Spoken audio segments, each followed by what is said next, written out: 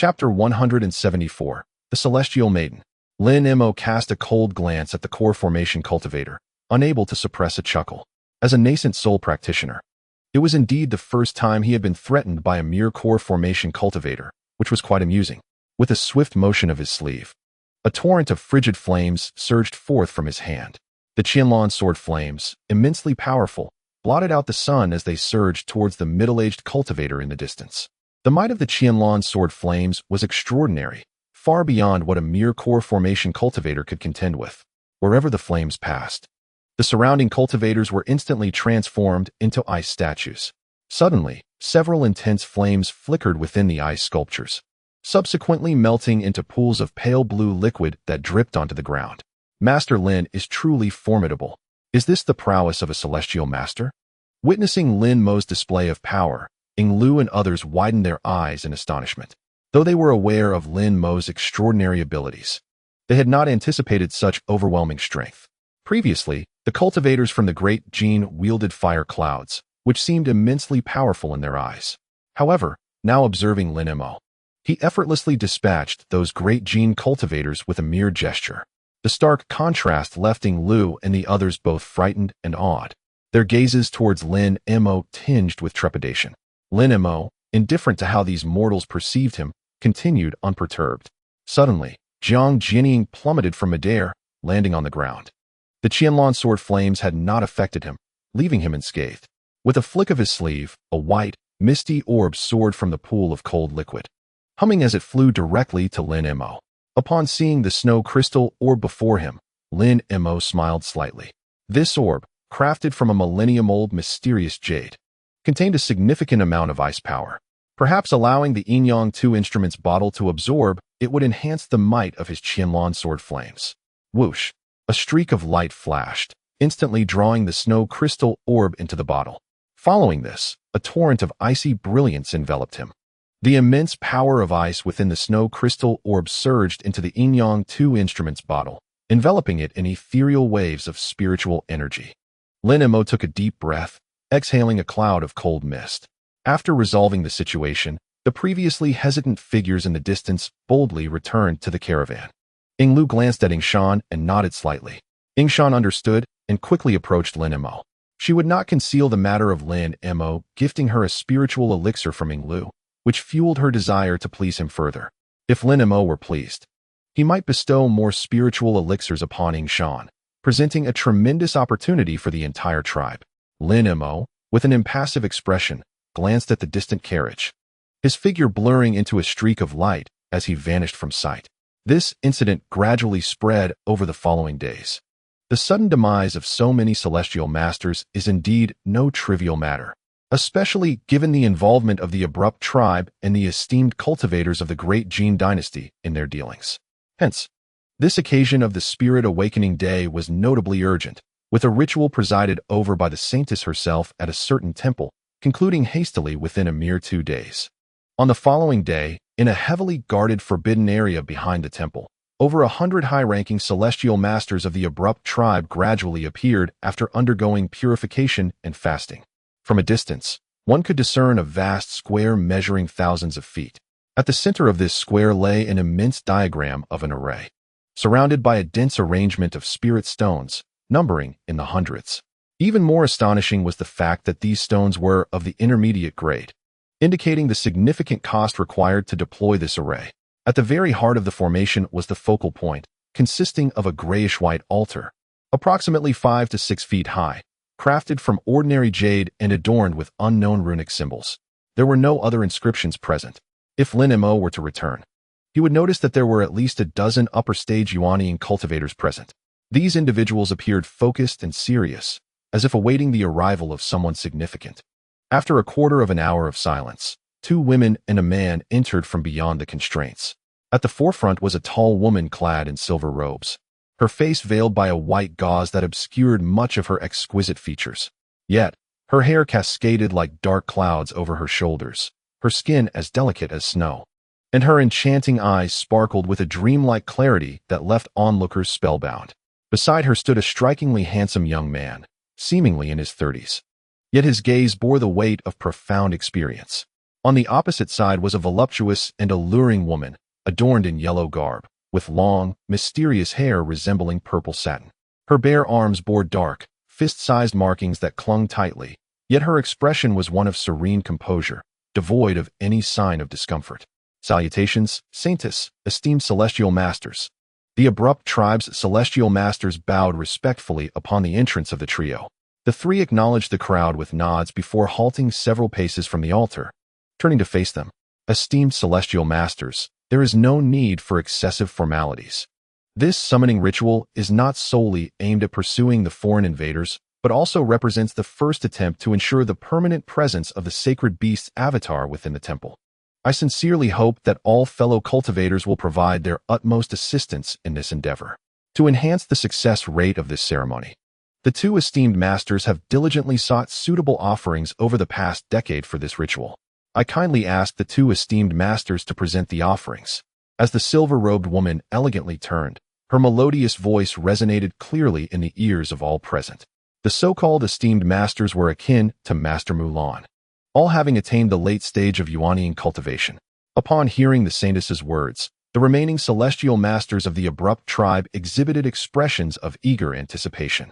To comprehend the significance of this sacred beast, should it remain permanently among the two people, the conquest of Tiannan would indeed become a trivial endeavor.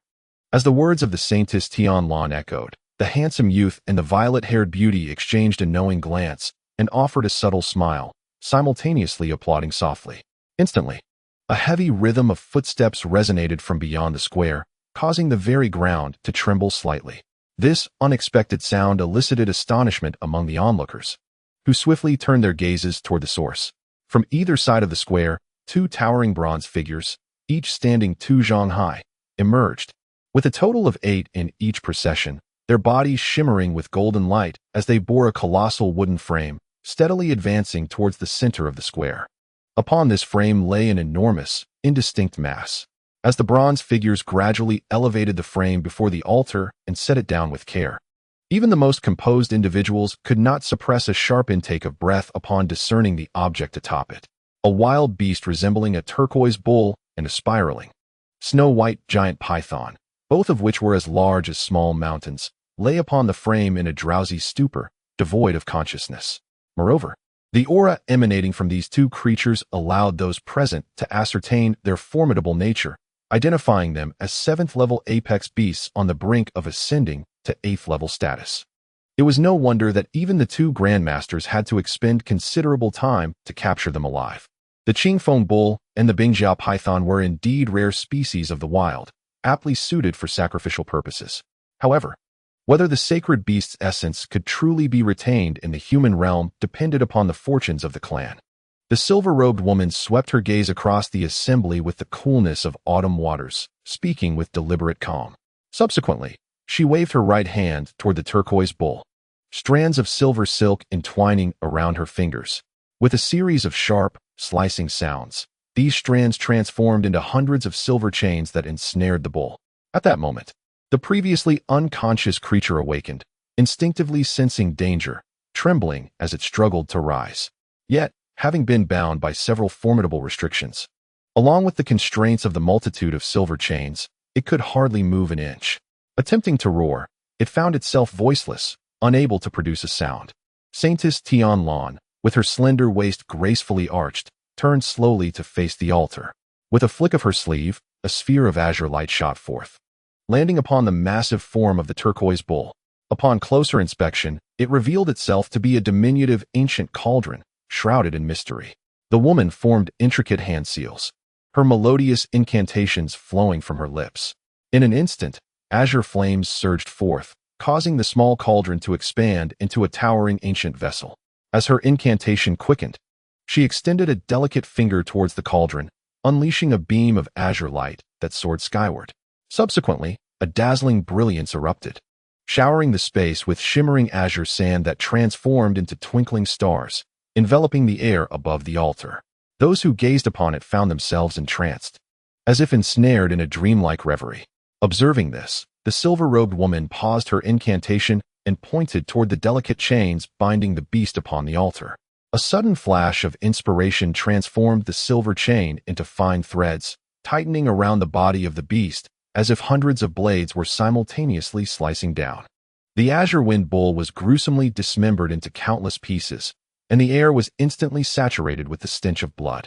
At that moment, azure sand cascaded like a fallen galaxy, blanketing the altar in a dense layer. The beast's corpse was shrouded in a veil of azure light, with the grains of sand flickering ominously, as if feasting upon the flesh and blood, evoking an unsettling sensation. From the remains of the beast, a vibrant green light unexpectedly burst forth, shooting skyward. It was the primordial spirit of the azure wind bull, cultivated through years of arduous practice. However, innumerable azure rays erupted from the altar like powerful bows, swiftly striking the light from the sky, and the azure sand surged upward, engulfing the spirit within its depths. In mere moments, the vast flesh of the beast was reduced to nothingness, leaving not even a remnant bone behind. Each grain of sand that had consumed the flesh now glimmered faintly with a sanguine hue. Witnessing this scene, the silver-robed woman remained unfazed, gesturing towards the colossal white python, which was similarly bound by the silver threads and silently transported to the altar, following a ritual of blood sacrifice, the azure sand. Having devoured the essence and flesh of two seventh-level beasts, transformed into a mass of blood cloud, suspended motionless above the altar. At that moment, the silver-robed woman invoked the great cauldron with a series of incantations. With a resonant hum, the cauldron transformed into a streak of light, descending directly onto the altar. Let us summon the holy beast now. Esteemed masters, please lend me your strength. Simultaneously, the silver-robed woman turned to the young, beautiful woman beside her. Her eyes filled with reverence. Of course, I shall exert my utmost effort, replied the handsome young man with a gentle smile. While the violet-haired beauty also smiled lightly in agreement. The silver-robed woman nodded, raised her hands, and flicked her fingers. One after another, spells shot forth towards the surrounding formations. Instantly, ethereal lights illuminated the area, and the formations began to pulse with energy. Stepping forward slightly, the woman tilted her neck, chanting an obscure incantation. At this moment, the two esteemed masters simultaneously placed a hand on her shoulder, channeling their surging spiritual energy into her. The woman shimmered with radiant silver light, and a peculiar pattern resembling a bull's head upon a serpent's body slowly emerged on her forehead. As her hands came together and then apart, two beams of pure spiritual energy erupted from her palms, striking the cauldron. The cauldron spun incessantly, drawing in the white light.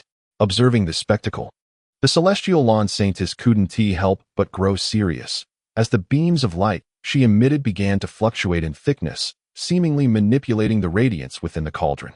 The two esteemed masters, not daring to be negligent, immediately directed their full spiritual energy into the celestial lawn saintess. As time passed, the luminous sphere became increasingly dazzling and began to emit a piercing sound. At that moment, the surrounding formations resonated, shooting forth five-colored spiritual light that continuously entered the sphere. Witnessing this unfolding scene, the celestial lawn saintess felt an even greater sense of urgency. Cautiously, she opened her mouth and silently recited the incantation. In that fleeting moment, a crimson beam shot forth, piercing into the blood clouds suspended in the air. The blood clouds, as if drawn by a magnet, surged upward, enveloping the crimson light entirely. In an instant, a blood cocoon, approximately a foot in diameter, formed, its surface undulating as if it harbored living creatures within. Although aware of the intentions of the saintess of Tianlan, the surrounding celestial beings could not help but stare in astonishment at the unfolding scene. The saintess of Tianlan, in silence, manipulated a colossal cauldron. As strands of azure spiritual threads surged forth, they drew the blood cocoon from the air into the cauldron, followed by a radiant arc of light descending from the heavens, sealing the cauldron tightly. Azure flames surged to heights of 2 or 3 meters, submerging the cauldron within their embrace. Beneath the altar, the formation flickered with spiritual light, gradually gathering remarkable spiritual energy to infuse into the azure flames. Only then did the saintess of Tianlan truly exhale in relief. The ritual had proceeded relatively smoothly. Yet whether the divine beast's avatar could be retained would only be revealed in a month's time. Undoubtedly, even if the divine beast's avatar could not linger in the mortal realm for long, A stay of 7 or 8 days posed no issue. Chapter 175. Seizing the Divine Beast of Tianlan. You all may return to rest. We shall await the completion of the Divine Beast's spiritual body reconstruction, at which point I and the 2 esteemed masters will personally lead the effort to capture the foreign entity, the saintess of Tianlan stated.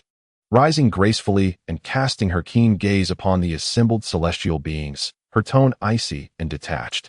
Upon hearing her words, the celestial beings in the square were momentarily taken aback, yet they refrained from further discussion and promptly bowed before departing. However, some, driven by curiosity, could not help but steal glances at the colossal cauldron. Not long after, the forbidden area was left with only the saintess and the 2 esteemed masters. Daoist.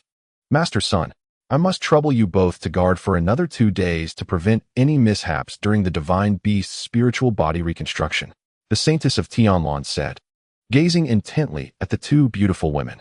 The enchanting woman smiled gently, replying without hesitation, "Of course. We would not wish for over a decade of effort to come to naught." The refined young man said nothing but nodded in agreement. Observing the 2 esteemed masters' responses, the saintess of Tianlan felt a weight lift from her heart. Meanwhile, a series of thunderous roars suddenly emanated from within the colossal cauldron, causing the saintess to furrow her brow in concern. The 2 esteemed masters, noticing the commotion, swiftly positioned themselves around the altar, sitting cross-legged. Days later, melodious chimes resonated from the Tianlan branch hall. Many tribes and celestial beings who had yet to depart turned their astonished gazes toward the holy palace. Simultaneously, streaks of luminous light surged forth from the palace, racing away with incredible speed, rendering it impossible for onlookers to discern who was within. In the southern section of the Tianshui River, the largest river in the Tianlan grasslands, a pale azure arc traversed the river's surface, swirling around before revealing a red-hued creature resembling a dragon with the head of an ox. This beast was of moderate size, measuring only 3 or 4 meters in length. However, it was enveloped in a layer of ethereal azure mist, rendering it indistinct and elusive. At that moment, a celestial maiden clad in white gracefully descended upon the back of the beast. Her eyes sparkled with a glimmer of light as she scrutinized the shimmering surface of the water before her. Suddenly, a series of sharp whooshing sounds pierced the air, announcing the rapid approach of several streaks of light from the distance. As the luminous glow dissipated, 2 eminent masters emerged. The violet-haired beauty subtly shifted her gaze and inquired softly, "Has the sacred beast located the individual?" Indeed, the celestial maiden nodded in response. He should be in this vicinity. With so many gold-devouring insects in his possession, even if concealed within a spirit beast pouch, he could never evade the sacred beast's detection. Yet, this individual is truly cunning to hide himself here. Very well, I am eager to witness what methods he employs, declared the refined young man coldly. I have heard that he does not appear very imposing, seemingly quite young. I too wish to see what formidable figure he truly is, the violet-haired beauty remarked leisurely. Observing the eagerness of the 2 eminent masters, the celestial maiden chuckled lightly. "Since both of you are so impatient, let us proceed." With that, beams of silver light flickered past. A silver pattern emerged upon her forehead as she conversed respectfully in an ancient tongue with the beast beneath her, which had the head of an ox and the body of a serpent. After a snort from the creature, it transformed into a burst of green light, propelling itself forward. The remaining cultivators hastily followed suit. This time, they traversed along the river's surface for merely 400 or 500 miles before encountering a considerably narrower gorge. The gorge was remarkably expansive. As the group of cultivators sped through, they found themselves in a vast valley stretching several hundred zhang before them. Lin Yinping arched an eyebrow, her gaze directed towards the valley ahead. In the distance, a rather opulent stone hall could be seen nestled at the valley's deepest point. A beautiful young woman clad in black sat cross-legged, casting a cold glance towards Lin Yinping. The celestial maiden observed the dark-clad girl, her eyes reflecting a hint of confusion. Isn't that foreigner a man? How could it possibly be a woman? As this thought crossed her mind, a silver light flickered between Lin Yinping's brows, and her consciousness surged forth towards the distant stone hall. As her awareness reached the hall, it revealed a young man in white seated cross-legged within, seemingly awaiting their arrival. Lin Mo smiled gently, waving his sleeve as a glimmer of cold light flashed, transforming into a beam that vanished into the stone hall. When Lin Mo's figure reappeared, he stood before Lin Yinping, accompanied by the celestial maiden and the two eminent masters, as well as 3 early-stage nascent soul cultivators. However, Lin Mo's gaze did not linger on these individuals, but shifted towards the celestial beast beneath the celestial maiden. This beast, while peculiar in appearance, exhibited no other abnormalities. In contrast, the celestial maiden atop, it was far more captivating. Her unparalleled beauty and profound cultivation truly drawing Lin Mo's attention repeatedly. As Lin Mo scrutinized Lin Yinping, the celestial maiden of Tianlan was also observing him. A flicker of surprise crossed her eyes, particularly upon perceiving Lin Mo's youthful visage and the formidable cultivation level that surpassed the late stage of the nascent soul. Hand over the Tianlan sacred beast, and I shall grant you a chance at survival, Lin Mo declared with unwavering resolve, pointing directly at the Tianlan sacred beast beneath Lin Yinping's feet. You're courting death. Lin Yinping's pupils constricted at his audacity. Since becoming the celestial maiden of Tianlan, she had never been so underestimated, especially in front of such a gathering, where someone dared to point at her sacred beast. Enraged, the celestial maiden uttered a soft reprimand, raising her jade hand as a verdant bracelet shot forth from her wrist. In an instant, it expanded into a massive ring, akin to the thickness of an arm, barreling towards the sword shadow. Simultaneously, she retrieved a spirit beast pouch from her waist, unleashing it into the air. The pouch's opening shimmered with golden light, releasing over a dozen enormous golden insects, which surged towards the swarm of insects. Lin Mo observed the mature forms with satisfaction, nodding approvingly. Just in time.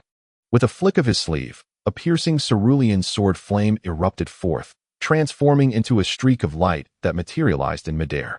The cerulean sword flame coalesced into a palm-sized lotus flower.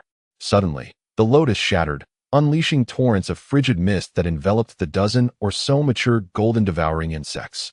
Each golden beetle was instantaneously encased in a pale blue ice sculpture, plummeting from the sky. Damn it! The silver-robed woman gasped in astonishment at the sight. Yet she remained undaunted. With a snap of her mouth, a handkerchief-like artifact shot from her lips, swirling before her and expanding to a size of several zhang, standing erect. Emblazoned on the massive handkerchief was the image of a silver giant silkworm. Lin Mo paused momentarily upon seeing the depiction. Suddenly, brilliant spiritual light radiated from the image, and the silkworm appeared to come to life, opening its mouth to release a spray of silver light that elongated into slender silver threads, hissing as they surged towards Lin Mo. The vast space of over 100 zhang between them was instantaneously filled with these threads, creating an astonishing scene. Interesting. Intriguing. Lin Mo mused, a slight smile gracing his lips as he beheld the dense array of silver threads. With a calm demeanor, he waved his sleeve once more, and the cerulean sword flame erupted again, condensing into a formidable blue ice wall. The silver threads cascaded onto the ice wall, resulting in a cacophony of crackling sounds as they penetrated the surface. However, unexpectedly, the ice formed by the cerulean sword flame proved immensely resilient, impervious to the onslaught of the silver threads. Simultaneously, a profound chill emanated from the cerulean sword flame, swiftly creeping along the silver threads towards the handkerchief-like artifact, akin to countless slender purple serpents launching a ferocious assault. The woman in the silver robe changed her expression, astonished by the formidable power of the technique before her. Despite her surprise, her hands moved with unwavering speed. She formed a seal with her fingers, elegantly pointing at the silk scarf suspended before her. The silver silkworm depicted on it opened its mouth, unleashing a torrent of blazing white flames. Following the silver threads, countless fiery serpents surged forward, directly clashing with the violet flames. The two opposing fires collided violently, their blue and white hues intertwining. However, it soon became evident that the blue flames held the upper hand, forcing the white flames to retreat. As the saintess of Tianlan and Lin Mo engaged in fierce battle, the two great masters behind her narrowed their eyes and swiftly transformed into streaks of light, rushing toward Lin Mo. Observing their approach, Lin Mo chuckled lightly, unfazed by their presence.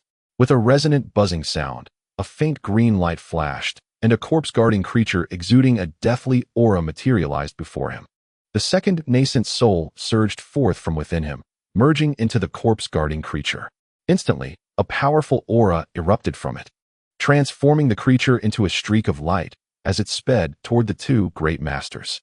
Seeing this, the silver-robed woman furrowed her brow and murmured a few ancient words.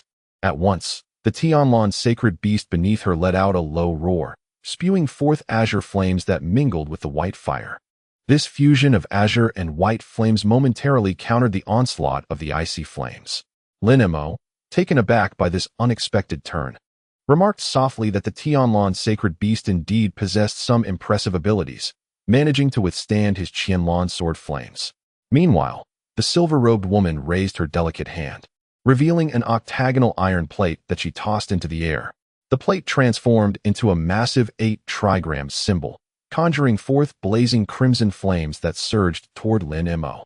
A smile graced Lin Mo's lips. He was not intimidated by formations. Nevertheless, he had no desire to squander too much time here. At this thought, blue and purple lightning flickered around him as the Qianlan wind thunder wings materialized behind him. With a crackle, the wings flapped lightly, generating a symphony of thunderous sounds. As the 8 trigrams descended, Lin Mo's figure shimmered and abruptly vanished amidst the silver arcs of electricity. The 8 trigrams fell empty as Lin Mo reappeared over 30 yards away, flapping his wings once more to disappear from sight. As he approached, the saintess of Tianlan murmured softly, a hint of gravity appearing in her beautiful eyes. The Tianlan beast beneath her opened its mouth again, unleashing a dense white mist that enveloped both the beast and its rider, transforming them into a vast sea of fog spanning dozens of yards. Concurrently, the saintess of Tianlan transformed into a silver flash, hovering high in the air, with peculiar silver patterns emerging on her forehead. With incantations on his lips, he tilted a familiar small cauldron towards the heavens. From within the cauldron erupted a vast expanse of azure light, enveloping an area of 30 yards in its brilliance. Lin Mo, well versed in the narrative, recognized this as the celestial lawn sacred cauldron. To master the celestial lawn sacred beast, one must possess this very cauldron. Suddenly, ethereal light flickered atop the cauldron, causing it to swell immensely, transforming into a gigantic vessel with a diameter of several yards. As the celestial lawn saintess incanted her spell, the cauldron burst forth with dazzling radiance. Following this, an unending flow of clear sand surged from the cauldron, morphing into a cloud of sand that rushed towards Lin Mo. Maintaining an air of composure, Lin Mo chose not to confront it head-on. Instead, he unfurled his silver wings and swiftly darted out of the azure light's reach. Narrowing his eyes, he activated the first layer of the Tongbao technique, lifting the small cauldron high above his head. A resounding dragon's roar echoed as the cauldron lid transformed into a blue light, soaring into the sky. Subsequently, multicolored spiritual light erupted from the cauldron, and the azure rays emitted by the celestial lawn saintess converged like rivers flowing into the sea, coalescing into a fleeting beam of azure mist that was quickly drawn back into the cauldron.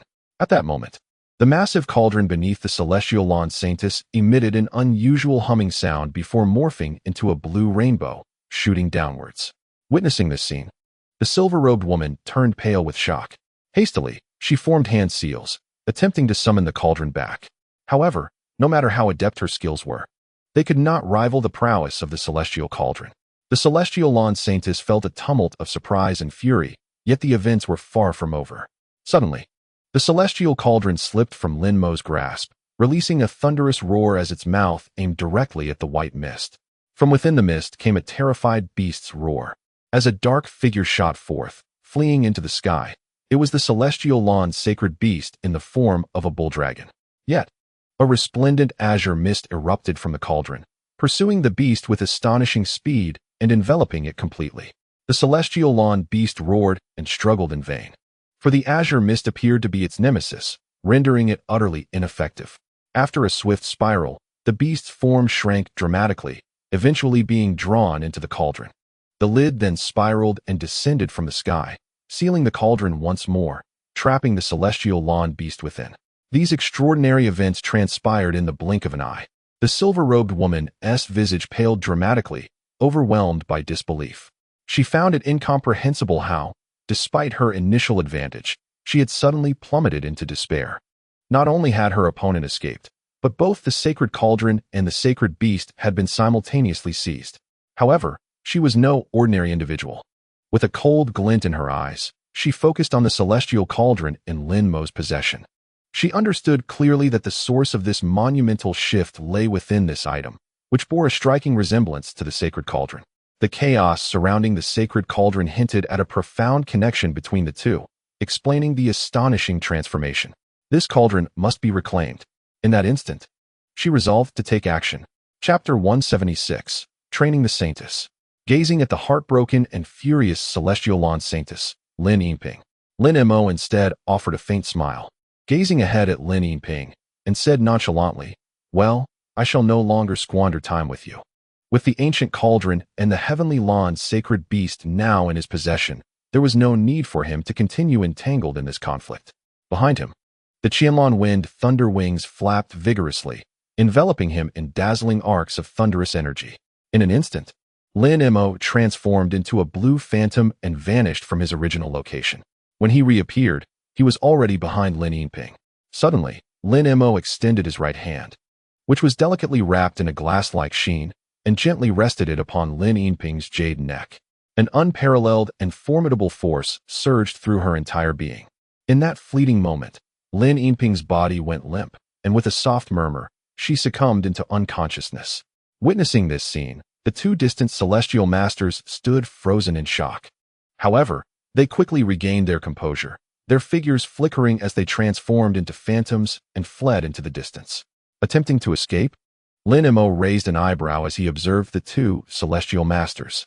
He cast a glance at the nearby corpse fiend guardian, who understood the cue and immediately unleashed a torrent of deep green toxic mist. The air hummed ominously. This was the venom of the corpse fiend, not something an ordinary nascent soul cultivator could withstand. The jade green poison obscured the sky, and any birds or beasts that came into contact with the toxic mist were instantly reduced to pools of verdant liquid, plummeting from the sky.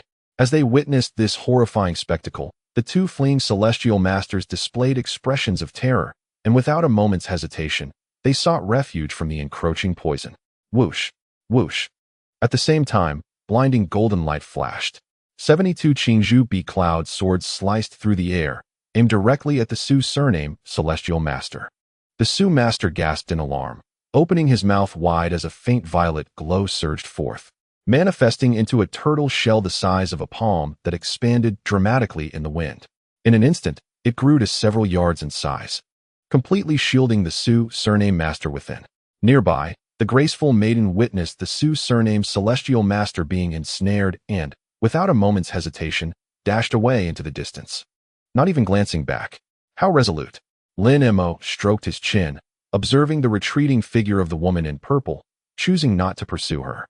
To Lin Mo, the fleeing woman was inconsequential. Whoosh! The corpse fiend guardian, shrouded in green mist, waved his right hand. Once more, 72 Xianin B cloud swords soared into the air, intertwining with the previous 72 Qingzhu B cloud swords, creating a dense array of nearly 150 flying swords that blotted out the sky. Go! With a subtle movement of his crimson lips, the densely packed flying swords pierced the air, crashing heavily against the massive, deep violet turtle shell. Bang! Bang! Bang! Each spirit sword descended like a meteor, striking down with tremendous force. The Su surname celestial master behind the shell turned crimson, clearly in excruciating pain. With each impact of the B-cloud swords, cracks began to manifest on the turtle shell. Crack! Accompanied by the crisp sound of shattering. The shell succumbed to the relentless assault. The densely packed flying swords pierced through the chest of the Su surname immortal master, unimpeded. Vivid crimson blood gushed forth from the wound, dripping steadily to the ground. His eyes widened in disbelief, since ascending to the status of a grand immortal master. He had always sailed smoothly and never anticipated being pierced by a torrent of arrows. Suddenly, a streak of luminous energy shot forth from his body. Observing this scene, Lin Mo smiled faintly and flicked his wrist. A mass of inky black, ghostly mist erupted from his sleeve. The 9 Nether Soul banner unfurled in the wind, hovering midair. Amidst the swirling spirits, the figure of Madame Wang flickered into view. Noticing the fleeing nascent soul of the Su surname immortal master, her beautiful eyes shimmered as she transformed into a beam of light, darting toward the nascent soul. For Madame Wang, who had attained a ghostly form, the nascent soul was of immense value, whether for cultivating vengeful spirits or enhancing her own power. No. With each piercing scream from the Sioux surname Immortal Master, the radiance of his nascent soul began to fade. Witnessing this, Lin Mo smiled indifferently and waved his right hand, drawing the distant 9 Nether Soul banner into his sleeve. This In Luo Sect ghost banner was quite remarkable. He certainly wouldn't let such an opportunity slip by. Master, shall we not pursue? At that moment, a flash of silver light appeared as the silver moon transformed into a streak of brilliance, suddenly materializing beside Lin Mo. Streams of silver light glimmered in the silver moon's eyes, gazing intently at the woman speeding away in the distance. Let her run, it matters not. Lin Mo replied with a gentle wave of his hand, dismissing the concern. After Lin Mo's cultivation had advanced to the late nascent soul stage, the only ones capable of posing a threat to him were those at the transformation stage. Even an abundance of nascent soul practitioners would be of no consequence. As for transformation stage cultivators, if they had not reached the mid-transformation stage, Lin Mo had no cause for alarm. Moreover, given the limitations of the transformation stage, he could traverse this realm with ease. Once he had dealt with everything on this side, Lin Mo turned his gaze to Lin Yingping, who had fainted not far away. Noticing the deep impressions of fingers around her neck, a glimmer of brilliance flashed in his eyes. This Lin Yingping is indeed a valuable pawn. Before his thoughts could settle, Lin Mo extended his right hand and gently tapped her forehead. The spirit convergence seal materialized as a faint white shadow emanated from his fingertip, imprinting a pale mark onto her brow. Her unconscious body trembled slightly, and her ruby lips stirred, emitting soft murmurs. Lin Mo gazed at Lin Yingping in his arms, a smile gracing his lips. It is time to depart, he murmured softly, waving his sleeve to draw Lin Yingping into the beast-taming ring. The divine wind boat surged forward, and One appeared beneath his feet. Stepping onto the divine wind boat, Lin Mo transformed into a blue phantom, soaring into the distance. The speed of the divine wind boat was astonishing, vanishing in an instant, leaving no trace behind. In the expansive Liao province of the Great Jin, one of the 108 provinces, it ranks among the top 10 in area. However, its majority is ensconced in frigid terrain, perpetually shrouded in snow, resulting in a sparse population. Consequently, its wealth is merely middling compared to other provinces. The Shun River, coursing through Liao province, is the second largest river in the region, and one of the few that remains unfrozen during the flood season. As such, during this time, both merchants transporting goods and travelers with pressing matters opt to journey downstream by boat, a far more convenient alternative than horseback or carriage. Along the river, official vessels of the Great Jin periodically patrol the waters.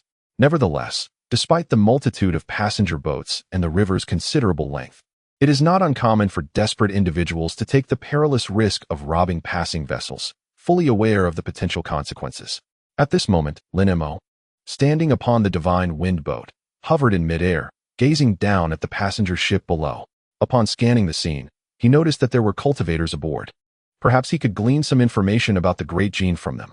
After acquiring the Celestial Lawn's sacred beast, Lin Mo chose not to return directly to Tiannan, but rather followed the river to the Great Jin.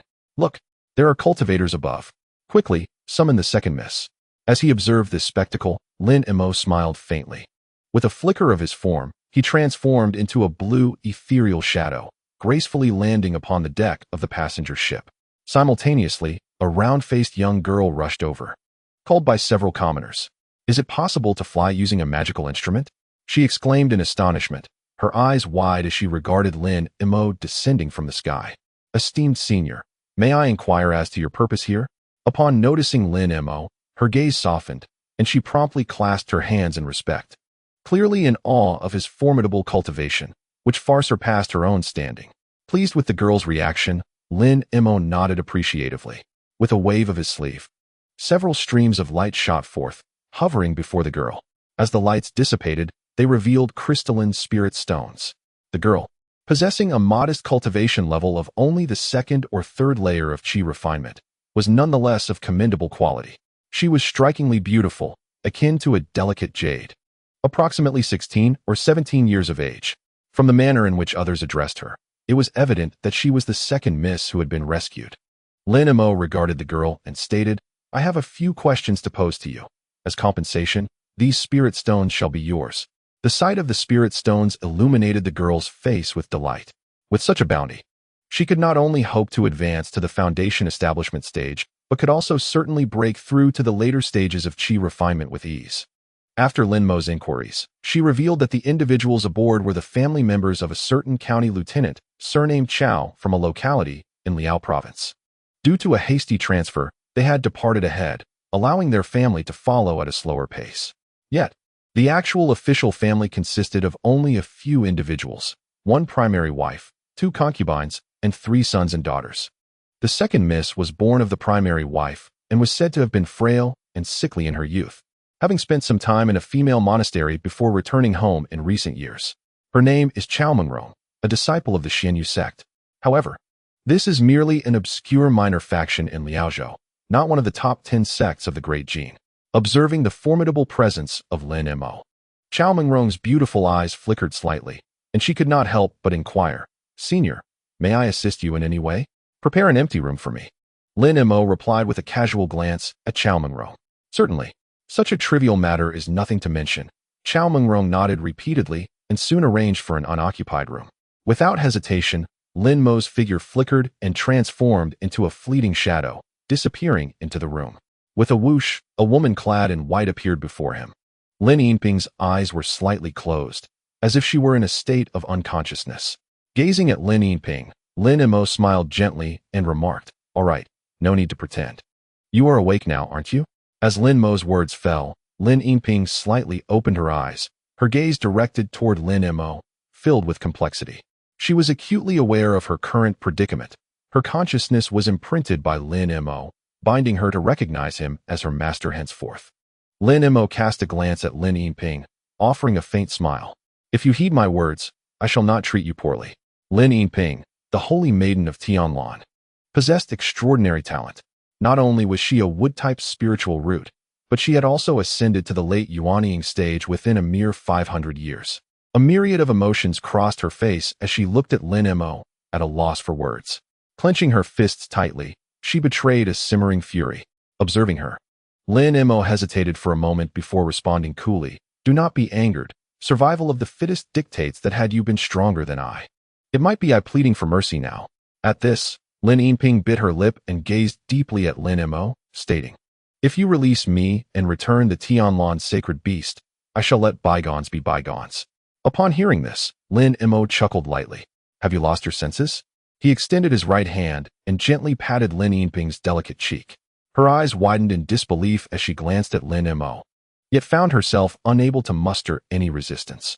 This was the marvel of the spirit seal, allowing complete control over her being. "Kneel," Lin Mo said with a tranquil smile. No sooner had he spoken than Lin Yinping collapsed to her knees. Her beautiful eyes brimmed with grievance as she glared at Lin Mo, filled with hatred, wishing she could devour him whole. Alas, her intentions were thwarted, and the very thought dissipated in an instant. A flash of silver light darted past, and the silver moon settled steadily in Lin Mo's embrace. With a gentle smile directed toward Lin Yinping, it remarked, "Little one, you might as well submit to my master. Opposing him will yield no favorable outcome for you. Perhaps in the future, you will come to appreciate my master's regard for you." To this, Lin Yinping retorted softly, "I am the holy maiden of Tianlan. I would rather die than bow down." As she stood before Lin Yinping, a flicker of hesitation crossed Lin Mo's eyes. Yet soon, a plan began to take shape within his mind. With a graceful flick of her sleeve, Lin Mo conjured a slender silver whip into her grasp. Though it appeared to be merely a simple implement, it was, in fact, a high-tier magical artifact procured from the hands of a demonic cultivator. The lash inflicted not only physical torment, but also a significant assault upon the target's spirit. Lin Mo surmised that such a revered being, admired by multitudes, might yield unexpected results when subjected to a thorough thrashing. With this thought in mind, she spared no mercy and brought the whip down with force. The leather struck Lin Yinping's delicate skin with a sharp crack. A soft, anguished cry escaped Lin Yinping's lips, leaving a deep mark upon her body. As she writhed in excruciating pain, unmoved by her suffering, Lin Mo intensified her efforts. As time passed, a month slipped by. Yet, Lin Mo's days were not solely consumed by the discipline of Lin Yinping. She also dedicated considerable time to inquiring about the affairs of the Great Jin with Chaomengrong. Recently, Chaomengrong had received an alarming message from her sect. Alarmed, she sought out Lin Mo. Upon learning that her adversary was merely at the 8th or 9th level of chi refinement, and that it did not involve a life-or-death feud, Lin Mo casually agreed to assist her. Following this task, she could conveniently make her departure. Chapter 177, The Vajra Relic. Whoosh. As several piercing sounds sliced through the air, beams of light flashed. Two cultivators, wielding flying artifacts, appeared above Lin Mo. Observing the pair, Lin Mo shook her head slightly. Their cultivation was merely at the 7th or 8th level of chi refinement. At that moment, a wood spirit guard, enshrouded in a dense green mist, approached Lin Mo's side. Dealing with mere chi refinement practitioners required no effort on her part. The wood spirit guard was more than sufficient. This guard, crafted from a century-old spirit wood, possessed the strength of a foundation establishment cultivator, making it an effortless endeavor to subdue these chi refinement opponents. After a few exchanges, the wood spirit guard easily triumphed over the two. Thus, the matter concerning Chao Mengrong was resolved. With this thought, Lin Mo's figure flickered, transforming into a shadow that vanished from sight. Where has Senior Lin gone? Chao Mengrong, her face alight with smiles, turned only to find Lin Mo had already disappeared. Meanwhile, Lin Mo had already boarded the divine wind vessel, speeding away into the distance. However, she was not alone on this journey. A woman in white trailed behind her. With a flushed complexion and a gaze filled with complex emotions, it was none other than Lin Yinping, who had endured a month of rigorous instruction.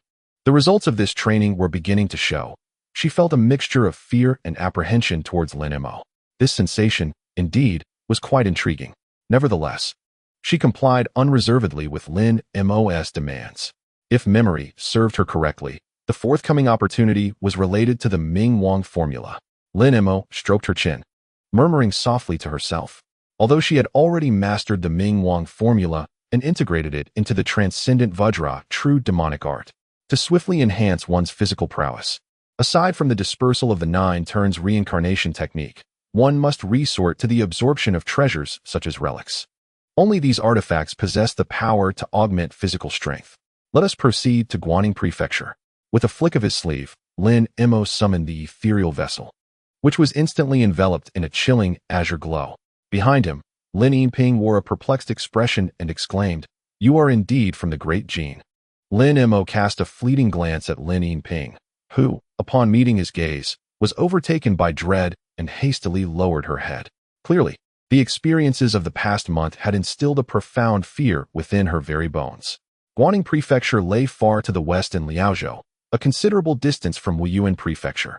Lin Mo navigated the ethereal vessel, soaring for nearly several days before finally arriving at the borders of Guaning Prefecture.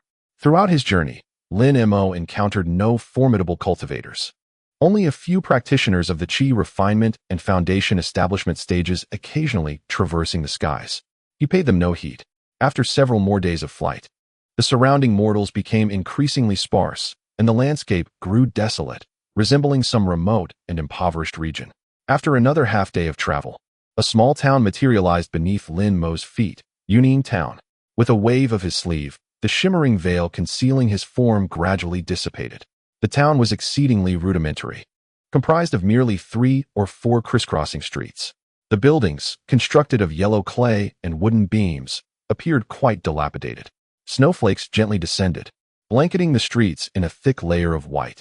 Lin Mo, clad in a thin white robe, should have drawn the curious stares of passers-by. However, the mortals glanced at him yet seemed oblivious, as if such an occurrence was commonplace. Clearly, this place often hosted cultivators. At that moment, 2 figures in white robes approached, one tall and slender, the other shorter. Both appeared to be in their early 20s.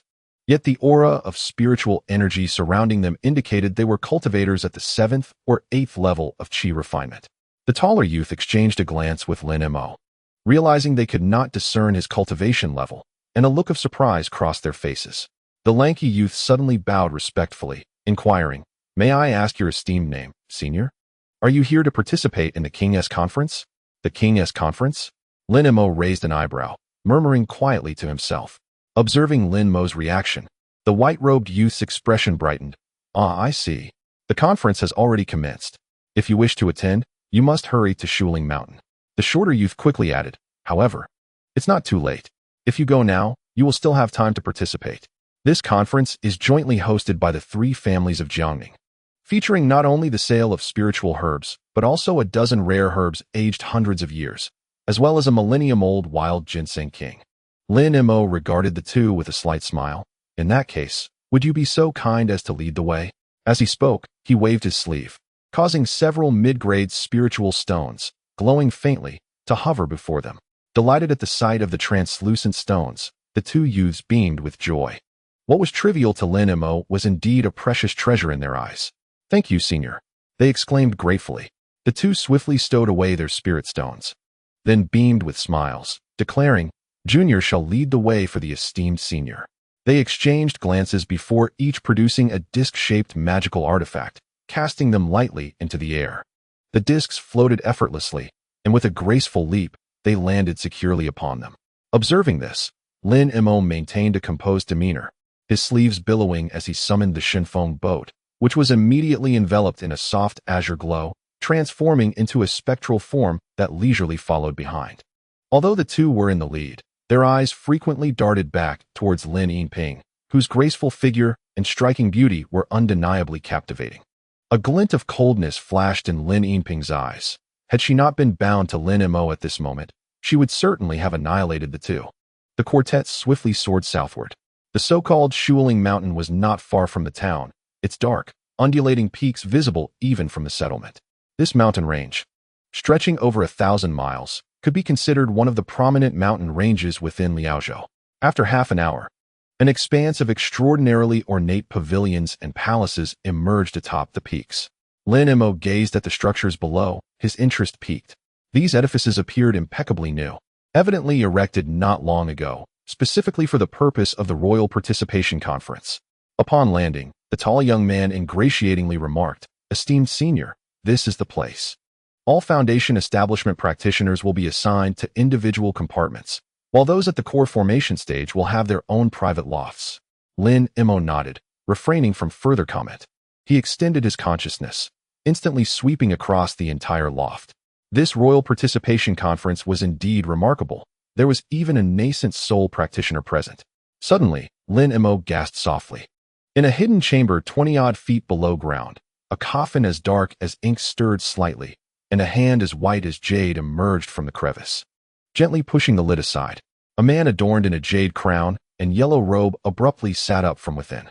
This man, in his 30s, possessed an extraordinary countenance. Xin Yuang? Lin Mo raised an eyebrow, a flicker of unusual light crossing his gaze.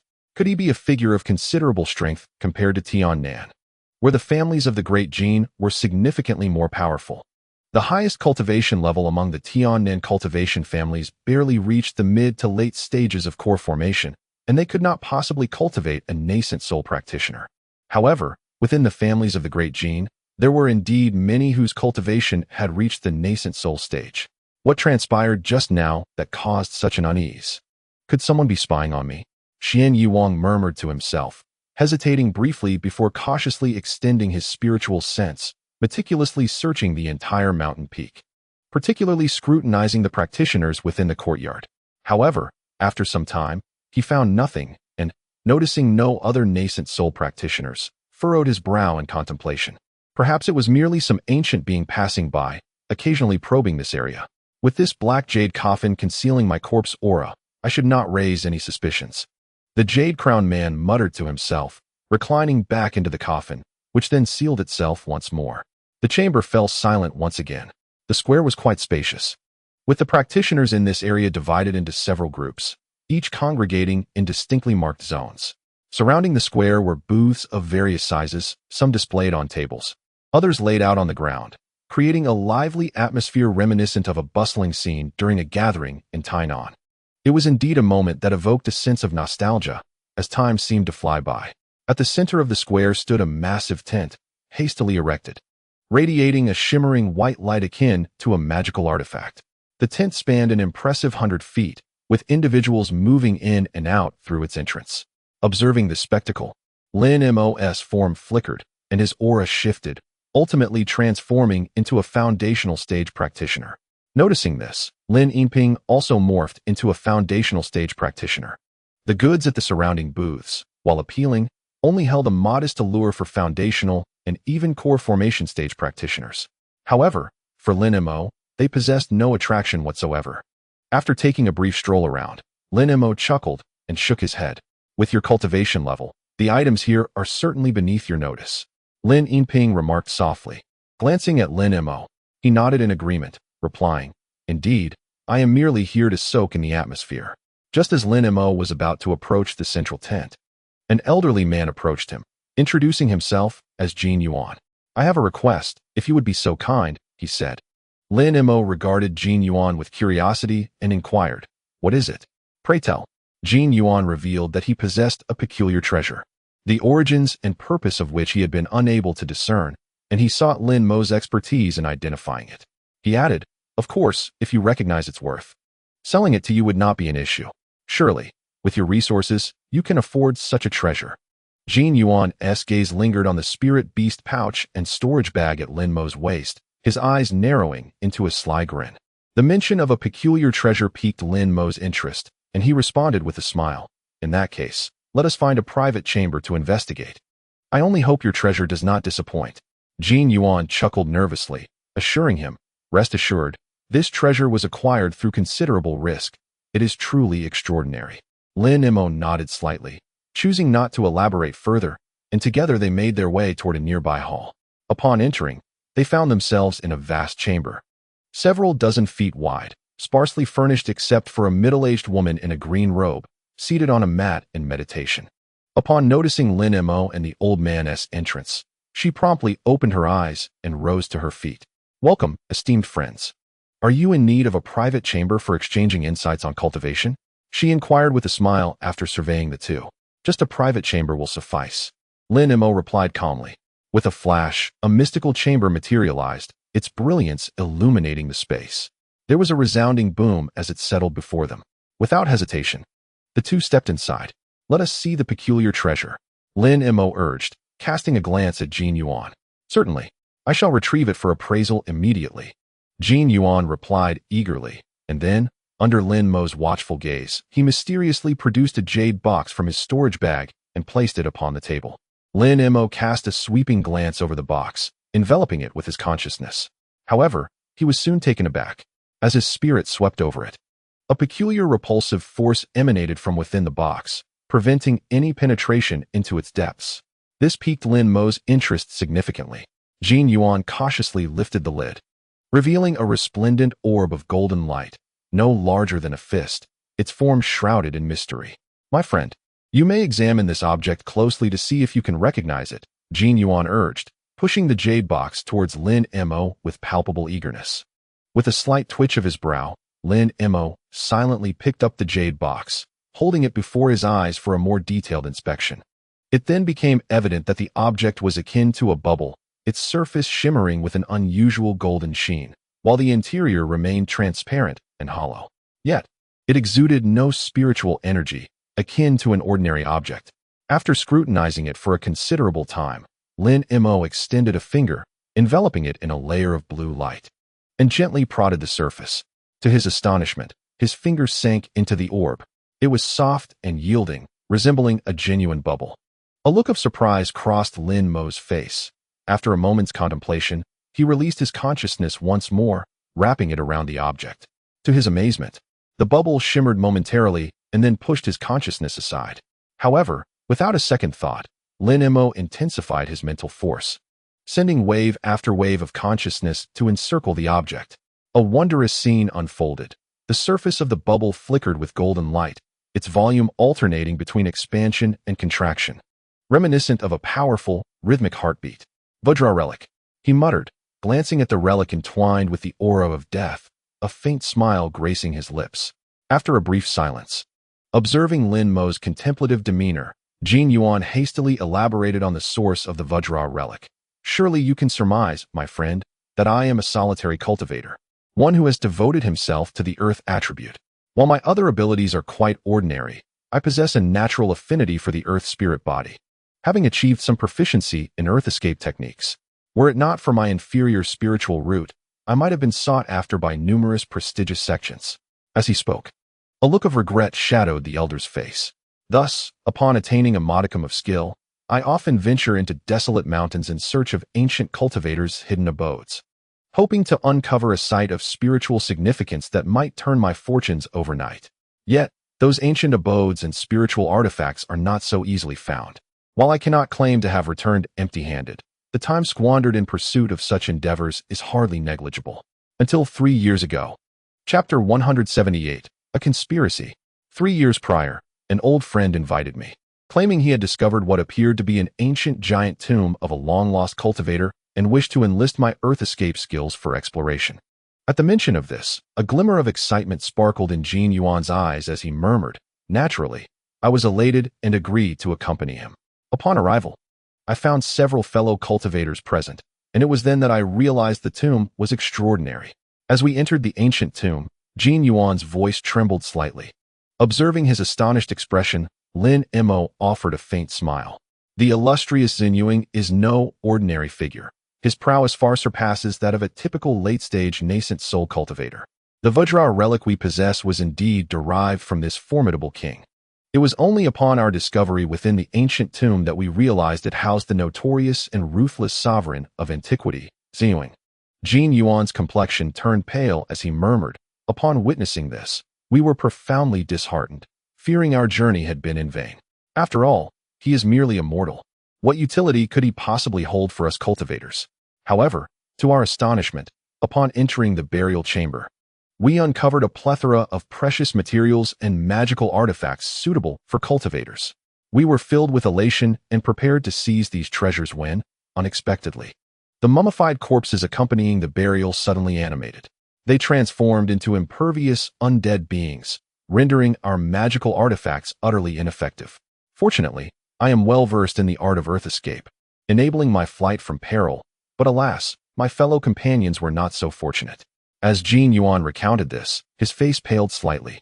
Clearly, the memory of his companion's tragic demise weighed heavily upon him. As for this item, Lin Mo extended his right hand, gesturing toward the jade box before him, feigning surprise. This is a relic from the main coffin, which I casually took upon my departure. I had presumed that such an extraordinary object must be a rare treasure. Yet despite my inquiries at various markets, no one could discern its origins. Although its uniqueness is evident, no one is willing to offer a fair price for its acquisition. Upon reaching this point, Jin Yuan exhibited no reluctance, responding candidly. His expression was one of frustration, clearly disheartened by the possession of a treasure that he could not sell. Lin Mo smiled faintly, casting a glance at Jin Yuan. Given that this is a burial artifact of an ancient emperor, it is only natural for its value to be obscure, as most items from that era have vanished from the cultivation world. Lin Mo stroked his chin, observing Jin Yuan. Pray tell, how many spirit stones do you intend to part with for it? Hee, my good friend, we truly share an immediate rapport. I shall sell you this treasure for the modest sum of 100 spirit stones. What do you say? Jin Yuan's brows relaxed as he smiled. A mere 100 spirit stones is indeed a trifling price. One must recognize that this is a Vajra relic, worth tens of thousands of spirit stones, with many eager to acquire it. This item is indeed exceptional. Lin Mo, however, ensured that Jin Yuan did not suffer loss. With a flick of his sleeve, 2 crystalline spirit stones now floated before Jin Yuan. These 2 spirit stones, entwined with strands of spiritual energy, emanated a substantial glow. They were mid-tier spirit stones, worth far more than 200 lower-tier stones. Upon seeing these mid-tier stones, Jin Yuan's expression brightened, and after exchanging pleasantries, he accepted the stones without hesitation.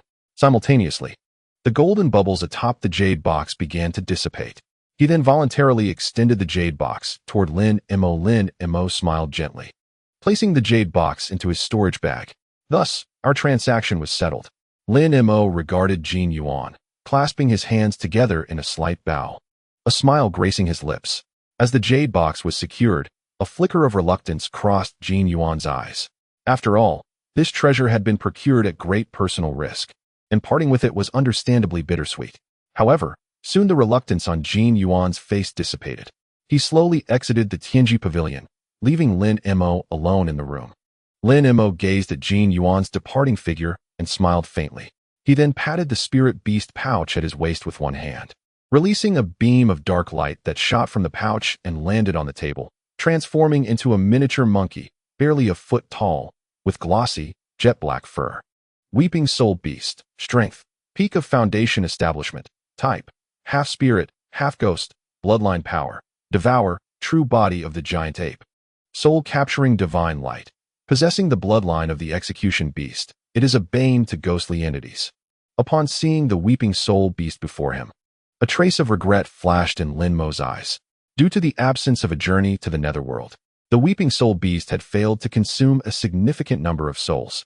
Consequently, its strength remained stagnated at the peak of the Foundation Establishment stage, unable to break through to the nascent soul stage.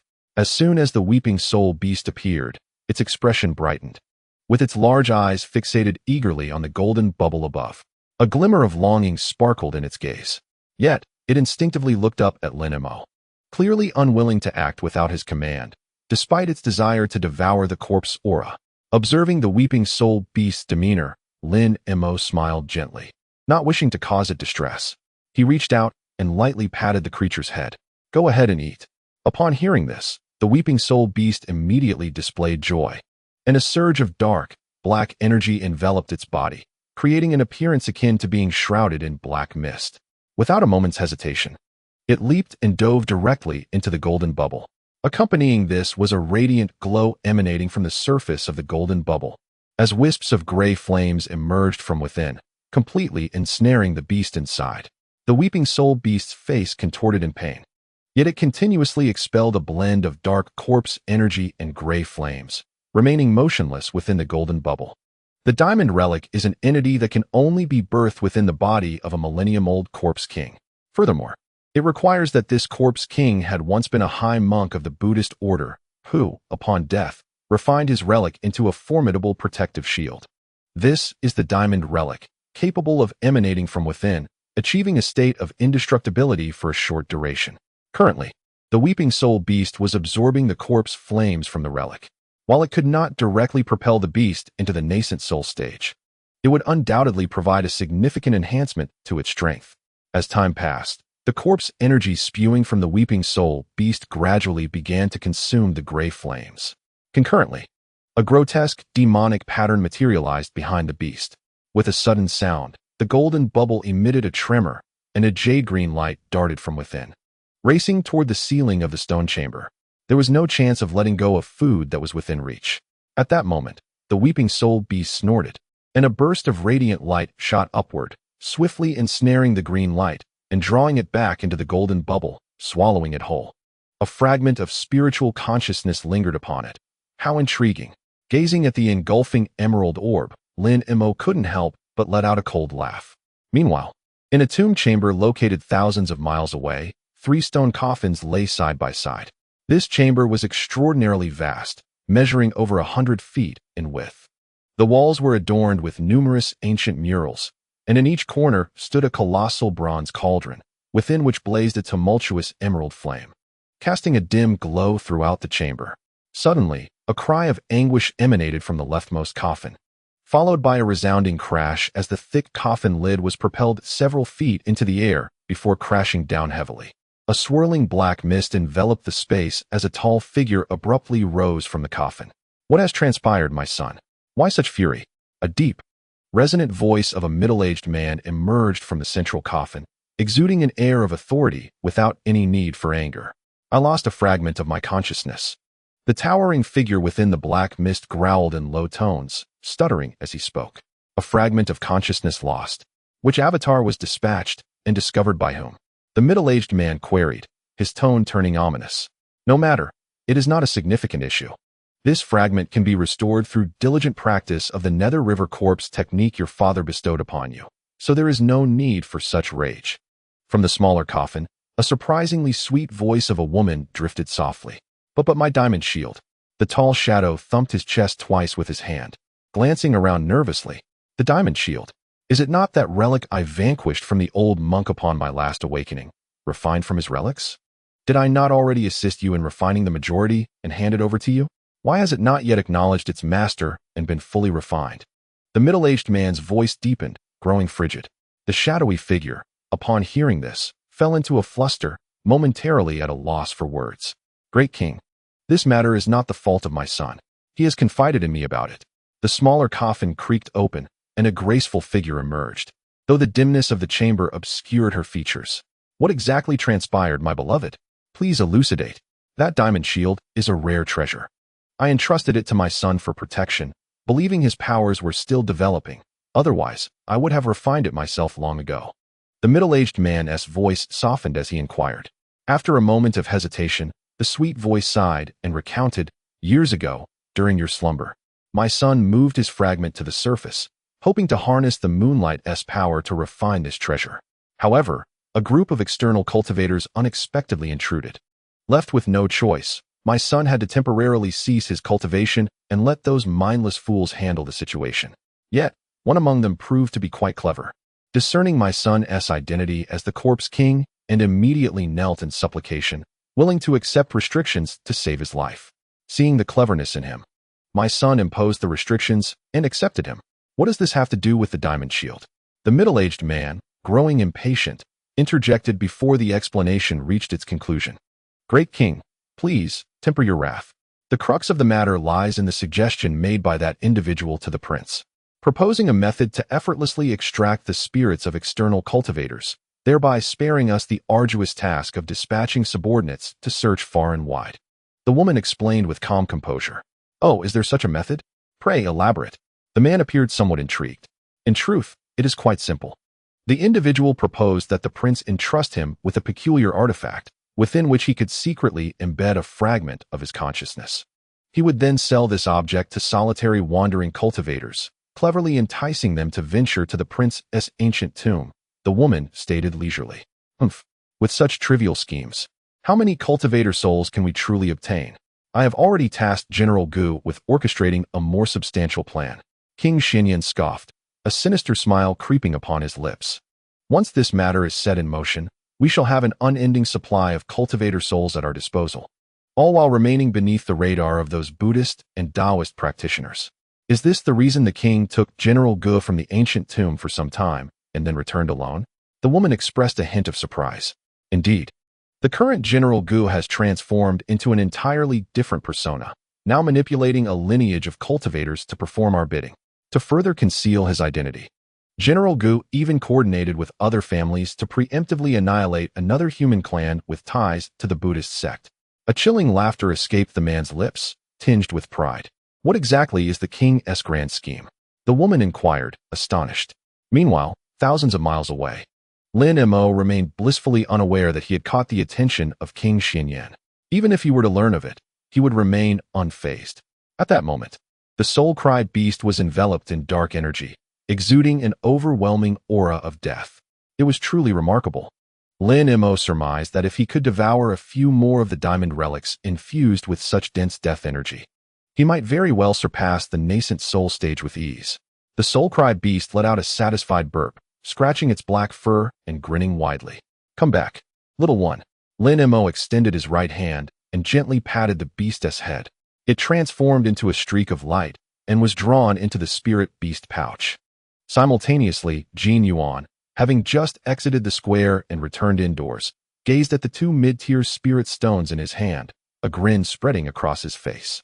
He felt elated, having not only fulfilled his master's request by selling the troublesome orb, but also securing two mid-tier spirit stones, an unexpected delight. However, his smile did not linger for long. It quickly froze in midair. His eyes widened in disbelief as he stared at his right hand, where wisps of gray flames suddenly emerged. With a crackling sound, the flames engulfed him, and he felt an excruciating pain, after which his entire body dissolved into a wisp of azure smoke, vanishing without a trace. His soul, filled with panic, appeared amidst the flames, inexplicably unscathed. Yet, as if being drawn by an unseen force, the primordial spirit was enveloped in flames, transforming into an inconspicuous orb the size of a fist. It surged through the half-open window and shot upwards into the sky, vanishing in the blink of an eye. Throughout this entire episode, none noticed the old man's disappearance. Chapter 179. The crystallized demon core. Upon returning to the Grand Hall, Lin Mo promptly handed over the celestial mechanism chamber to the middle-aged female cultivator on guard. He inquired, if I wished to purchase a celestial mechanism chamber, where might I procure one? Upon hearing Lin Mo's words, the middle-aged female cultivator's eyes sparkled with intrigue. compared to leasing the celestial mechanism chamber. Selling it would undoubtedly yield greater profit. I can arrange for a sale right here, she exclaimed eagerly, glancing at Lin Mo. If you are interested, I can offer you a discount. At this, Lin Mo's interest was piqued. The celestial mechanism chamber was indeed an extraordinary treasure. Acquiring one would be immensely beneficial, whether for cultivation or as a sanctuary alongside the other women. Contemplating this, Lin Mo regarded the middle-aged cultivator intently and said, "Please show me your finest celestial mechanism chamber." Upon hearing the word finest, the middle-aged female cultivator's eyes brightened, recognizing the potential for a significant transaction. With a flourish of her sleeve, several radiant lights flashed before them. A series of translucent celestial mechanism chambers, enveloped in strands of spiritual energy, soared into the air, suspended gracefully, emanating powerful waves of spiritual energy. Observing the floating chambers, Lin Mo's lips curled into a slight smile. His consciousness surged forth without hesitation, swiftly settling upon the myriad of celestial mechanism chambers. Soon, one particularly fiery red chamber appeared before him, pulsating with vibrant spiritual energy, resembling a magical artifact. Although it was a flawed piece, it could still be regarded as a defective artifact. With the precious materials in Lin Mo's possession, he could easily restore it, perhaps even elevate its quality. For merely 300 spirit stones, this flawed artifact could be yours, esteemed senior. The middle-aged female cultivator gazed at Lin Mo with keen interest. Lin Mo maintained a calm demeanor, waving his sleeve as 300 translucent spirit stones floated before the cultivator. Her face lit up with joy at the sight of the substantial sum, which represented a significant fortune to her. As Lin Mo handed over the spirit stones, the middle-aged cultivator hastily presented him with the defective celestial mechanism chamber, seemingly fearful he might change his mind. Observing this scene, Lin Mo smiled faintly, stowing the chamber into his storage pouch with a flick of his sleeve before departing without a moment's hesitation. By the time he returned to the square, it was already afternoon. The number of cultivators had noticeably diminished, as many had ventured to the adjacent stone hall to participate in the auction. Lin Mo, however, ambled leisurely towards the auction with a carefree demeanor. As soon as he approached, two white-robed cultivators stationed at the entrance of the grand hall immediately stepped forward and clasped their hands in greeting towards Lin Mo, esteemed fellow cultivator. To prevent any unauthorized individuals from entering, a fee of 3 spirit stones is required to participate in the auction, as per the regulations. The trifling sum of 3 spirit stones was hardly worth Lin Mo's attention. With a gentle pat on the storage pouch at his waist, a flash of light revealed 3 low-tier spirit stones in his hand, which he tossed over casually. The two cultivators, their faces brightening with smiles, accepted the stones and promptly handed Lin Mo a palm-sized jade plate before stepping aside to grant him entrance. Lin Mo glanced at the jade plate in his hand, which bore the silver digits 243 prominently at its center, indicating his assigned seat. After traversing a corridor extending over 20 zhang, he encountered 4 more cultivators ahead, behind whom stood a grand white door shimmering with spiritual light. Upon noticing Lin Mo's approach, the group scrutinized him briefly, their expressions entirely impassive, not uttering a word. Lin Mo chose to ignore them as well, pushing open the grand door and entering the main hall. Upon entering, he was greeted by a loud voice proclaiming, 500 years of phoenix tail flower, 790 spirit stones. Excellent. No other fellow cultivators are bidding, so this medicinal herb belongs to this esteemed cultivator. Please. Number 130. Proceed to the back to settle your payment and collect your herb. It was only then that Lin Mo observed the densely packed assembly of people within the hall. Each individual had a jade plate before them, adorned with faintly shimmering silver digits, easily discernible to anyone. At the forefront of the stone hall stood a middle-aged man clad in blue robes, his countenance fierce, holding an open jade box aloft. Inside lay a vibrant purple spiritual flower. Upon the confirmation of the auction results by the middle-aged man, a portly elder seated among the crowd rose with a look of delight and hurriedly made his way towards a side door, visibly eager, maintaining an expression of calm. Lin Mo scanned the surroundings briefly before moving towards an available seat nearby. He settled cross-legged and quietly observed the ongoing auction. Although the items being auctioned were not particularly valuable, Lin Mo had his own intentions for being there. According to the unfolding events, the coveted fire-melting crystals would soon be up for sale, which was precisely the reason for his presence. Not long after he had seated himself, a middle-aged man gestured towards the back. Following this, a young girl approached slowly, holding a tray. The tray displayed 3 deep red crystals, their flickering crimson light resembling a raging inferno, captivating the eye. Behold, 3 fire-melting crystals, excellent materials for crafting top-tier fire attribute artifacts. With a starting bid of 500 spirit stones. Interested cultivators may place their bids now. The middle-aged man in blue robes smiled as he announced the item's name, purpose, and price. Lin Mo scanned the fire-melting crystals with his spiritual sense, a smirk playing at the corners of his mouth, before suddenly calling out a bid of 800 spirit stones. The crowd below exchanged glances, clearly taken aback by the unexpected price. To know that a standard price of 600 is already considered exorbitant, it is indeed surprising that someone would directly offer 800. Consequently, the cultivators present exchanged glances, momentarily at a loss for words. Thus, the 3 fire-melting crystals naturally fell into Lin Mo's possession. Excellent. 800 spirit stones. These 3 fire-melting crystals now belong to fellow Taoist number 243. Please proceed to the back hall to pay the spirit stones and collect your crystals. The man, witnessing the high price fetched by the fire-melting crystals, felt a surge of joy. After casting a glance at the jade plate before Lin Mo, he proclaimed loudly. Upon hearing this, Lin Mo promptly picked up the jade plate and made his way toward a side door. There, a white-robed chi refining cultivator awaited him. Upon Lin Mo's arrival, he immediately guided him through a few turns into a small hall in the back chamber. Shortly thereafter, a female attendant resembling a cultivator presented a cup of spirit tea and then departed. Lin Mo regarded the tea but did not partake. Instead, he calmly surveyed the hall's arrangement.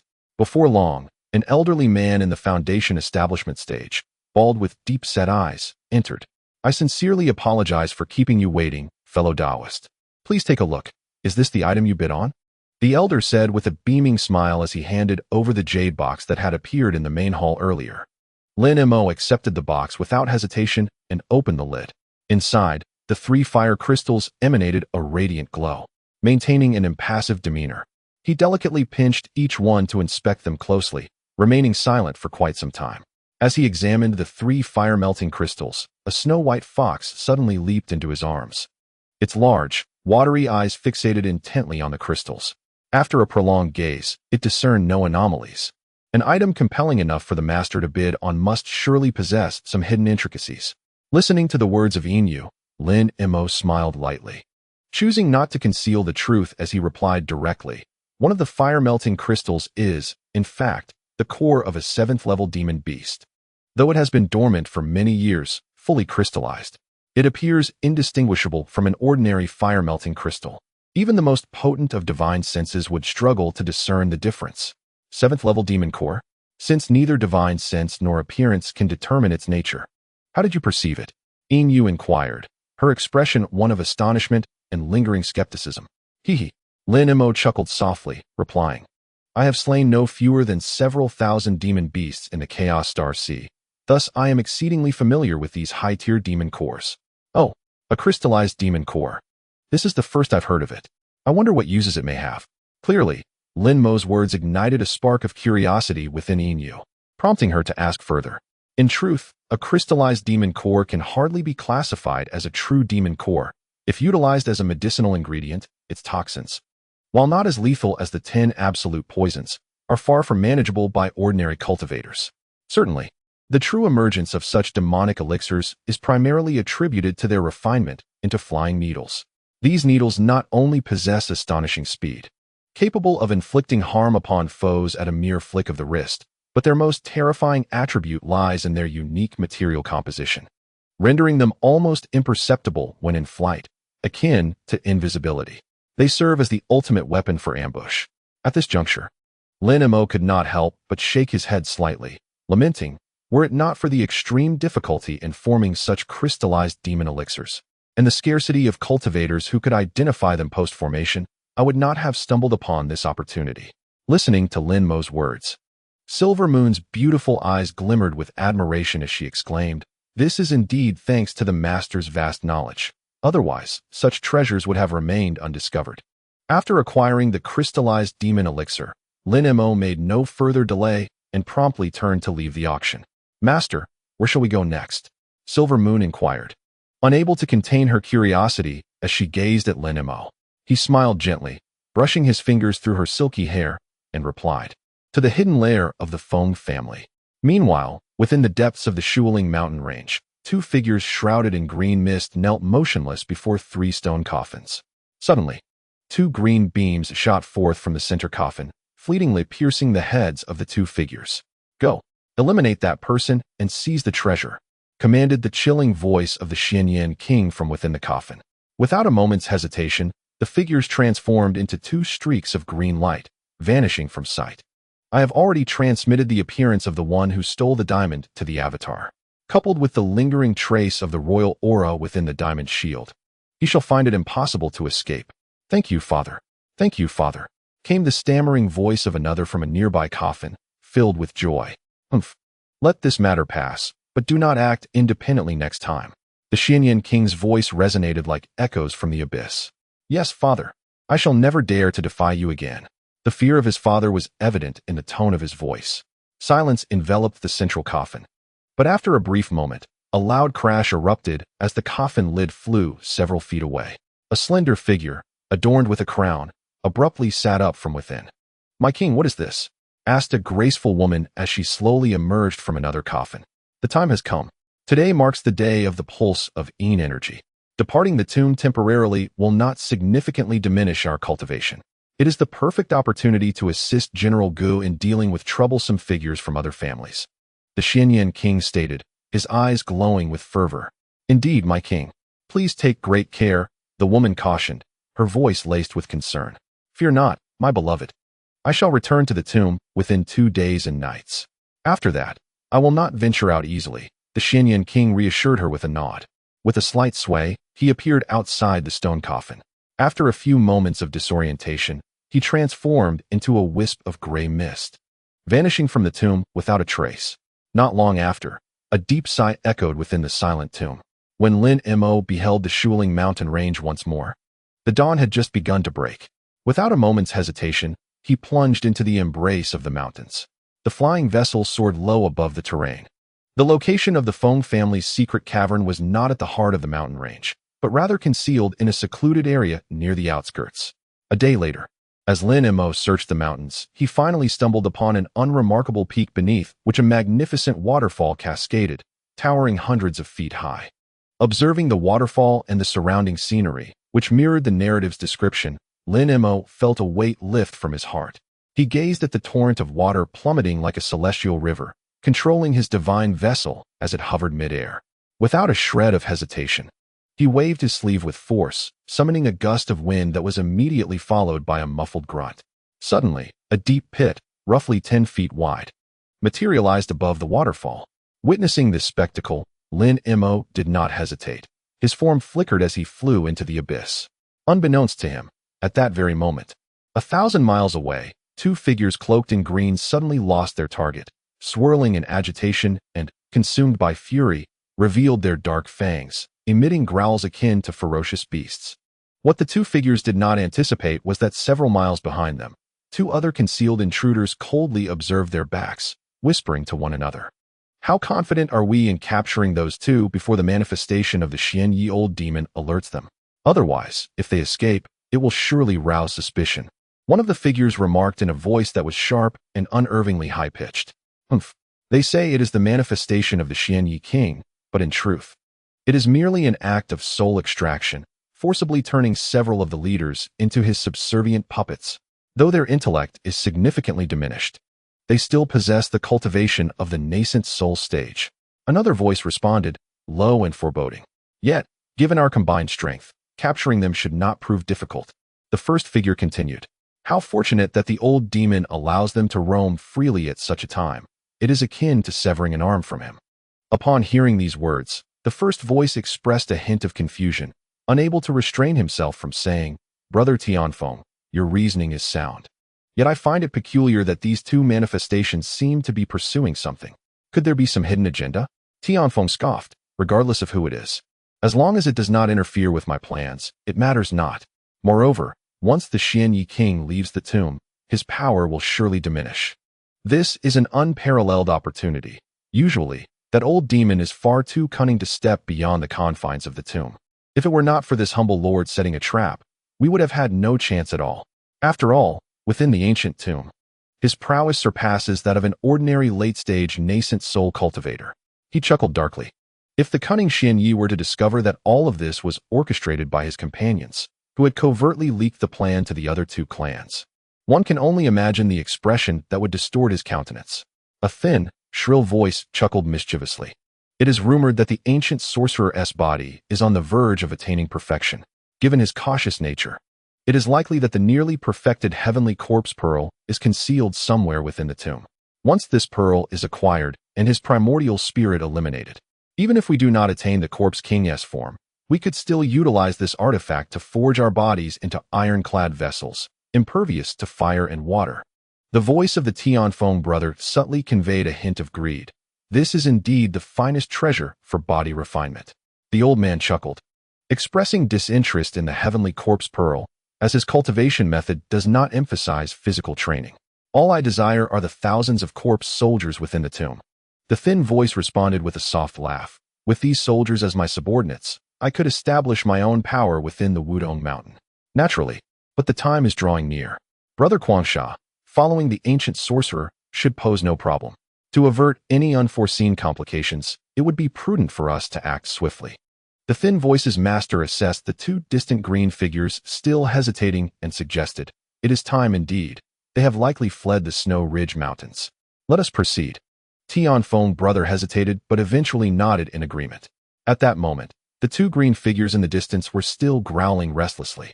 Suddenly, an astonishing surge of spiritual energy erupted from behind them. They instinctively turned to glance back. What they beheld was a vast expanse of dark demonic clouds and a white hurricane converging upon them from the heights above, engulfing them entirely. Although the commotion behind them was quite distant, it was unmistakably clear to Lin Mo, given his current level of spiritual perception, that it was a conspiracy targeting King Xianyi. However, for Lin Mo, venturing into the Feng family's secret cave was undeniably of greater significance. Suspended in midair, Lin Mo fixed his gaze upon the Feng family's hidden sanctum, scrutinizing it closely. Ultimately, he discerned a protrusion at the lower right corner of the stone door, featuring a small hole of approximately an inch in diameter. Without a moment's hesitation, Lin Mo gently tapped his waist storage pouch with his right hand. A flash of silver light materialized in his palm. With a deft flick of his fingers, the silver glimmer soared forth, plunging directly into the hole. The key fit perfectly, inserted into the opening with only the latter half of the handle remaining exposed. Observing this scene, Lin Mo extended his right hand and lightly pressed. In an instant, the key disappeared into the hole. Delicate strands of azure spiritual threads began to surge forth from Lin Mo's fingertips, enveloping the entire cavity with a torrent of ethereal energy, causing the stone door before him to shimmer in pale blue hues. Without a trace of hesitation, Lin Mo vigorously waved his sleeve. Crack, crack. With each crisp sound echoing, the stone door responded by swinging open, revealing a modestly sized entrance before him. Gazing at the stone cave before him, Lin Mo's lips curled into a slight smile. Without a moment's hesitation, he strode boldly into the cavern. After traversing a distance of about 10 zhang, a teleportation array, roughly a zhang in size, came into view. Surrounding the magical formation were 7 or 8 hollows, all conspicuously empty. Upon witnessing this scene, Lin Mo understood its implications. Although his mastery of formations was not on par with Exine Rian, it certainly surpassed that of an ordinary person. These 7 or 8 hollows appeared to be intended for the placement of spirit stones to activate the array. However, the reality was quite different. If that were indeed the case, the spatial forces during teleportation would likely shatter anyone caught within into fragments. It must be said that the designer of this Feng family secret cave possessed a truly malicious mind. Without a trace of hesitation, Lin Mo approached the array. A flicker of brilliance flashed in his eyes as he waved his sleeve, causing 5 low-tier spirit stones to soar from his storage bag and land directly into the hollows. Subsequently, with a flick of his right hand, a spell was inscribed upon the array. Buzzing sounds filled the air as dazzling beams of light erupted from the formation, accompanied by a series of resonant hums. With Lin Mo's profound understanding of formations, it was evident to him that this teleportation array was flawed. Relieved, He shifted his form and stepped into the center of the array. A radiant white light enveloped him, and in an instant, Lin Mo's figure vanished within the luminous glow. The distance traveled was evidently not great. Lin Mo's formidable consciousness barely registered any dizziness. He materialized in an unknown hall amidst the shimmering white light. As his gaze swept across the space, he absorbed the details of the hall. It was not particularly large, measuring only about 20 zhang. The floor and walls were impeccably clean, constructed from an unusual, warm stone. The hall contained minimal furnishings, merely 2 rows of emerald wooden racks and 3 sizable silver boxes. The modest scale of the Feng family secret cave fell well within Lin Mo's expectations. The wooden racks, crafted from an unknown rare wood, showed no signs of aging despite having been here for an extended period, exuding a faint, pleasant fragrance. Upon one rack lay an assortment of magical artifacts of varying ranks, predominantly mid-tier, numbering over 30. Interspersed among them were several obscure treasures that caught the eye. The other rack held an array of jade slips in various colors, totaling nearly 100, densely packed. Lin Mo spared little time admiring the magical artifacts or the silver boxes and proceeded directly to the rack housing the jade slips. After a cursory glance, he picked one up and immersed his consciousness within, swiftly scanning its contents. Given Lin Mo's formidable mental prowess, he perused the jade slips in a matter of moments. After careful consideration, his gaze finally settled on the 3 silver boxes. After a brief moment of contemplation, he approached and, with a flick of his sleeve, opened each one in turn. Inside one box were countless mid-tier spirit stones, numbering in the hundreds. Another box was filled with jade containers of varying sizes. After penetrating through with his consciousness, Lin Mo discovered that it was filled with rare materials for refining weapons and concocting pills. The value was evidently contained within the chest brimming with spirit stones. After opening these 2 chests without discovering his belongings, Lin Mo's expression darkened. Upon unveiling the last chest, he was greeted by an array of shimmering talismans of various sizes, radiating with ethereal light. Suddenly, a swift object shot forth from beneath the myriad of talismans, landing in Lin Mo's hand. Upon closer inspection, he found a crimson wooden box, approximately half a foot in length, adorned with a pale yellow talisman. The surface of the wood was intricately carved with Buddhist inscriptions. Recognizing the talisman as a common seal for restraining spiritual energy, Lin Mo wasted no time in tearing it off and opening the box. As soon as the lid was lifted, a cascade of 7-colored spiritual light burst forth. Among the emanating radiance was a thumb-sized, milky white orb, a Sarira. Lin Mo breathed out softly, his face lighting up with joy. For within the wooden box, alongside the Sarira, were 2 Buddhist artifacts and a yellow jade slip. The artifacts included a Dharma wheel and a pale golden prayer bead, both glimmering with a faint spiritual light, while the jade slip, though unassuming, captured Lin Mo's full attention. He eagerly extracted the jade slip and immersed his consciousness within it. Fuhu Gong, Turning Will Sutra. Ming Wang Ju. Lin Mo swiftly scanned the contents, reciting the name of the technique. Ming Wang Ju. A slight smile graced Lin Mo's lips. However, this technique was one he had acquired long ago, making it less significant. The Sarira, shimmering with radiant light, stood out prominently. With the presence of the Sarira and the Vajra Sarira, Lin Mo's true demonic power of the Brahma Saint could evidently advance further. With this thought, Lin Mo promptly stowed away the jade slip and the Sarira, his gaze sweeping across the hall. After ensuring nothing was amiss, he swiftly stepped into the teleportation array. In a swirl of white light, his form transformed into an ethereal shadow, vanishing from the original spot. Mere moments later, Lin Mo reappeared as a blue specter, darting toward the Snow Ridge Mountains. According to the narrative, the resplendent Wang should have emerged by now. Unlike the original plot, Lin Mo had no intention of assisting the Wang like Han Li. True to his nature, he sought to eradicate everything in his path, scavenging all valuable treasures. Boom. After flying several hundred miles, a thunderous roar erupted ahead, shaking the entire mountain range with a resonant tremor, as if the heavens were collapsing. The silver moon in his arms was caught off guard, its ears ringing loudly. Startled, it clung tightly to Lin Mo's garment, its delicate skin slightly flushed. "Master, what is happening?" The silver moon exclaimed, landing directly on Lin Mo's shoulder, its large, sparkling eyes fixated on the distance, appearing quite tense.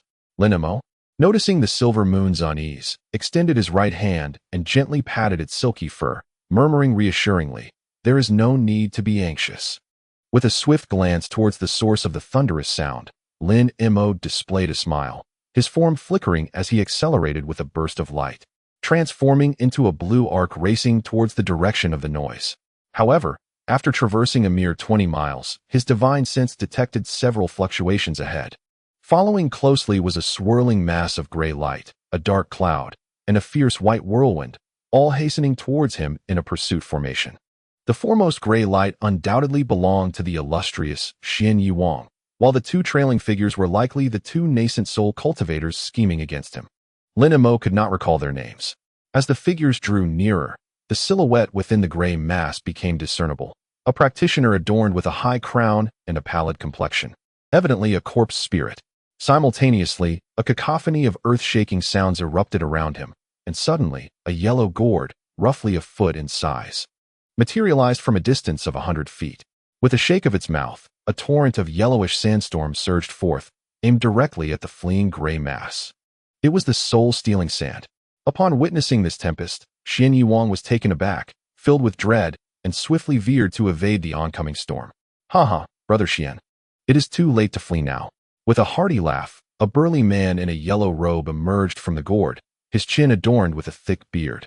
He swiftly formed hand seals, causing a deafening roar as deep yellow sand mist rose from all directions, enveloping the sky and obscuring the sun, within which fluttered ominous flags. Xian Yuang's heart sank as he glanced below, where the yellow mist also spread over several miles, shrouding the area in its grasp. Concealed within the corpse energy, Xian Yuang halted his rapid escape, his gaze fiercely fixed on the yellow-robed man atop the gourd. The white whirlwind and black demonic clouds soon arrived at his flanks, unceremoniously pinning him in place. "Brother Xian," the yellow-robed man sneered, "you have already suffered a blow from Master Song of the Taiyang Sect. Your incomplete celestial corpse body is likely gravely injured. Now that we have you surrounded, why resist futilely?" He continued. "If you obediently surrender the celestial corpse pearl and allow us to place a restriction upon you, I might consider sparing your life. After all, Brother Xian, we have known each other for quite some time. It would be a pity to see you perish." Chapter 181. The Celestial Corpse Pearl. Sandstorm Ascendant. "I knew it was you." Xian Yuang coldly regarded the sandstorm ascendant before him, his eyes brimming with frost. "From the moment I emerged from the ancient tomb, I sensed something was amiss. It seems you have had your sights set on me since then." With that, Xian Yuang surveyed his surroundings, a cold smile gracing his lips as he inquired, "To lay this trap and lure me out, you truly possess remarkable patience, having monitored me for a full decade." Buzzing. Gazing at the sandstorm ascendant opposite him, Xian Yuang made a decisive choice. He was ready to strike. With a flick of his right hand, tendrils of dark, ominous energy surged forth, rising like a tempest, seemingly intent on engulfing the figure cloaked in swirling sands. The latter, however, remained unfazed, gazing at the billowing specter and pointed a single finger at the ground. In an instant, a fierce wind erupted, and grains of deep yellow sand erupted from the earth, coalescing into a colossal yellow dragon that lunged toward the gathering energy. Moments later, the sand dragon clashed with the spectral force, and a thunderous roar reverberated through the air. The dragon shattered upon impact, yet the malevolent energy also began to dissipate. Observing this spectacle, the spectral sovereign maintained an eerie calm. Casting a glance at the figure amidst the sands, he sneered, "Do you truly believe that a mere yellow sand formation can contain me, even in such dire circumstances?" He exhibited remarkable composure, his demeanor betraying not a hint of turmoil. It appeared that the earlier words spoken by Huang were in vain. "Do not blame me for my ruthlessness, my friend. We truly did not anticipate that you would carry such a crucial artifact as the heavenly corpse pearl with you." The figure amidst the sands chuckled coldly. "For this endeavor, I have painstakingly gathered the heavenly stone matriarch's essence over a century to forge the blue crystal divine sand, of which I have borrowed a small portion. It has been seamlessly mixed with the surrounding soul-despairing sand. Blue crystal divine sand." Upon hearing this, the sovereign's expression shifted subtly, clearly aware of the profound nature of this material. Yet, he quickly adopted a skeptical demeanor, retorting, "Such divine sand is regarded as a lifeline by the heavenly stone matriarch. Surely, you jest about borrowing it." The figure only responded with a chilling laugh, choosing not to further engage in debate. This elicited a shiver of unease within the sovereign, whose countenance darkened. Curiously, despite the apparent advantage and having cornered the old demon, the trio remained motionless, unwilling to act. Seeing this, the sovereign took pleasure in their hesitation. During his flight, he had already dispatched a distress signal, and he anticipated reinforcements would soon arrive. Thus, prolonging the encounter was to his benefit. A tense silence enveloped the four, resulting in an atmosphere devoid of excitement. Lin Mo, observing the scene, raised an eyebrow and shook his head. For time was of the essence, and he had no desire to squander it further. Who is it? Why is there another presence? The irritation in Lin Mo's voice caused the figure amidst the sands to pale. He was acutely aware of the power of the formation he had crafted, and it was a shock to discover that someone could appear here undetected, clearly not an ordinary individual. All gazes turned toward Lin Mo, only to be met with the astonishing sight of him emanating no trace of spiritual energy, appearing as nothing more than an ordinary mortal. Yet, none in the assembly were fools. It was evident that someone capable of remaining unharmed in this realm could not simply be an average person. Upon this realization, the figure known as the Desert Demon was the first to speak. No matter who you are, here lies only a path to demise. As he spoke, he waved his sleeve, causing a dazzling array of golden sand granules to coalesce in midair. With the influx of spiritual energy, the granules transformed into various shapes.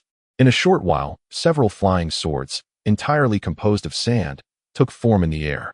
The swords moved with astonishing speed, slicing through the atmosphere and appearing before Lin Mo in an instant. Gazing at the flying swords, Lin Mo offered a faint smile. With a single hand gesture, a deep blue flame, reminiscent of the Qian blue sword, materialized before him. The piercing blue ice flame resembled a voracious beast, ready to devour the granules entirely. At that moment, the old demon cloaked in clouds unleashed his attack. A portion of the demonic cloud condensed and morphed, suddenly transforming into a massive black python. With a gaping maw, it lunged ferociously at Lin Mo. As the gigantic serpent descended upon him, poised to strike, Lin Mo effortlessly raised his hand, releasing a golden arc that struck true within the creature's mouth. The python writhed, its immense form rolling over before dissipating into nothingness. Subsequently, Lin Mo channeled his mystical energy, emanating an astonishingly powerful aura, his body illuminated in a shimmering blue glow, brimming with spiritual vitality. Enough of this folly. The burly man in yellow robes and the old demon were taken aback, their expressions shifting dramatically as they fixed their gaze upon Lin Mo. They had not anticipated that he was a practitioner at the late stage of the nascent soul realm. Unperturbed by the presence of these mid-nascent soul cultivators, Lin Mo waved his sleeve, causing the beast-controlling ring on his wrist to emit a resonant hum. A glimmer of light flickered, and the Holy Maiden of Tianlan materialized as a spectral figure, hovering before him. Deal with those three.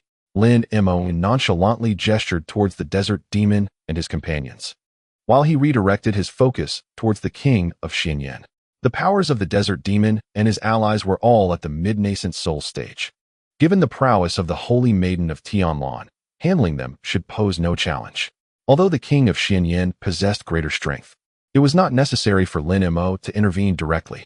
However, the corpse pearl in the king's possession was indeed a valuable treasure, capable of accelerating the cultivation of the sacred demon art. The Heaven Corpse Pearl is a substance akin to a life-bound artifact, produced after the Corpse King cultivates the Heaven Corpse technique. When consumed, it gradually enhances a cultivator's constitution, leading to remarkable advancements in physical refinement. Lin Mo was naturally unwilling to let this opportunity slip away. Very well. The Holy Maiden of Tianlan harbored no hesitation regarding Lin Mo's ambitions. She transformed into a silver specter and charged towards the three adversaries. In contrast, the king of Xinyan fixated his gaze on Lin Mo, his eyes filled with trepidation.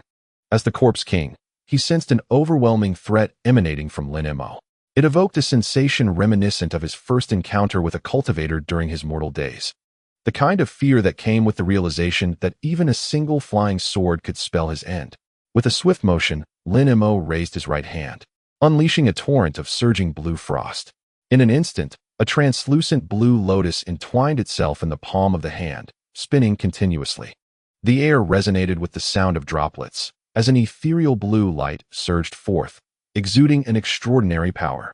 The King of Radiance, without hesitation, opened his mouth, and a jet of black blood erupted from within, transforming in the wind into a fist-sized black rune that swiftly shot into his forehead, leaving a distinct mark.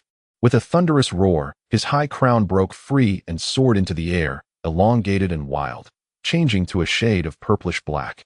Simultaneously, the old demon crossed his arms, his stature suddenly rising several feet, as thick green fur sprouted all over his body. Sharp black claws emerged from his fingertips, while his face rapidly shrank and sagged, with a pair of prominent fangs visibly protruding, rendering him fearsome and grotesque. The King of Radiance displayed remarkable decisiveness, revealing the true form of a millennia-old corpse king. Go! Lin Mo sneered coldly at the King of Radiance. With a gentle wave of his right hand, the ethereal blue ice crystal lotus transformed into a wisp of light, appearing directly before the king. Without a moment's hesitation, the King of Radiance swung his arms, conjuring countless green-clawed shadows that formed a protective net around him. The old demon intended to confront the chilling blue flames with sheer ferocity. Such a simplistic notion. Lin Mo raised an eyebrow and smiled faintly. A deafening explosion erupted as the green light surged from the king's position. However, it was soon enveloped by tendrils of icy blue light. When the brilliance faded, the scene that unfolded was one of utter disarray. The King of Radiance, who had cultivated the path of the heavenly corpse, found his razor-sharp claws now encased in an impenetrable layer of frost, evident agony etched upon his visage, as if the azure flames could sear his very soul. With swift precision, Lin Mo's offensive would not relent. As he waved his sleeves, ethereal blue flames erupted from within, surging forth like a tempest, completely engulfing the King of Radiance. From a distance, he appeared to be ensconced in a cocoon of azure fire, utterly sealed. With a series of thunderous booms, the flames roared, encasing him entirely in ice. The King of Radiance barely had time to emit a scream before he transformed into a mere sculpture of ice. Gazing at the frozen figure before him, a glimmer of coldness flickered in Lin Mo's eyes. With a sweep of his sleeve, accompanied by a crackling sound, a stream of light descended upon the waist of the King of Radiance. A bone orb, shimmering with a glassy hue, materialized before Lin Mo. This orb served as both a protective talisman and a storage artifact. Lin Mo harbored a keen interest in the heavenly corpse technique, not for his own cultivation, but rather to enable his blood spirits to train. Though formidable in strength, these spirits lacked a suitable method of cultivation, and the heavenly corpse technique was perfectly aligned for the training of corpses. Moreover, the most crucial point is that after reaching a minor achievement in cultivation, one can condense the celestial corpse pearl, a treasure capable of enhancing physical cultivation techniques. If one possesses a sufficient number of blood spirit guards, the advancement of one's true demon art of the sacred Brahma becomes remarkably efficient. As divine consciousness surged into the bone pearl, a pitch-black jade tablet swiftly manifested in Lin Mo's hand. Gazing at the jade tablet before him, Lin Mo's eyes sparkled with delight. His consciousness instantaneously permeated it, and soon, the secret techniques inscribed within were fully unveiled. The celestial corpse technique. Upon seeing the contents of the technique, Lin Mo could not suppress his joy. He had not anticipated such fortuitous luck in discovering the celestial corpse technique so effortlessly. Thus, there was no need to subject the illustrious Xian Yuwang to harsh interrogation. With this thought, he cast a glance at the distant Xian Yuwang. In an instant, a golden, malevolent divine thunder struck down. The golden lightning began to coalesce into form, swiftly transforming into a golden-scaled dragon that crashed heavily upon Xian Yuwang, accompanied by a series of thunderous booms. A piercing scream escaped Xian Yuwang's lips as he collapsed to the ground, his eyes darkening, devoid of any consciousness. Clearly, his divine awareness had been obliterated, leaving behind merely the corpse of a king. This formidable body, rivaling that of a late-stage nascent soul, Lin Mo would not easily destroy. Whether for the creation of blood spirit guards or other puppet arts, it was invaluable. Upon witnessing the demise of Xian Yuwang, the three late-stage nascent soul cultivators in the distance widened their eyes in disbelief. All their elaborate plans had been motivated by their fear of Xian Yuwang's terrifying strength. Yet, this fearsome figure had fallen to a single strike from the enigmatic man in white. What kind of existence was this? Realizing this, the three exchanged glances, reading the unspoken message in each other's eyes: escape. There was no other choice. In an instant, they enveloped themselves in spiritual light, transforming into 3 streaks of light that darted in different directions. Was it too late to flee now? Lin Mo raised an eyebrow, a glint of coldness flashing in his gaze. With a flick of his sleeve, he summoned the Qing Bamboo Bee Cloud Sword, the Xianming Bee Cloud Sword, and the Xian Huang Bee Cloud Sword. Over 200 flying swords soared into the air, slicing through the atmosphere towards the 3 cultivators. Whoosh, whoosh, whoosh. Following the sound of the swords piercing through the air came the anguished cries of the 3 cultivators as they fell to the ground, bloodied and lifeless. Observing this scene, Lin Mo let out a cold chuckle. Let us tidy up. He glanced at Lin Yingping, who immediately understood and began to collect the treasures from the 3 cultivators' storage bags. Though Lin Mo now wielded considerable power, he still had many women to consider. With a gust of wind, Lin Mo swiftly vanished from his location. On a desolate mountain thousands of miles away, Lin Mo waved his sleeve, and countless flying swords plunged into the mountain peak. In an instant, a concealed stone cave revealed itself. Lin Mo adeptly opened the heavenly mechanism house, and a magnificent palace materialized before his eyes. With a subtle motion, he vanished into the depths.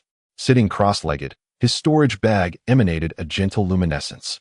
Before him appeared 2 crystalline orbs, the celestial corpse pearls, of which there were 2 in total. One was the innate corpse pearl of the Radiant King, while the other was acquired through a fortuitous encounter. Today, this fortunate turn of events benefited Lin Mo. Such items are generally formed only through the deliberate cultivation efforts of a corpse king. For those practitioners who emphasize the refinement of their physical bodies, these pearls can be regarded as miraculous elixirs capable of cleansing the marrow and altering one's essence.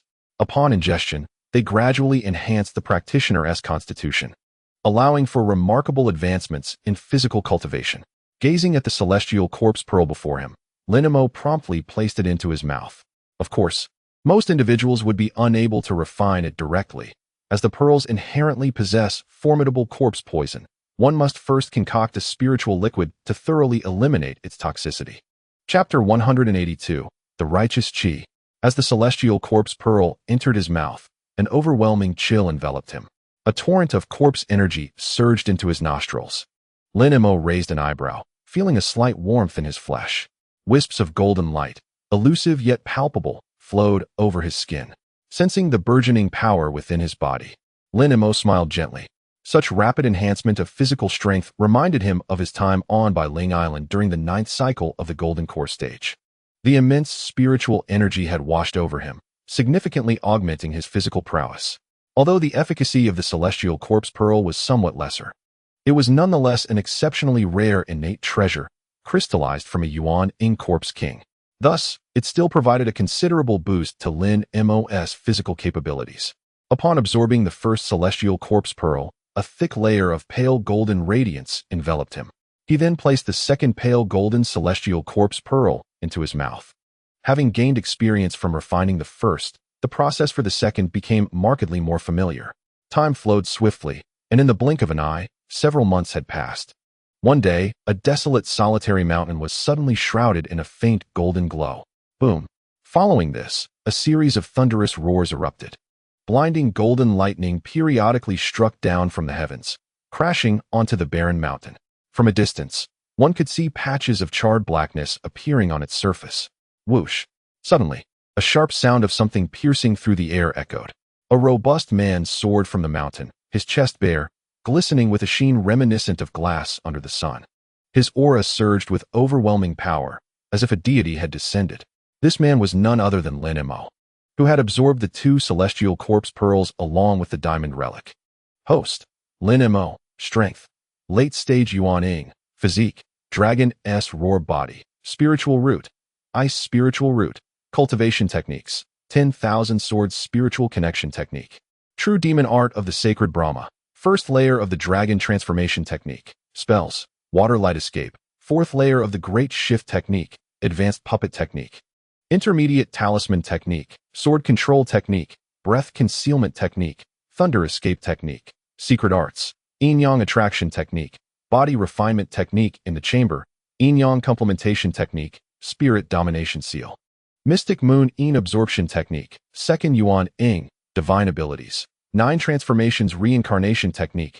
Qian Blue Sword Flame, Magical Artifacts, Yin Yang 2 Instruments Bottle, Demon Refining Pot, Qian Blue Wind and Thunder Wings, Void Heaven Cauldron. Gazing at his attributes, Lin Mo couldn't help but exclaim softly. Although there was no significant change in his attributes, he distinctly felt the growth of his physical body. Previously, he might have hesitated in the presence of a god transformation stage cultivator, but now, Lin Mo brimmed with confidence. After fully unleashing the true demon art of the sacred Brahma, he estimated that an ordinary god transformation stage cultivator would hardly be his match. Whoosh! At that moment, a silver light followed closely behind. Lin Yinping transformed into a silver phantom, suddenly appearing behind Lin Mo. Her beautiful eyes flickered as she gazed at Lin Mo, who exuded a mighty and overwhelming aura, softly murmuring, "You have grown stronger again." Hearing her words, Lin Mo smiled faintly. "It's merely luck." At this, Lin Yinping opened her mouth, momentarily at a loss for words. How could Lin Mo's current prowess be merely attributed to luck, though she had not accompanied him for long? Lin Mo left an inexplicably strange impression on her, as if he possessed the ability to foresee the future. He seemed capable of anticipating everything, leaving her utterly speechless. "Do you truly refuse to return the Tianlan's sacred beast to me?" Lin Yinping gazed at Lin Mo, softly murmuring to herself. Lin Mo smiled lightly in response. "It still holds some value to me, so I certainly will not return it." Though Lin Yinping was undeniably alluring, she paled in comparison to the Tianlan's sacred beast. If he could effectively utilize the Tianlan's sacred beast and master the techniques recorded within the Golden Scroll and Jade Page, it would undoubtedly lay a solid foundation for him to advance into the spirit realm ahead of schedule. The Tianlan's sacred beast has just arrived. Its intelligence has not yet awakened, rendering it of little use to you. Lin Yinping looked at Lin Mo, still unwilling to give up. Upon hearing this, Lin Mo cast a deep glance at her, and then chuckled. "That Tianlan's sacred beast can already communicate with my consciousness, although its intelligence has not awakened. I have ample time to wait patiently. Since this beast is a manifestation of the divine consciousness of a celestial spirit beast, I suspect its intelligence will fully awaken within a few years." Lin Mo's words left Lin Yinping momentarily speechless. Meanwhile, Lin Mo's gaze fell upon the Tianlan's sacred cauldron.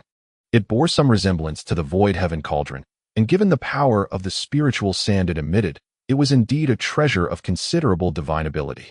It could be considered a replica of a spiritual treasure, not specifically designed for vanquishing foes, but rather an auxiliary type.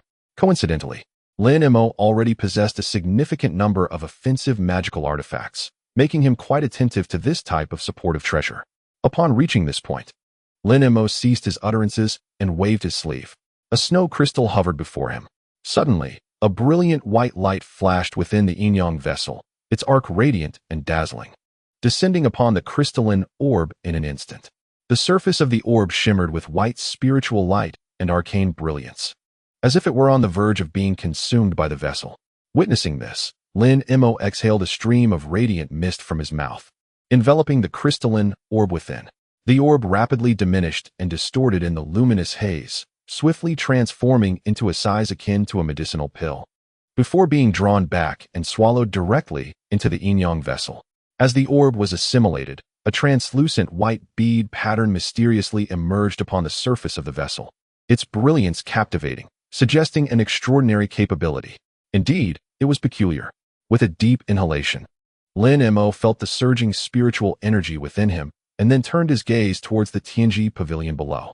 Without a moment's hesitation, he waved his sleeve again. In an instant, amidst the radiant light, he drew the Tianji pavilion into his storage bag.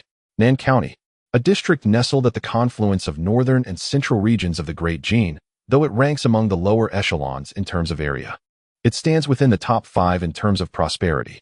The land under its jurisdiction is predominantly flat and water-rich, replete with abundant resources, and boasts numerous spiritual mountains and rivers.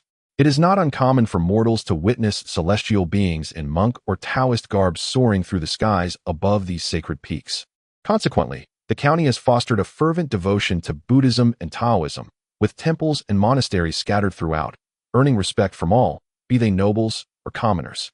The capital of Taichung Prefecture, Taichung City, is a grand city replete with academies. Though it may not rival the fame of Wuguang City, it is the most populous city in Nan County, housing numerous dignitaries, affluent merchants, and wealthy families.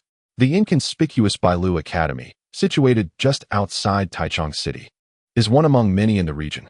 Should one seek to identify a distinguishing feature of this academy, it is that it is not established within a grand city, but rather perched upon the renowned Yutian Mountain in Nan County. Yutian Mountain is celebrated as a spiritual peak, adorned with more than a dozen summits of varying heights.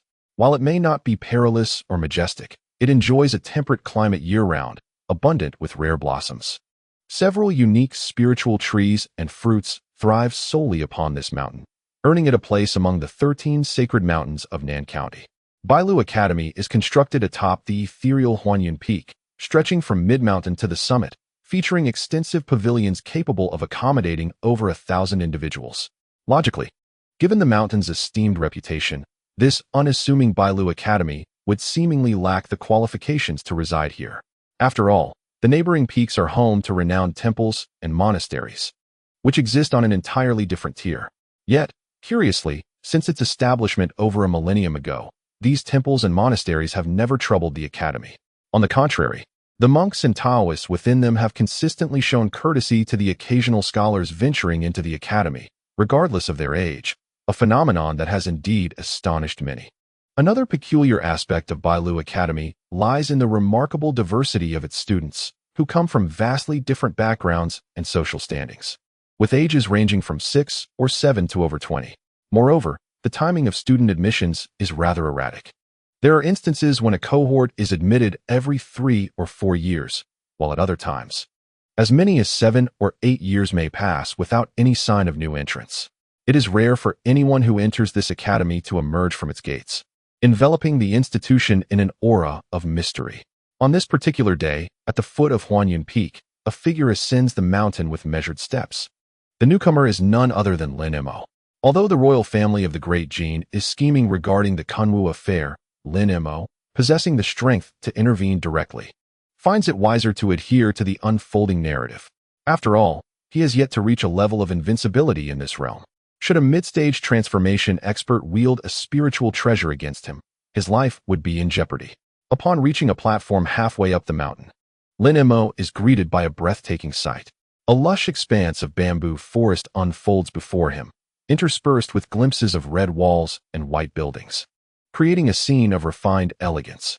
Several winding white stone paths lead deeper into the bamboo grove, culminating in a grand vermilion gate that towers several meters high.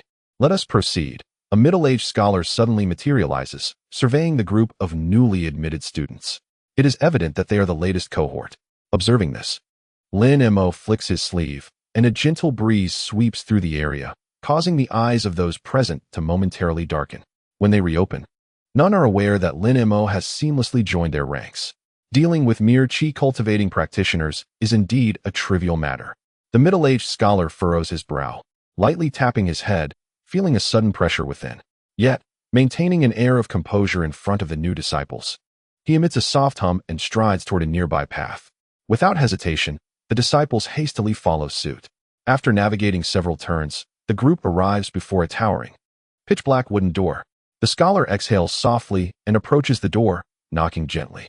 The door opens silently, revealing a young man clad in a white robe. Senior Yin, are these the newly admitted disciples?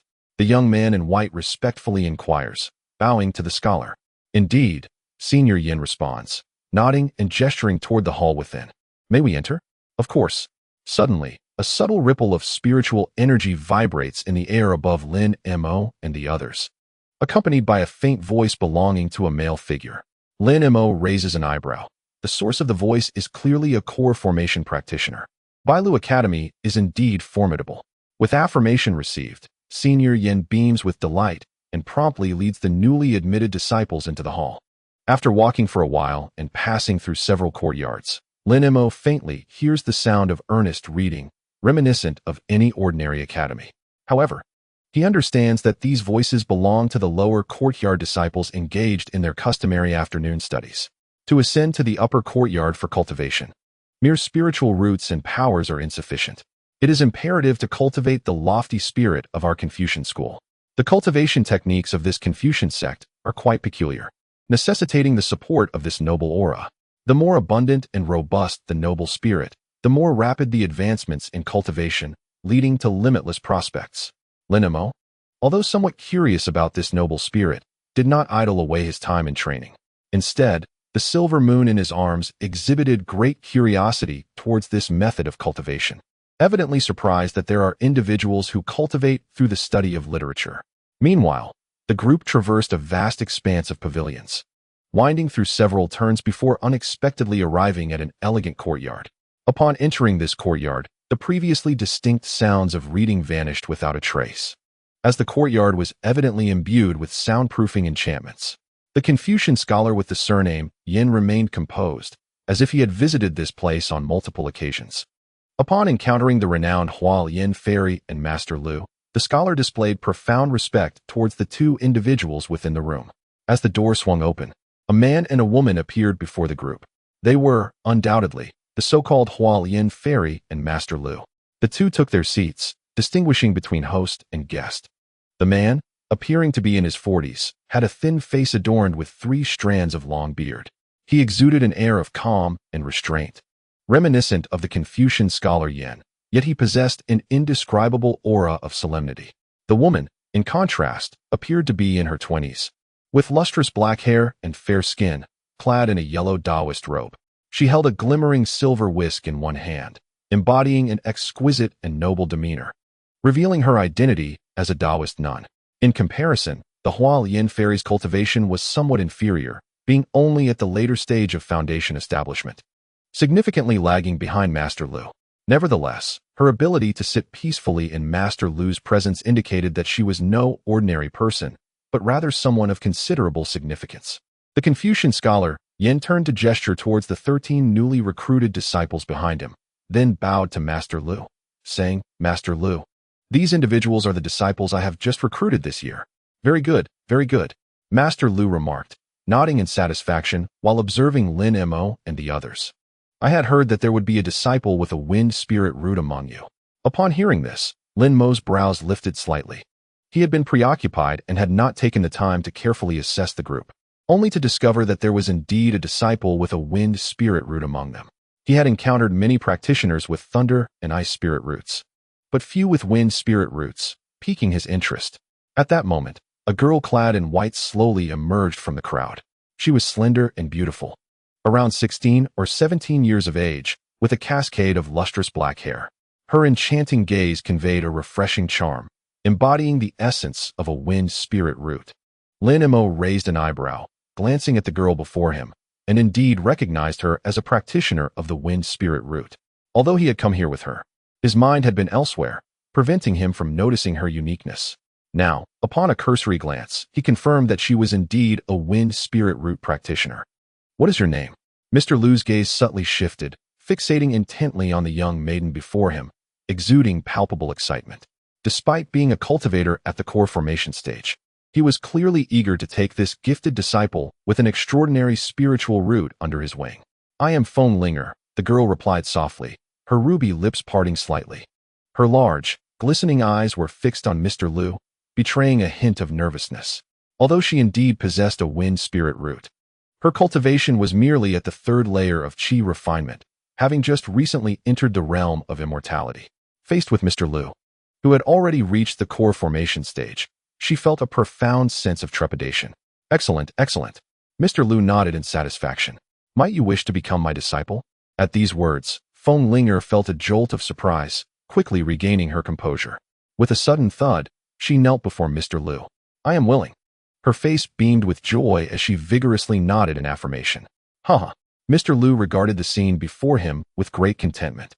With a swift motion of his long, flowing sleeves, a gentle breeze swept through, causing several translucent magical artifacts to float gracefully in the air. "Since I am accepting you as my apprentice, these artifacts shall accompany you." Upon hearing this, Feng Linger eagerly accepted the artifacts, her face radiant with delight. Meanwhile, the nearby newly initiated disciples looked on with envy. Although these disciples possessed commendable talents, the best among them had merely a dual spiritual root, rendering them incomparable to Feng Linger, who bore a rare wind spirit root. "Should you find suitable refining disciples, do not hesitate to borrow from me." Although the elegant fairy Hualien felt a twinge of envy, she remained acutely aware of her purpose for being there. She cast a disinterested glance over the disciples below and shook her head in resignation. She had visited the Bailu Academy several times already. Despite having borrowed several refining disciples, none had met her stringent requirements. If she failed to find a fitting refining cultivator soon, it could jeopardize her significant endeavors. Mr. Lu smiled gently, bowing slightly to Fairy Hualien. Please, take care on your journey. Farewell. Fairy Hualien returned the gesture and waved her sleeve.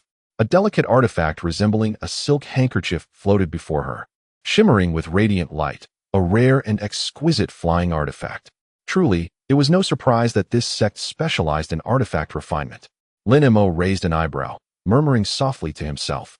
As Fairy Hualien departed, Mr. Lu glanced at the individuals below, his expression revealing a hint of boredom.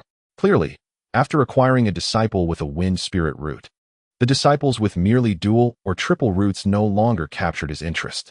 After casually distributing a few of the disciples to his subordinates, he wore a smile as he left the grand hall with Feng Ling.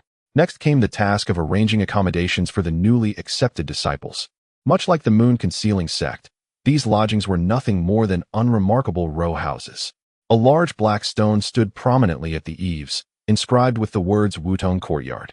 A woman dressed in a white gown stood before the Wutong Courtyard, her gaze fixed upon Lin Mo and the others. Are you all new initiates? The elegantly clad woman adjusted her sleeves and spoke softly. I am Wang Yin, the steward of this Wutong Courtyard. From this day forth, you shall all study under my guidance. Lin Mo raised an eyebrow, casting a glance at the figure before him. Her cultivation was indeed substantial, having reached the mid-foundation stage. Her power was solid and profound.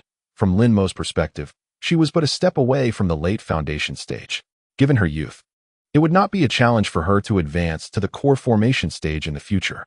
As she spoke, the woman waved her sleeve, and several beams of light sliced through the air, landing steadily before Lin Mo and the others.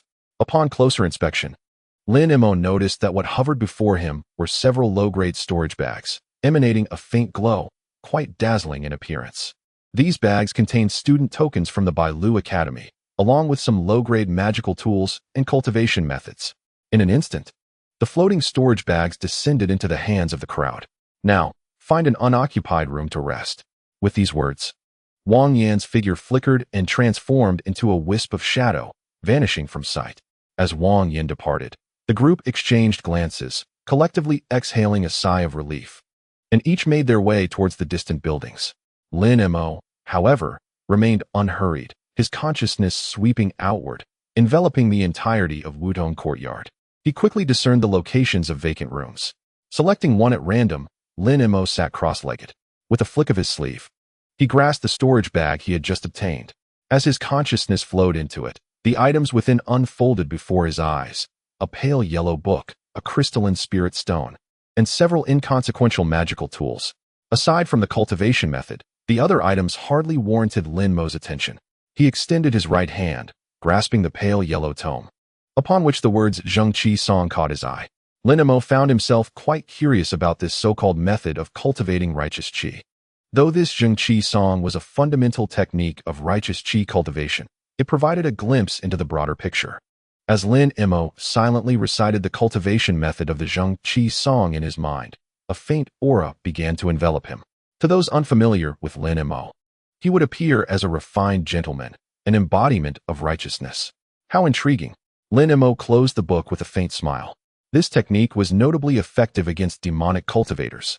If one could truly gather sufficient righteous qi, they would be impervious to all evils, making it effortless to contend with demonic cultivators of equal cultivation level. However, the cultivation method of the Zhengqi Song was rather rudimentary, not quite worthy of Lin Mo's esteem. He couldn't help but wonder if the Bailu Academy possessed any top-tier techniques. A glimmer of excitement sparkled in Lin Mo's eyes, and a smile crept across his lips. With a flicker of his form, he transformed into a pale blue shadow, disappearing from where he stood. When Lin Mo reappeared, he had already ascended to the summit of a mountain. Standing on the precipice, he felt the ethereal blue mist swirling around him. With his eyes gently closed, Lin Mo's consciousness flowed forth like a tide, continuously expanding outward. As a powerful consciousness surged forth, It appeared from a distance as a faintly glowing orb of white light. In an instant, the entire scene of the Bailu Academy unfolded in Lin Mo's mind. Suddenly, Lin Mo let out a soft gasp, his gaze involuntarily drawn to the Academy's rear courtyard. There, shrouded in a barrier, stood a repository of tomes. A formidable aura continually emanated from within the building. A mid-stage nascent soul cultivator. Lin Mo's eyes brightened, and he murmured softly, "If that is the case, this individual may possess the techniques I seek." Ordinary techniques certainly did not capture Lin Mo's interest. To him, although the strength of such nascent soul cultivators was average, the techniques they held might carry some significance. With this thought, Lin Mo hesitated not for a moment. He transformed into a wisp of azure breeze and vanished from his original location. When he reappeared, he stood before the repository. A barely perceptible array of light suddenly materialized before him. This array was rather intriguing. Lin Mo smiled faintly, not intending to dispel it, and instead raised his right hand. A compass materialized in his grasp. Spiritual energy surged within him like a tidal wave, continuously flowing into the compass. In an instant, the aura within the compass shifted. Columns of blue water erupted from it, engulfing the entire repository. The array of light was enveloped as well. Observing this scene, Lin Mo's lips curled into a slight smile. No longer concealing himself, he fully revealed his late-stage nascent soul cultivation. The overwhelming aura caused the entire building to tremble. An elderly man with white hair suddenly opened his eyes, disbelief evident within them. A late-stage nascent soul cultivator. How could this be? Despite being merely a novice in the nascent soul stage, the old man recognized the formidable strength Lin Mo exhibited. Beads of cold sweat trickled down his forehead, and he swallowed hard, visibly shaken. Although he was a nascent soul cultivator, the disparity in strength among cultivators at this level was immense. Moreover, he was merely a novice facing the late-stage Lin Mo. Countless thoughts raced through his mind. I have secluded myself in the 100 Books Pavilion for decades, never venturing out. When did I provoke such a being? Though panic gripped him, he understood that he must confront the situation eventually. After a moment of contemplation, the elderly man spoke. I am unaware which friend has come here, and I apologize for my inadequate welcome. Lin Mo raised an eyebrow, a smile unconsciously gracing his lips. His powerful consciousness allowed him to perceive everything within the room with clarity. The old man's facial expressions were unmistakably vivid to Lin Mo. This realization compelled Lin Mo to marvel. Even in the face of life-threatening peril, a nascent soul cultivator could still react with such composure. I am Lin Mo of the Sect. Regarding his identity, Lin Mo chose not to conceal it, stating directly, I have come here merely out of curiosity towards the cultivation techniques of the Bailu Academy. Upon hearing this, the white-haired elder within the room could not help but exhale in relief. His interest in their techniques did not indicate a life-and-death vendetta, which opened the door for negotiation. With this thought in mind, the elder's form flickered and transformed into a shadow, swiftly exiting the room to hover before Lin Mo, bowing respectfully. This is our academy's library. If any volumes catch your eye, feel free to take them. He generously gestured towards the collection behind him, indicating that Lin Mo was welcome to any of the tomes.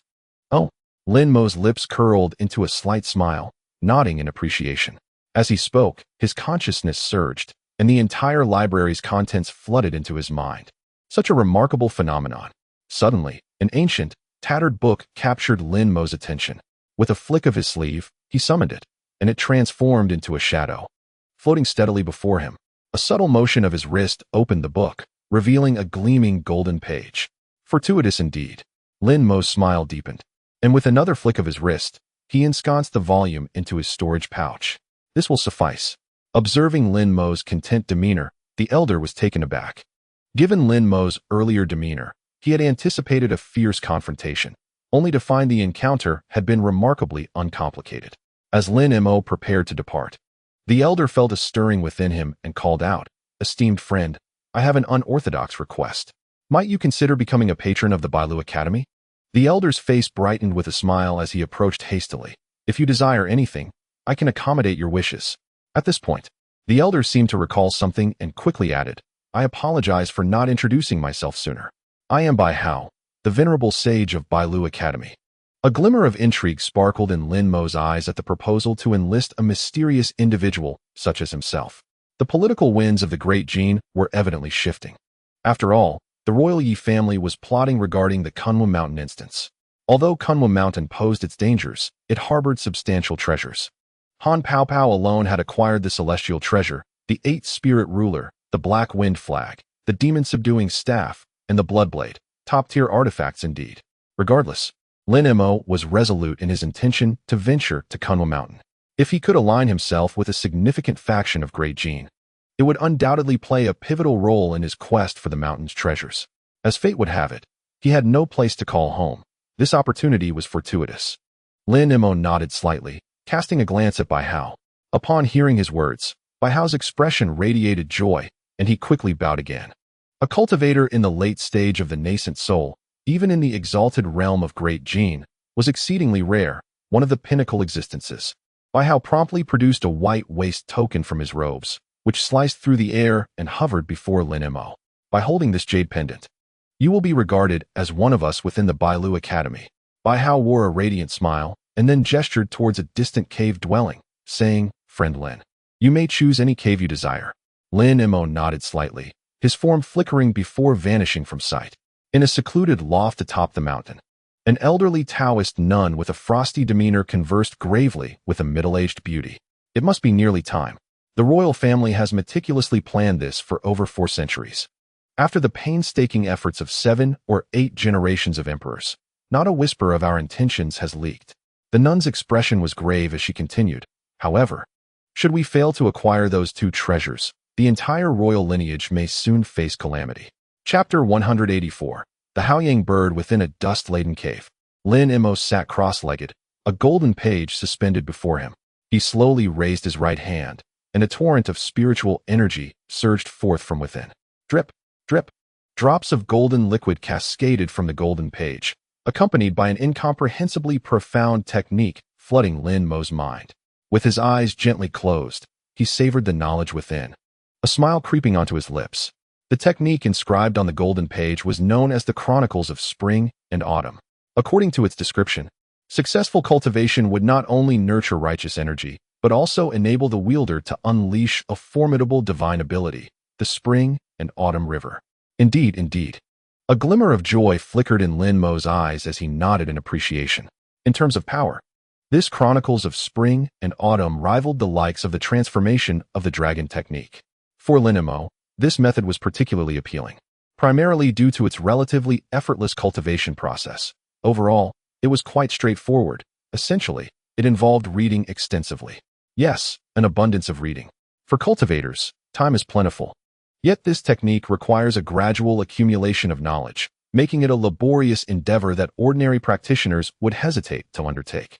This explains why it was carelessly placed among the dilapidated texts. Without a trace of hesitation, Lin Mo seated himself cross-legged. Ethereal white orbs of light began to coalesce within his dantian. These luminous points radiated brilliance, as if swirling with an overwhelming essence of spiritual energy. Upon closer inspection, they resembled a delicate and exquisite cauldron, hovering above his dantian. This represented the foundation of righteous energy. With this foundation, he could continuously cultivate his righteous aura. With a deep breath, Lin Mo gradually opened his eyes, inhaling a lungful of stale air. With a flick of his sleeve, the figure of the corpse demon guardian materialized before him. Lin Mo then slightly parted his lips, and the second nascent soul instantly merged into the guardian's brow. Although his own strength was formidable, preparing for the journey to Kunlun Mountain necessitated additional readiness. Thus, Lin Mo resolved to craft the 7-flame fan. Though it was among the lesser treasures of the celestial realm, it was still a celestial artifact.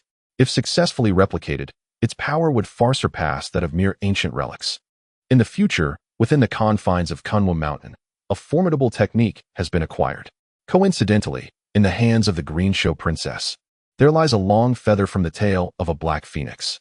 This was secretly plucked by her grandfather during a visit to a venerable elder overseas some years ago. In legend, the black wind is said to be a branch of the fire phoenix. A slight alteration combined with this ethereal feather could significantly enhance the potency of the imitation 7 Flames fan. Unfortunately, the feather in the possession of the Green Show Princess has lost much of its spiritual essence and is no longer suitable as a material. It appears that the corpse Shao Guardian must be summoned. Lin Mo glanced at the corpse Shao guardian before him, subtly waving his sleeve. Several ancient treasures fell directly into the hands of the corpse Shao guardian.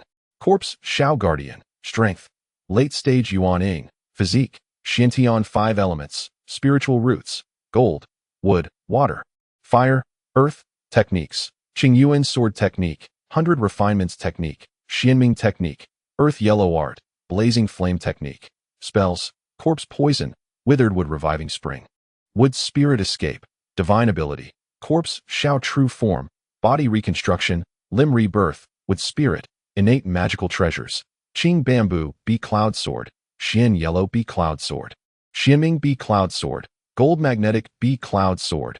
Observing the attributes of the corpse Shao guardian, Lin Mo's lips curled into a smile. If memory serves him right, the elder of Bitter Bamboo Island possesses a divine mulberry tree. The elder, supported by the divine mulberry and 365 cold bamboo flying swords, holds a status rivaling that of the 3 immortals overseas. 3 months later, in the bustling market of Taixingfang in Yizhou, a woman garbed in palace attire purchased an unknown mineral, long neglected for nearly a century, for the exorbitant price of 30,000 spiritual stones.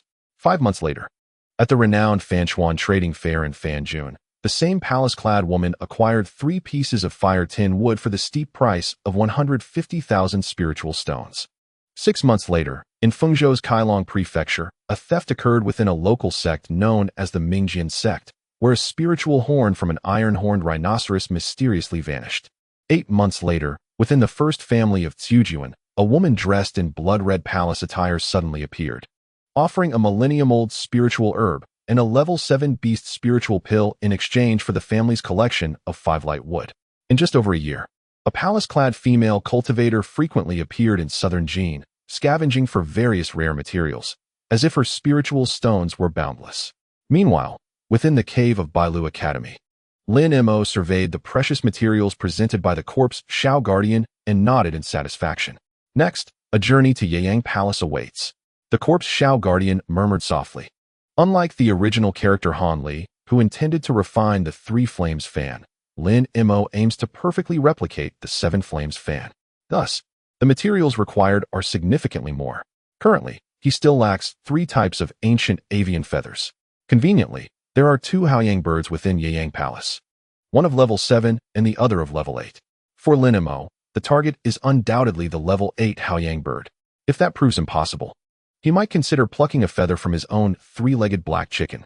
Lin Mo's eyes sparkled as he recalled his innate spiritual beast, the 3-legged black chicken, which possesses the bloodline of the 3-legged golden crow. Its feathers naturally possess greater might. Unfortunately, utilizing these feathers can inflict considerable damage upon the spirit beasts, which Lin Mo cannot bear to endure. A corpse-like sentinel in a flowing red gown stood upon a massive peak, her enchanting gaze fixed upon the distant sect. One must concede that the Yayang Palace is indeed one of the 10 foremost sects of the righteous path, incomparable to the obscured Moon Sect. Within its confines resides a venerable ancestor at the late stage of the nascent soul, making it exceedingly difficult for an ordinary individual to breach the mountain and seize the birds. Alas, the one approaching is Lin Mo. The sentinel's expression remained unchanged as she quietly observed the nearby peak. It was not until evening that she gently brushed her sleeve. Suddenly, a pale white demon refining pot materialized in her hand. With a soft click, as the pot opened, a droplet of blood-red essence slowly floated forth, releasing a potent aroma.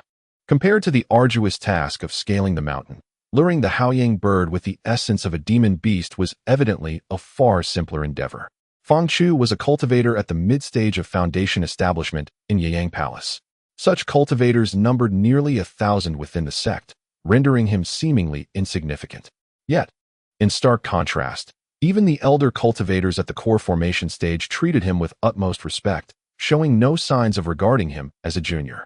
Whenever benefits descended upon the palace, he was invariably the first among the foundation establishment disciples to receive them. This afforded Fang Chu a commendable standing within Yayang Palace. However, amidst his pride, he was acutely aware that all of this was merely a result of his appointed duties. He was specifically tasked with overseeing a younger Haoyang bird, chosen for his innate ability to comprehend the language of avian spirit creatures, a skill irreplaceable by others. Otherwise, given the rarity of the Haoyang bird, Such a responsibility would not have fallen upon him. The spirit bird he oversaw possessed relatively shallow cultivation, yet it could easily surpass a late-stage core formation cultivator, rivaling even those at the nascent soul level. Having dedicated over 30 years to the care of spirit birds, Feng Chu had become adept at his role. The only inconvenience was that regardless of his meditation or training, he had to remain in close proximity to the spirit bird, often interrupting his cultivation even for a brief moment to allow the creature to stretch its wings, following it discreetly to prevent any unforeseen incidents. Nevertheless, Feng Chu harbored no concerns in this regard. The vast Tingwei mountain range was entirely under the jurisdiction of Yiyang Palace, leaving little room for calamity. With such tranquil thoughts, one day, Feng Chu followed the Haoyang bird, which had taken flight from its enclosure early in the morning, trailing behind. This Haoyang bird was not particularly large, approximately 10 feet in length, yet its long tail feathers constituted a significant portion of its size. From a distance, it resembled a fiery red giant peacock. Yet, in this world, which peacock could boast such vibrant and resplendent plumage? The ethereal avian displayed unmistakable excitement. Upon exiting the confines of the Yiyang Palace, it unfurled its scarlet wings and began to soar and spiral gracefully through the air.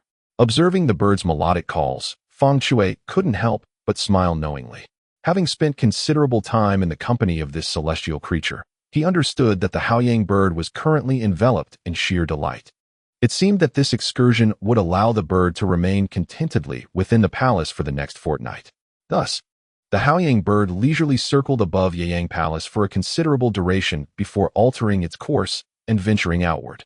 Feng Shui, unperturbed, anticipated that the bird would trace a grand circuit around the palace, traversing a radius of 100 miles before returning with satisfaction. Consequently, he followed at a measured pace. However, after traveling a mere 30 miles, an unexpected event transpired. The once exuberant Haoyang bird abruptly halted its wings, and its melodious calls transformed into sharp, piercing cries. Feng Shui, taken aback by the bird's sudden change, was still attempting to comprehend the situation when he witnessed the Haoyang bird unfurling its wings with urgency, erupting in a blaze of crimson flames that surged several feet high, before darting away with newfound direction. In mere moments, it morphed into a colossal fireball, launching itself hundreds of feet away. This spectacle astonished Feng Shui, leaving him momentarily paralyzed with fear. Regaining his composure, he hastily retrieved a jade talisman from his possession, fervently infusing it with spiritual energy while emitting a peculiar call akin to a bird's song, in an attempt to summon the Haoyang bird back. Yet, from the distance illuminated by flames, the Haoyang bird seemed to heed the call, pausing briefly before emitting a cacophony of even louder cries, vanishing into the horizon without a backward glance. Witnessing this, Feng Shui's countenance drained of color, suspended in the air, uncertain of his next move. However, moments later, a thought struck him. He swiftly extracted a communication talisman from his storage pouch and, in a flurry of urgency, shouted a few urgent words towards it. He then hurled the talisman into the sky. With a crackling sound, the talisman erupted into a burst of flames, hurtling towards the direction of Yiyang Palace. As for Feng Shui, he wasted no time contemplating further and rapidly pursued the direction in which the Haoyang bird had vanished. If he were to lose this avian ancestor, dire consequences awaited him. Meanwhile, chaos erupted in other regions of the Tianyue mountain range, where various spiritual beasts resided. In the northern sector, several low-ranking disciples of Yiyang Palace struggled to restrain enormous grotesque birds resembling vultures, desperately attempting to regain control over the erratic movements of these lower-tier spiritual creatures that had unexpectedly changed course. Before long, everyone was drenched in sweat. Yet the spiritual beasts beneath them remained wild and restless, intent on charging in a particular direction. In a concealed chamber within the south sky peak of Yiyang Palace, shrouded by barriers, an elderly woman clad in a violet robe caressed another Haoyang bird that lay before her. This bird bore an uncanny resemblance to Feng Shui's, albeit slightly larger. The old woman distinctly sensed the growing agitation emanating from her avian companion, which had exhibited no prior signs of distress. Had it not been for her continuous incantations to forcibly soothe the spirit bird, it would have undoubtedly soared out of the secret palace. Feng Shui, relentlessly pursuing with all his might, had long been outpaced by the blazing sunbird, vanishing without a trace. However, equipped with a jade talisman that could sense the spirit bird's location, he was unperturbed by the prospect of losing track of the blazing sunbird within the Tianyue mountain range. Yet, as he rushed onward, he stumbled upon a profoundly shocking sight. From the depths of the mountains below, numerous low-level demonic beasts emerged in a frantic rush from their well-concealed lairs, hastening towards the same direction as the fleeing sunbird, running and leaping with desperation. In a mere moment, a significant surge of beasts materialized. Among them were rare demonic creatures, typically elusive within the mountain range. The higher-level demonic beasts and flying creatures had already been eradicated by the advanced practitioners of the Yang Palace. Meanwhile, in a hidden valley thousands of miles away, the corpse demon guardian sat cross-legged on the ground, a pool of blood-red essence shimmering before him, intertwined with ethereal wisps of spiritual light, exuding an air of mystery. Outside the barrier, dozens of low-level spirit beasts had gathered, persistently battering against the outer seal in a desperate attempt to breach the peach grove and consume the essence of the demonic beasts. Indeed, the vast mountain range harbored a considerable number of demonic creatures. However, despite the abundance of low-level beasts, the corpse demon guardian paid them no heed. With his mouth slightly agape, he coldly regarded the distant creatures. In an instant, those beasts found themselves enveloped by the overwhelming aura of the corpse demon. Without a moment's hesitation, they turned tail and fled. The potent presence emanating from the corpse demon guardian instilled greater fear than the allure of the demonic essence. A dense crimson mist suddenly began to roll in from the distance, quickly enveloping the entire bamboo grove. At that moment, simultaneous roars from wild beasts and melodious bird calls resonated from both the east and west. A massive yellow orb of light and an enormous crimson fireball hurtled towards the valley where the corpse demon guardian resided. Witnessing this unfolding scenario, the corpse demon guardian's lips curled into a subtle smile as he remarked, "To have two arrive at once. How convenient." Chapter 185. The spatial seed. As he beheld the approaching blazing sunbirds, the corpse demon guardian's lips curled upward, a glimmer of delight illuminating his gaze. Two sunbirds, one large and one small, flapped their wings like two spheres of scorching sunlight. In a moment of decisive action, as the two sunbirds drew near, the corpse demon guardian showed no hesitation. 72 ethereal azure cloud swords shot forth from his mouth, enveloped in a serene blue aura, the very nemesis of the fiery sunbirds. Furthermore, the corpse demon guardian possessed formidable strength, having attained the late stage of the nascent soul realm. How could these mere sunbirds contend with him? As the menacing azure cloud swords approached, the sunbirds were taken aback. Without a moment to spare, they flapped their wings, unleashing over 30 fireballs the size of fists, hurling them towards the azure cloud swords. A thunderous explosion ensued as blue light and crimson flames intertwined in a spectacular display. In the midst of the sky, a series of fiery clouds formed. Observing this scene, the corpse guardian let out a cold laugh. Suddenly, he slowly raised his slender right hand. With a crackling sound, accompanied by the rumble of thunder, a golden divine lightning materialized. It radiated a brilliant golden light, taking shape like a vast golden electric net. In an instant, it appeared several yards above the soaring phoenix. Humph! The corpse guardian scoffed again, and two thick golden arcs shot forth from his palm, bursting open to form a massive electric net that descended upon the bird. In this unexpected turn of events, the phoenix was ensnared within the golden web. Instantly thrown into a state of panic, it shook its body, causing some of its fiery feathers to fall, transforming into a flurry of red sparks that shot towards the electric net. The net crackled and roared incessantly. A glint of cold light flashed in the corpse guardian's eyes as he flicked his wrist and uttered a command. The net, composed of electric arcs, flickered wildly, showing no fear of the fiery assault, and suddenly constricted. Amidst the radiant golden light, the struggling phoenix was tightly bound by golden arcs the thickness of a thumb, rendering it immobile. It could only emit a mournful cry. The corpse guardian moved with remarkable swiftness, waving his sleeve to conjure a swirling mass of emerald green poison mist. When he reappeared, he was already behind the phoenix. The two phoenixes, one large and one small, boasted a total of 8 feathers on their tails. In comparison to the 7th-tier phoenix, the 8th-tier phoenix's feathers were exceptionally resplendent and undoubtedly precious. The corpse guardian's gaze shifted, and after sweeping over a few of the long feathers at its tail, he smiled at the ethereal creature before him. I understand that your intelligence may be limited, yet you can comprehend certain words. I have no desire to harm you, but the fiery feathers you shed will compel me to take action. Lin Mo also abhorred bloodshed. Moreover, the voluntarily shed feathers preserved more spiritual energy, rendering them of greater value to him. Surprisingly, the ensnared phoenix seemed to understand his words. As soon as the corpse guardian spoke, it trembled, its eyes betraying a mix of anger and reluctance, and its cries grew even sharper. Seeking death, Lin Mo's eyes flashed with cold light as he raised his right hand.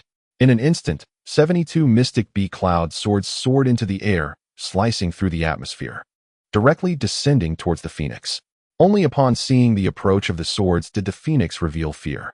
Its tail quivered slightly, and its long feathers glimmered with a hint of red before they all detached. After all, these long feathers were connected to its inner essence and bloodline. Forcibly removing them would inflict significant harm.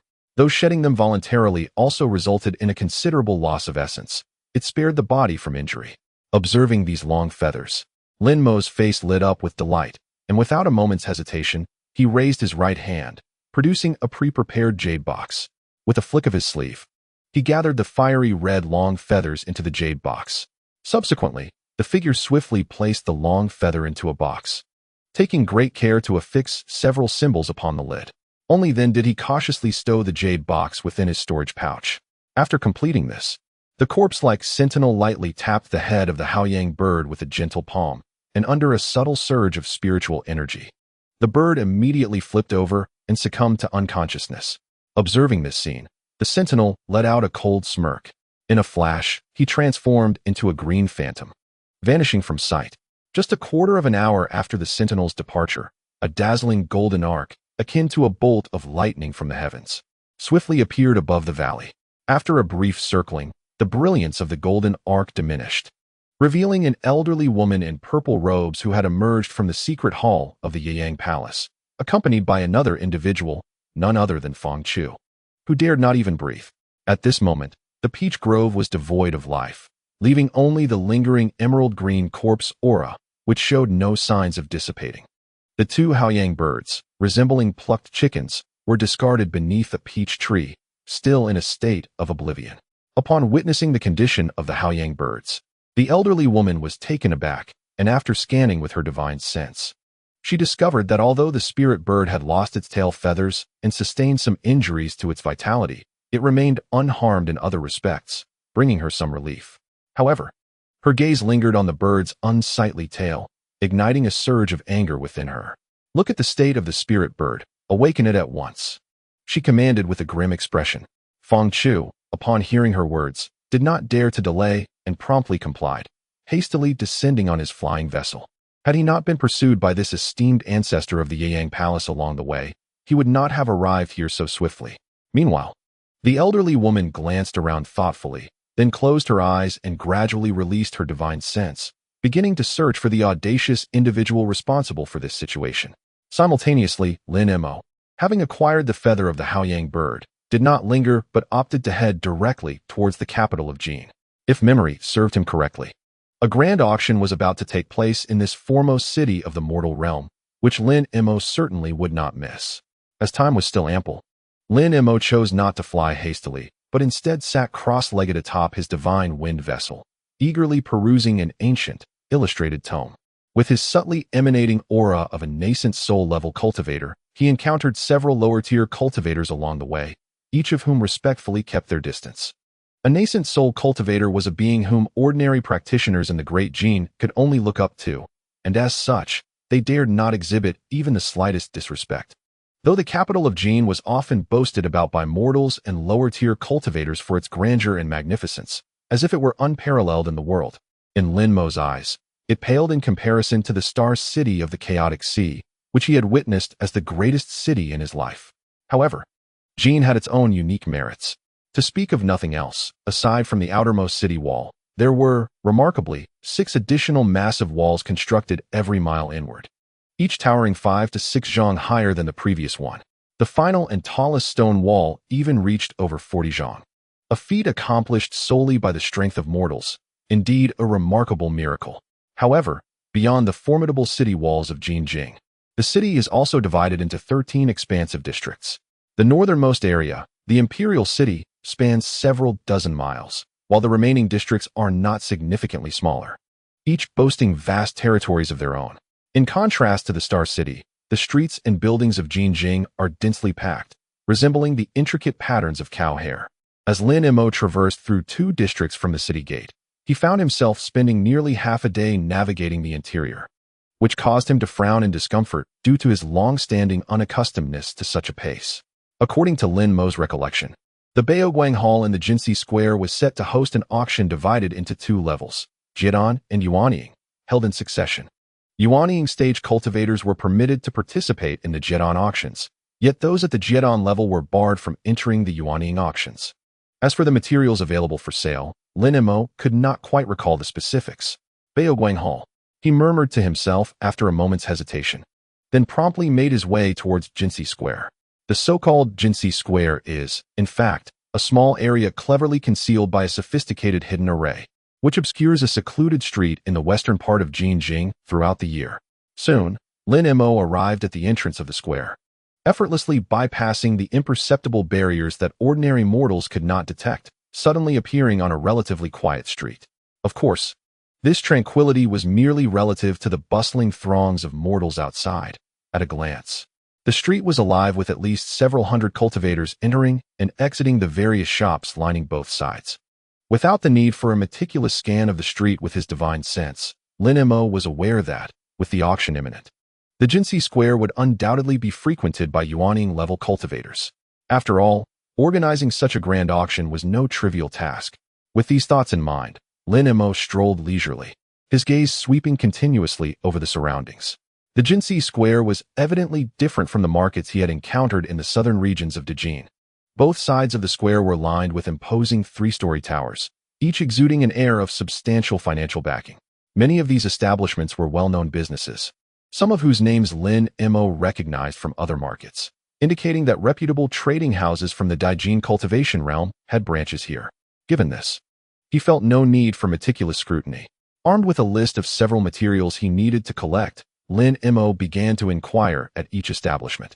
However, the items he sought were exceedingly rare and had thus far eluded his grasp, making them difficult to procure.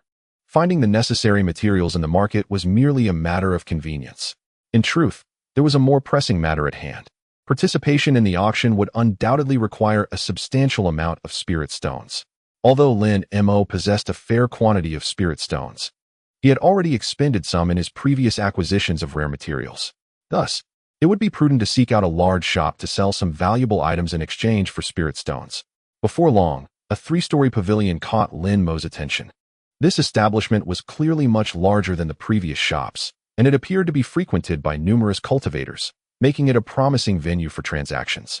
Kinji Pavilion, Lin Mo noted, observing the grand golden characters before him, and he nodded slightly before stepping inside. The first floor of the attic is quite spacious, measuring approximately 30 to 40 zhang in length and width.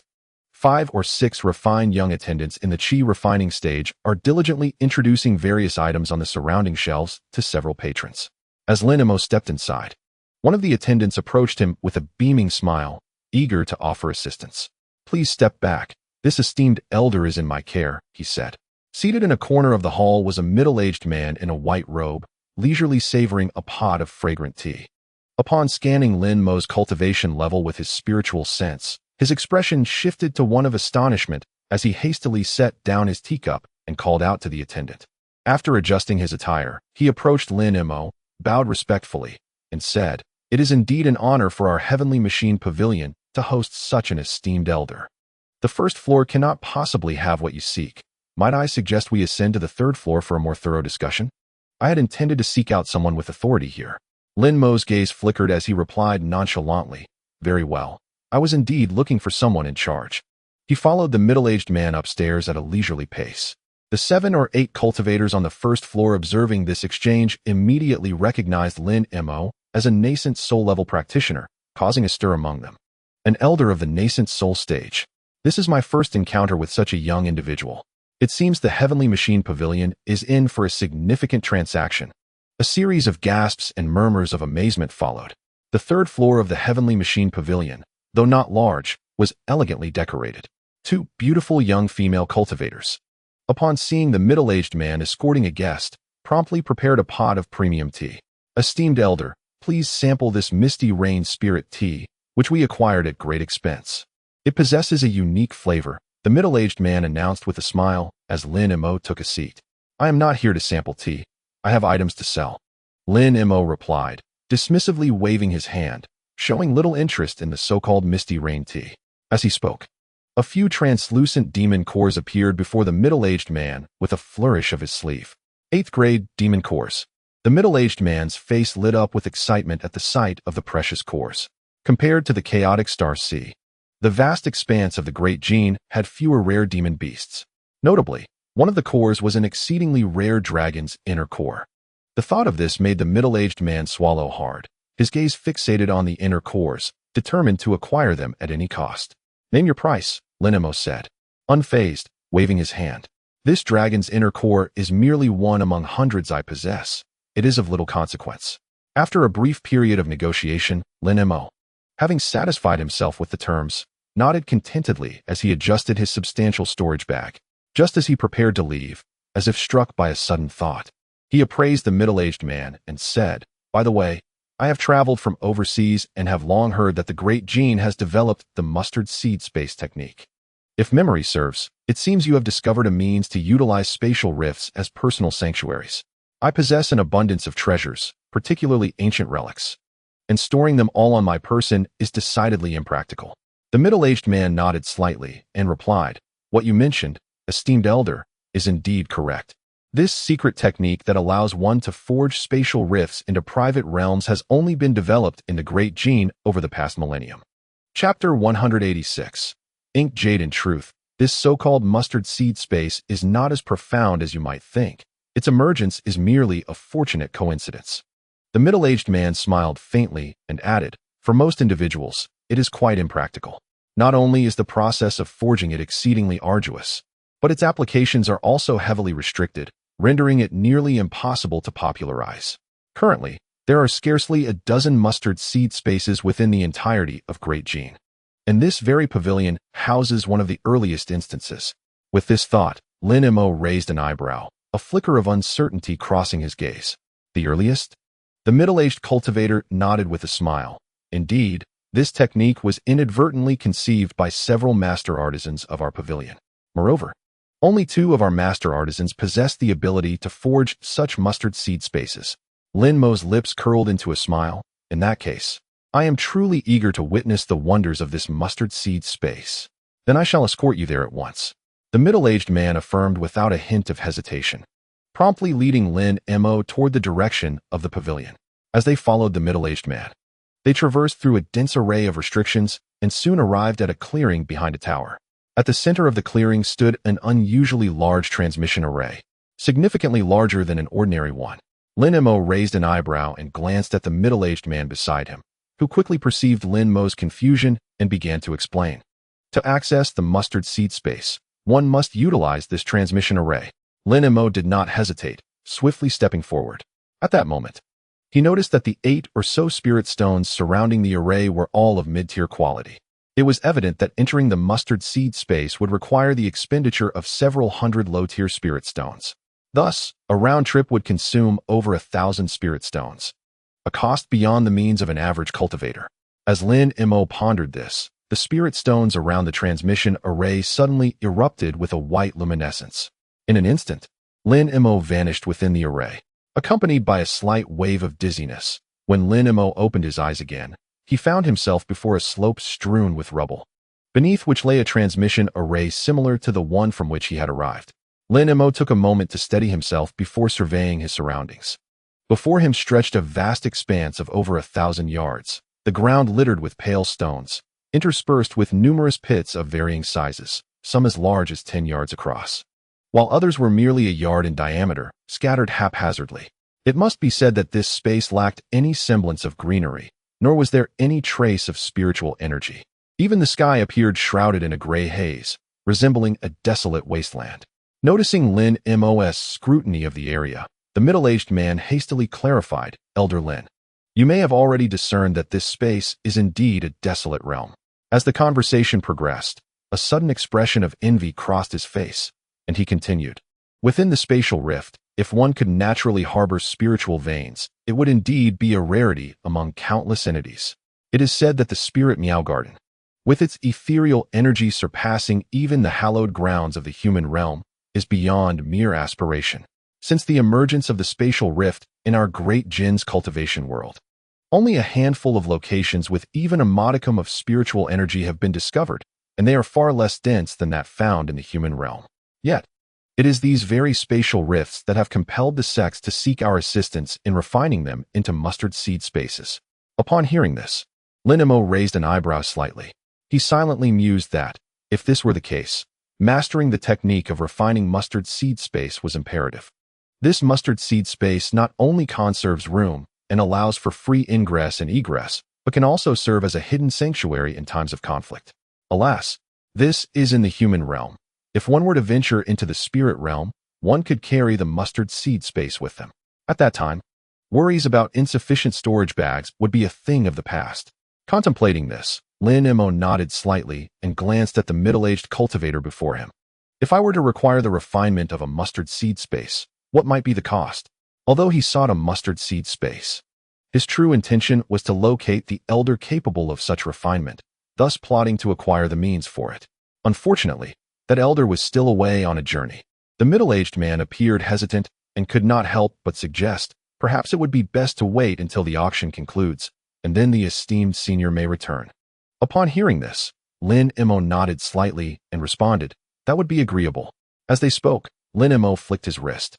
A crimson Tianji house materialized in his hand. This was a damaged Tianji house, and he wondered if it could be repaired. The middle-aged cultivator furrowed his brow slightly, took the Tianji house, and examined it for a moment before replying. This Tianji house is indeed remarkable, a truly precious artifact. However, repairing it will require a substantial amount of fire-type ores. Lin Mo was indifferent to the specifics of the repair and merely inquired, how many spirit stones will it require? Hee. Seeing Lin Mo's decisiveness, the middle-aged cultivator chuckled and extended a finger, stating 10,000. Although 10,000 spirit stones was a considerable sum, it was not a matter of consequence for Lin Mo. Then I shall trouble you. Lin Mo nodded slightly, and with a flick of his wrist, a storage bag soared through the air, landing before the middle-aged man. He weighed the bag in his hand and nodded in satisfaction. Days later, Lin Mo stood at the end of a street, his gaze fixed upon an extraordinarily magnificent stone hall, deep in thought. This imposing structure, which exuded an ancient charm, was the Hall of Precious Light. It appeared distinct from ordinary halls, boasting 3 tiers, each rising over 20 zhang high, resembling a colossal pavilion. Only such a vast edifice, capable of accommodating thousands of cultivators, could host an auction, indeed. At the entrance of the hall, several foundation-building cultivators stood guard, preventing ordinary cultivators from entering the hall. Aside from Lin Mo, several other cultivators were also pointing at the stone hall, evidently aware that it was destined to serve as the venue for a grand auction. As Lin Mo advanced, a surge of divine consciousness revealed an increasing presence of high-ranking cultivators in this area. Although the majority were at the core formation stage, there were also quite a number of nascent soul practitioners. Conversely, the lower-tier cultivators were notably scarce, as such a large-scale auction required a certain level of prowess for participation. Upon passing through the restrictions and entering the marketplace, Lin Mo observed a vibrant array of cultivators, each adorned in eclectic attire, which added a delightful charm to the scene. With an expression of calm, he held the silver moon tightly and strode purposefully towards the grand hall. A group of disciples from the Luo sect, clad in dark robes, stood out conspicuously on either side of the hall. Lin Mo cast a discerning glance, but hesitated not, instead continuing towards the imposing stone edifice ahead. This luminous hall was enveloped in a 5-colored light screen, exuding an air of mystery. To Lin Mo's astonishment, hovering above the treasure hall was another single-story structure, constructed of white stone. Though smaller, occupying only a third of the lower hall's area, it still spanned several hundred feet, presenting itself as a colossal entity in the sky. Soon, a servant in a yellow robe approached, respectfully offering explanations to Lin Mo. In front of the hall, other similarly attired cultivators were attending to several high-ranking nascent soul practitioners. Meanwhile, those at the core formation stage were relegated to the stone tablet at the entrance, where they could only read the inscriptions thereon. The auction for the nascent soul level was to be held in the upper 9 heavens hall, while the core formation level would take place in the treasure hall. Furthermore, a fee of 1,000 spirit stones was required for entry to the nascent soul auction, whereas the core formation auction demanded only 100 spirit stones. After a brief moment, Lin Mo retracted his gaze and scanned the servant before him. Indeed, wise elder, it is true. The number of cultivators attending this auction exceeds last year's figures by a third, necessitating the urgent borrowing of the 9 heavens hall from the celestial mechanism pavilion for this occasion. The spirit stone fees remain consistent with previous years. The yellow-robed cultivator chuckled apologetically. Very well. A mere 1,000 spirit stones is hardly a burden, Lin Mo declared, raising his hand and tossing 10 mid-grade spirit stones into the servant's embrace. Please enter, esteemed elder. The nascent soul auction will commence in the morning. Here is your auction token. The servant's face lit up with joy upon receiving the spirit stones and promptly produced a jade token, presenting it to Lin Mo. Lin Mo inspected the token, noting the intricate designs of flowers, birds, fish, and beasts, with the number 131 prominently displayed in the center. With a flick of his sleeve, he secured the jade token within his storage pouch, and in an instant, his form shimmered with blue light as he soared towards the floating hall above. As Lin Mo entered the gates of the 9 heavens hall, a faint white light screen appeared at the entrance. Understanding the procedure, Lin Mo patted his storage pouch at his waist. An instant later, a jade token flew forth into the air, and as red light surged, the light screen parted before him. Within the span of 2 hours, over 100 nascent soul cultivators had successively ascended into the aerial 9 heavens hall. After the resounding toll of 3 great bells, the grand auction commenced. Lin Mo sat in a secluded corner of the hall, his gaze fixed coldly upon the distant stage. A middle-aged man adorned in a black robe was presenting a pale yellow crystal, offering a brief introduction. This was a Jianghuang crystal, sourced from the western deserts of the southern frontier, found only beneath 1,000 feet of sand. Its remarkable hardness and capacity to accommodate earth attribute spiritual energy made it an exceptional material for crafting earth-related magical artifacts. The starting bid was 8,000 spiritual stones, with increments no less than 1,000. The auctioneer, a mid-stage nascent soul cultivator, spoke in a steady tone, devoid of any embellishments. This was to be expected. Should a lower-tier cultivator find themselves under the scrutiny of hundreds of nascent soul practitioners, the immense, unseen pressure could easily overwhelm them, rendering them incapable of uttering a word. Lin Mo sensed that this individual was at the pinnacle of mid-stage nascent soul, seemingly on the verge of breaking into the later stage. Despite the Jianghuang crystal being a commendable material for crafting earth attribute artifacts, there was no fervent bidding. Only a handful of individuals placed a few bids before an unknown cultivator secured it for 12,000 spiritual stones. The subsequent items for auction proceeded in a similarly lackluster manner. Lin Mo remained seated, observing the proceedings with an unusually calm demeanor, not at all surprised. The auction was set to last several days, and it was natural that the initial offerings would lack exceptional quality. Although these materials were relatively rare, even among mid-tier nascent soul cultivators, they could easily be gathered outside the auction with some time and effort. Thus, most attendees, aside from those with genuine need, showed little inclination to compete for these items. With this thought in mind, Lin Mo's attention drifted away from the auction. He lazily regarded the multitude of nascent soul cultivators present, a mere fragment of the elite among the Great Jin, yet representative of various factions, both righteous and demonic. Most striking to him were 3 bald monks seated in the center of the hall. One was as thin as a twig, another was rotund with a jolly visage, and the last bore a kind expression, his long beard as white as snow. Clad in gray robes, they bowed their heads, exuding an air of enlightened masters. This was Lin Mo's first encounter with high-ranking Buddhist cultivators, naturally piquing his curiosity. As items continued to be auctioned, time passed incrementally, as Lin Mo had anticipated.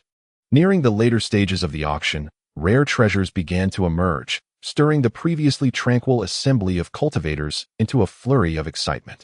Several items sparked fierce competition, fetching astonishing prices, and the atmosphere grew increasingly charged. Among them was a piece of ink jade, weighing 3 jin and 4 taels, a rare material for crafting, starting at 30,000 spiritual stones, with minimum increments of 2,000. Simultaneously, The auctioneer presented a jade plate, upon which rested a peculiar dark jade bead, shimmering with hidden golden glimmers. Lin Mo, who had been smiling, suddenly tensed at the mention, his eyes alight with surprise. This was a material imbued with the properties of Yin, suitable for crafting. By incorporating it into the 9 Nether Soul banner, one can significantly enhance the cultivation speed of the inner ghostly spirits. For Lin Mo, this was indeed quite precious. The reputation of the 45,000 spirit stones for the inked jade was substantial, attracting the attention of many discerning individuals. Before Lin Mo could place a bid, the auctioneer's gaze swept across the crowd, and several bidders quickly raised their offers. Noticing this, Lin Mo furrowed his brow but remained composed. Since this item was evidently a necessity, he decided to wait until the bidding reached its zenith before making his move. When the inked jade was called up to a staggering price of 60,000 spirit stones by an unknown cultivator, the previously persistent bidders abruptly ceased their offers. 65,000. Lin Mo pointed at the jade token before him, its spiritual light flickering, as he declared his bid. 70,000. The initial bidder, seemingly in desperate need of the item, hesitated but ultimately outbid Lin Mo, 71,000 spirit stones. Lin Mo's voice was devoid of emotion. This time, the competing cultivator fell silent. Despite the inked jade's rarity, the price had escalated to an exorbitant level, prompting him to decisively withdraw. Observing this, Lin Mo smiled faintly. The middle-aged auctioneer presiding over the event was visibly pleased with the high price fetched by the item.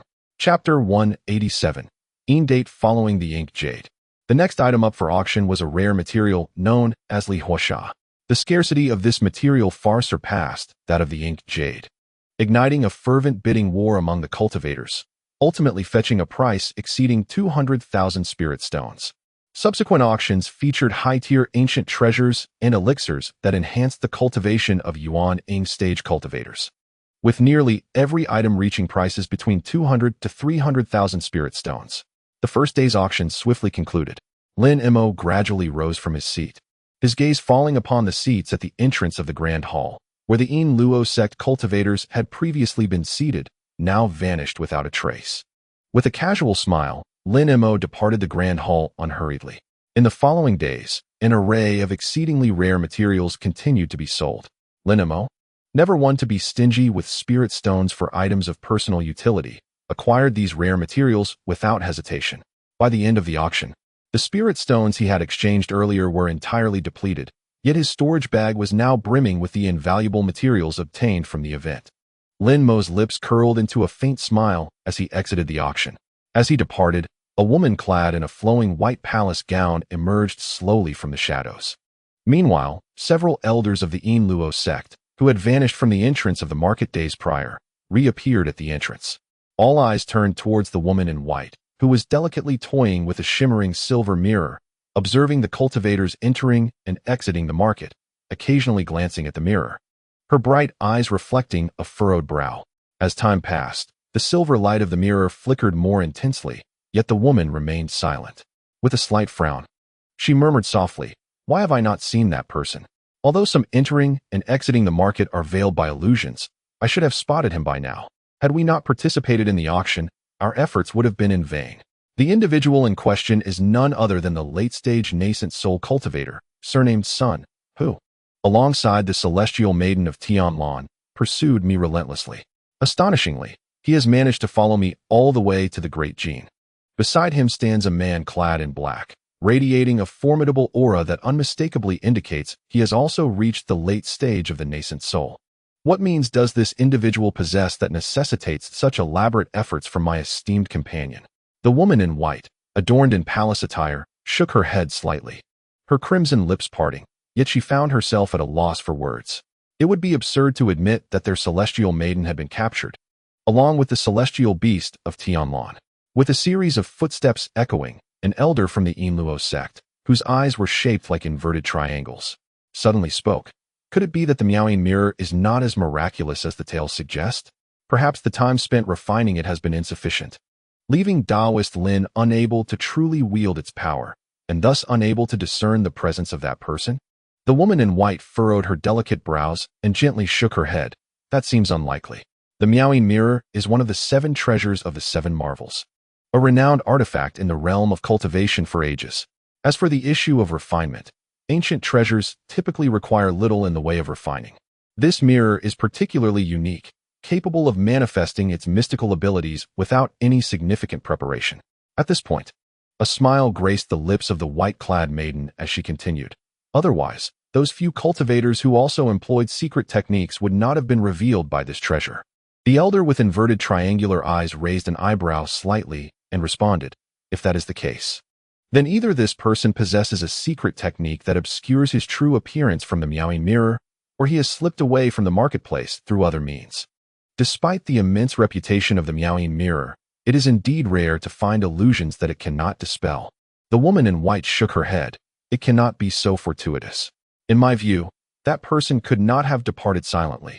He is likely still within the marketplace." "What does Daoist Sun imply?" The elder with triangular eyes raised an eyebrow, becoming contemplative. "Let us remain here. As long as that person is still in the marketplace, he will undoubtedly pass this way.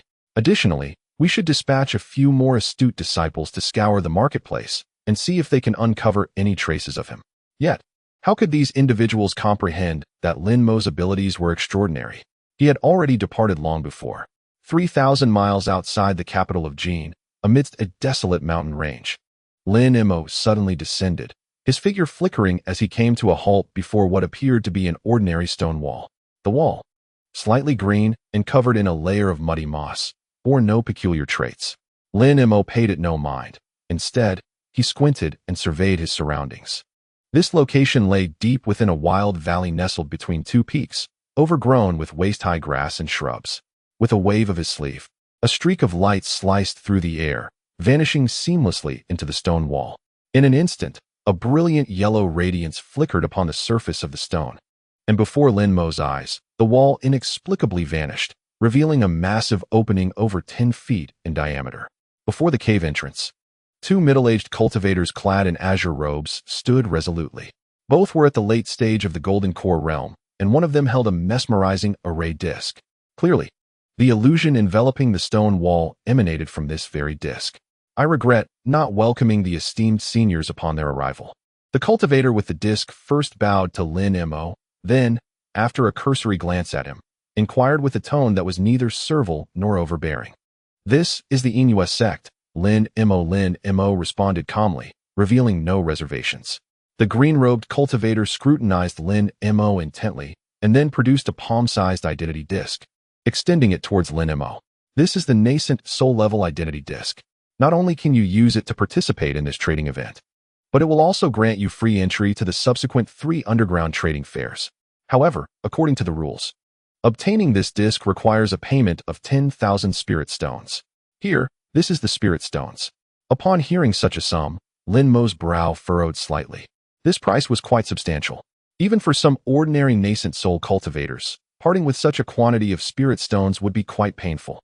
Lin Mo maintained his composure, deftly flicking his wrist to toss a storage pouch containing over 10,000 spirit stones. "This is the disc. Please accept it, esteemed senior."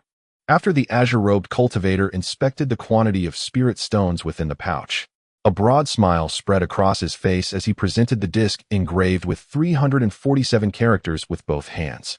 Lin Mo accepted the disc, a hint of a smile gracing his lips. He then strode into the hall, casually selecting a chair to sit upon, subsequently closing his eyes to cultivate in tranquility. As time passed, the number of cultivators within the hall steadily increased. When Lin Mo finally opened his eyes again, not only had nearly 200 cultivators gathered, but a wide white jade table had also mysteriously appeared in the center of the circular open area. Lin Mo squinted slightly, gazing ahead in silence. Before long, a figure shrouded in white radiance materialized behind the jade table. "The time is nigh. All attending friends have arrived. Let the exchange commence." The figure surveyed the surroundings before speaking calmly. With a graceful sweep of his sleeve, 3 or 4 bulging storage pouches floated onto the table's surface. Instantly, the gazes of the gathered cultivators were drawn towards them, their eyes brimming with fervor. This exchange, like those preceding it, primarily featured various rare materials and ancient treasures. Truly unique items could also be traded at this event. The figure in white continued, "However, there is one notable difference from previous years. This time, our exchange has been entrusted by a major patron, and a significant treasure will be unveiled as the main event. This treasure will only be exchanged for a few exceedingly rare items. Should no one possess these materials, it may then be auctioned for spirit stones. Upon hearing this, the assembly of nascent soul cultivators displayed expressions of curiosity. Suddenly, one voice called out from the crowd, "What exactly is this significant treasure? Is it a material, a pill, or a magical artifact? Could you possibly share its nature with us?" The figure in white chuckled softly. "I can only describe this item as something exceedingly rare. As for what it truly is, you shall all discover in due time." The tone of these few words stirred quite a commotion among the assembled cultivators in the hall, igniting an involuntary curiosity within their hearts, though no one dared to inquire further. At that moment, the figure behind the jade table casually grasped a storage pouch before him, and with a flicker of dark light, a fruit resembling a jujube but exuding a deep, lustrous black hue materialized in his palm. This was the jujube, a rare fruit that emerges, by chance, from the graves of individuals born on the dark days of the lunar calendar, taking 300 years to bear fruit. It is refined through the vengeful spirit's resentment, using secret techniques over the course of 49 days. This jujube can be consumed directly or used as an ingredient in alchemy. The starting bid was set at 100,000 spirit stones, with increments of 5,000. Upon hearing the announcement, Lin Mo's heart leaped with delight. This item was indeed a treasure for nurturing malevolent spirits, particularly for Madame Wang, who resided within his 9 nether soul banner. Consuming this jujube would undoubtedly enhance her powers significantly. The bidding escalated rapidly: 120,000, 140,000, 165,000, 180,000. In the blink of an eye, the jujube commanded an astonishing price. The bidders were predominantly cultivators adorned with swirling shades of dark gray and black, indicating its high value among those of the demonic path. 200,000 spirit stones. Lin Mo raised his hand slightly, his brow arching in a composed manner. A wave of astonishment rippled through the crowd upon hearing this price. While the jujube was indeed rare, such a sum seemed extravagant. Merely the presence of the jujube had several nascent soul cultivators casting frequent glances in Lin Mo's direction. Ultimately, after Lin Mo expended 200,000 spirit stones, the jujube was securely in his possession. Once the transaction was completed, he felt the chilling aura emanating from the jujube resting in his hand. Meanwhile, the figure cloaked in white light lifted his right hand once more, revealing a rectangular object about half a foot in size, entirely blood red, emanating a fiery aura. This was blood sun iron, forged through the fusion of the souls of 3 cultivators at the core formation stage or above, proficient in fire attribute techniques. It was a rare material for crafting fire artifacts, starting at a base price of 150,000 spirit stones, with a minimum increment of 10,000. 18,000 spirit stones. 20,000. Although Lin Mo had heard of this precious material, the number of bidders was limited. Yet, those who participated seemed financially robust and unwilling to relinquish their bids easily, resulting in an astonishing final price of 250,000 spirit stones. Ghostly grasses. One after another, each item with a name steeped in malevolence was swiftly claimed by those in need, purchased with generous handfuls of spirit stones. Starkly contrasting with the previous auction's atmosphere, the jade rubber, a product of the celestial jade oak tree, which yields once every millennium, stood as the finest material for crafting unique artifacts and mechanical puppets, starting at 120,000 spirit stones, with no less than 5,000 for each increment. 15,000. When the figure in white light presented a piece of white, gel-like substance, Lin Mo felt a stir in his heart. This was indeed a precious material for crafting puppets, and he was determined to acquire it. Clearly, after reaching the nascent soul stage, few cultivators retained an interest in puppets and unique artifacts. After a bidding war involving just 3 or 5 participants, Lin Mo effortlessly secured it for a mere 170,000 spirit stones. Following the auction of the figure bathed in white light, 2 more items caught Lin Mo's discerning eye, which he acquired for the sum of 190,000 spirit stones and 310,000 spirit stones, respectively. As the final item was auctioned off and the storage bags upon the jade table lay entirely empty, the figure in white light appeared quite satisfied with the proceedings. After a brief pause, he chuckled softly and proclaimed, "Our items have all been auctioned. If any of you esteemed friends possess treasures you wish to exchange, feel free to present them here." This individual, displaying a refreshing candor, finished his remarks succinctly before suddenly vanishing to the edge of the clearing, where he assumed a meditative posture. This spectacle elicited little surprise from the majority of the cultivators present. Rather, the figure stirred, and several beams of light shot forth. A silhouette enveloped in crimson radiance emerged behind the jade table. With a courteous clasp of his hands and a smile, he said, "I beg your pardon. I shall proceed first. Kindly wait a moment, fellow friends." The beams of light, upon witnessing this, could only make a graceful circle before returning to their original positions. Lin Mo observed this with a faint smile, recognizing that making an early move to secure materials often conferred an advantage, as it prevented others from snatching away what he sought. The cultivator cloaked in red soon presented several rare materials, specifically requesting items suitable for the crafting of various elixirs. After a brief interval, several individuals did indeed approach to exchange for the majority of his offerings, leaving him thoroughly satisfied. The subsequent arrivals also experienced smooth exchanges, each gaining at least something of value. However, when a figure draped in yellow presented a brilliant blue metal and requested a water attribute material that Lin Mo had never heard of, the situation shifted.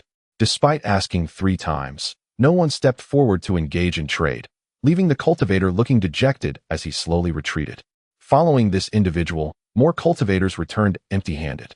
As 3 to 4 dozen made their attempts, the majority departed without securing any items, while only a few succeeded. Lin Mo's strategy was straightforward. He intended to exchange some high-grade demon cores for the materials he required. Chapter 188, Celestial Treasures. Observing others bringing forth their treasures for exchange, Lin Mo realized it was time for him to make his move. With this thought, he flicked his wrist, summoning several exquisite jade boxes into his hands. However, he did not immediately open them. Instead, he surveyed the gathered crowd and spoke in a slightly raspy voice. "Demon Dragon Inner Cores." As he uttered these words, the jade box opened to reveal 3 obsidian cores resembling polished jade, positioned at the center. The moment the box was unveiled, a surge of overwhelming demonic energy swept forth. 3 8th-level Demon Dragon Inner Cores in exchange for 9 kinds of the purest fire attribute spirit bird feathers. Should anyone possess such items, they may take them. With a flourish of his hands, the 3 obsidian inner cores began to levitate gracefully from the box. The inner elixirs of these magical serpents were acquired by Lin Mo during his hunt in the chaotic Star Sea. They contain boundless magical energy, which holds little value for Lin Mo himself. However, for the practitioners of the Great Jin's demonic path present, these are indeed rare treasures. Astonishingly, there are 3 8th-level magical serpent inner elixirs. It seems impossible. As Lin Mo finished speaking, chaos erupted in the hall, with many individuals expressing their shock vocally. The figure of Bai Xia, who had been meditating at the edge of the clearing, also opened his eyes in astonishment, fixated on the 3 magical serpent inner elixirs before Lin Mo, hardly blinking. Truth be told, had I not been cultivating a non-demonic path technique, I would never have brought such items forth for exchange, Lin Mo remarked with an air of composure. Upon hearing Lin Mo's confident assertion, the previously restless cultivators fell silent. All eyes were drawn to the magical serpent inner elixirs, and the atmosphere was thick with unspoken thoughts. While the purest firebird feathers are indeed rare, they pale in comparison to these exceedingly rare magical serpent inner elixirs. Thus, the gathered individuals could not help but be intrigued. Coincidentally, I possess a firebird feather. I wonder if any fellow cultivators present would be willing to trade for a magical serpent inner elixir? Contrary to everyone's expectations, the figure of Bai Guang, the host of the trading event, glanced at the magical serpent inner elixirs and, with a subtle shift in expression, was the first to speak. As he spoke, a blazing feather appeared before him, radiating heat like a fiery dragon, entwined in flames. Even from several dozen paces away, Lin Mo could feel the overwhelming heat. The other cultivators stirred at the sight. In an instant, several nascent soul practitioners leaped forth, colorful feathers emerging from their storage pouches. Remarkably, there were exactly 9. Neither more nor less. Whoosh! With a swift motion of his sleeve, Lin Mo conjured a chilling mist, instantly enveloping the 9 purest firebird feathers within his garment. He then gently tapped the jade box before him, causing it to tremble lightly as the 3 magical serpent inner elixirs floated into the air, heading towards the nascent soul practitioners. Their expressions shifted, exchanging glances, clearly communicating through their spiritual senses as they deliberated the division of the magical serpent inner elixirs. Subsequently, another 30 to 40 cultivators approached to exchange their treasures, but the appearance of such a precious item had clearly diminished their enthusiasm. Most exchanges were hurried, with only a scarce few successfully trading for something of worth. Although a few decent items surfaced later, they failed to rekindle the interest of the other practitioners. Eventually, when one cultivator returned to his seat, no one else stepped forward. The figure who had been presiding over the exchange gazed at the scene before him, then calmly approached the jade table, lifting his eyes to address the crowd. Since all fellow cultivators have completed their exchanges, we shall now commence the auction of the final treasure of this gathering, the most valuable item of this trading event. As the words fell, he clasped his hands together, producing two sharp claps. Immediately, flickers of ethereal light danced at the entrance of the hall, followed by the entrance of two male cultivators. To everyone's astonishment, these two individuals bore no talismans, boldly revealing their true forms as they approached the center.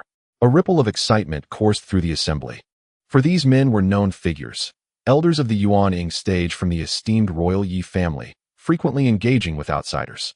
As the crowd expressed their bewilderment, questioning the timing of these arrivals, the elder in a black crown approached the young man shrouded in white mist, nodding in acknowledgement.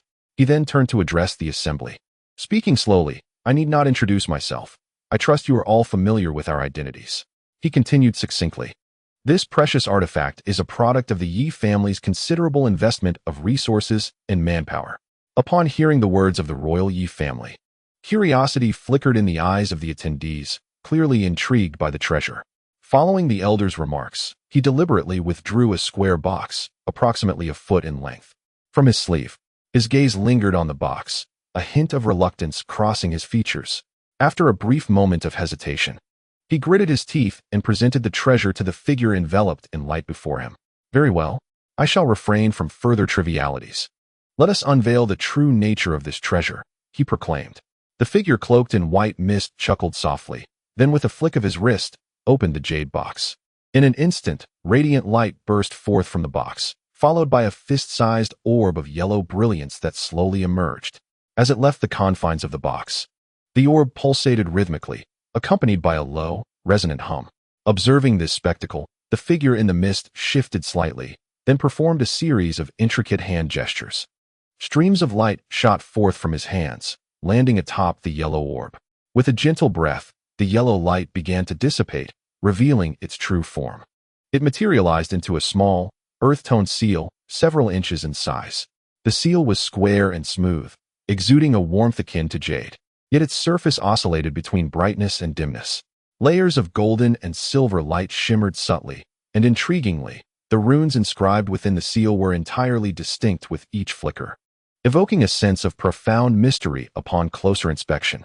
Moreover, the spiritual energy emanating from the seal, though calm and stable, was immense, causing the expressions of all present to shift dramatically.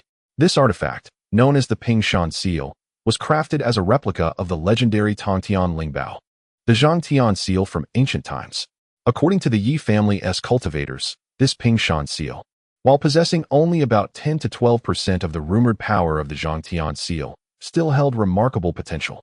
Continuing, the figure in the mist declared, "Should a cultivator possess sufficient skill to exhaust this treasure, it is conceivable to harness up to 30% of the Zhangtian seal's might." With each resonant hum, the figure slowly raised his right hand. Before him, the Pingshan seal fluctuated in size, its spiritual light gathering to unleash an astonishing display of power. Even Lin Mo, upon witnessing the might of the Pingshan seal, could not help but cast a sidelong glance. The phrase replica of a spiritual treasure echoed in the air. Regardless of whether the cultivators were aware of the significance of this treasure beforehand, they remained fixated on the small seal. At that moment, the hall was enveloped in silence. Save for the figure of Bai Xiazhong, who was still introducing the Pingshan seal, while everyone else remained mute, the atmosphere growing increasingly oppressive. The host of the exchange, Bai Xiazhong, recognized that the momentum had reached its peak. Thus, after a brief cough to regain attention, he proceeded to elaborate on the auction process for this item. It was clear that there was no need for further persuasion. The value of this treasure was already understood by all. The Yi family had prepared a list for the auction, stipulating that those who could provide the most valuable materials would be awarded the treasure. Naturally, if the highest offered material was significantly undervalued, it would be deemed invalid. Ultimately, a base price of 3 million spirit stones would be established for another round of bidding. Upon hearing the astronomical figure of 3 million, even the seasoned cultivators present felt a stir of excitement, yet none voiced any objections.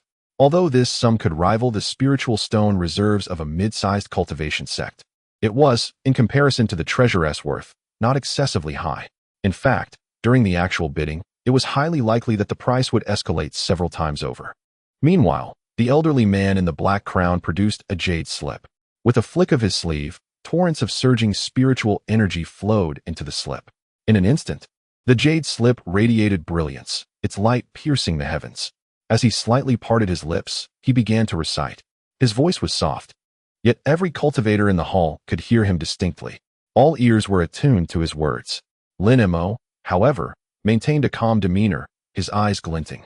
Rather than spending a fortune on this imitation of the celestial treasure, he found the prospect of seizing it through nefarious means more tangible. During his expedition to Kunwa Mountain, he could encounter numerous replicas of the celestial treasure. Moreover, he might not even possess the materials being requested.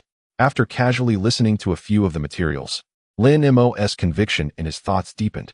The items the elder enumerated were not rare like the gong essence, but rather precious materials that every major sect kept in abundance. It appeared that the royal Yi family aimed to plunder treasures from the vaults of the various sections. With this realization, Lin Mo shook his head slightly and rose, making his way directly outside. He was not the first to depart, thus he did not attract any undue attention.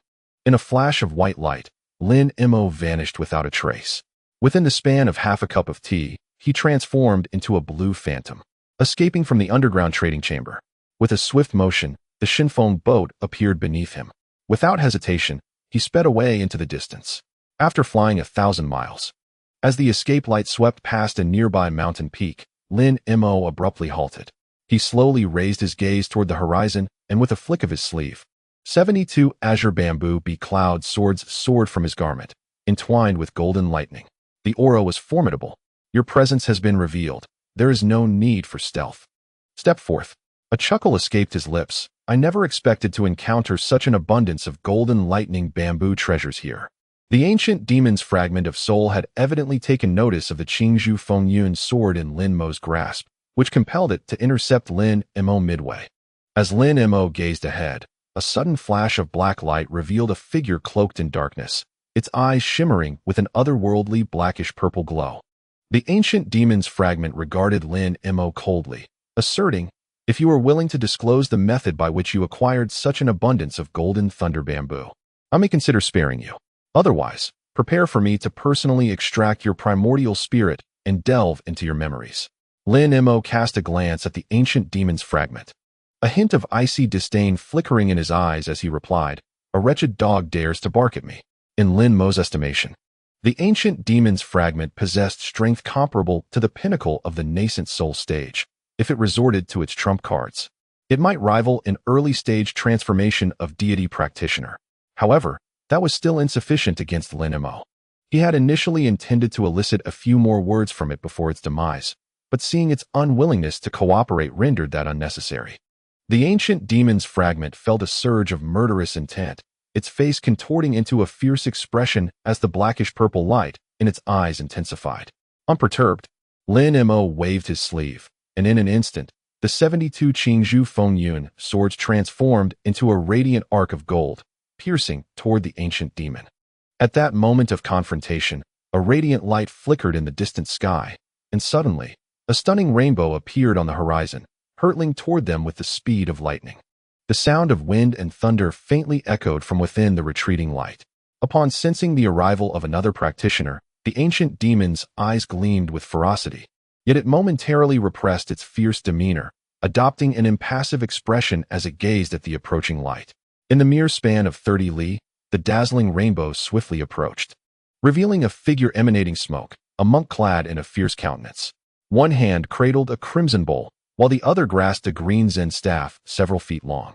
Upon observing Lin Mo and the ancient demon, whose features bore a striking resemblance, a flicker of astonishment crossed the monk's eyes. "Pray tell, Which of you is the esteemed friend just emerging from the exchange? I have pressing matters to discuss with you, the monk inquired, a broad smile adorning his face. Lin Mo raised an eyebrow, realizing that this monk appeared to be motivated by greed. However, he evidently had misjudged his opponent. This monk was a mid-stage nascent soul practitioner, and his cultivation and possessions were evidently remarkable, explaining his audacity to pursue them alone. Meanwhile, the ancient soul remained oblivious to the monk's presence, standing with arms crossed and gazing skyward, utterly dismissive. The monk, witnessing such disdainful behavior from the two, felt a surge of anger. Ever since his ascension to the nascent soul stage, even fellow practitioners of the same realm had treated him with utmost respect due to his blood flame bowl. How could he endure such contempt? Before the monk could act, a brilliant light suddenly radiated from behind him, and 3 different colored escape lights simultaneously emerged, hurtling toward them. The monk, taken aback by this spectacle, realized that his ambition to monopolize the treasures would likely be thwarted. Contemplating this, a sinister expression crept onto his face as he began to cast a chilling gaze upon Lin Mo and the ancient demon. Meanwhile, the once silent ancient demon suddenly displayed signs of impatience. What a nuisance! I initially believed you to be the sole contender. However, it appears that many are eager for demise. If that is the case, allow me to expedite your journey to the afterlife. The ancient demon's expression turned cold, radiating a dark aura that swiftly transformed into a streak of black light, hurtling directly towards the monk. Chapter 189, The Divine Mulberry Tree. Observing the ancient demon soaring through the air, the monk's countenance shifted. Unable to restrain an expletive, he instinctively raised his right hand. In an instant, a blood-red bowl began to rotate fervently. Almost immediately, a torrent of crimson flames surged forth from the bowl, enveloping his form in a grand curtain of fire. With a vigorous sweep of his other hand, a verdant Zen staff was released, morphing into a jade dragon that surged toward the encroaching darkness. The dragon exhaled emerald breath, its claws reaching for the black light. Yet, the darkness quivered and vanished abruptly midway.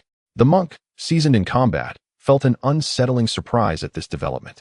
He then calmly executed a series of hand gestures, channeling several azure incantations into the fiery curtain. Instantly, the flames surged dramatically, transforming into a whirlwind of crimson and azure fire, towering impressively to a height of 20 to 30 feet. Still not entirely at ease, the monk patted his waist to retrieve another protective artifact. But in that fleeting moment, an unexpected turn of events occurred. From several feet away, the black light flickered, and 2 arms, entirely dark purple, shot forth with lightning speed, plunging into the fiery curtain without a hint of trepidation. The monk was taken aback by this sight. Without a moment's hesitation, he exhaled a commanding shout. Parting his lips, a stream of golden light erupted, coalescing into a luminous shield that positioned itself before him. His body trembled slightly as he hastily retreated. With a crisp crack, the golden shield, akin to mere paper, was effortlessly shattered by the demon's claws. Just as the monk attempted to move, his lower abdomen was pierced by 2 gaping holes. The demonic arms exerted tremendous force, ripping his body asunder. A torrential rain of blood cascaded from above. A red nascent soul emitted a wail, swiftly commandeering a golden flying sword, which whisked it away to a distance of over 20 feet. Just as it contemplated further escape, a purple light surged from afar, enveloping the nascent soul. The soul felt a surge of heat in its mind, leading to an immediate cranial rupture. A piercing cry escaped as the nascent soul was left devoid of strength, swept away by the purple thread without any semblance of resistance, vanishing in the blink of an eye. At that moment, 3 streaks of light from afar arrived several hundred feet away, their eyes witnessing the gruesome scene. Terror gripped their hearts, and they dared not approach. This was a mid-stage nascent soul cultivator, effortlessly annihilated by the demon cultivator. Though 3 in number, they dared not venture forth to seek treasures that could lead them to their doom. Thus, they prudently vanished from sight. In the blink of an eye, the 3 streaks of light disappeared without a trace. Lin Mo gazed at the unfolding scene, a cold smile curling upon his lips. This ancient demon was indeed ruthless, employing rather unorthodox methods. A sharp, eerie laughter erupted from the flames, and as the fire extinguished in an instant, the figure of the ancient demon re-emerged. At this moment, the demon had transformed into a form that was half demon, half human, retaining a semblance of human shape. Its arms and legs, visible through its tattered garments, had taken on a deep, purplish hue, indicating it had grown nearly to monstrous proportions. The demon's mouth parted slightly, revealing a long, deep purple tongue that slowly extended from its maw. At the tip of this tongue lay a nascent soul, oblivious to its fate. Its emotionless eyes were fixed, icy cold. Upon Lin Mo narrowed his gaze, standing resolute without flinching. "Let me witness your abilities," he thought, casting a glance at the ancient demon before sweeping his sleeve. 72 azure bamboo swords soared into the air, entwined with golden, protective lightning. They coalesced into the form of a golden dragon. Upon witnessing the 72 azure bamboo swords, a flicker of malice flashed across the demon's eyes. It swallowed the nascent soul, and with a sudden shift, transformed into a shadow, lunging towards Lin Mo unperturbed. Lin Mo executed a hand gesture, summoning a radiant blue-gold light that swiftly coalesced behind him. The Qian blue wind thunder wings materialized, flapping powerfully. In an instant, Lin Mo vanished from his original position. The ancient demon's grin twisted into a snarl as it opened its mouth, its purple tongue darting forth like a sharp blade aimed directly at Lin Mo. "Fall." Lin Mo declared calmly, pointing at the 72 azure bamboo swords suspended in the air. The golden dragon surged forward, charging at the demon. Startled, the demon conjured a torrent of blood-red flames that surged towards Lin Mo. The golden protective lightning collided with the overwhelming blood flames. Crackling sounds erupted, and the blood flames visibly began to dissipate. Simultaneously, wisps of blood mist began to waft from the flames. How is this possible? The demon's expression shifted slightly, astonished that Lin Mo's abilities were so formidable. A mere bolt of protective lightning was enough to overwhelm it. Observing the scene before him, Lin Mo did not relent. With a swift motion of his sleeve, ethereal blue Qian blue sword flames began to coalesce. 1-2. In an instant, 18 Qian blue sword flames had formed before him, intertwining to create a long, ice blue crystalline sword. Lin Mo extended his right hand, gently tapping the Qian blue sword flames before him. "Go." As Lin Mo's command fell, the sword flames sliced through the air, racing towards the ancient demon. Where the Qian blue sword flames passed, the air crystallized into tiny ice shards, conjuring an entire realm of frost and snow. Damn it! Gazing upon the awe-inspiring might that could be likened to the destruction of worlds, an unfathomable dread flickered in the ancient demon's eyes. A low hum resonated as torrents of crimson flowed and coiled around him. With a swift rush, the ancient demon vanished from his original position, only to reappear several thousand feet away. Hardly had his form materialized before he disappeared once more. The once imperious ancient demon found himself gripped by a desire to retreat upon witnessing the few techniques displayed by Lin Mo. "Is that all?" Observing the retreating figure of the ancient demon, Lin Mo raised an eyebrow and offered a faint smile. After the auction concluded, Lin Mo did not pause, soaring forward with fervor. As the brilliance dimmed, a white figure emerged before a vast expanse of misty sea. It was none other than Lin Mo himself. Standing upon his divine wind vessel, he scrutinized the fog before him, yet all that met his gaze was an impenetrable whiteness. Lin Mo's brows furrowed, and a blue glimmer ignited in his pupils, only for his expression to darken abruptly. Indeed, the Isle of Bitter Bamboo possessed some secrets, rendering the restrictions below utterly inscrutable. The Great Wood Formation was truly deserving of its reputation, Lin Mo murmured to himself. Lin Mo's purpose for venturing here was to acquire the Ravenwind long feathers, which would empower the 7 flames fan he crafted. Additionally, there were the sacred woods necessary for forging the 5 elements flying swords, treasures that Lin Mo was determined to obtain. Therefore, he had no choice but to confront the Elder of Bitter Bamboo. After a moment's hesitation, Lin Mo cast his gaze downward into the misty sea, suddenly narrowing his eyes and waving his sleeve. In an instant, a woman clad in red imperial garb appeared before him, an undead sentinel. Gazing into the mist, the undead sentinel gradually raised her right hand. Instantly, Azure's spiritual light rapidly coalesced in her palm, forming 2 massive spheres of corpse energy, each the size of a head, radiating an intense brilliance and formidable presence. With a slight tremor of her wrist, the spheres transformed into 2 beams of light that shot downward, vanishing into the sea mist as if a cow had sunk into the ocean. Lin Mo remained impassive, silently observing the mist. Moments later, a cataclysmic explosion erupted, causing the previously tranquil sea of fog to churn violently.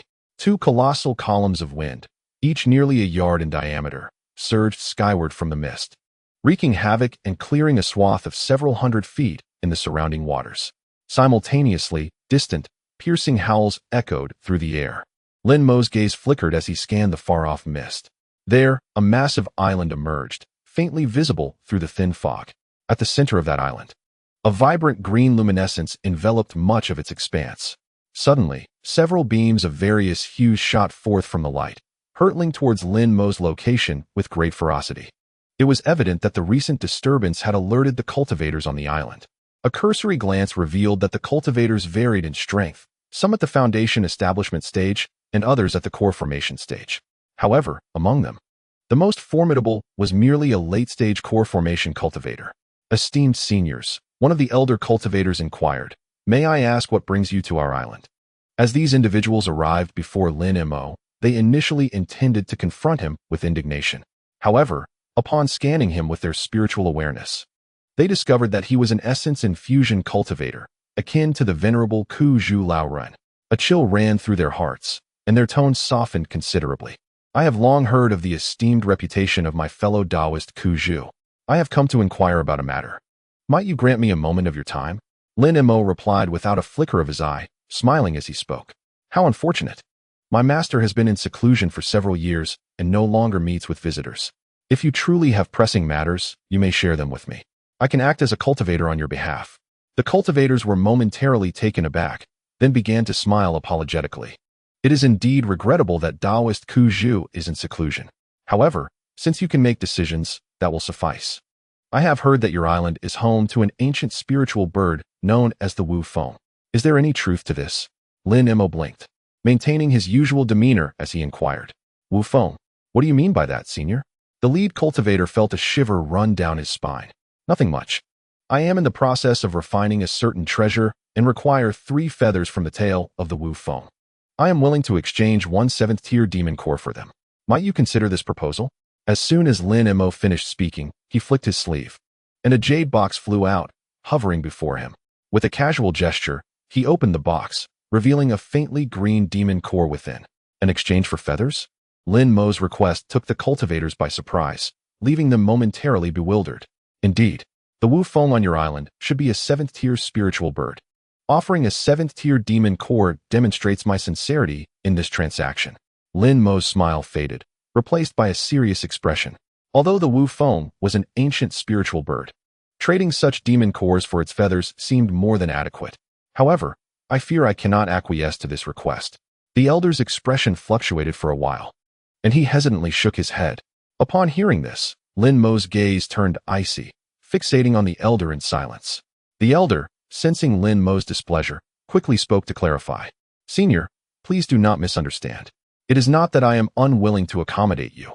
It is merely that our island's Wu Feng is at a critical juncture of advancement and cannot afford any loss of cultivation." "I see," Lin Mo replied. "Yet I must have those Wu Feng feathers. How about this? I will add another 7th-tier demon core to the deal. Surely this will compensate for any potential loss to your island." Lin Mo frowned slightly, then revealed another jade box from his palm. At this point, the cultivators of Ku Zhu Island exchanged glances, bewildered. "What? Is your island still unwilling to comply?" Lin Mo's tone turned sinister, his icy gaze piercing through the assembly of cultivators. "This matter is of great significance. I truly cannot make a decision unilaterally. Perhaps this. I will take the risk of incurring my master's wrath and send a message to the secluded chamber to seek my master's opinion." After being scrutinized by Lin Mo's gaze, the elder shivered involuntarily and finally gritted his teeth to speak. If his handling of the situation were to provoke a formidable enemy for Ku Zhu Island, he too would face severe consequences upon returning. "Very well. I shall wait for you." Lin Mo nodded, his expression softening slightly. Lin Mo did not wait long. Just as he carefully examined the restrictions above Ku Zhu Island with his hands clasped behind his back, a faint, ancient voice unexpectedly emanated from within the island. It turned out that a fellow cultivator in the nascent soul stage had come to visit. The old man expressed his regrets for not being able to greet them in person and invited the 2 cultivators to the Yingfeng Pavilion on the island for hospitality, assuring them he would soon emerge to meet them. judging by the tone of the voice. It was evident that the speaker was none other than the elder of Kuzhu. The first part of the message was directed at Lin Mo, while the latter part was clearly an instruction to his disciples. Understood, Master. Esteemed seniors, please follow the junior, one disciple replied eagerly, clasping his fists together in a gesture of respect. Our master intends to meet you both in person. The newcomer promptly responded with a warm smile directed at Lin Mo. Excellent. I have long admired the esteemed name of your island and have been eager to witness its wonders. Lin Mo glanced at the corpse Xiaowei beside him, his expression remaining serene as he descended towards the island. The grand array of trees was imposing to others, yet to Lin Mo, it seemed merely ordinary. In the blink of an eye, the group flew through a fissure that had formed in the shimmering barrier, entering the island. As Lin Mo stepped inside, he was immediately greeted by a rush of spiritual energy, his gaze falling upon the lush greenery of towering trees. These trees were indeed magnificent, reaching heights of 30 to 40 zhang, and they exhibited a remarkable variety, consisting of rare species not easily found in the outside world. Among the forest, several notably taller trees stood out, an unusual purple mulberry scattered throughout the woods, hinting at the mysteries of heaven and earth. This was evidently the divine Tiansang tree. Is this truly the Tiansang divine tree of your esteemed island? Lin Mo inquired, raising an eyebrow as he turned to the elder beside him. The elder discreetly glanced at the corpse Xiaowei, pondering why this esteemed senior had remained silent. Upon hearing Lin Mo's words, he quickly realized, indeed, esteemed senior, what you see before you is the Tiansang divine tree. As he spoke, the elder pointed towards the continuous stretch of purple spiritual wood, elaborating. These are all manifestations of the Tiansang divine tree, born from the same root. They are essentially one and the same. This was not a secret. And the elder explained without hesitation. I see. I have long heard that the Tiansang divine tree is second only to the 3 great divine woods. To behold it in such a form truly opens my eyes, Lin Mo remarked with genuine admiration. As the two continued their journey, a small mountain, several hundred zhang in height, soon came into view. Surrounding this mountain were numerous pavilions of varying sizes, with several cultivators bustling in and out. Disperse and attend to your own matters, esteemed seniors. Allow me to escort you, the elder instructed, waving his hand towards the other cultivators. Upon hearing this, the other cultivators promptly complied and departed. Lin Mo and the corpse Xiaowei followed the elder directly to the summit of the mountain. There stood a wooden palace entirely constructed from divine wood, spacious in size. At the entrance of the palace, 4 green-armored cultivators stood guard, each wielding identical long spears. The elder led Lin Mo and his companion directly to the entrance of the wooden palace.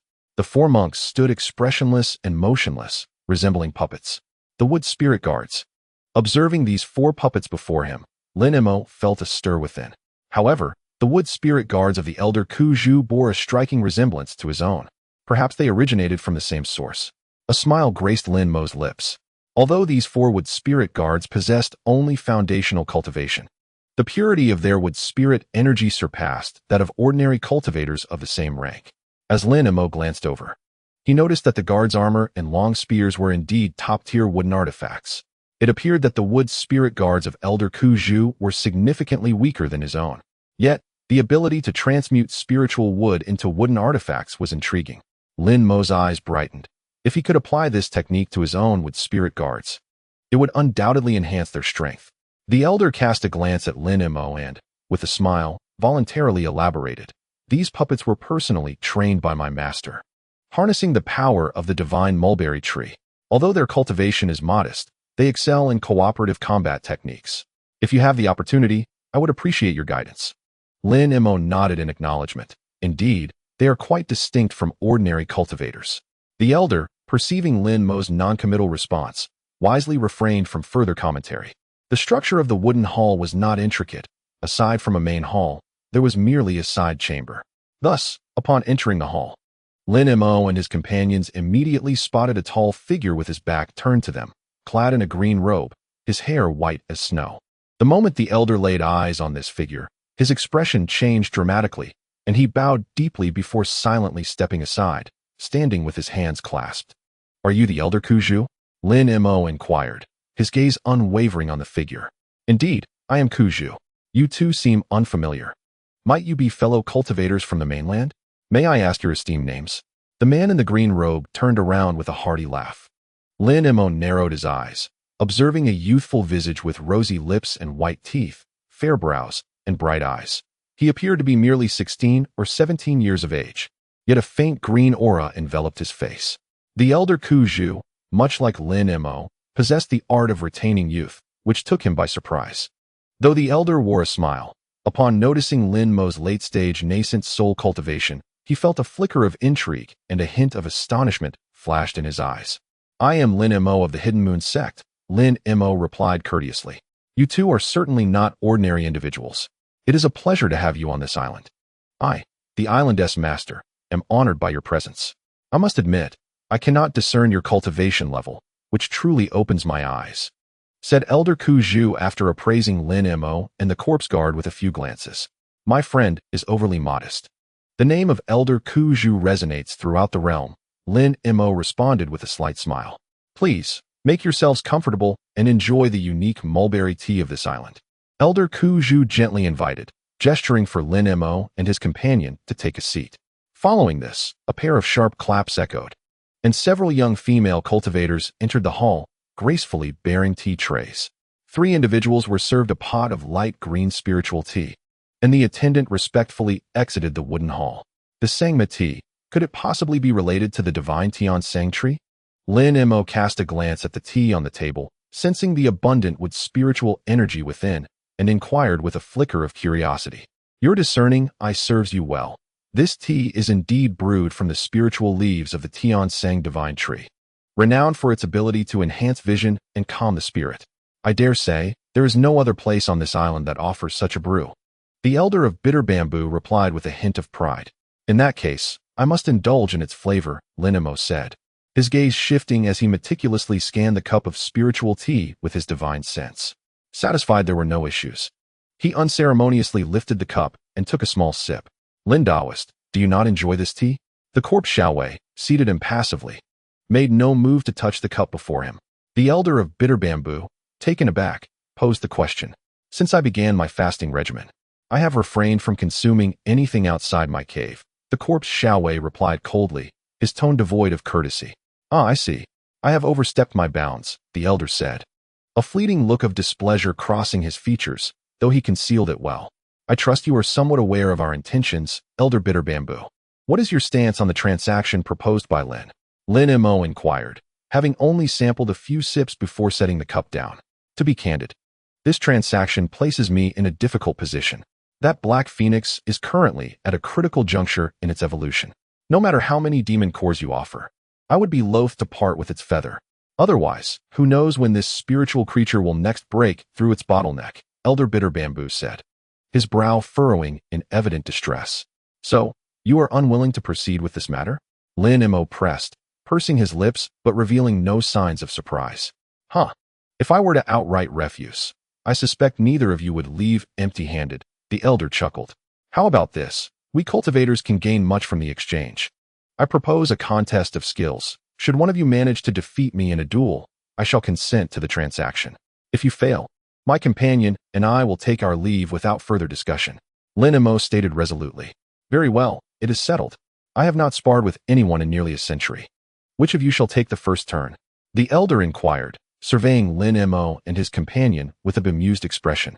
If you do not mind, I would like to test my skills against you, Lin Mo replied, maintaining his composure, while the puppet he controlled spoke softly. Excellent. I am curious about your techniques as well. Let us spar in the air above the peak, the elder responded. As he realized he could not discern the cultivation level of his opponent, his expression turned serious, and he rose from his seat. Lin Mo and the corpse Xiaowei followed suit, while the elderly onlooker could no longer suppress his excitement. A duel between nascent soul cultivators was a spectacle not often witnessed. Moments later, Lin Mo found himself hovering more than 100 feet above the mountain peak, his demeanor tranquil and unwavering. Before him, several dozen yards away, stood a humanoid puppet alongside the elder of Bitter Bamboo. In the vicinity, 7 or 8 golden core cultivators, drawn by the commotion, stared wide-eyed at the unfolding scene in the sky. Go! The elder of Bitter Bamboo commanded in a low voice, his hands forming intricate seals.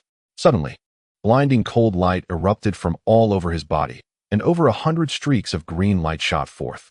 As these green beams appeared, they swelled in the wind. And in the blink of an eye, more than 100 pale green flying swords manifested with astonishing might. After a flicker of sword light, all the flying swords automatically arranged themselves into a peculiar formation, swirling ominously above the elder's head, concealing a chilling intent to kill. Lin Mo, witnessing this, momentarily faltered from his previously indifferent demeanor. A sword array indeed. The elder of bitter bamboo, having cultivated so many flying swords, was well versed in the art of sword formations. Although Lin Mo was already aware of the elder's capabilities, the sight of these spiritual swords still elicited a sense of astonishment within him. Noticing Lin Mo's lack of reaction, appearing as though he had no intention of launching an attack, the elder felt a surge of irritation, a subtle sense of being underestimated. His expression darkened, and he uttered a series of low incantations. The flying swords above responded with a resonant hum, and then, all at once, they trembled. Over 100 sword chi, each about 10 feet long, erupted from the sword array, coalescing into a dense mass of sword shadows that shot toward Lin Mo, merging into a brilliant, piercing cold light along the way. Against the elder of bitter bamboo, Lin Mo chose not to engage directly. Instead, he wished to observe how the corpse Xiaowei would handle this elder's prowess. As the sword light approached, the corpse Xiaowei did not make excessive movements, merely waving its sleeve. A torrent of energy enveloped its front, condensing into a verdant energy shield. As the light surged, it advanced forward to meet the oncoming assault. Under Lin Mo's watchful gaze, the sword light ruthlessly struck against the green light shield. A thunderous roar resounded, accompanied by a cacophony of deafening explosions, as the green light and poisonous mist intertwined, their radiance flickering erratically. Yet, the light shield formed from the poisonous mist proved remarkably resilient, as unyielding as a boulder in a raging torrent, steadfastly halting the onslaught of sword light. Observing this scene, the elder of bitter bamboo's expression shifted. He glanced at Lin Mo, who remained composed and unperturbed. As the elder continued to channel his sword light, realizing he could not breach the energy shield, he finally directed the sword array above him to unleash another form of divine magic. Pointing at the multitude of flying swords in the air, a chorus of sword cries erupted. All the swords, as if summoned, surged toward a specific point in the sky. Amidst the flickering sword light, a sword wheel with a diameter of about 10 feet materialized high above. After casting several incantations, the elder set the sword wheel into motion. It began to spin faster and faster, becoming increasingly brilliant at the center of the sword array, and in a flash, it hurtled toward the massive light shield. Is it time to bring this to an end?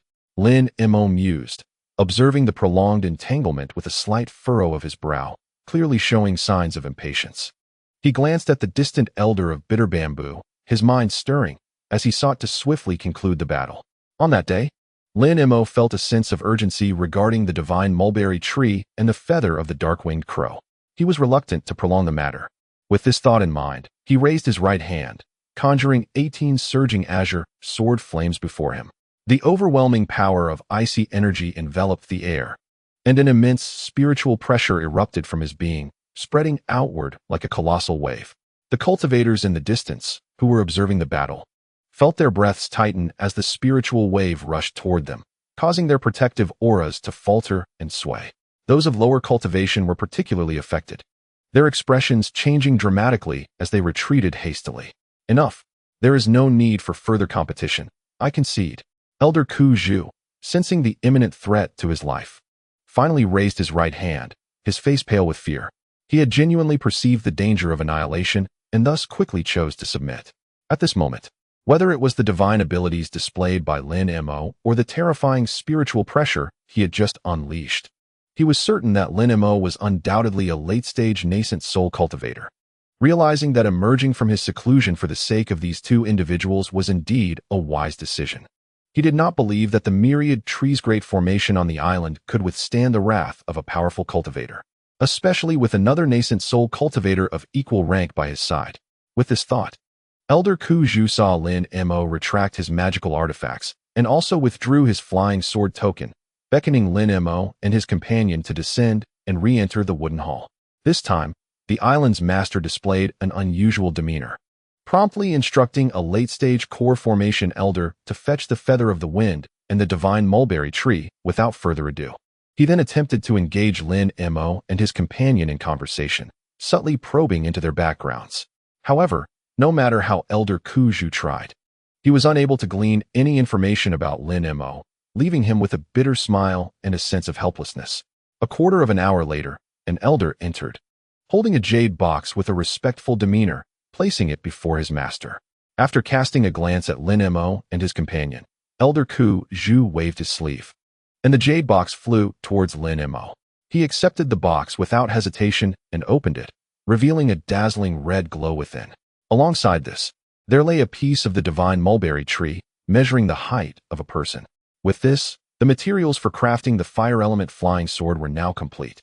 The 5 elemental flying swords had been assembled, paving the way for the impending breakthrough into the transformation stage for the 5 elemental spiritual infant. Upon realizing this, Lin Mo's eyes narrowed with delight.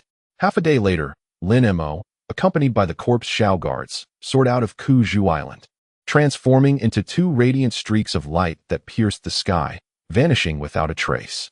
Chapter 191. Forging the Fire Elemental Spiritual Sword. In a secluded valley, a crimson heavenly mechanism house hovered above a precipice. Brownish birds flapped their wings and flew toward it. As they approached, waves of scorching heat rushed toward them, igniting sparks along their wings. Lin Mo sat cross-legged within the heavenly mechanism house, his right hand gesturing with elegance. A jade tablet of a vivid green hue materialized in Lin Mo's hand. This was a special request he made to the Elder of Bitter Bamboo before his departure, specifically concerning the wood spirit guards. Faced with Lin Mo's formidable prowess, the Elder dared not utter many words, obediently handing over the jade tablet detailing the crafting of the wood spirit guards. Lin Mo gently pressed the tablet to his forehead, and waves of emerald light surged into his mind. Moments later, he exhaled a breath of turbid air, realizing the profound insights contained within. With a soft murmur, Lin Mo waved his sleeve, and a verdant spirit wood, roughly the size of a person, appeared before him, a century-old spirit wood. To Lin Mo, it was a rather ordinary spirit wood, yet in the outside world, it would be coveted by countless core formation cultivators.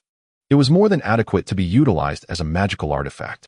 Gazing at the spirit wood, Lin Mo extended his right hand and subtly gestured with a spell.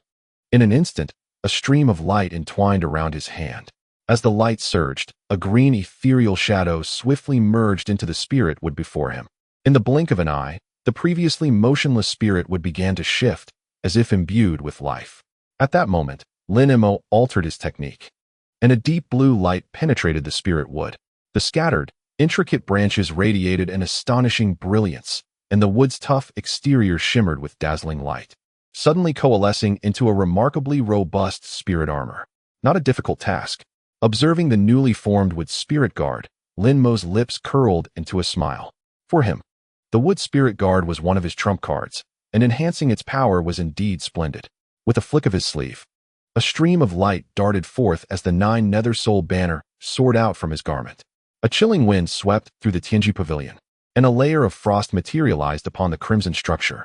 Lin Mo's smile broadened slightly as a beautiful woman adorned in a flowing black palace gown emerged gracefully from the 9 nether soul banner. Her large, expressive eyes gazed tenderly at Lin Mo. Master, how may I serve you? Hearing the shift in Madame Wang's tone, Lin Mo felt a stir within his heart. However, he quickly mused that Madame Wang had likely regarded him as her master for quite some time now. Contemplating this, Lin Mo chose not to elaborate further, simply nodding in acknowledgement. Call forth the wood spirit guards. At his command, Madame Wang nodded repeatedly. Blood light flickered, and 18 blood spirit guards sliced through the air, instantaneously appearing before Lin Mo. Satisfied with the sight of the 18 blood spirit guards, Lin Mo nodded approvingly. Although they had yet to ascend to the nascent soul stage, their combined strength would be more than sufficient to contend with those at the early nascent soul level. Lin Mo raised his gaze to the 16 wood spirit guards and softly remarked, "Let these ordinary blood spirit guards have a go first." Lin Mo deftly executed a spell, and a streak of radiant light swiftly darted through the air, penetrating the bodies of the 16 blood spirit guards. As the energy infused them, an astonishing crimson glow emanated from their forms, enveloping them in a powerful aura. Observing the transformation of these 16 guardians, Lin Mo raised an eyebrow, a glimmer of astonishment flickering in his eyes. Concurrently, blood-red long spears coalesced before the blood spirit guards, and the robust wooden frames of their chests gradually refined into impenetrable armor. Blood spirit guard, strength, early stage Yuanying. Type, wooden corpse puppet. Spell, corpse puppet body. Wood escape, divine ability, reshape body. Treasure, blood spirit spear, blood spirit armor. Gazing at the attributes of the blood spirit guards, Lin Mo's pupils narrowed, revealing his delight. Unexpectedly, these 16 blood spirit guards had fortuitously advanced to the early stage of Yuanying. It was indeed a pleasant surprise. Furthermore, they had acquired 2 innate treasures, the blood spirit spear and the blood spirit armor.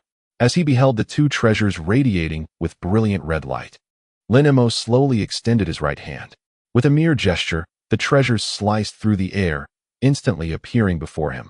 Upon closer inspection, he realized that the quality of these treasures could rival that of top-tier artifacts.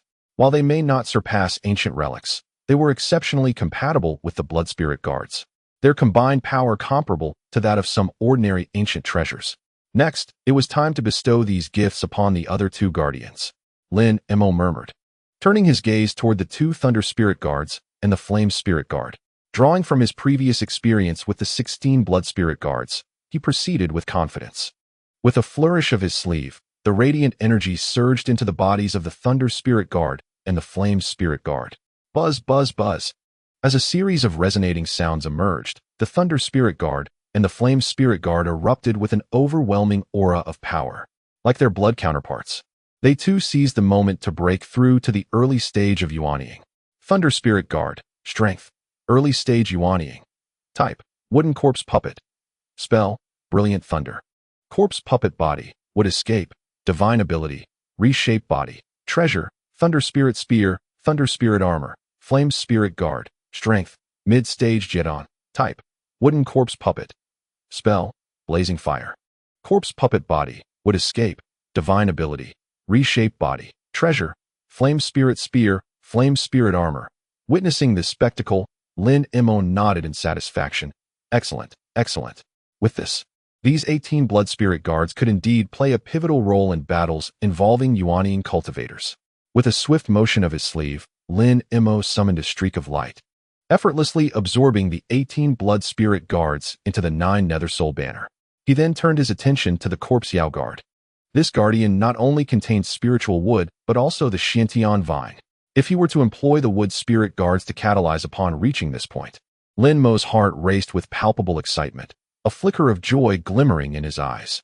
He appeared utterly exhilarated. Lin Mo licked his lips and deftly executed a spell, which flowed into the body of the corpse Xiaowei. As the luminous energies surged forth, the corpse Xiaowei emitted a soft grunt, a powerful aura emanating from its being. From a distance, it resembled a radiant orb of verdant light.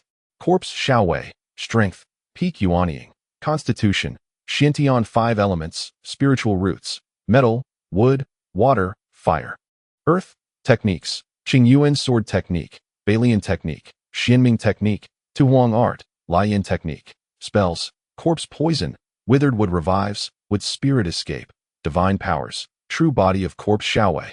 Body reconstruction, limb rebirth, wood spirit, life treasure, Qingzhu Fengyun sword, Xianhuang Fengyun sword, Xianming Fengyun sword, Jinsi Fengyun sword. Corpse king pearl. The mention of the corpse king pearl piqued Lin Mo's interest, as he gazed at the orb that had suddenly materialized in the chest of the corpse Xiaowei. Was this the life treasure synthesized by the corpse Xiaowei? Suddenly, an unusual protrusion emerged. Lin Mo observed as vibrant green vines sprouted from the surface of the corpse Xiaowei. His pupils narrowed in focus, the absorbed Xiantian vines, under Lin Mo's guidance, rapidly transformed into verdant tendrils. The Xiantian vines had completely integrated with his corpse Xiaowei. If the Xiantian vines were to bear fruit, he could only imagine the transformation that would occur in his corpse Xiaowei. Meanwhile, with a flick of his sleeve, the Tian Sang divine would appear before him. It was time to craft the final piece of spiritual wood. Contemplating this, Lin Mo cast a long, intent gaze at the corpse Xiaowei. The corpse Xiaowei, its mouth slightly agape, unleashed a stream of red light that enveloped the Tian Sang divine wood. The five elements' spiritual infant within radiated a dazzling brilliance, and strands of crimson light engulfed the entire corpse Xiaowei. With fervent intensity, the corpse Xiaowei exhaled, releasing a delicate stream of pale red infant flame. This flame struck the Tiansang divine wood directly. With a crackling sound, a faint golden Tiansang divine fire emerged, entwining around the surface of the wood, resolutely preventing the infant flame from advancing even a step closer. Although the consumption of spiritual energy was considerable, the corpse Xiaowei, being at the late Yuanying stage, found such expenditure trivial. 3 days had passed, and the pale red glow on the surface of the Tiansang divine would finally faded as its spiritual energy was depleted. Unhindered, the faint golden infant flame directly scorched the core of the Jinsi spiritual wood. Several days later, signs of melting appeared on the surface of the Tiansang divine wood. Certain areas began to glow faintly, exuding countless tiny droplets of liquid. After a succession of days, the entire Tiansang divine wood was finally purified of impurities, transmuting into a fist-sized orb of pale red essence. It appeared viscous in nature. As the fingers of the corpse Xiaowei twitched slightly, sending delicate strands of spiritual energy cascading onto the golden magnetic spirit wood liquid. Under the influence of these ethereal threads, the liquid began to rotate and transform. A portion of the golden liquid detached itself from the main body, floating gracefully in the air nearby. Then came the second, followed by the third. Once the final piece was separated, 72 equally sized droplets of liquid materialized in the air. What followed was the most critical moment. As streams of radiant light surged into the 72 droplets, coalescing at an observable pace into the shape of swords. Their forms mirrored that of the Qingzhou Fengyun sword, with the only distinction being their pale golden hue. Months passed in this manner. With the searing heat of the primal fire, at last, 72 pale golden flying swords hovered before Lin Mo, the Tiansang Fengyun swords. Gazing at these swords, which shimmered with the divine fire of Tiansang, a faint smile graced Lin Mo's lips. The five-element spirit sword, a fire-type sword, had successfully taken shape. Indeed. He regarded the 72 crimson Tiansang Fengyun swords floating before him with great satisfaction. Once the five-elements spirit infant achieved the transformation god stage, he would be invincible in this realm. After completing these tasks, Lin Mo contentedly stowed the Tiansang sword workshop away. A white phantom emerged directly from the Beastmaster ring, materializing beside him. Lin Yinping regarded Lin Mo with a complex expression. "Where are you headed?" Lin Mo cast a deep glance at Lin Yinping, a smile playing at the corners of his mouth as he replied, "To the south border." With a wave of his sleeve, the divine wind vessel floated before him. He swiftly ascended onto the vessel. In the south border lies a treasure known as the Yinzima, a material essential for crafting spirit-nurturing pills. Such a grand opportunity must not be missed. For months later, after traversing several prefectures, Lin Mo's escape light appeared within the south border prefecture. The dense forests of the south border were thick with vegetation, and the air was humid. This region is one of the few places in the world not dominated by large sections. The resources within the prefecture were monopolized and divided among a dozen or so medium-sized sections. While these sects often engaged in internal strife, they would unite against any external threats. This was why the 10 major righteous and demonic sects could never invade this area. It possessed an air of self-sufficiency. Such circumstances also stemmed from the south border sects' exclusivity and the peculiarities of their cultivation methods. Most of these sects practiced rare and sinister techniques, excelling in poison, pest control, and other uncommon arts, and they were adept at curses and dark sorcery. Even practitioners of equal rank could fall victim to their treachery if not careful.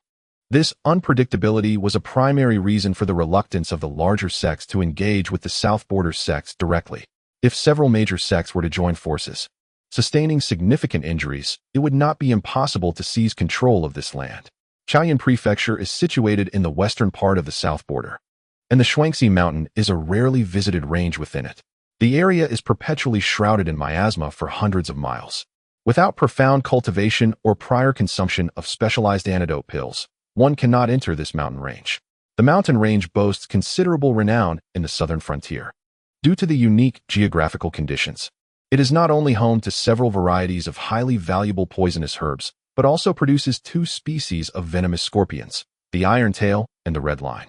These creatures serve as exceptional spiritual insects for low-ranking cultivators practicing pest control. When Lin Mo arrived near this mountainous region, it coincided with the annual outbreak of miasma at Twin Scorpion Mountain. Numerous cultivators congregated in the vicinity, for it is during this period that the two types of scorpions emerge from their burrows in search of food, presenting an unparalleled opportunity for capturing them. However, the majority of these practitioners were at the Qi refinement stage, with only a few foundation establishment cultivators mingling among them. Those above the core formation stage showed little interest in this mountain range, and it was uncommon for high-ranking cultivators to venture here. A senior figure like Lin Mo, who was already at the mid-stage of the nascent soul, would undoubtedly cause quite a stir if discovered by others. Consequently, Lin Mo did not linger even for a moment near the mountains, but soared directly into the miasma from the sky. The miasma was exceptionally dense, harboring numerous venomous creatures that posed a near-fatal threat to low-level cultivators. Yet, for Lin Mo, it was of no concern. After determining his course, he flew straight towards the heart of the mountain range. Chapter 192. Heavenly Thunder. Though Lin Mo was unaware of the precise location of Twin Scorpion Mountain, he believed that heading towards the main peak was always a wise choice. Cloaked in a faint blue ethereal shadow, he sped through the air. Occasionally, he encountered a few cultivators, but he paid them no mind and simply zipped past. With his current strength, if he wished to conceal himself, even nascent soul practitioners would be unable to detect him. Suddenly, a series of piercing screams echoed from a distance. It's the Scorpion King, the mutated iron-tail scorpion. Everyone, flee! A hoarse voice filled with terror rang out, followed by explosive sounds and an eerie insect cry, seemingly not far from his location. Lin Mo's expression shifted as he glanced in that direction. Shortly thereafter, the sound of rushing air filled his ears, and several figures appeared within the miasma. Riding on flying artifacts, they raced towards Lin Mo. "Ah!" Lin Mo exclaimed softly, catching sight of a young maiden among the group. Halting his radiant light, he waved his sleeve, and a brilliant azure cold light erupted from it. The dazzling rays instantly dispelled the approaching miasma, revealing a clear expanse of several dozen yards around him. The figures, upon tumbling into this sudden clarity, were naturally taken aback and came to an abrupt stop. Before they could comprehend the situation, Lin Mo reached out his hand towards the direction behind them, conjuring a massive cold hand of ice from thin air. Then, amidst the glow of the miasma, he swept down fiercely, capturing a dark object within the icy grasp. Upon closer inspection, it was a sizable scorpion. Measuring about a foot long, its shell a deep, glossy black. The tail was several yards long, and its stinger shimmered with a faint purple hue, suggesting an exceptionally potent venom. It was none other than the mutated iron-tailed scorpion that had been pursuing these low-level cultivators. The ordinary iron-tailed scorpion is classified as a second-tier demon beast, yet this is an extraordinary variant, far more formidable than its common counterpart. However, beneath Lin Mo's icy giant hand, even its most vigorous resistance proves futile. It remains utterly immobilized. The onlooking cultivators are rendered speechless, their eyes wide with astonishment as they behold Lin Mo and Lin Yinping aboard the divine wind vessel, their expressions a blend of bewilderment and uncertainty. Suddenly, with a flicker of crimson gold, Wu Ji manifests before Lin Mo, her gaze fixed intently on the mutated iron-tailed scorpion in his grasp. With a chuckle, Lin Mo swiftly captures the creature, fully aware that it piques Wu Ji's interest, being a three-legged crow with an insatiable appetite for venomous scorpion beasts. "Here you are." Lin Mo gestures, and the scorpion transforms into a verdant apparition, abruptly appearing before Wu Ji. Her eyes light up with delight as she opens her mouth wide, a searing flame erupting forth, engulfing the scorpion in an inferno. The once ebony shell of the scorpion turns crimson, releasing a subtle, savory aroma. Wu Ji, unable to contain her excitement, swallows the mutated iron-tailed scorpion whole, chewing contentedly, clearly satisfied. The low-tier cultivators in the distance watch in shock, eyes wide as they witness the astonishing act of devouring a demon beast. After satiating her hunger, Wu Ji casts a glance at the group of cultivators, who immediately break into a cold sweat, bowing their heads in deference, too intimidated to speak. With a disdainful huff, Wu Ji transforms into a wisp of shadow, retreating into the beast-taming ring. Lin Mo, with a subtle flick of his wrist, envelopes the divine wind vessel in a radiant blue aura. In an instant, with a sharp sound slicing through the air, Lin Mo and Lin Yinping vanish like phantoms. Suddenly, from above, a thunderclap reverberates, and the previously obscured sky shudders violently. A fierce wind sweeps in from an unknown direction, dispersing the noxious miasma and revealing the ominous dark clouds gathering above, heralding an impending storm. As the tempest approaches, Lin Mo spots a dark, looming peak in the distance. After a brief glance, he murmurs softly before transforming into a blue streak racing toward the summit. With a series of thunderous roars, torrents of rain begin to pour from the heavens, washing away the miasma, which recedes dramatically to several yards above the ground. Other distant peaks emerge from the deluge, revealed anew. Lin Mo's brilliance dims as he descends upon a massive stone atop the peak, untouched by the rain under the protective glow of his spirit light. Not far from the boulder, 7 or 8 cultivators have gathered, including 2 in the foundation establishment stage, while the others possessed the chi refinement level of cultivation. The individuals before him were all adorned in traditional attire, their heads wrapped in cloth. Clearly the local practitioners of the art. They gazed in astonishment at Lin Mo, who had suddenly materialized atop the peak, exchanging bewildered glances. Lin Mo swept his gaze over them, an astonishing aura emanating from his form. With a flick of his sleeve, he coldly commanded, "Begone." A fierce wind surged forth, accompanied by a rolling wave of azure light. The practitioners were taken aback. Some conjured protective shields while others hastily took to the skies on their flying instruments. Yet, as the light flashed past them, they were all indiscriminately engulfed by the azure mist, subsequently hurled away over 30 paces, landing in disarray like tumbling gourds. They were left in utter disarray, their faces etched with terror. At that moment, it dawned on them that they had encountered a formidable high-ranking practitioner of the arcane arts. Without uttering a word, they dashed down the mountain in a frenzy. The 2 foundation-building practitioners, having cautiously assessed Lin Mo's cultivation, turned pale and took flight without delay. Not daring to linger, Lin Mo watched as they transformed into mere specks, disappearing from the mountaintop. Before his expression returned to one of indifference as he turned his gaze skyward. Above, the sky was shrouded in ominous clouds, silver serpents danced amid the tumult, and thunder resounded relentlessly. To craft the 9-flame fan, one must harness the power of heavenly thunder, Lin Mo murmured, shaking his head. The method to forge the 9-flame fan was not particularly complex. However, the required materials were exceedingly numerous. With this thought in mind, Lin Mo's figure shimmered, transforming into an ephemeral shadow. He soared into the air, gazing at the thunder within the storm clouds. After inhaling deeply, he gently patted his storage pouch. With a whoosh, a series of brilliant lights flashed, revealing several colorful magical flags in his grasp. With a single wave of his hand, these flags shot outwards, vanishing into the ground in an instant.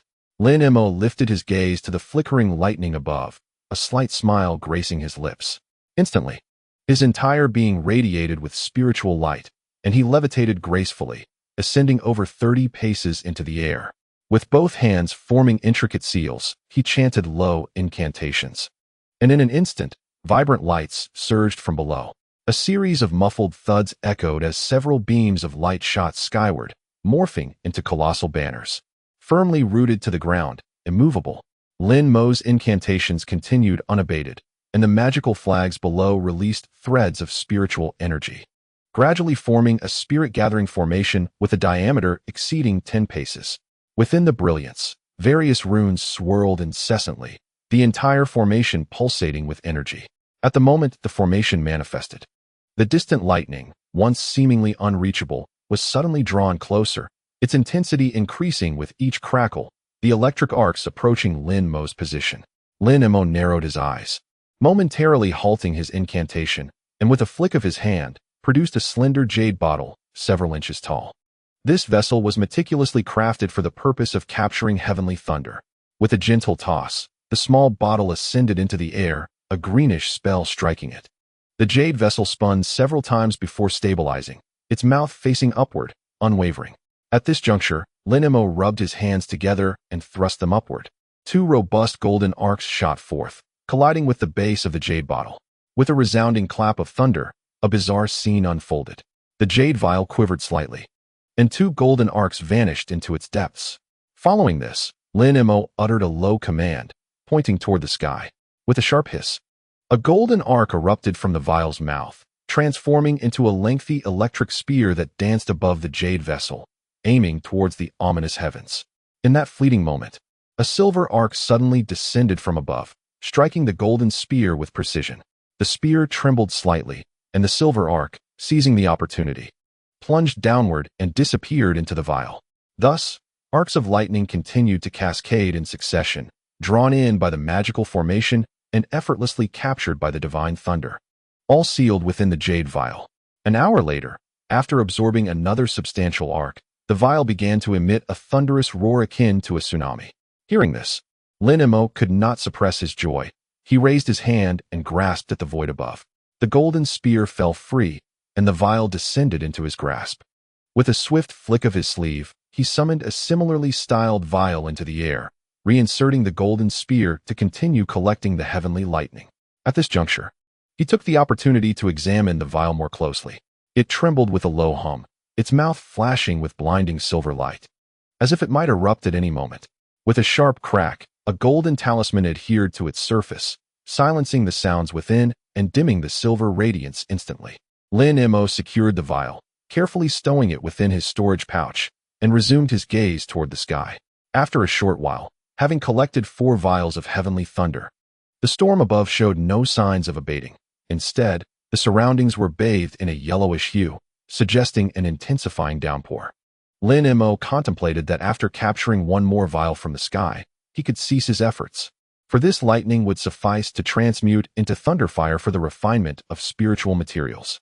At that moment, his expression shifted, and he abruptly turned to the horizon.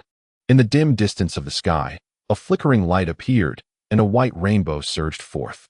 He narrowed his eyes, his demeanor turning serious. Below, the spirit-gathering formation radiated brilliance, with Lin Mo suspended in the air, enveloped in azure light, while silver arcs of electricity flickered incessantly, converging into a singular point. This striking scene did not go unnoticed by the master of the white rainbow, who, after a few flashes, darted towards Lin Mo moments later.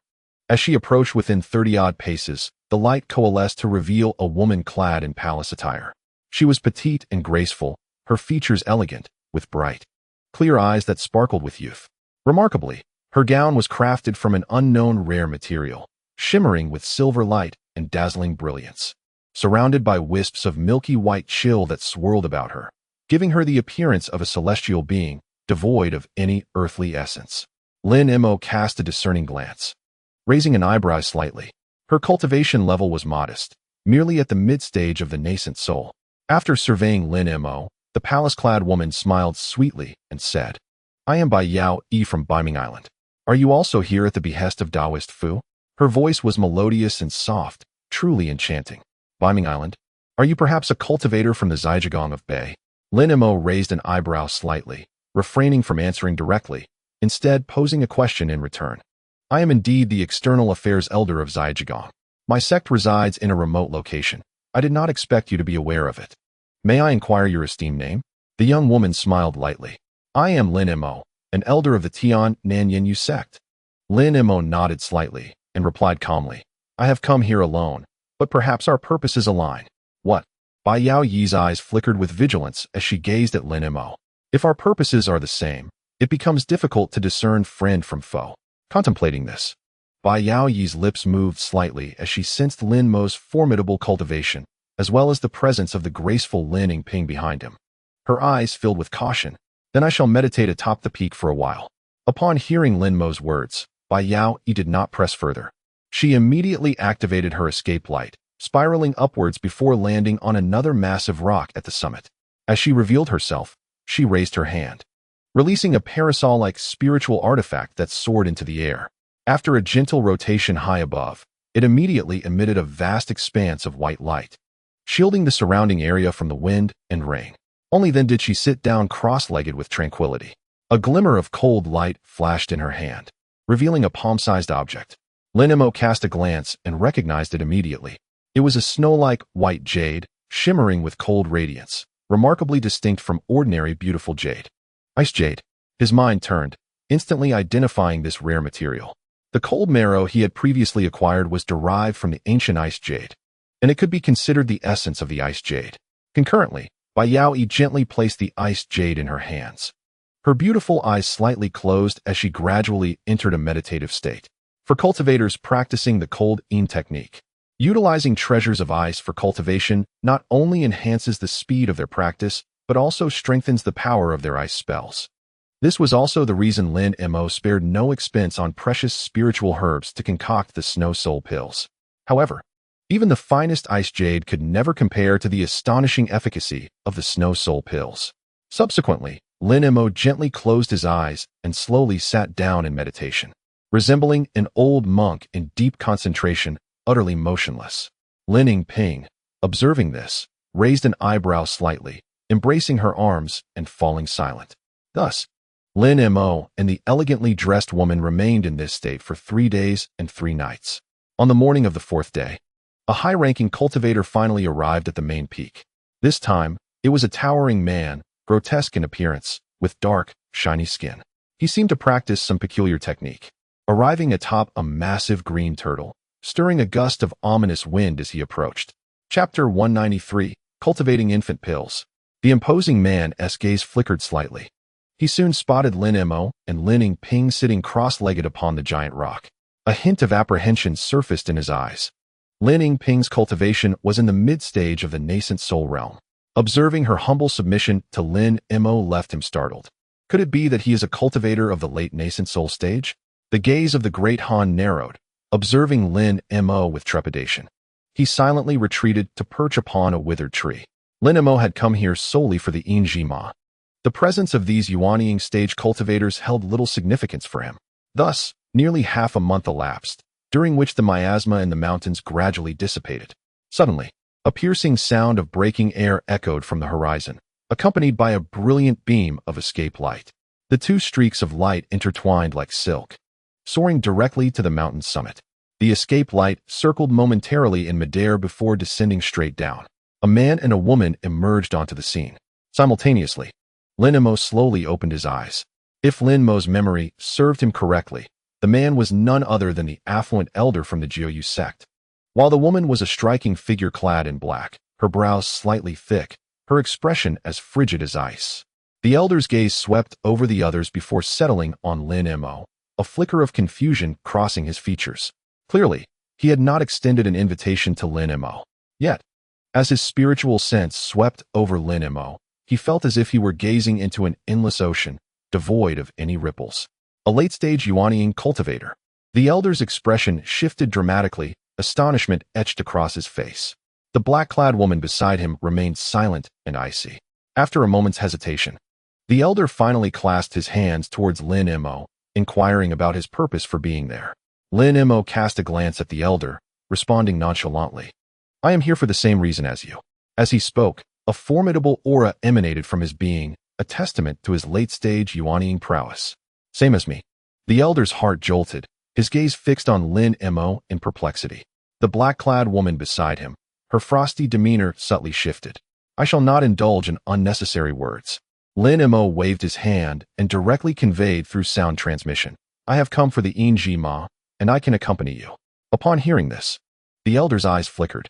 Having a late-stage Yuanying cultivator like Lin Mo to assist would undoubtedly be of immense benefit in capturing the Inji Ma. With this thought, the elder offered a sheepish smile. "The assistance of a fellow cultivator is indeed most welcome. By the way, this is my junior sister, Chang Jifang, an elder of the inner hall of the Jiuyu sect. As for you, Brother Yuan, hailing from the Southern Poison Saint sect, you are simply here to lend your aid. This is Brother Bai." The elder turned, introducing each individual to Lin Mo. Although the cultivation levels of the 3 were inferior to Lin Mo's, they suppressed their dissatisfaction at his desire for a share and wore smiles instead. At that moment, Bai Yaoyi parted her delicate lips, suddenly inquiring, "Friend Fu, you summoned us here years ago. Should you not divulge some details?" She added, "Were it not for a favor owed to you from years past, I would not have ventured so far to this place. That is only fitting. However, this matter is of great significance. We should first set up some restrictions." The elder Fu readily agreed, and with a flick of his fingers, a dozen emerald flames shot forth. With a series of resounding bangs, the preparations commenced. Suddenly, several flickers of ethereal flames erupted into existence, transforming into dense mists that vanished in the blink of an eye. Lin Mo's consciousness swept across the vicinity, and indeed, he detected faint fluctuations of a barrier nearby. Bai and Yuan, having scanned the barrier with their spiritual senses, felt a surge of curiosity at the grave demeanor of the elder Fu. This matter, in truth, was something I began to plan 3 decades ago, only now has the time truly ripened.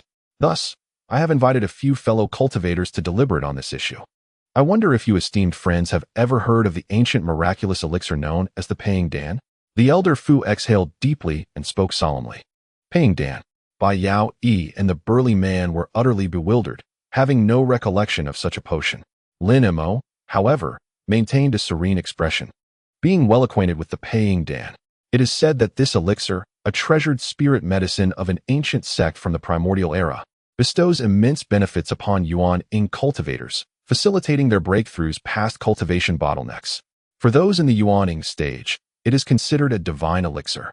Unfortunately, the sect had long ceased to exist by the end of the primordial age, and the formula for the elixir has been lost to time. Nowadays, very few in the realm of cultivation are aware of its existence. Upon reaching the Yuan Ing stage, any method or elixir that aids in overcoming bottlenecks is regarded as invaluable, even in ancient times. Yet, such resources are exceedingly scarce. Those who possess them rarely speak, even to their closest kin. After so many years, most of these resources have been lost, and the few that remain have become inapplicable due to the drastic changes in the cultivation environment. In the contemporary realm of cultivation, aside from a handful of legendary items, Yuan Ing cultivators can only rely on a few elixirs that enhance their cultivation. Thus, upon hearing about the efficacy of the Paying Dan, the burly man could not contain his excitement.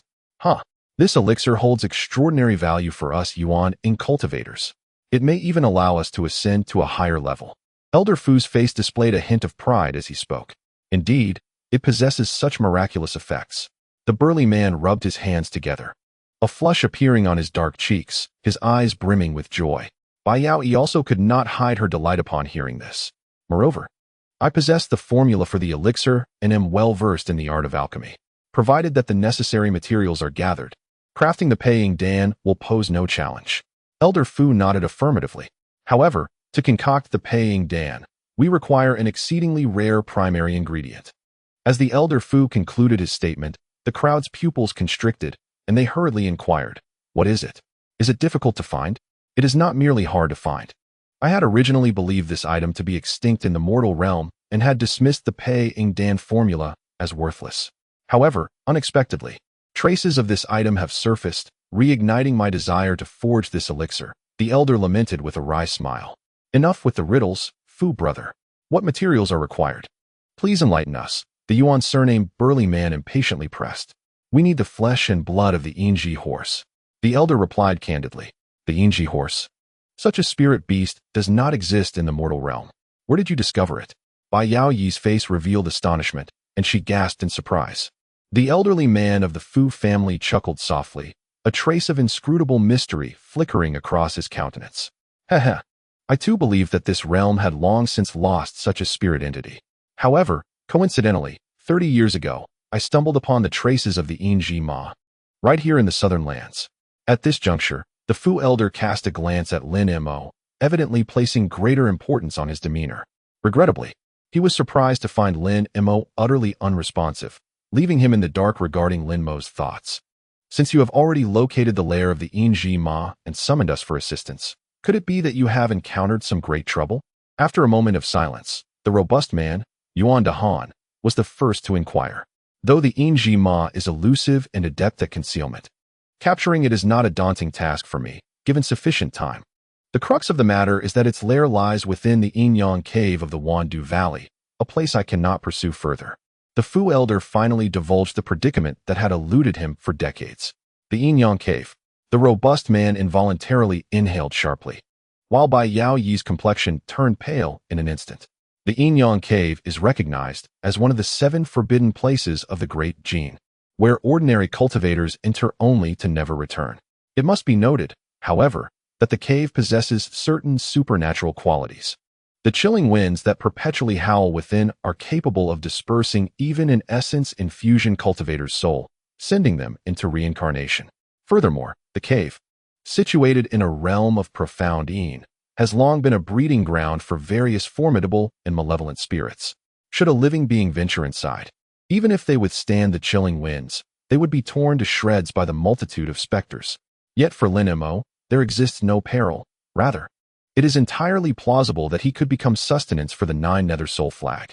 After all these years, if even my brother's formidable abilities could not capture the Yin Ma, it is evident that this cave is indeed no ordinary place. Bai Yao Yi's gaze shifted slightly as she murmured, even if there are treasures within, one must possess a life to claim them. I am well aware of this, the Fu elder replied. Thus, I have spent decades preparing and refining several items specifically designed to counter malevolent spirits. Additionally, to withstand the chilling winds, I have brought along the purple Yin pearl from my sect. While I cannot claim it will entirely negate the winds, it will certainly diminish their potency by nearly half. The Fu elder spoke with remarkable confidence. Upon hearing of the treasures, the robust man and Bai Yao Yi exchanged glances filled with anticipation.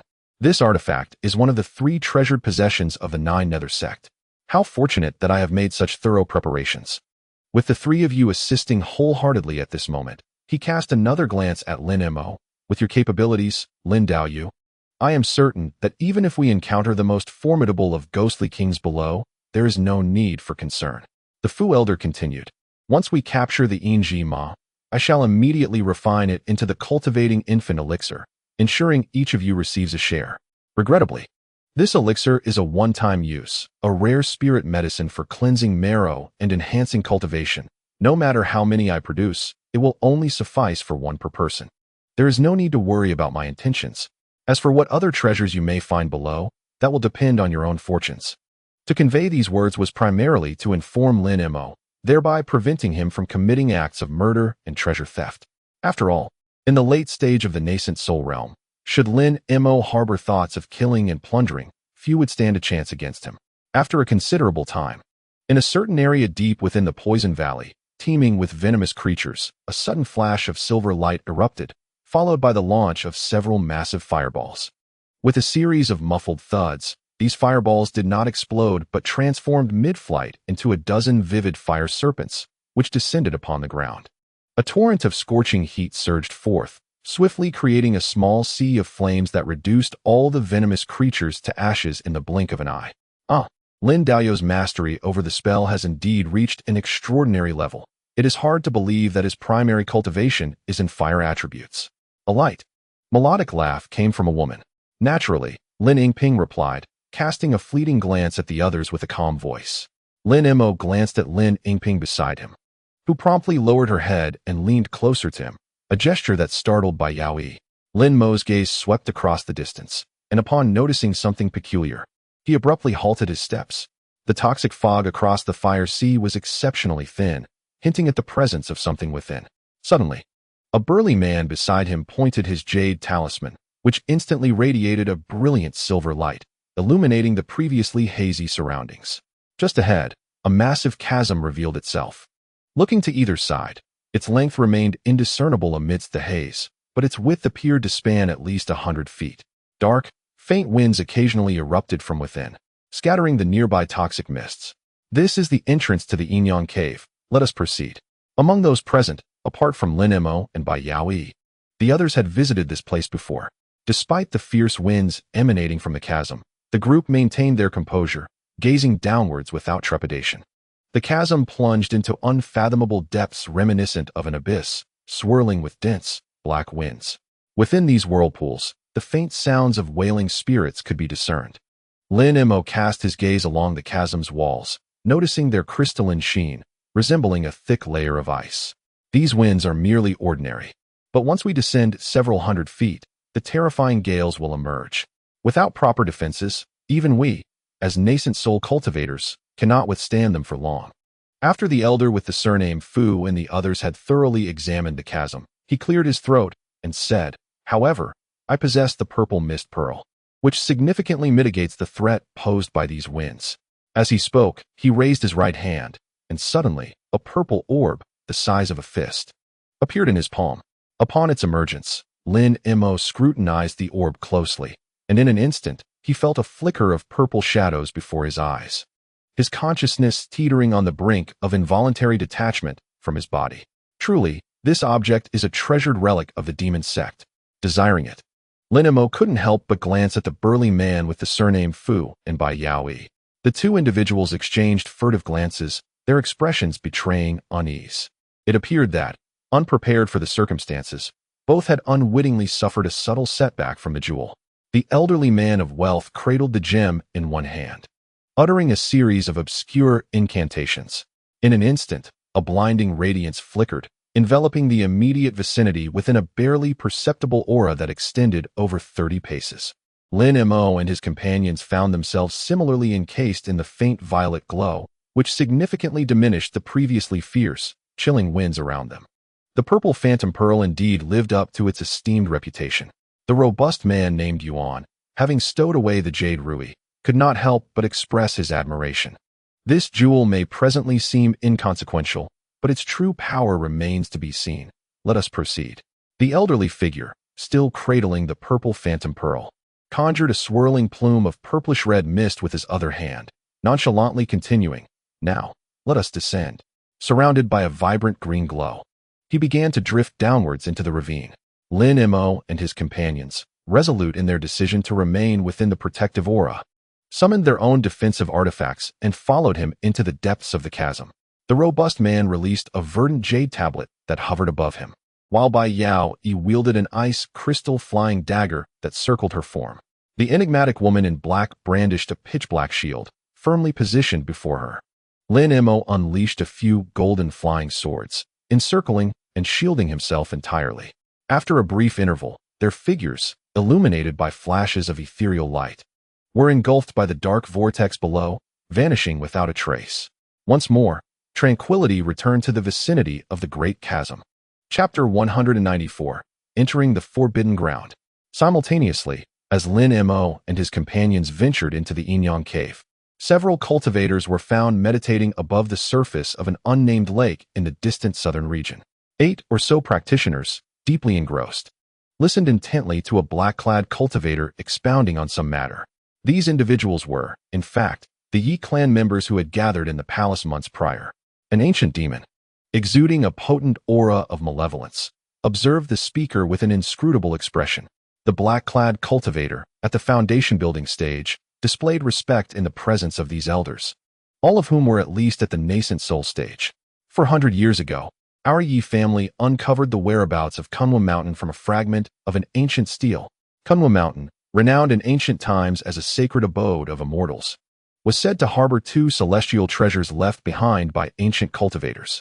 Should our Yi family acquire these 2 celestial treasures, our power will undoubtedly surge.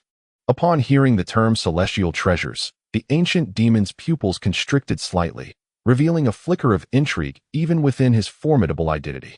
The black-clad cultivator licked his lips, casting a furtive glance at the ancient demon before continuing.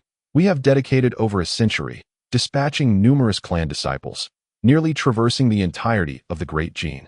And at last, we have located the site."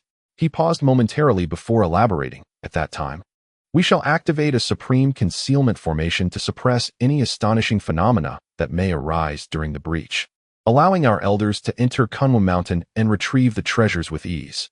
After concluding his exposition, the black-clad cultivator stepped back, falling silent. What? Could it be Kunwa Mountain? This is indeed an ancient celestial mountain, within which lies not only rare and precious treasures. In an instant, all present gasped in astonishment.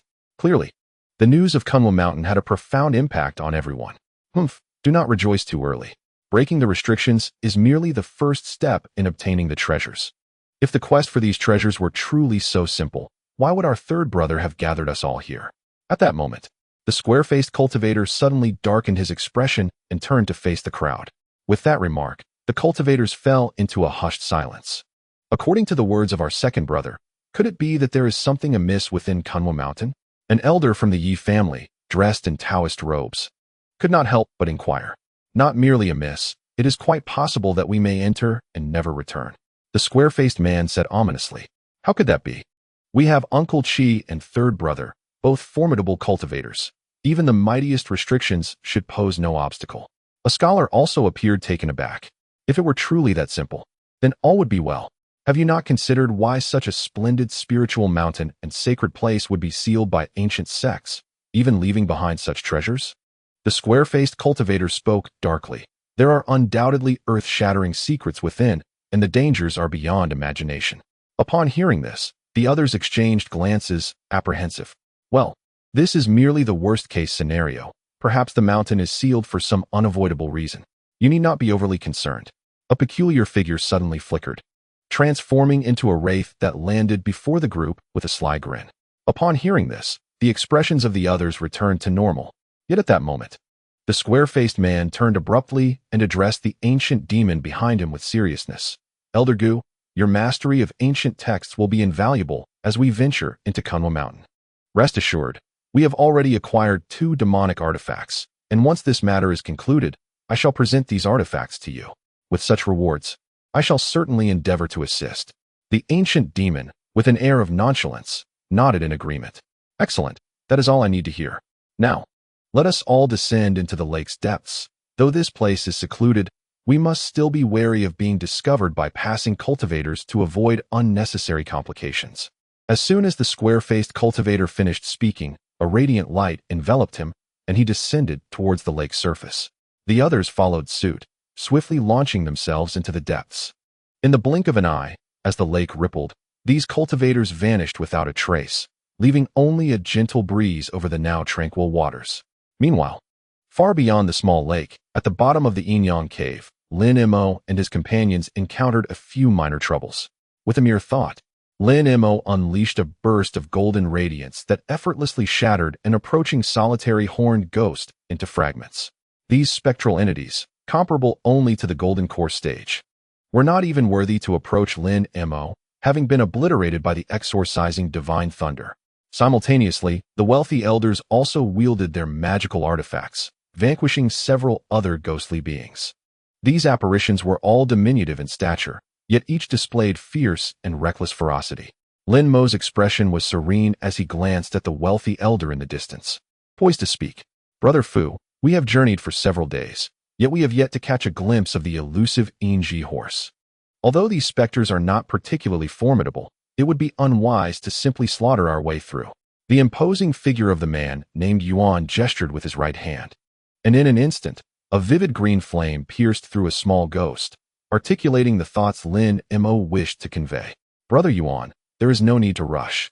This subterranean cavern is vast, and the Yinji horse is adept at concealment. It is not as easy to locate as one might think. The elder Fu smiled faintly, exuding a sense of confidence. While that may be true, resisting this chilling wind consumes considerable energy. With our mid-stage nascent soul cultivation, we can only remain underground for a maximum of 2 months. Bai Yaoyi surveyed their surroundings and let out a soft sigh. Lin Mo remained silent, instead scanning the area around him. At that moment, he found himself within a colossal passageway, towering over 10 zhong, its earthen walls adorned with black frost. Suddenly, a series of piercing howls echoed through the air as a thick black wind surged forward. Yet, as these sinister gusts approached, they were dissipated by the aura of the precious pearl. In the distance, a throng of specters surged forward, relentlessly attacking the group. After a brief moment, Bai Yaoyi waved her hand, and a white flying dagger shattered the last of the small ghosts, clearing the surrounding fog of spirits. Observing this scene, the group sheathed their magical artifacts and swiftly fled along the passageways ahead. The Inyang cave was filled with gusts of chilling winds. Despite Lin Mo's formidable spiritual perception, he could not extend it too far. Merely a short while later, the black winds intensified, revealing a sudden fork in the path. A junction with 1 large and 2 small passages lay before the 5 companions. Their movements halted instinctively. Another crossroads. This was untenable. If we encounter more forks like this, 2 months will hardly suffice to explore every cave. We must act separately. A cold glint flashed in Lin Mo's eyes as he spoke. Separate? But there is only 1 Zio Pearl. Without its protection, our spiritual energy will be depleted at an alarming rate, reducing our time in the cavern even further. The man named Yuan glanced at the pearl in the elder's hand and shook his head. If it is the Zio Pearl, I could sacrifice some of my blood essence to temporarily enhance its divine light for my fellow companions. However, this would not last long. As long as the chilling wind remains unchanged, it might sustain us for about 7 or 8 days. The elder Fu remarked, his expression shifting. That sounds excellent.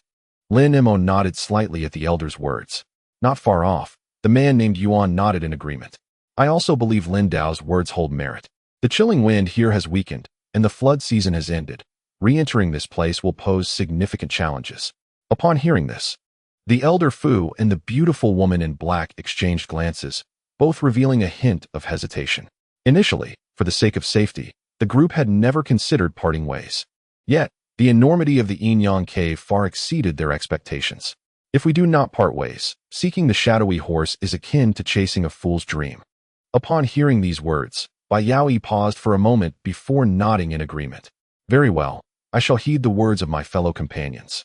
However, I implore you all to ensure that you do not stray more than 3 days' journey away from me, the elder Fu cautioned with utmost seriousness. Otherwise, it may be too late for me to bestow the divine light upon you. Fear not, there must surely be a primary passage within this underground cavern, and the branching paths are unlikely to be excessively long. 3 days should suffice for us to investigate thoroughly. Lin Mo, observing the clearly defined passage at the center, spoke with a calm demeanor. Upon hearing Lin Mo's reassurance, the elder Fu ceased his hesitation, his mouth slightly agape. With a sudden puff, a drop of vital blood fell upon the violet orb. In an instant, the orb radiated a brilliant light, and the elder Fu raised his right hand, casting several incantations in quick succession. Subsequently, he grasped the air with one hand, and a blinding purple light emerged from the orb, slowly floating towards him. The elder cupped the purple radiance in his hand, sweeping his gaze over the other 4 individuals before directing it towards the dark-clad beauty beside him. The purple light flickered, and the radiant orb swiftly vanished into the woman's body, enveloping her in a layer of purple light, identical to the aura of the violet orb. The burly man and the others, witnessing the efficacy of this secret technique, felt a sense of reassurance as they allowed the elder Fu to proceed with his preparations. The group then inscribed their magical marks upon one another before splitting into 3 teams, each entering one of the 3 passages. Naturally, the elder Fu teamed up with his junior sister, venturing first into the widest central passage, while the burly man and Lin Mo entered the flanking passages to the left and right. After a moment's hesitation, Bai Yaoi chose to follow Lin Mo into the same passage, sensing the elegantly dressed woman behind him.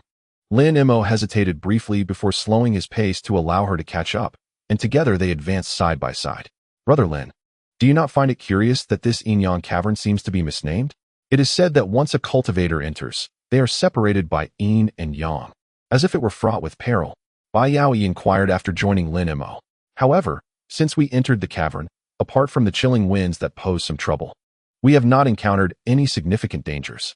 Could it be that the ominous reputation is merely a fabrication? Lin Mo was somewhat surprised by her words, but smiled gently in response. Though I possess limited knowledge of this place, the 7 great forbidden lands of the Great Jin must hold some truth. Do not let your guard down, my friend. You speak wisely, Brother Lin. Perhaps I have been too hasty. Just then, Bai Yaoyi's voice faltered as she suddenly looked back. Behind them loomed a dark mass, with 7 or 8 shadowy specters rapidly closing in on Lin Mo and the others. Lin Mo's expression remained calm as he waved his sleeve. In an instant, 72 azure bamboo swords, imbued with golden exorcising divine thunder, were summoned. Before the ghostly mists could approach, they were shattered by the divine thunder. This, of course, was but a trivial interlude. Following this, Bai Yaoi continued alongside Lin Mo and Lin Ping as they pressed onward. In the blink of an eye, after a considerable span of time, the trio found themselves empty-handed.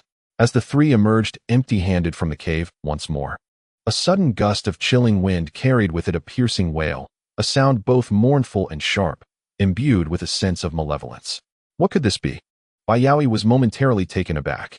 It resembled the sound of corpse refining. It seemed they had encountered a high-level ghostly entity. Lin Mo's gaze flickered, and he remarked with a hint of detachment, I am no stranger to corpse refining. After all, my wood spirit guards require corpses. Corpse refining? What a coincidence. Bai Yaoi's brow furrowed slightly, clearly astonished. In response, Lin Mo offered a faint smile, shook his head, and continued onward. Unperturbed, The two pressed forward towards the source of the sound. Upon rounding a bend, they were greeted by a towering cave, where a tempestuous black wind howled, far more violent than the previous chilling breeze. The ghostly wails echoed ominously from within this cavern. What is this? Bai Yaoi's gaze was drawn to an object lodged beside the cave entrance, encased entirely in ice, glimmering with a crystalline sheen. With a flick of her wrist, she unleashed several fireballs the size of fists, which struck the object. In an instant, a resounding explosion melted the ice, revealing the true nature of the object, a blue flying sword, its body embedded in the wall, with only a small portion protruding. Yet, as the ice melted away, the sword, once seemingly lifeless, flickered with a faint spiritual light. Suddenly, a series of clear chimes resonated, and the hilt began to tremble incessantly, as if a spirit serpent sought to free itself from the icy prison. Bai Yaoi's expression shifted to one of astonishment. With a graceful gesture, she conjured a scarlet cord that shot forth, ensnaring the hilt in a rush of crimson light. With a delicate shake, she pulled the flying sword free from the ice wall and into her jade grasp. With her luminous eyes shimmering, she wielded the sword in one hand and struck the air with a swift motion, conjuring a blade of light several feet long that crashed against the ice wall, leaving behind a profound scar. Observing this, Lin Mo's expression shifted. After all these years, the sword had not lost its spirit, revealing the dedication its master had invested in it. Judging by its power, the sword's owner must have been a practitioner at the mid to late stages of the Golden Core realm. This was somewhat peculiar, as such cultivators should not have been able to reach this place. After examining the sword several times without discerning any useful markings, Bai Yaoi's face showed signs of confusion. May I take a look? Lin Mo suddenly inquired. Why so modest, my friend? Please, take it, Bai Yaoi replied with a charming smile, flicking her fingers to send the flying sword towards Lin Mo. He caught it deftly with one hand, scrutinizing it closely. After a moment, he unconsciously furrowed his brow. What is it, Lin? Have you discerned something? Bai Yaoi asked with curiosity. This sword is entirely forged from blue elemental crystal. Yet crafting a flying sword solely from this material is not the wisest course. Incorporating other materials would undoubtedly enhance its quality, Lin Mo murmured, gazing at the sword in his hand. This method of forging swords was all the rage thousands of years ago. The individual responsible for this must have been a cultivator from millennia past. Listening to Lin Mo's words, Lin Yinping's expression changed slightly, revealing a hint of astonishment in her eyes. Although she was aware of Lin Mo's exceptional abilities, it was shocking to hear that he possessed knowledge of refining techniques from a millennium ago. Lin Yinping knew that Lin Mo was under 200 years of age, yet he was privy to such profound secrets. Lin Brother's mastery in the art of weapon forging truly astounds me. Not far away, Bai Yaoi also displayed surprise. Perhaps he has been perusing numerous texts lately. Lin Mo waved his hand dismissively, his countenance one of indifference. This is largely due to my cultivation of the spring and autumn book canon. The essence of this practice lies in extensive reading. The diagrams depicting such flying swords were acquired from a sword cultivator who tragically perished at Lin Mo's hands. Let us venture into the cave. Perhaps there are further treasures to uncover, Lin Mo suggested, turning his gaze towards the cavern. Very well, my friend, please lead the way. Bai Yaoi nodded thoughtfully, raising her hand to summon a white jade umbrella. Clad in white attire and wielding the elegant umbrella, her figure was graceful and her demeanor captivating. Observing Bai Yaoi's silhouette, Lin Mo smiled faintly. With a flick of his right hand, 3 gleaming golden Qingzhu Fengyun swords floated in midair, radiating a blinding golden light that formed a dazzling shield. Though Lin Mo was immensely powerful and physically invincible, prudence was still essential. The cave was shrouded in darkness, with only the sounds of the wind and faint, eerie howls emanating from the depths, suggesting that the spirits within had sensed their arrival and grown agitated. Judging by the sounds, it was evident these spirits were not far from their location. It appears this place is not vast, making it easier to handle some of them. Lin Mo murmured softly, waving his hand. Instantly, a moonstone shimmering with white light floated above his head, illuminating the entire cavern. The trio did not hesitate and traversed the cave passage for only 50 or 60 zhang before encountering an entrance ahead, from which a faint green glow emanated. Lin Mo and Bai Yaoi exchanged astonished glances. It was important to note that during their earlier exploration, all the caves had been exceedingly cold and devoid of any light. uniformly consisting of abandoned mines of no value. Nevertheless, given the cultivation level of the three, they were not overly hesitant. Bai Yao Yi waved her sleeve, revealing a white jade umbrella. Although Lin Mo and Bai Yao Yi's vigilance had been heightened, they did not falter. After positioning the jade umbrella protectively in front of her, Bai Yao Yi swiftly appeared at the entrance. Peering inside, her complexion turned pale. Observing her reaction, Lin Mo flickered, transforming into a shadow that appeared beside her. This location was a stalactite cave over 30 zhang in diameter, exuding a faint jade green luminescence. At its center stood a stone pillar several zhang tall. The pillar, unremarkable and crude, bore a dried corpse tightly bound by iron chains. The corpse before them was a grotesque sight, its head adorned with long, grayish-white hair, and its body shrouded in darkness. The visage was obscured, with the head drooping low. Yet the abdomen bore the gruesome evidence of having been carved open by a sharp blade, the internal organs having vanished without a trace. The grotesqueness of the scene rendered Bai Yao Yi pale, clearly startled by the eerie tableau. Lin Mo raised an eyebrow slightly, his gaze fixed on the cadaver. Simultaneously, the pale blue flying sword in his grasp emitted a piercing shriek, quivering violently in response to the unsettling atmosphere. Observing the spectacle, Lin Mo felt a stirring within, and without a moment's hesitation, he gently cast the sword forth. The blade shot forth in a brilliant blue arc towards the stone pillar, only to reduce to a diminutive length of half a foot upon nearing its target, swirling around the corpse while emitting mournful wails. This corpse was indeed the master of the flying sword. Bai Yao Yi sighed softly, her countenance reflecting compassion as she remarked, "It appears not only was the golden core taken, but the very life was lost as well." Lin Mo, with an indifferent gaze, replied in a low voice, "This is no ordinary death. It is a case of being vivisected through dark sorcery." Vivisection. Bai Yao Yi gasped in astonishment, then noticed a vast, indistinct array etched into the ground of the cavern, its expanse measuring over 10 zhang. Time had shrouded it in dust, obscuring it from her initial observation. Gazing at the array, Bai Yao Yi smiled gently, her lips parting as she summoned forth a small fan resembling intricately carved ice. With a glimmer of cold light, it swiftly transformed into a sizable artifact. As her spiritual energy surged into it, she forcefully waved the jade fan, unleashing a tempestuous gust that swept across the cavern, sending sand and debris swirling violently. Instantly, the entire cave was enveloped in a thick haze, rendering visibility to mere inches. However, Lin Mo and Bai Yao Yi, shielded by the ethereal purple light and protective spiritual aura, remained impervious to the chaos, their focus solely directed towards the array on the ground. At that moment, a faint flicker of ghostly light emerged from behind them, where a dark figure silently rose from the earth, lying still and motionless. Lin Mo and Bai Yao Yi remained oblivious, seemingly unaware of the lurking presence. The shadow, perceiving their indifference, glinted its crimson eyes with malice, and in an instant, it lunged forward like an arrow, its head slightly tilting as it unleashed a flash of dark energy aimed at Bai Yao Yi. This shadow sought to ambush both Lin Mo and Bai Yao Yi simultaneously. In that fleeting moment, Lin Mo abruptly countered, a cascade of glassy brilliance enveloping his right hand, accurately striking the shadow away.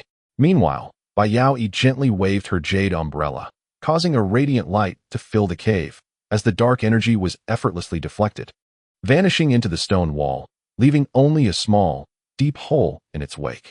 It was then that they discerned the shadow's true form, a creature with a serpent's body and a simian face, possessing 2 arms, covered in glossy black scales. It measured approximately 3 to 4 zhang in length, each hand wielding a small, yet razor-sharp bone spear. Although the monstrous entity was firmly ensnared by the radiant hand, it exhibited an astonishing ferocity, struggling desperately against its bonds, its blood-red eyes filled with malice as they fixated upon the two, as though they held a deep-seated vendetta against them. A vile creature indeed. Such a ghastly being exists in this world. Upon witnessing the apparition before her, Bai Yao Yi momentarily froze, her eyes brimming with disbelief. It is said that this specter is born from the resentful thoughts of the deceased, coalescing in a realm of profound darkness, characterized by its brutal and murderous nature, reveling in the consumption of human brains. Moreover, it possesses the ability to mimic various ghostly sounds. Clearly, the eerie howls we heard earlier were its imitation. I had only seen depictions of such a creature in ancient texts.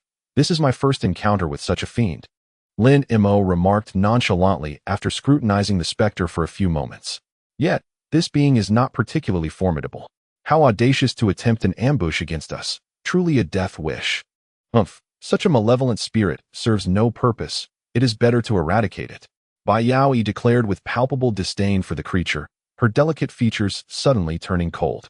With a flick of her finger, a beam of icy light shot forth, encircling the fiend, which was swiftly transformed into an ice sculpture. Lin Mo smiled lightly, remaining silent. But with a mere thought, his azure hand exerted pressure, causing the ice sculpture to shatter into countless fragments that scattered across the ground. At that moment, the dust settled in the cavern, revealing the circular formation with undeniable clarity. Lin Mo narrowed his eyes, unhurriedly approaching the formation, while Bai Yaoi appeared less interested, her bright gaze scanning the cave's surroundings, seemingly in search of something.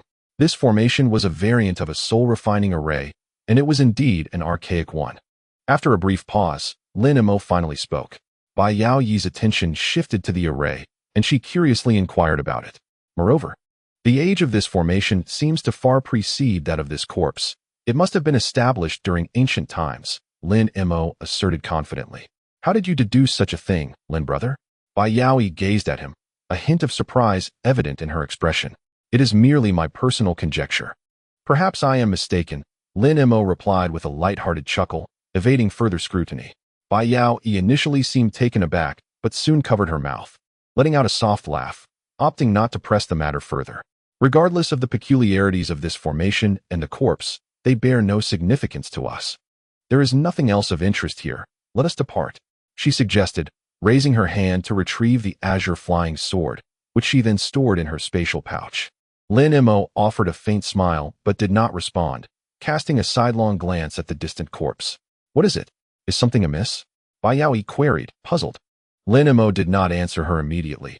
Instead, he briefly shifted his gaze before raising a hand, pointing with a single finger. A low rumble echoed, and golden light flickered at his fingertip, unleashing a slender arc of gold that shot forth, striking the corpse upon the distant stone pillar. As Bai Yaoi looked on in astonishment, the golden arc erupted upon contact with the corpse, which had lain there for countless years, instantly disintegrating into a cloud of white ash. How intriguing, how delightful. Lin Mo smiled faintly before striding purposefully into the distance. Observing Lin Mo's light-hearted departure, Bai Yao frowned slightly, a flicker of confusion crossing her eyes, clearly unable to comprehend the reason behind Lin Mo's reaction. Shortly thereafter, the two reappeared in the passageway, continuing their ascent. As they ventured further away, a purple light was ultimately engulfed by the encroaching black winds. Beneath the stone pillar in the cavern, a shadowy figure suddenly rose languidly from the depths below. This figure was cloaked in darkness, its gaze indistinct, resembling nothing more than a pure shadow. Yet, within its eyes glimmered an eerie green light. It first glanced at the entrance where the cursed ape had turned to ice, then lowered its head to observe the thick grayness before it abruptly lunged forward. An uncanny scene unfolded as the shadow rolled, causing the ashes on the ground to soar towards it, clinging to its form without a hint of concern. Subsequently, the shadow slightly opened, emitting a low murmur as it radiated waves of pitch-black aura that enveloped its entirety. Moments later, the black mist swirled, and a desiccated corpse, identical to the original, emerged from within. This time, the corpse no longer bore the lifeless appearance of a mere cadaver. Instead, after a slight turn of its head, it suddenly opened its mouth towards the entrance. Instantly, a gust of dark wind erupted forth, engulfing the remnants of the cursed ape. Within this tempest, ice melted at a visible speed. With a whoosh, a complete cursed ape leapt forth from the whirlwind, baring its teeth a few times before swiftly landing on the desiccated corpse. It climbed onto the corpse's leg, resembling a pet, remaining perfectly still. Meanwhile, the corpse slowly extended its pitch-black claw, casually stroking the head of the cursed ape, its gaze fixated on the distant exit, the green light in its eyes flickering incessantly. The corpse seemed imbued with a semblance of intelligence, as if contemplating something profound. Time flowed on, and in the blink of an eye, more than half a month had passed. Deep within the Inyang cavern, Lin Mo found himself ensconced in a vast wind hole, his hands forming intricate seals as a dozen golden flying swords swirled around him, effortlessly shredding the countless moths that surged toward him into fragments, which dissolved into wisps of black mist. These moths, each mere inches in size and cloaked in darkness, unleashed a barrage of minuscule wind blades aimed at Lin Mo. Yet all were effortlessly thwarted by the golden light of the flying swords. Witnessing the relentless onslaught of moths, seemingly inexhaustible, a smirk graced Lin Mo's lips as he waved his sleeve. The 9 Nether Soul banner instantly soared forth from his garment, exuding a chilling aura that summoned a dense atmosphere of ghostly energy. Blood Spirit Guardians erupted from the 9 Nether Soul banner, engaging in fierce combat with the black moths.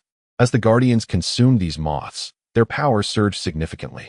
Once all the black moths had perished, Lin Mo nodded in satisfaction and swiftly darted deeper into the cavern. A piece of moonstone, enveloped in azure spiritual energy, ascended into the air, illuminating the vicinity with clarity. In the soft, luminous glow, the surroundings were rendered distinctly visible. A stone of obsidian, the size of a human skull, was partially embedded in the opposing stone wall, revealing only half of its form. This marked the 3rd such stone he had encountered. However, this particular one possessed the curious ability to conjure a ghostly moth from the surrounding gloom. Lin Mo murmured to himself in contemplation.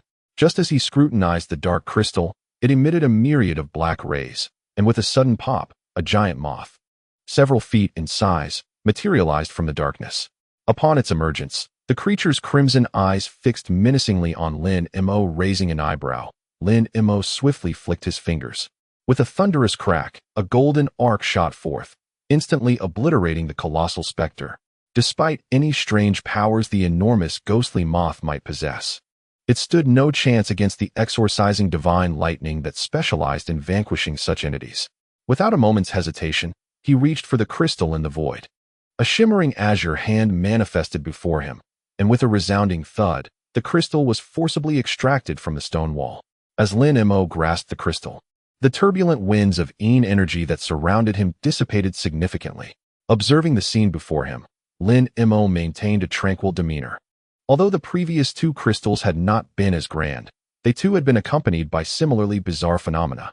Initially, he would marvel at such occurrences, but now he found himself accustomed to them. Since the last encounter with the elderly gentleman of the Fu family, Lin Mo had reinforced the purple ethereal light and parted ways with Bai Yaoyi. Without her assistance, Lin Mo could fully unleash his myriad abilities. As he ventured deeper into the cavern, he frequently encountered high-level specters, most of which were at the late stage of the Golden Core realm, with a few even reaching the nascent soul stage. With the aid of the exorcising divine lightning and the 9 Nether Soul banner, these apparitions were reduced to concentrated ghostly energy, which replenished the 9 Nether Soul banner. The power of Madame Wang had surged alongside the influx of ghostly energy. Now reaching the pinnacle of the Golden Core realm, Lin Mo speculated that unless unforeseen circumstances arose, after the conclusion of this venture into the Yin-Yang cavern, her strength would likely ascend to the nascent soul stage without difficulty. Lin Mo's speed was remarkably swift, while others were still exploring a single passage. He had already navigated 2. As they delved deeper, aside from some ordinary ores and a few damaged artifacts from fallen cultivators, there were no significant discoveries. It was only a few days prior, while pursuing an escaping specter, that Lin Mo inadvertently stumbled into a modest wind hole, where he discovered a black crystal, igniting his interest in these otherwise unremarkable wind holes. It was well known that in areas where the Yin winds raged, the elusive Yin grass could not survive.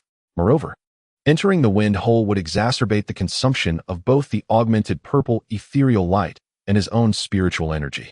Naturally, no one willingly subjected themselves to such hardships. Lin Mo, confident in the protection of the exorcising divine lightning and his formidable physique, had no reservations and instead found himself quite curious about these crystals, diligently examining each one he encountered. In that moment, he momentarily forgot the nature of these black crystals. The sinister power contained within bore a resemblance to black marrow diamonds. However, they were fundamentally different. The black crystal was far from the formidable hardness of black marrow diamonds, and it did not harbor magical energy. Rather, it seemed to be an unusual wind attribute crystal formed from the accumulation of dark energy over countless years within the depths of a shadowy cave. Yet it was imbued with a significant amount of Yin energy. This black crystal was a rarity, after Lin Mo had searched through dozens of wind caves. He had only encountered 3 thus far. The first 2 were merely the size of a fist and lacked the ability to conjure phantoms, rendering them incomparable to the crystal in his possession. Gazing at the black crystal in his hand, Lin Mo narrowed his eyes and scrutinized it for a moment. Noticing it exhibited no reaction, he raised his hand. A talisman flew out from his sleeve and adhered itself to the black crystal. He then placed it within a large jade box, securing it in his storage pouch. Satisfied with his find, he cast a glance at the vast wind cave before him, ensuring nothing was overlooked, and subsequently withdrew from the location. After traversing several hundred zhong, Lin Mo emitted a soft exclamation. A streak of light suddenly surged towards him from afar. As he beheld the luminous streak, his eyes brightened, and he quickly extended his right hand, grasping the light. As the orb of light gradually dissipated, it revealed a small, verdant sword, upon which was affixed a crimson jade slip. Lin Mo pursed his lips, lifted his hand to detach the slip from the sword, and casually tossed the flying sword into the air. The green blade emitted a clear chime, spiraled once, and vanished into the black winds from whence it came. With an expressionless visage, Lin Mo then gradually immersed his consciousness into the jade slip. He had discovered news of the Injima. Excellent. A smile graced Lin Mo's face as he withdrew his consciousness from the slip, and his shoulders trembled slightly. In an instant, a pair of azure wind and thunder wings appeared upon his back. With a series of sharp, resounding booms, Lin Mo transformed into a streak of light, racing away into the distance. Half a day later, Lin Mo arrived at a bustling crossroads, where a burly man surnamed Yuan and an elder surnamed Fu were seated cross-legged, facing an eastern passage. A deep purple ghost pearl hovered motionlessly above the elder's head. "Friend Yuan, have you located the entity?" Lin Mo alighted from his swift flight and inquired of the man. "Indeed, the Injima resides within this passage. However, this spirit creature is exceedingly cunning. I cannot capture it alone. I have no choice but to temporarily block this exit and await the arrival of my companions." The burly man named Yuan replied with a grin, a hint of excitement evident upon his face. "That is well, as long as this spirit creature remains in the vicinity. Capturing it is merely a matter of time," Lin Mo replied with a smile and a nod. "Sister Chong and friend Bai are still some distance away. We must wait a while longer. Once everyone arrives, our chances of success will significantly increase." The elder Fu also displayed a look of delight. Upon hearing this, Lin Mo felt a wave of relief wash over him and settled down on the ground. After several hours of waiting, the beautiful woman in black and Bai Yao arrived in succession. Upon receiving the accurate news, their joy was equally palpable. Without any hesitation, several individuals immediately set up a few rudimentary magical formations at the junction before swiftly entering the eastern passage. As they departed, a sudden flicker of ghostly light appeared at the entrance, followed by the leisurely emergence of several jet-black corpses. Each of these cadavers had hollow chests, their skin taut against bone, yet their eyes gleamed with an icy green light, coldly observing the direction in which Lin Mo and his companions had vanished. The group traversed the passage strewn with colossal rocks, searching through various caverns.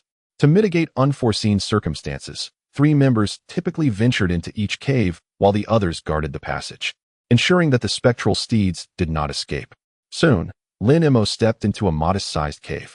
This time, the woman in black and Bai Yao remained outside, while Lin Mo and the others entered to investigate. Upon crossing the threshold, Lin Mo immediately sensed something unusual about the location. The air was not only devoid of the chilling winds typical of such places, but also bore a peculiar warmth. The ground was covered in soft, sandy soil, with rare warm jade, or heaped in one corner of the cave. A faint, fragrant aroma wafted through the air, reminiscent of medicinal herbs, or perhaps sandalwood, creating an intriguing ambience. "Look over there," exclaimed the practitioner of the Yuan surname, pointing downwards. There, on the ground, distinct and chaotic hoofprints were visible, albeit significantly smaller than those of a normal horse. Indeed, it is unmistakably the traces of a spectral steed. After circling the hoofprints a couple of times and inhaling the fragrant air, the elder with the surname Fu rubbed his hands together, his excitement palpable. "Since Brother Fu concurs, it must undoubtedly be accurate," remarked the burly man of the Yuan surname, his face flushed with enthusiasm. "Yes, that is a valid point. The elder Fu nodded, but as he spoke, a sudden rumble reverberated through the cave. Instantly, the ground beneath them became unstable, and the entire cavern began to tremble. A series of thunderous roars echoed from outside the cave, as if emanating from a fearsome creature not far away. Startled, the three individuals instinctively summoned their spiritual energies, transforming into three streaks of light that swiftly departed from the cave. In an instant, they found themselves back in the passage, where the two women gazed ahead in astonishment. There, a cacophony of footsteps resounded, each thud causing the entire passage to tremble. The same terrifying roars originated from that direction, clearly belonging to the same entity. Exchanging wary glances, they each summoned their respective magical artifacts, their expressions somber as they peered into the distance. Lin Mo smiled faintly, beyond 100 yards. A colossal specter came into view. Upon closer inspection, it appeared to be a gigantic wolf, its body covered in vibrant green fur. The creature stood on all fours, towering 3 yards high, its head as large as a small house, with blood-red eyes and razor-sharp black claws. As the monstrous wolf let out a thunderous roar, bursts of green corpse fire erupted from its mouth. Occasionally, the icy walls on either side were touched by this green mist, revealing deep, varied grooves that shimmered with a melting glow. A corpse wolf.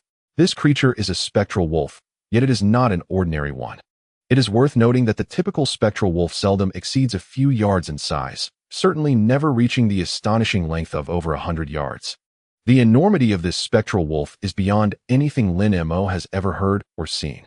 The aura emanating from this beast is formidable enough to rival that of a late-stage nascent soul cultivator. If Lin Mo refrains from intervening, it would prove quite challenging for the few individuals present to subdue it. Meanwhile, Lin Mo's gaze traverses the colossal form of the wolf. Soon, he spots a fuzzy, horse-like creature darting above the wolf's massive head. This is undoubtedly the target of their expedition, the spirit herb horse. At this moment, the gigantic wolf's form becomes vaguely discernible in the chilling wind. Although its true appearance remains obscured, the sheer size of the silhouette causes the wealthy elder and the burly man to feel a shiver run down their spines, their smiles fading swiftly. The beautiful woman in black, her expression darkening, suddenly flicks her fingers, sending forth a flurry of white orbs that shoot into the air. Rather than targeting the colossal wolf, the light projectiles ascend at an angle and explode in the sky, illuminating the surroundings with a blinding white light. Instantly, the fearsome visage of the wolf is laid bare before the eyes of the onlookers, and their expressions shift, revealing their apprehension. These individuals are seasoned veterans, and they can readily discern the terror emanating from the wolf. In that fleeting moment, they also catch sight of a white figure crouched atop the spectral wolf's head. Though its lower half is entirely concealed within the green fur, the visible portion is unmistakably that of a tender, white horse, its emerald eyes fixed intently on the group. This revelation fills them with a mix of excitement and trepidation. They caution one another to be vigilant and ensure that the spirit herb horse does not escape. It should be a mutated spectral creature, the wealthy elder advises. Although it poses some challenges, with Lin Daoist's assistance, dealing with it will surely be a breeze. The 5 of us nascent soul cultivators can easily vanquish it. By Daoist, your sole responsibility is to capture the spirit herb horse. As he speaks, the elder taps his storage pouch, and a chain-like artifact, radiating dark light, shoots forth like a serpent, aimed at the colossal wolf with lightning speed. The others, hearing his words, also spring into action. The woman in black flicks her sleeve, unleashing 3 crimson flying swords. The burly man activates a jade talisman, from which several winged scorpions emerge and charge forward. Lin Mo smiles slightly, choosing not to rely solely on his own strength to obliterate the beast. If memory serves, there will be an eerie dried corpse to contend with after securing the spirit herb horse. With his mouth slightly agape, several azure bamboo becloud swords slice through the air, entwined with streaks of golden lightning that produce thunderous roars, radiating brilliant light as they spread forth. Simultaneously, Bai Yaoi flips her palm, revealing a translucent silk net that she gently shakes. With a flash of cold light, the net transforms into a mist of white, descending directly upon the spectral wolf's head to ensnare the spirit herb horse. The horse, displaying a remarkable instinct, cowers further down at the sight of the incoming attack, burying itself deep within the wolf's fur, refusing to show itself again. As the corpse wolf beheld the multitude of attacks, a fierce glimmer flickered in its eyes. Its roars ceased abruptly, and with a gaping maw, It unleashed a torrent of verdant flames that surged forth unrelentingly, instantly transforming into a towering wave of green as it surged towards several magical artifacts. In that moment, the emerald fire and the treasures harmonized in a symphony of brilliance, intertwining with one another. Despite the extraordinary nature of the treasures wielded by the individuals, they found themselves thwarted by the corpse fire, unable to advance a single step closer to the massive wolf. Only Lin Mo's azure bamboo cloud sword appeared to be the bane of this corpse fire. Enveloped by the protective divine thunder, it extinguished the tendrils of corpse fire, dissipating them into wisps of azure smoke. Meanwhile, the white silk net that had originally targeted the shadowy steed was similarly ensnared by the flames, rendered incapable of descending. Witnessing this spectacle, Bai Yao Yi's expression shifted, and she let out a cold snort. It must be noted that Bai Yao Yi was a disciple of the Northern Knights Minor Extreme Palace, and her techniques were predominantly of the ice attribute, making her a natural adversary of the corpse fire. Now, witnessing her methods fail, she felt a loss of face. Before Lin Mo and the others could react, she swiftly formed a series of hand seals, uttering a delicate command as a brilliant aura erupted around her, enveloping her in a layer of chilling mist. A strikingly radiant crystalline light surrounded her, rendering her ethereal and graceful, akin to a celestial maiden of the glaciers. The temperature in the surrounding air plummeted instantaneously, and while Lin Mo remained unfazed, the others could not help but shudder uncontrollably. The distant corpse wolf seemed to sense the impending danger as it took a deep breath before suddenly opening its mouth, spewing forth an inferno of corpse fire. Observing this, Bai Yao Yi immediately moved her crimson lips, and the cold jade fan soared forth, spiraling before it landed steadily in her right hand. A torrent of piercing cold surged forth, directed towards the distant wolf. The clash of green and white luminescence eclipsed the other magical artifacts, and the air was filled with the resounding echoes of explosions from their collisions. The corpse fire unleashed by the wolf was indeed formidable, showing no sign of faltering, even when confronted with the ice attribute techniques designed to counter it. Bai Yao Yi felt a flush of embarrassment cross her face, quickly followed by a surge of anger. With a slight flick of her ice fan, it unexpectedly doubled in size, amplifying the power of the icy winds that erupted from it. Chapter 197. The Aura of Corpse Malevolence. The dark-clad beauty parted her lips slightly, suddenly reciting incantations. In an instant, 3 crimson flying swords emitted a resonant hum, entwined with strands of scarlet flames. In the blink of an eye, the 3 swords merged into one, transforming into a colossal sword of nearly 10 feet in length, slashing down with formidable force.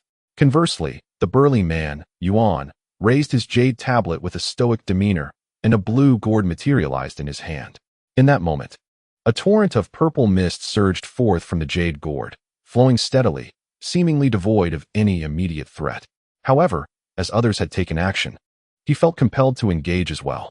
He lifted his right hand, and with a deft flick of his robe, a razor-sharp mulberry would-be cloud sword shot forth into the air, enveloped in divine fire that scorched the atmosphere, crackling with energy.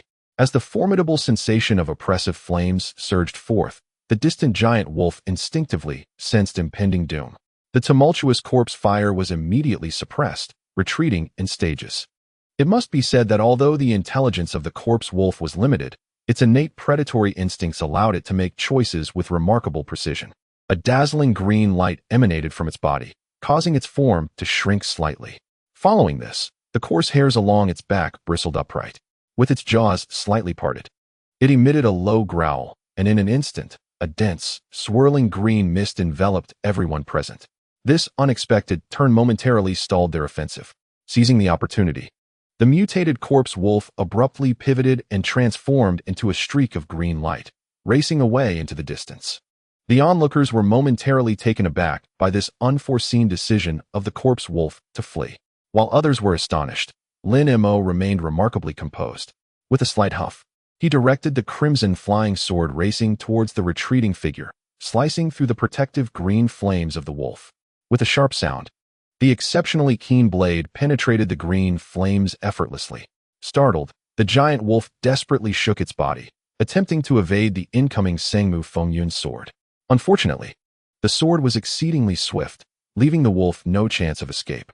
The sharp blade found its mark, embedding itself in the wolf's neck. An instant later, a crimson hole appeared on the surface of the corpse wolf's body. Drip, drip.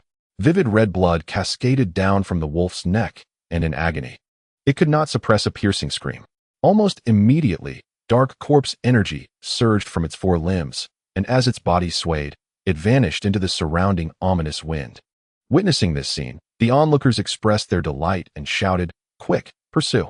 A loud command echoed from among them, and several individuals radiated spiritual light, preparing to chase after the fleeing figure.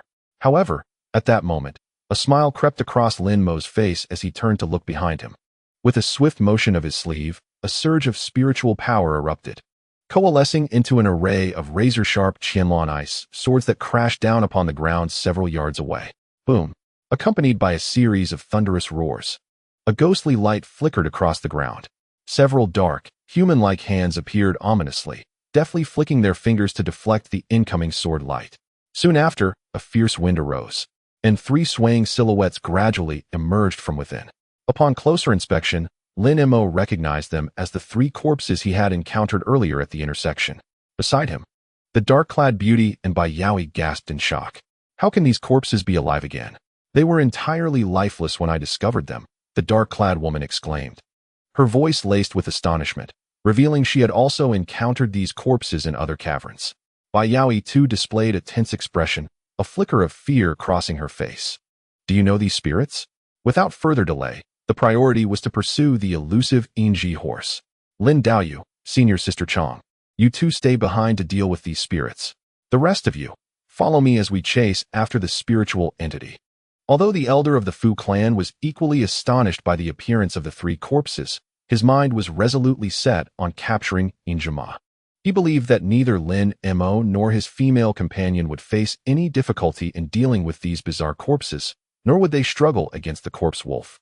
Others echoed this sentiment without dissent. This decision aligned perfectly with Lin Mo's intentions. Once Yingji was captured, he could be concocted into a nurturing elixir for Lin Mo's benefit.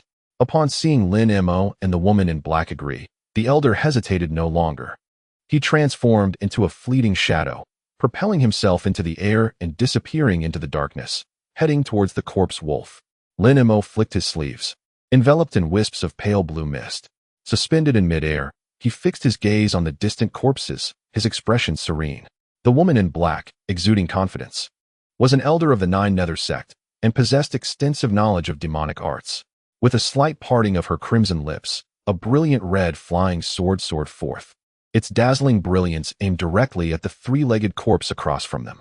Noticing that Lin Mo and the woman remained unmoving, the three corpses could hardly contain their impatience. The largest among them took a sudden step forward, opening its mouth to unleash a slender gray thread that shot straight towards the woman. Seeking death, the woman's expression darkened, and she scoffed coldly. With a flick of her sleeve, over a dozen fireballs erupted from her robes in rapid succession. She then pointed to the gigantic sword hovering above her, which cleaved the air, unleashing a fierce scarlet sword energy.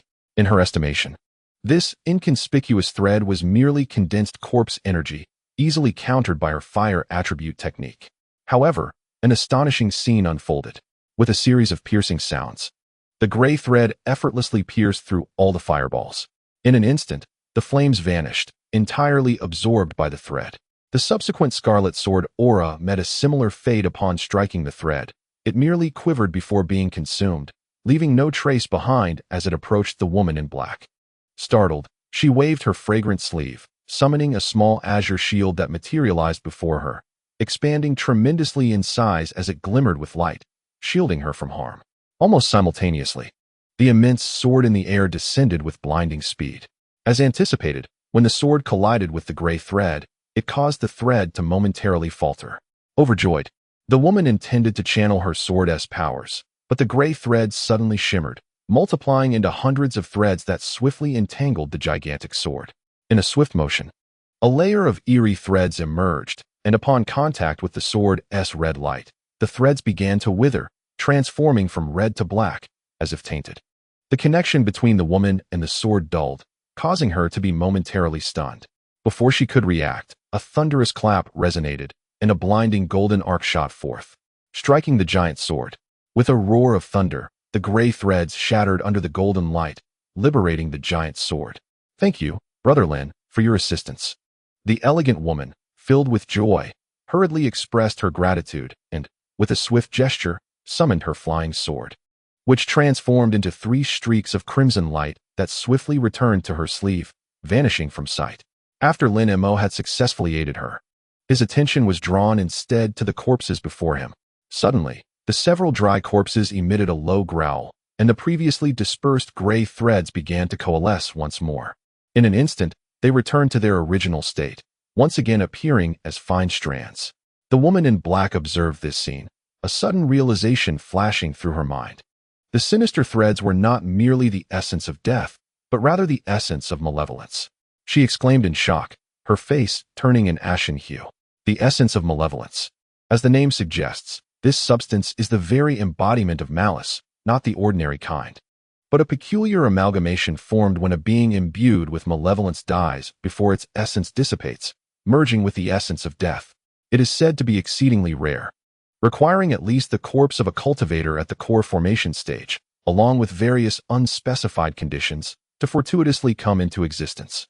However, once formed, the essence of malevolence is indestructible and capable of absorbing the 5 elemental energies, as well as corrupting various magical artifacts, making it one of the most formidable powers within the realm of the undead. As for the sinister threads, though she had not heard of them before, they appeared to be a manifestation derived from this essence of malevolence, explaining their formidable nature. It seemed that while his exorcising thunder could disperse this entity, it could not entirely eradicate it. Thus, if he could enable his corpse puppet to absorb these sinister threads, it would undoubtedly enhance its strength significantly. As Lin Mo pondered this, the 3 corpses suddenly extended their hands simultaneously. From their fingertips, numerous gray strands shot forth with alarming speed. Witnessing this scene, the woman in black inhaled sharply, then began to refine the Dharma wheel in her hand. Chanting incantations, the wheel twirled in the air, suddenly emitting a spectrum of colorful spiritual light that enveloped both Lin Mo and herself within a protective barrier. The radiant light of the Buddhist artifact was indeed formidable. The sinister threads, moving with astonishing speed, struck against the colorful barrier in an instant, yet were repelled, failing to penetrate. Lin Mo was unperturbed. After all, Buddhist techniques are inherently designed to counteract the powers of the undead, and even the sharpest of threads could not easily breach the light of the Buddhist realm. It was rather surprising that this woman, as an elder of the demonic sect, possessed a Buddhist treasure. The 3 corpses, undeterred by their initial failure, continued their assault. With a tremor of their fingers, countless gray strands emerged, layering upon the colorful barrier with the intent of ensnaring the 2 within. A cold glimmer flashed in Lin Mo's eyes. He rubbed his hands together and raised them simultaneously. 2 thick arcs of golden light erupted from his palms, striking the barrier. With a resounding crackle, a golden electric net formed upon the surface, instantly dispersing the surrounding gray strands into nothingness. The 3 corpses, however, remained unfazed, continuously releasing new sinister threads, the dispersed gray essence rapidly reconstituting. "Daoist Chong, release me," Lin Mo uttered succinctly. As the thunderous sound erupted, a pair of silver wings suddenly materialized behind him. The woman in black, initially startled by Lin Mo's words and poised to dissuade him, swallowed her words upon witnessing this extraordinary phenomenon. A flick of her finger opened a narrow rift in the light barrier. Simultaneously, with a flap of his wings, Lin Mo vanished within the silvery glow. The 3 corpses, having awakened their consciousness, hesitated momentarily, their gazes darting about. However, in the next instant, a silver arc flashed behind them, and Lin Mo reappeared. Without a moment's thought, the 3 corpses flicked their fingers, unleashing dozens of gray threads that shot towards Lin Mo. He did not evade. Instead, he opened his mouth and expelled 3 beams of golden light, aimed directly at the 3 corpses. In terms of speed, Lin Mo's golden rays clearly outpaced the gray threads, and with several muffled sounds, 3 golden little swords embedded themselves in the chests of the corpses. At that moment, the malevolent soul threads reached Lin Mo, attempting to ensnare him. However, he let out a low shout, and a layer of glassy radiance enveloped him. As the corpse malevolence approached, it was instantly repelled, unable to inflict any harm upon Lin Mo. What kind of divine power is this? The woman in black was momentarily taken aback by the scene. Lin Mo, his expression impassive, pointed lightly towards the 3 corpses. With that, 3 thunderous booms echoed. 3 azure bamboo cloud swords soared into the air, releasing a blinding golden arc that instantly ensnared the 3 corpses in a web of electricity. Lin Mo, still expressionless, gestured towards the 3 corpses again. In an instant, arcs of electricity surged forth, and the 3 corpses disintegrated without a sound, leaving behind only a swirling mass of dark luminescence. These luminous remnants were continuously torn apart by the golden arcs, yet simultaneously merged together. Under the purifying divine thunder, these remnants appeared to possess an immortal essence, which was rather peculiar. Observing this spectacle, Lin Mo furrowed his brow. This was the essence of the reanimated corpses. They had somehow fused their malevolent essence with themselves, making it seemingly impossible to eradicate them. The woman in black, witnessing Lin Mo's success, could not help but show a glimmer of joy and quickly suggested, "It seems the only option left is to seal them away." Seal them? Wouldn't that be redundant? Lin Mo raised an eyebrow, responding nonchalantly, "Isn't that just a temporary fix?" The woman appeared perplexed, her expression reflecting her confusion over his words. Suddenly, Lin Mo waved his sleeve, and a charming porcelain doll materialized beside him. Its innocuous appearance momentarily startled the woman in black. The corpse sentinel, undeterred by the overwhelming black mist, charged directly towards it. The malevolent soul threads were swiftly consumed by the sentinel. In an instant, a surge of fierce malevolence erupted from within the sentinel, transforming the once adorable porcelain doll into a strikingly beautiful woman. An immensely powerful aura continuously emanated from her being. The beautiful woman beside him stared in astonishment, her mouth agape. While there are indeed few spirit beasts capable of devouring ghostly entities in this world, those like the corpse Xiaowei, which can effortlessly consume the malevolent energy of corpses, are unheard of. Let us depart. I wonder if Brother Fu and the others have managed to capture the Yingji horse? Lin Mo remarked, casting a glance at the woman in black. They should be close by. The corpse wolf has been injured by Brother Lin and cannot have fled too far, especially with the assistance of friends Yuan and Bai. The woman, surnamed Chong, replied, forcing down her curiosity about the corpse Xiaowei with a smile. Lin Mo smiled in return. Just as he was about to express his intention to set off, he suddenly felt a jolt, and both he and the woman across from him changed countenance simultaneously. After exchanging startled glances, Lin Mo flicked his sleeve, while she reached into her storage bag, revealing a formation plate. The mark from friend Yuan has vanished. How about yours, Chong? Lin Mo raised an eyebrow, glancing at the woman in black. The mark I placed on friend Yuan has also disappeared. Could it be that something has befallen him? After all, we only parted ways a short while ago, the woman in black replied, disbelief etched on her face. It is unclear. It is possible that Brother Fu and the others have encountered a formidable adversary, or perhaps friend Yuan was caught off guard and ensnared by some restriction. Lin Mo said calmly, waving his hand lightly. What you say is true. Let us hasten to investigate.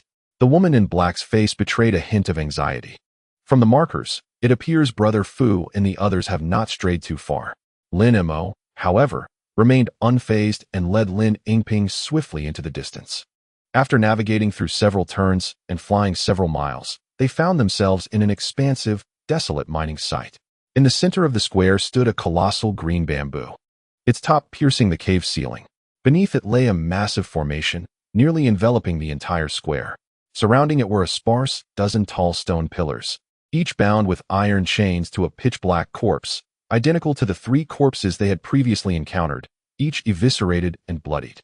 The most peculiar sight was a humanoid creature covered in green fur beneath the bamboo, holding a headless corpse with one hand as it savored its gruesome feast. The attire of the corpse unmistakably belonged to the robust Yuan. Alongside the green-furred creature lay a green corpse wolf, its sharp claws resting upon a lifeless spirit turtle, also a victim of a grisly end. Above the corpse wolf, the Yingji horse lay motionless. The woman in black, her face ashen, scanned the surroundings before exclaiming in a hushed voice, Brother Fu. Her gaze fixed on the sky, fear etched across her features. Lin Mo followed her gaze, realizing that in the air on either side of the square, 2 gray, cocoon-like entities hovered, enveloped in layers of gray threads that were unmistakably the malevolent soul threads they had encountered earlier. The density of these cocoons was far beyond what the previous corpses could compare to. Within the two cocoons, one emitted a continuous rumble of explosions, while the other remained eerily silent, occasionally revealing glimmers of crystalline light. It appeared that the affluent elder Fu and Bai Yao were merely trapped within, yet still alive. However, in a fleeting moment, 3 mid-stage nascent soul cultivators faced 1 death and 2 incapacitations. Lin Mo raised an eyebrow, softly murmuring, "It seems there are some considerable tactics at play." The woman clad in black, despite her concern for Elder Fu's predicament, was acutely aware of the need for caution. With a gentle flick of her sleeve, a jade hand grasped the Buddhist wheel. A resounding hum echoed, and the wheel radiated dazzling brilliance. The black-clad beauty paid no heed to the 2 individuals, focusing intently on her meal. With 2 sharp cracks, an arm was effortlessly torn from the body of a hulking man, quickly devoured with gluttonous ease. Observing the mangled corpse of the once mighty warrior, Lin Mo let out a cold laugh. What a splendid beast! At that moment, Lin Mo flicked his sleeve, and a vivid green phantom flashed by. A charming little girl floated beside him, enveloped in swirling green mist. Corpse, Sieg Guardian, Strength, Peak, Nascent Soul, Constitution, Xiantian 5 elements, Spiritual roots, Metal, Wood, Water, Fire. Earth, Techniques, Qingyuan Sword Technique, 100 Refinements Technique, Xianming Technique, Earth Yellow Technique, Blazing Flame Technique. Spells, Corpse Poison, Withered Wood Reviving in Spring. Wood Spirit Escape, Divine Abilities, Corpse Xia True Form, Body Reformation, Limb Rebirth, Wood Spirit, Corpse Malevolence, Destined Artifacts, Qingzhu B Cloud Sword, Xianhuang B Cloud Sword, Xianming B Cloud Sword, Jinxi B Cloud Sword, Corpse King Pearl. Casting a glance at the Corpse Sieg Guardian beside him, Lin Mo raised an eyebrow, surprised to find that it had refined the Corpse Malevolence into its own divine abilities in such a short time. However, upon noticing the appearance of the Corpse Sieg Guardian, the green-haired monster abruptly halted its movements.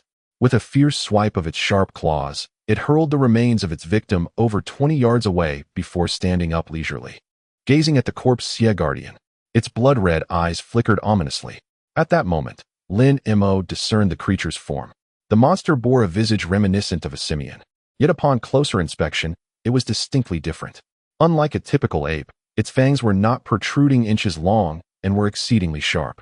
The creature's mouth was stained with blood, and its eyes shone a silvery brilliance, devoid of pupils, rendering its appearance truly bizarre. What caught Lin Mo's attention most was the sudden emergence of 2 prominent bulges from the creature's back, resembling 2 fleshy sacs. The green-haired beast swept its gaze over the 2 individuals, its focus locking onto the Corpse Sieg Guardian with a peculiar mix of surprise and fear. With a sudden sound, the 2 fleshy sacs unfurled into a pair of sizable wings, shimmering with a dazzling silver light. Silver-winged yiksha. The black-clad beauty gasped, her eyes wide with terror. Lin Mo's complexion paled instantly. The silver-winged yiksha is a formidable entity, second only to the golden body moon corpse among the known corpses of the human realm. In other words, it embodies a terrifying existence comparable to a late-stage nascent soul cultivator. Legends suggest that should a late-stage nascent soul cultivator engage in combat with it, humanity would likely face defeat. This particular corpse, evolved from the flying corpse, can soar to the highest heavens or descend to the underworld with a mere flick of its wings. It possesses innate mastery over the dual escape arts of wind and earth, is impervious to all forms of weaponry, possesses immense strength, and is well-versed in illusionary arts. Its pair of pupil-less silver eyes can easily ensnare the minds of weaker cultivators, rendering them unwittingly obedient. To my astonishment, after 3 had arrived, 3 more presented themselves as well. I had lost count of how many years had passed without tasting fresh flesh. It seems that this time, I shall indulge to my heart's content. As the silver-winged yaksha unfurled its wings, it suddenly spoke in human language, its words as clear as those of a human being. Lin Mo maintained an impassive expression, waving his sleeve as 2 mulberry would-be cloud swords soared into the air, targeting the 2 gray cocoons suspended above. The silver-winged yiksha remained utterly still at this sight, a flash of silver light flickering in its eyes. Suddenly, from each of the gray cocoons emerged a massive gray hand, swiftly reaching for the golden swords. The speed of its movements was astounding, capturing the flying swords within its grasp. Quite an impressive feat. Lin Mo smiled faintly. casting a glance at the distant silver-winged yiksha. With a slight parting of his lips, 72 azure bamboo cloud swords soared into the air, slicing through the atmosphere, accompanied by the crackling sound of golden thunder. The corpse demon guardian leapt into the air, surrounded by dazzling golden lightning that coiled around its form like a celestial dragon, evoking the appearance of a thunder god. The dark, malevolent soul threads seemed to dissipate as if frost were melting away. The corpse demon guardian opened its mouth and swallowed the distant malevolent soul threads whole. What? The silver-winged yiksha's pupils constricted in astonishment, exclaiming in disbelief, "You can actually consume my malevolent soul threads. My 3 corpse fiend avatars. You have destroyed them, haven't you?" "Indeed. It was I who vanquished them. Your words and actions are indistinguishable from those of humanity. It is time for you to surrender," Lin Mo coldly declared as he surveyed the silver-winged yiksha. "Humph. If that is the case, then you shall all become my blood feast." The silver-winged yiksha flapped its wings fiercely, revealing a terrifying visage, its fangs glistening with menace, and a blinding silver light surged within its eyes. "Beware its illusions." A voice, rich with urgency, emerged from one of the gray cocoons, but the warning faded away as swiftly as it came.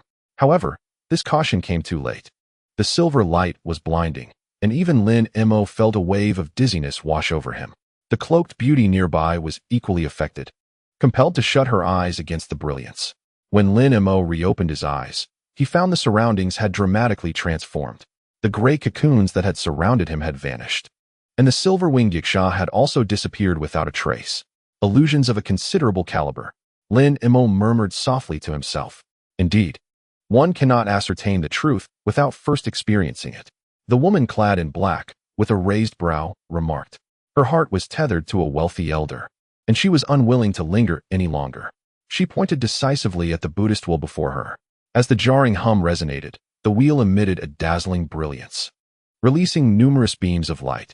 Yet, it appeared as though a clay ox had entered the sea, eliciting no response whatsoever. The expression of the woman in black darkened. Without further contemplation, she swiftly tapped her waist pouch containing spirit beasts. She then hurled it into the air. As she chanted incantations, the pouch became enveloped in spiritual light, from which a crimson glow continuously erupted. In an instant, a pair of winged serpents soared forth. These serpents, though modest in size, bore crowns upon their heads, their scales glistening a vivid red, unmistakably not ordinary spirit snakes. The woman whispered an incantation and directed several red spells toward the serpents. Instantly, they unleashed a torrent of flames that surged forth, igniting into a roaring sea of fire that churned violently. Observing the woman's actions, Lin Mo chose not to intervene, but instead seized the opportunity to scrutinize the unfolding scene with an impassive demeanor. The moment the towering waves of fire took form, the formerly gray sky underwent a drastic transformation, plunging into an abyss of darkness. A flash of silver illuminated the black mist, revealing 2 colossal eyes, each the size of a man, radiating silver light. These were the pupilless eyes of the Silver Night Demon, now transformed into this formidable size. Cackling sounds echoed from above, and the immense eyes emitted a torrent of silver light that cascaded down upon the sea of flames. A bizarre spectacle ensued, wherever the silver light touched. Both the fierce flames and the serpents vanished as if they had been conjured away into thin air. The entire sea of fire dissipated in an instant. Witnessing this incredulous scene, Lin Mo remained unperturbed, while the woman in black's countenance shifted dramatically as she unleashed a red flying sword aimed at the silver eyes above. Yet it proved as futile as attempting to scoop the moon from the water. Her heart sank. The potency of this illusion was evidently beyond her expectations. She had no certainty of breaking it. At that moment, the eerie laughter continued unabated, swelling into a thunderous roar. One by one, the silver eyes emerged, each equally enormous. Moments later, the sky was awash with these monstrous eyes, and even the surrounding mist began to shimmer with silver light. Suddenly, all the eyes flickered with silver brilliance, simultaneously morphing into crescent moons. Echoing through the dense black mist were chilling howls and the sound of heavy footsteps, as if some monstrous entity were about to emerge from the fog. Lin, do you possess any means to dispel this technique? The woman in black finally asked, unable to contain her anxiety. She had already formulated a plan, when the enigmatic Lin Mo found himself at a loss. The only recourse left was to resort to an arcane technique that would exact a considerable toll on his vitality. He refrained from immediately responding to the woman, instead lifting a hand. From his arm, a golden arc emerged. With a resounding crack, the golden arc shot forth, striking a silver moon that had just materialized from the surrounding mist. The resultant explosion reverberated, and both the golden arc and the silver moon detonated simultaneously. Other silver moons, in a synchrony, unleashed a cascade of silvery light, rendering the surroundings blinding once more. The woman in black felt a dizzying whirl, involuntarily blinking her beautiful eyes. Yet, when she regained her composure, she found herself back in the plaza, with all traces of the black mist and silver moons vanished. A sense of relief washed over her. Despite her extensive experience, she was not unduly surprised. Across from her, the silver-winged night demon stood beneath the emerald bamboo, appearing as if he had not moved an inch. However, a silver wing unfurled from his back, shielding him from the incoming golden arc, his cold gaze fixed upon Lin Mo. The woman noticed that the creature had, at some point, conjured a pitch-black mirror with its green hand. Although small, the mirror pulsed with an eerie, dark luminescence, ensnaring the viewer's mind completely. It's rather curious that you can discern my location within this illusion, with the assistance of the evil moon illusion mirror. The potency of my silver eye illusion is augmented by at least half. It is not merely a matter of possessing formidable consciousness to dispel it. The silver-winged night demon remarked, casually swatting away the golden arc. Lin Mo, upon hearing this, let out a quiet, sardonic laugh, choosing not to engage in retort. Instead, he flicked his sleeve, and a chorus of clear, ringing sounds erupted. Dozens of mulberry wood swords soared into the air, resembling crimson birds in flight as they darted towards the distance. With each crack of thunder that followed, a flurry of silvery wings materialized behind him. Observing the spectacle, the silver-winged night demon's gaze shifted slightly as he inhaled a deep, murky breath, then opened his mouth. A snow-white orb, enveloped in violet flames, was expelled from his body, spinning incessantly. The moment the orb appeared, the temperature in the plaza plummeted, as if one were amidst a wintry landscape. Let us conclude this battle swiftly, Lin Mo remarked with a subtle wave of his hand, clearly disinterested in prolonging the conflict. He then turned his attention to the corpse Shao Guardian at his side. Chapter 199, Fierce Battle with the Night Demon. With a flourish of his sleeve, the corpse Shao Guardian unleashed a flurry of 360 flying swords, each soaring towards the heavens, stirring up a tempest. The formidable exorcism thunder entwined itself around the azure bamboo swords, while a stream of purifying energy surged forth from within them. A dense, earthy aura clung to the swords, exuding immense weight. The blazing divine mulberry fire roared to life, illuminating the mulberry wood swords, while the glaring golden magnetic divine light dazzled, making the golden magnetic swords shimmer resplendently. Such an abundance of magical flying swords.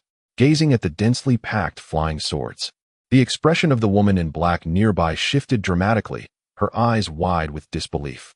Clearly, she had not anticipated the formidable strength of the corpse-like guards. Observing the multitude of 5 elemental flying swords that obscured the sky, the silver-winged night demon's fierce countenance flickered momentarily. An overwhelming aura suddenly radiated from her, and in an instant, she vanished, reappearing in the center of the plaza. With a swift motion, she raised her palm and struck the ground with tremendous force. The sound of a resounding thud echoed as she single-handedly shattered the earth beneath her. The beautiful woman paused, clearly bewildered by the silver-winged night demon's actions. Before she could comprehend the situation, a rumble reverberated throughout the plaza. The massive formation erupted with a kaleidoscope of colors, and the stone pillars binding the corpses began to tremble ominously. Alarmed, Lin Yinping swiftly looked up at Lin Mo, who remained calm and unperturbed, lightly waving his hand. A brilliant azure glare instantly enveloped him and his companions, forming an impenetrable shield around them. Simultaneously, 360 flying swords cascaded from the sky like falling stars, hurtling toward the silver-winged night demon. In an instant, a flash of dark light swept by, and the silver-winged night demon vanished from her original position. A swirl of black and silver light erupted, colliding and unleashing a myriad of dazzling sparks, revealing 2 figures with wings, Lin Mo and the night demon. At the same time, tendrils of black mist emerged from the corpses on the surrounding pillars, coalescing into a thick shroud of darkness that enveloped the entire plaza. Haha, this demon-sealing formation was specifically designed to ensnare me. Yet, the one who crafted it never anticipated that, after all these years, I would unravel a significant portion of its restrictions, the silver-winged night demon remarked, her wings fluttering with delight. Although I am bound and unable to leave this place, it has now become my protective charm. Lin, do not release this monster. The black-clad beauty exclaimed in alarm upon witnessing the unfolding scene. Lin Mo, however, remained indifferent, his gaze fixed coldly upon the densely packed array of swords suspended in the air. The 360 flying swords descended like meteors.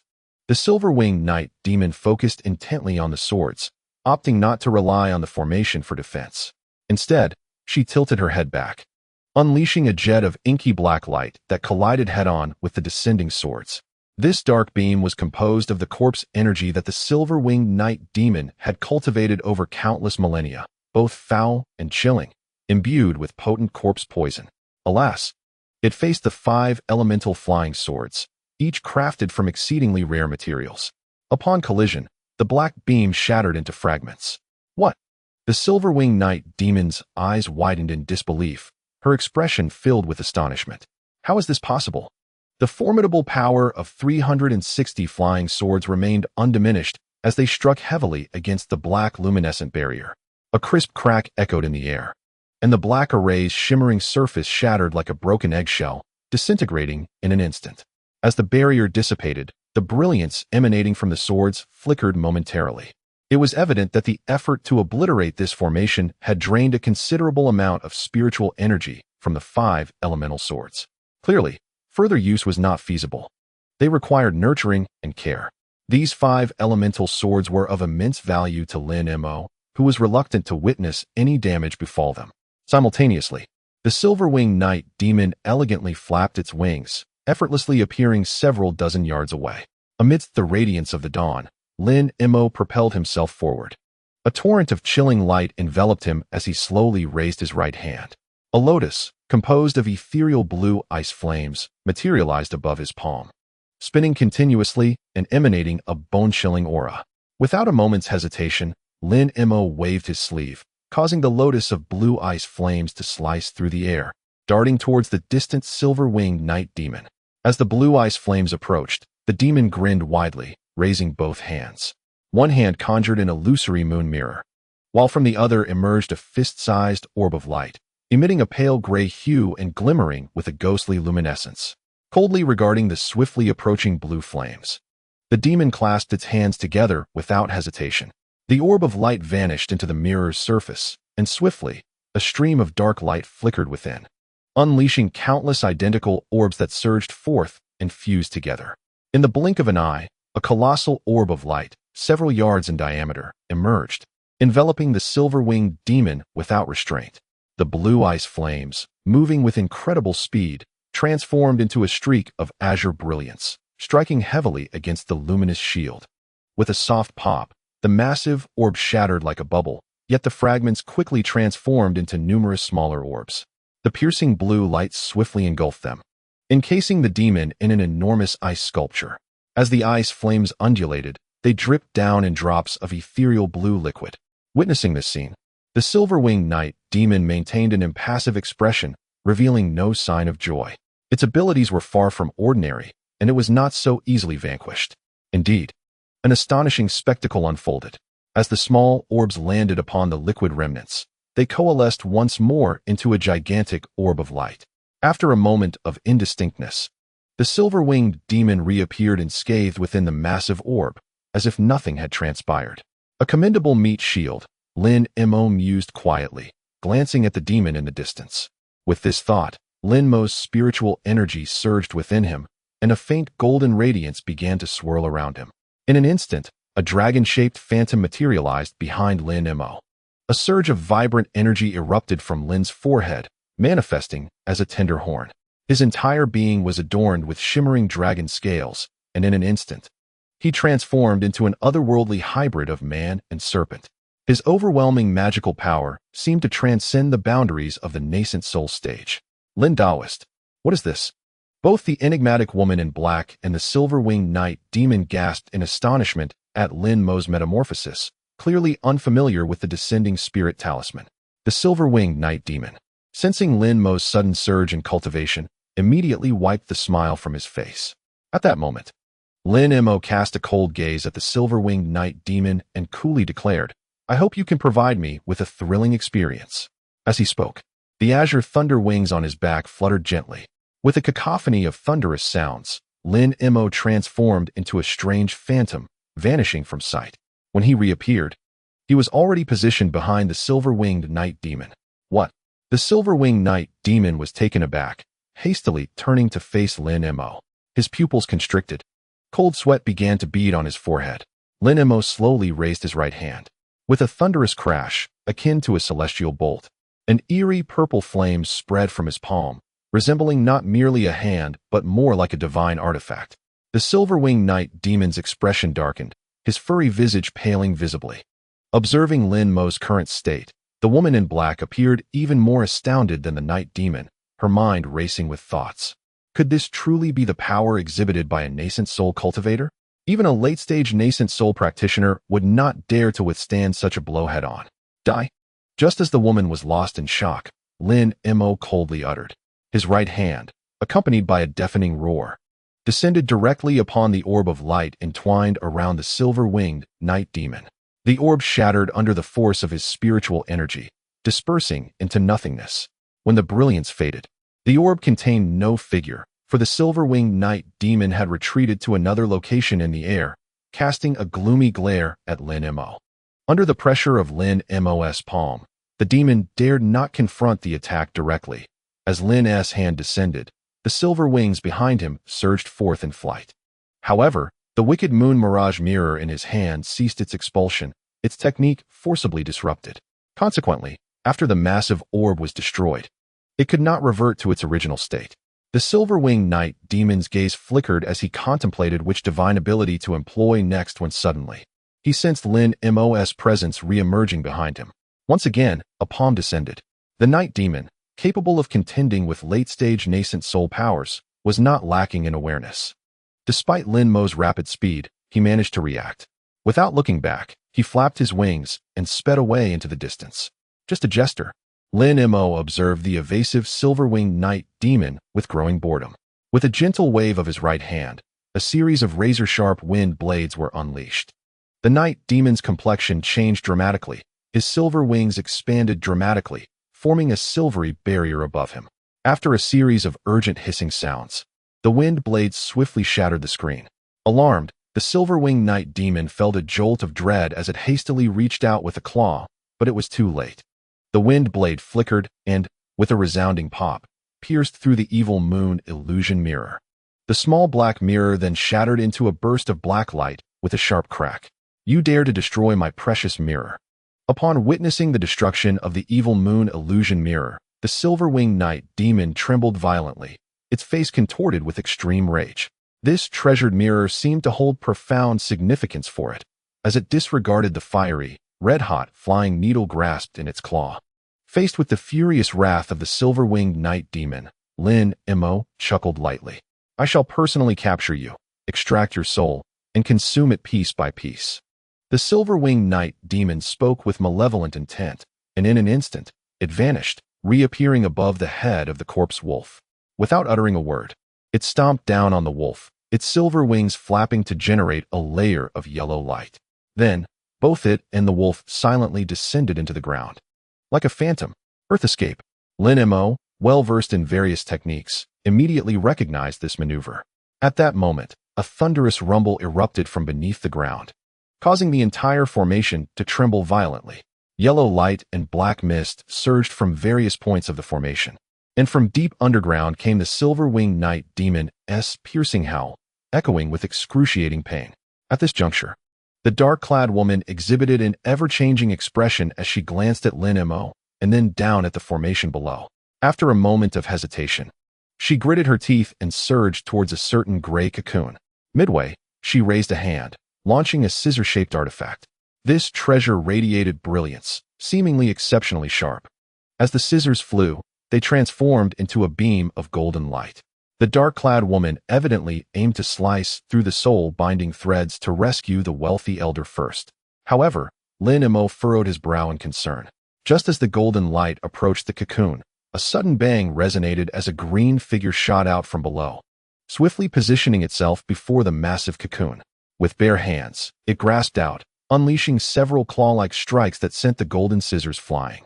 Initially, Lin Mo and the dark-clad woman assumed this figure to be the silver-winged night demon, but as the light dimmed and their vision cleared, they were both taken aback. The green figure, resembling a human with blood-red eyes, was none other than the colossal corpse wolf they had encountered earlier. Now transformed into human form through some unknown secret technique, its size drastically reduced. It glared menacingly at the dark-clad woman. Enough, let it all come to an end. Lin Mo sighed resignedly, shaking his hand before turning his attention to the corpse wolf before him.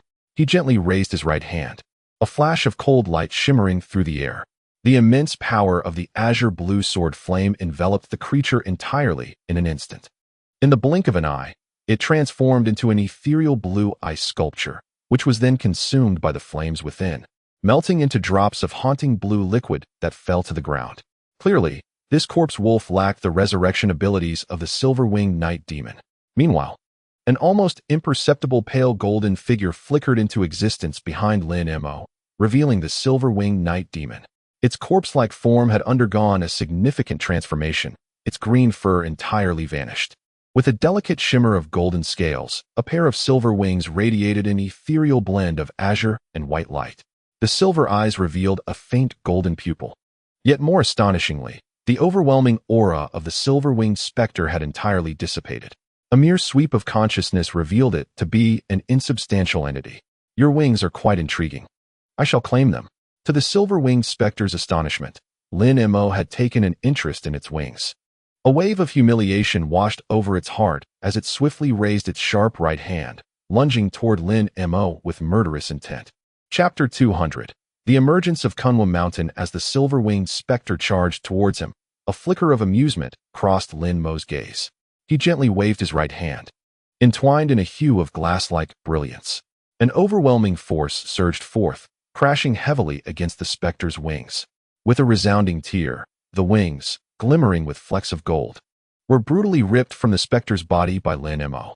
The silver-winged specter grimaced in agony, disbelief etched upon its face. In a desperate bid, it vigorously flapped its remaining wing and attempted to flee, trying to escape. Observing the specter's retreating form, the cloaked woman narrowed her eyes, a glimmer of joy illuminating her features as she hastened after it. Seeking death, a glint of cold malice flickered in the specter's eyes as it raised its right hand. In an instant, its arms swelled dramatically, black claws gleaming with inches of golden light. The cloaked woman reacted swiftly, her crimson lips parting. A turquoise shield materialized before her, radiant with a dazzling, blinding glow. The silver-winged specter flickered and appeared beside the cloaked woman. Its obsidian claws descended with lethal intent, clashing against the turquoise shield. This ancient artifact shimmered with ethereal light, exuding an aura of invincibility. Yet, in a bizarre turn of events, the silver-winged specter disregarded the shield entirely. Its golden claws sliced through the air soundlessly and struck the protective barrier surrounding the woman. A crisp cracking sound echoed as the shield, akin to parchment, was effortlessly torn asunder. With a sickening plunge, the claws pierced her chest, obliterating her heart in a swift, merciless strike. Though the cloaked woman possessed considerable strength, the proximity of such a formidable adversary proved fatally lethal. In an instant, a flash of crimson light erupted as a diminutive nascent soul burst forth from the crown of her head. This nascent soul, radiant as fire and bearing a striking resemblance to the woman, clutched a diminutive flying sword, clearly her life's weapon. Panic filled its features as it maneuvered the sword, swiftly appearing several yards away. A few more flickers of movement would ensure its escape. At that moment, a cruel glint flickered in the silver-winged specter's eyes, followed by a sinister grin. Suddenly, it hurled the lifeless body it had held and, in a blink, appeared beside the nascent soul of the female cultivator. As it opened its mouth wide, a mass of gray netting was expelled forth, enveloping the displaced primordial spirit. "Lin Mo, help me!" cried the beautiful woman. Her primordial spirit filled with panic as she maneuvered her sword, colliding with the net in a desperate attempt to escape. Had her physical form remained, she might have had a chance to sever the net and flee. Alas, now reduced to her primordial spirit, her power was greatly diminished, compounded by the encounter with the malevolent soul silk that could absorb the essence of the 5 elements. Naturally, her efforts were in vain. The silver-winged night demon offered her no respite. As the net emerged, it reached out with a single hand, conjuring a massive gray hand that grasped both the net and the primordial spirit effortlessly. In an instant, a gray cocoon, about the size of a foot, materialized, suspended in midair. Humph! Lin Mo let out a soft snort, his figure flickering as he reappeared behind the silver-winged night demon, his gaze fixated on its remaining wing. This demon was not only adept in earth and wind evasion techniques, but also possessed mastery of golden evasion. The Qian blue wind and thunder wings contained the attributes of wind, thunder, and ice. If he could absorb the powers of earth and gold, it would undoubtedly enhance his own wings significantly. With this thought, Lin Mo couldn't help but steal a few glances at the demon's faintly golden scales, then unabashedly displayed his formidable cultivation. "Your strength is unexpectedly formidable," it exclaimed, eyes wide with disbelief as it regarded Lin Mo. The Qian blue wind and thunder wings behind Lin Mo fluttered gently, and in the blink of an eye, he appeared once more behind the silver-winged night demon. His hand, entwined in a glimmering hue of glass, seized the demon by the throat. Its face contorted in a grimace as it thrashed its head, attempting to escape. Yet, no matter how it struggled, liberation eluded it. Bang, bang, bang. Its incredibly hard golden hand struck repeatedly against Lin Mo, leaving only shallow marks upon his dragon scale-covered body. Emotionless, Lin Mo forcefully tore away the demon's remaining wing before its terrified expression erupted into desperate wails. In this moment, Lin Mo seemed to embody the most ruthless of beings. The torrent of Qian blue ice flames surged into the silver-winged night demon's body, shattering its regenerative light orbs into fragments. Simultaneously, the magic array below began to tremble violently without warning. The entire array pulsed with radiant energy, and after a flicker of the surrounding gray light curtain, it vanished without a trace. Lin Mo expertly stowed away the 2 wings radiating golden light. What is happening? At that moment, Lin Yinping tore through the air, suddenly appearing before Lin Mo. Her brows furrowed in concern, prompting her to inquire. Lin Mo gently waved his hand at Lin Yinping, reassuringly stating, "Do not worry." Though the scene appeared exceedingly strange, upon witnessing Lin Mo's calm demeanor, she felt much steadier. Before long, an even greater upheaval was to unfold. In the distant expanse beyond the array, the ground fissured, erupting with radiant spiritual light, and an additional formation materialized around it, adorned with nearly 100 spirit stones. In an instant, it harmonized and merged with the original array, giving rise to a new formation. A colossal teleportation array. With Lin Mo's expertise in formations, he immediately recognized this construct. It was, indeed, a gigantic teleportation array, and it had been activated. The surrounding formations resonated with a resounding hum, and at the center, a blinding white light erupted from a height of over 100 feet, only to retract moments later, leaving the area devoid of any presence. Lin Mo, Lin Yinping, and all else vanished without a trace. Unbeknownst to anyone, a similar phenomenon was concurrently unfolding in 3 obscure locations across the vast expanse of the Great Jin. The orchestrators of this event were the Yi clan's cultivators gathered at an unnamed small lake in the southern frontier. However, at this moment, chaos reigned above the lake. Where high-ranking members of the Yi clan congregated, their expressions fraught with confusion. What could possibly be happening? Was it not stated that the formation could obscure and conceal the heavenly phenomena? Had the concealment formation failed, or had it not even been activated? Now, thousands of miles away, other cultivators could observe the spectacle with crystal clarity. Were they intent on bringing ruin upon the Yi clan? Simultaneously, hovering in the air above the small lake, a square-faced cultivator gripped the collar of an elderly man with white hair tightly with one hand, his face a grim shade of anger. Behind him stood other Yi clan cultivators, equally darkened in countenance. A colossal, milky white beam of light surged skyward, remarkably thick, akin to a pillar reaching for the heavens. Surrounding it were 6 other pillars of similar magnitude encircling the lake. Such a conspicuous transformation could understandably incite the square-faced cultivator's fury. I do not comprehend. I had inspected the formation just yesterday, exclaimed an elderly man. his entire being imbued with an ashen hue, panic evident on his face. Second brother, release our esteemed nephew Linglong. He has invested considerable effort into the formation. The fault cannot lie with him. We can simply eliminate all the cultivators within a radius of several thousand miles. This statement came from a scholarly man in his 30s. Clad in a flowing white robe, his skin as smooth as jade, yet his words were ruthlessly incisive. However, upon uttering these words, the square-faced cultivator promptly acquiesced, releasing the white-haired elder's collar. The elders of the Yi clan, pointed out by the scholar, bowed in unison, affirming, "Yes, elder." It was evident that this scholar held a position of considerable esteem within the Yi clan. Without a moment's hesitation, the remaining few transformed into streaks of light, darting in all directions. This refined-looking scholar was unmistakably the esteemed elder of the foremost family in the Great Jin. After issuing his commands, he turned to the white-haired elder and inquired, "Has there been an issue with the concealment formation? The seal has been lifted. There should be no unforeseen complications, correct?" The scholar's voice bore no trace of emotion, and the elderly man, shivering slightly, promptly responded with respect, reporting to Elder, "There are absolutely no issues. The seal of Kunwa Mountain has been breached, with a fissure forming and expanding continuously. If this persists for merely a year, the entire seal will be utterly obliterated." "Very well, then.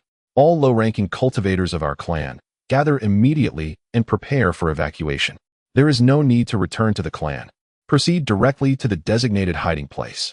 Anyone who dares to reveal themselves within a year shall be dealt with according to clan regulations," the young scholar remarked lightly. Bai Lao was taken aback, nodding repeatedly before turning and vanishing from sight. The locations where the concealment arrays were set up were not far, and with the escape speed of the nascent soul cultivators, it took but a moment to traverse back and forth. In less than the span of a tea break, some of the probing elders from the Yi family returned, their faces filled with astonishment and fury. "Eldest elder, it's dire. The array I was investigating has been completely destroyed. The disciples operating the array have vanished without a trace."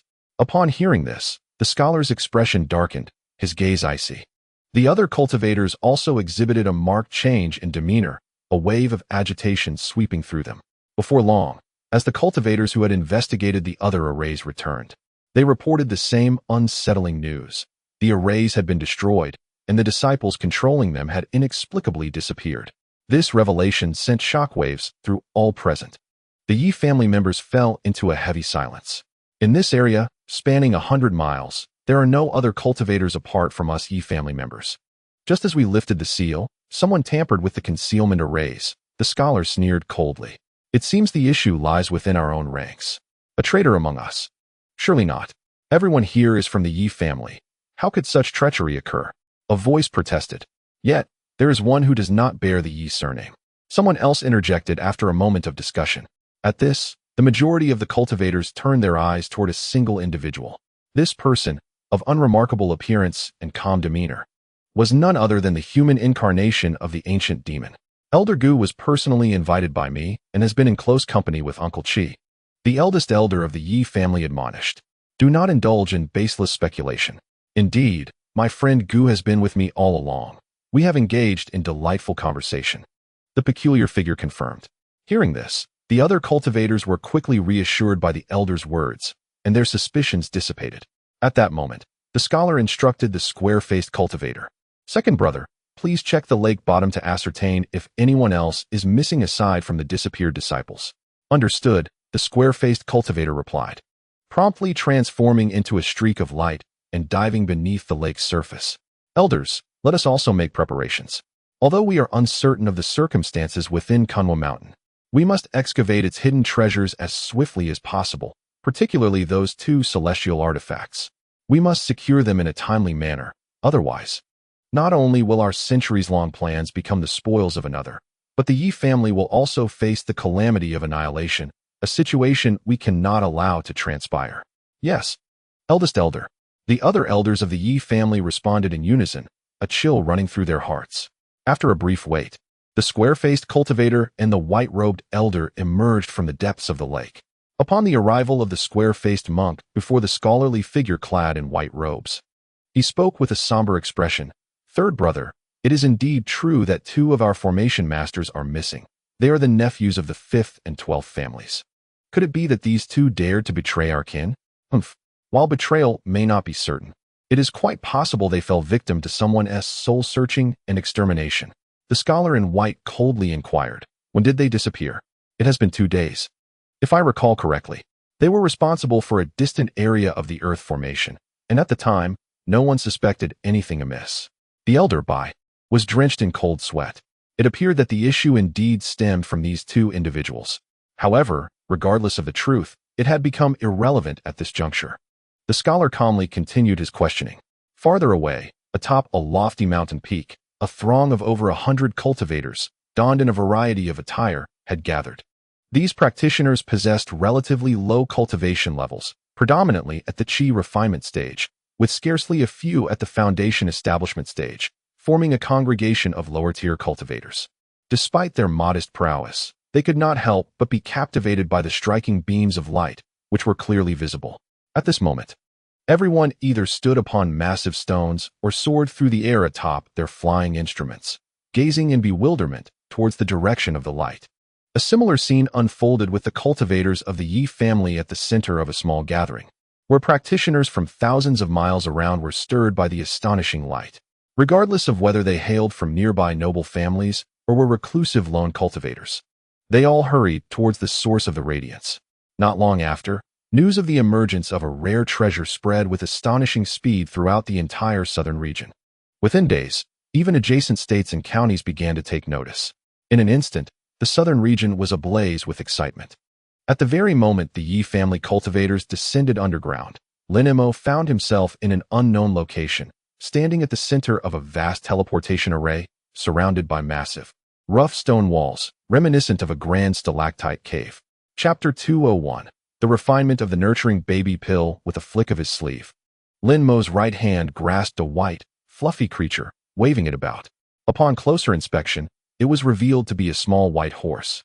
Its eyes a vibrant green, and its size merely half a foot.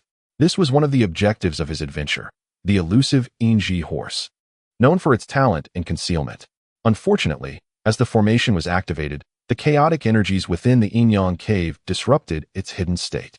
Seizing the opportunity, Lin Mo swiftly captured it in his grasp. With a flick of his wrist, he secured the creature within his embrace. Subsequently, Lin Mo surveyed his surroundings, discovering that this place bore a striking resemblance to the original underground cavern. However, unlike before, there was no presence of sinister winds. Rather, an astonishing abundance of spiritual energy permeated the area, resembling a vast mountain cave, as if situated atop an exquisite spiritual vein. This revelation left Lin Mo quite astonished, prompting him to glance down at the teleportation array beneath him. With his current mastery of formations, he could easily discern that this was a unidirectional teleportation array, meaning one could only arrive here through the array, but not depart from it. Contemplating this, Lin Mo felt no hesitation. His gaze shifted to two grayish cocoons not far away. Although there was little movement within, the presence of spiritual energy fluctuations indicated that the lives of the affluent elder and Bai Yao Yi were likely secure. Upon contemplating this, Lin Mo exhibited no hesitation and promptly affixed a restriction talisman onto the Inji horse. Subsequently, he placed it into his spirit beast pouch. After completing these actions, Lin Mo extended his right hand and flicked it several times. Two golden arcs of light were projected forth, landing directly upon the gray cocoon. Crack, crack. Accompanied by two crisp cracking sounds, distinct fissures appeared on the surface of the cocoon. Gazing at the malevolent soul threads, Lin Mo felt as if he had stumbled upon a treasure. These were invaluable items capable of enhancing the strength of the corpse Shao guards, and thus should not be squandered lightly. Finally, with two resounding explosions, the two cocoons burst open one after the other. Ejecting from within were a man and a woman, the second members of the Fu clan. However, both bore ashen faces and their expressions were exceedingly grim. Anyone ensnared by the soul threads, which absorbed spiritual energy, for such an extended period would undoubtedly suffer. Their magical power was certainly diminished. Thank you, Brother Lin, for your timely rescue. The elder of the Fu clan, his countenance easing, clasped his hands in gratitude. Had it not been for your extraordinary prowess, we might have truly met a dire fate. Who could have anticipated that a silver-winged night demon lurked within the Yin-Yang cave? Caught off guard, We were ambushed and trapped by this monster. My companion, Yuan, was instantly crushed and lost his life. Bai Yaoi also offered a respectful nod to Lin Mo before speaking with a wry smile. Upon hearing these words, Lin Mo merely smiled faintly. Although the two appeared immensely grateful, he discerned a profound wariness lurking within their gazes. After all, though they had been ensnared in the cocoons and had not witnessed the fierce battle between Lin Mo and the silver-winged night demon, the creature's agonized screams echoed in their ears.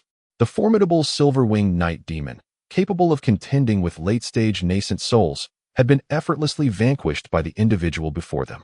Furthermore, being transported to this unknown, mysterious locale with only 3 of them present, how could they not feel a sense of unease?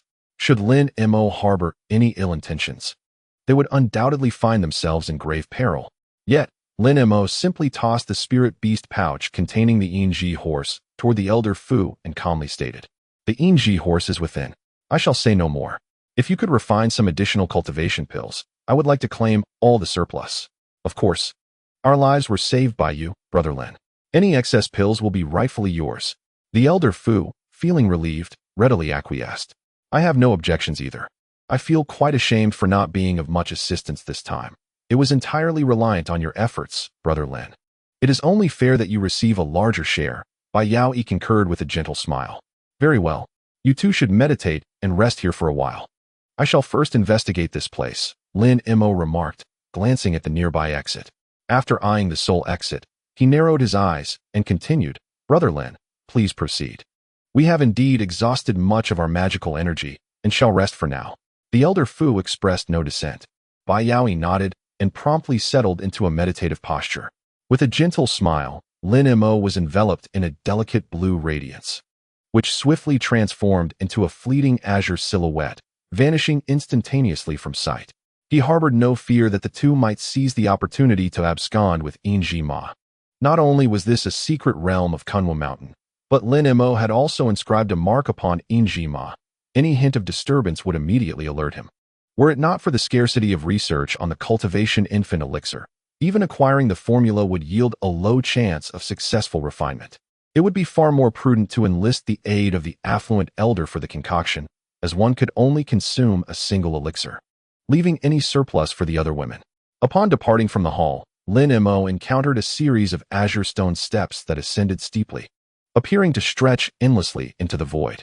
A sense of surprise coursed through him. Were they truly situated deep within the mountain's belly? Nevertheless, undeterred, Lin Mo soared upward with his ethereal speed. However, after an extended flight, he found himself astounded. The steps remained unchanged for an astonishing duration, a perplexing phenomenon indeed. Though the flight was brief, the distance he had covered at such velocity was formidable. Had it not been for his divine consciousness scanning the surroundings, revealing no fluctuations of formations, he might have concluded he had fallen into some sort of restriction. Indeed, the Kunwa Mountain's secret realm was remarkable, crafting such an interminable passage. Exercising patience, he continued his ascent for several miles until a faint glow suddenly materialized before him. The exit was in sight. A smile graced Lin Mo's lips, his joy palpable as he emerged from the passage. Before him lay a vast platform, adorned with neatly laid azure stone bricks, stretching over 1,000 feet in expanse. Taking a deep breath, the fragrance of flora and foliage filled his lungs, the spiritual energy here seemingly more abundant than that found near the teleportation array. As he surveyed the area, he noticed at the far end of the platform a towering cliff. Following the cliff with his gaze, he was taken aback to see a slender, pale line in the sky. Upon closer inspection, it revealed yet another immense cliff, the two towering formations standing in opposition, enclosing Lin Mo between them. Beneath him lay an extraordinarily deep gorge. Without hesitation, he shifted his form, becoming a streak of blue light, propelling himself into the distance. After soaring several thousand feet, Lin Mo finally emerged from the gorge. Upon surveying his surroundings, astonishment washed over him. Although he was already aware of Kunwa Mountain's extraordinary nature, witnessing the scene before him was still somewhat surreal. He gazed upward, enveloped by lush greenery, with no discernible end in sight. The so-called gorge was merely a trivial fissure at the mountain's base. Even more bizarre was the vast restriction enveloping the entire massive mountain. A white light curtain descended from the heavens, boundless and infinite, as if to completely shroud the entire mountain within its embrace. Such a grand gesture could only be executed by ancient cultivators. After a moment's hesitation, Lin Mo steered his ethereal light toward the distant curtain. After a considerable period of time had passed, Lin Mo finally arrived before the white luminescent barrier. He propelled himself through the light with a sense of insignificance in the face of such an immense screen. Upon closer inspection of the seemingly impenetrable barrier, Lin Mo, after a moment of contemplation, abruptly turned and soared back the way he came. Without needing to test it physically, he could already sense the terrifying spiritual power contained within this restriction. Although Lin Mo's current strength allowed him to contend with early-stage transformation cultivators, breaching the barrier before him was utterly impossible. Upon returning to the cave, the elderly man of the Fu clan and Bai Yao Yi remained diligently seated in meditation.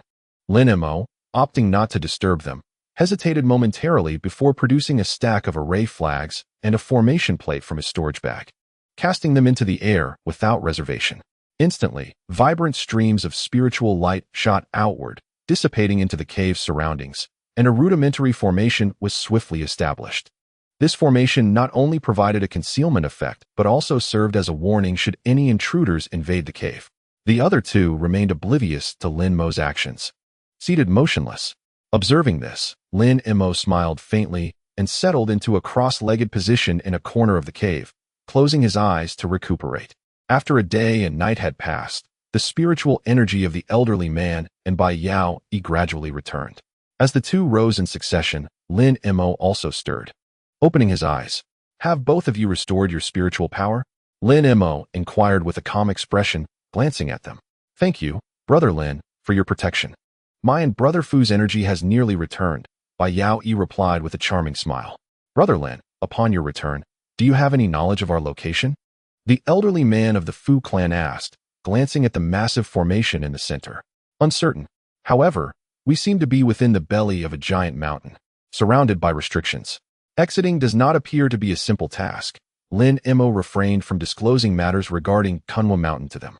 "A giant mountain?" Brother Lin hails from overseas and is unfamiliar with the inland geographical names and landscapes, which is quite normal. "However, I may be able to recognize it," the Fu clan elder said, his eyes lighting up with newfound confidence. Is that so? Brother Fu, if that is the case, let us venture out and see," Lin Mo said with a chuckle, neither confirming nor denying the claim. From Brother Lin's tone, could it be that this mountain holds some significance? "I shall join you on this excursion." Bai Yao Yi immediately discerned something and remarked, her bright eyes sparkling. Lin Mo nodded, wearing an expression of ambivalence. His displayed abilities surpassed those of the other two, naturally placing him in a leading position. Thus, after exchanging glances, the elder and Bai Yao Yi transformed into two streaks of light and flew out of the cave. Lin Mo remained seated, but with a flick of his wrist, the tracking formation plate appeared in his hand. He surveyed the plate, noticing two distinct points of light, one white and one black, exceptionally clear. Lin Mo narrowed his eyes, fixated on the formation plate without uttering a word. After an indeterminate amount of time had elapsed, he raised an eyebrow, his hand radiating brilliant light, and the formation plate vanished from sight. Moments later, a flash of light appeared at the cave's entrance, and the elderly man of the Fu clan and Bai Yao Yi returned swiftly. Before Lin Mo, the two individuals appeared visibly distressed. "What is it? Do you two fellow cultivators have any discoveries?" Lin Mo inquired, a faint, enigmatic smile gracing his lips. Although he was not well acquainted with the Great Jin, if such a colossal spiritual mountain truly existed, he would surely be aware of it. Indeed, as soon as Lin Mo's words left his mouth, the elder with the surname Fu let out a bitter laugh. "Brother Lin, do not jest. I have neither seen nor even heard of such a monumental mountain. I cannot even ascertain if we are still within the borders of Great Jin." Upon uttering this, a hint of concern etched itself onto the elder's face.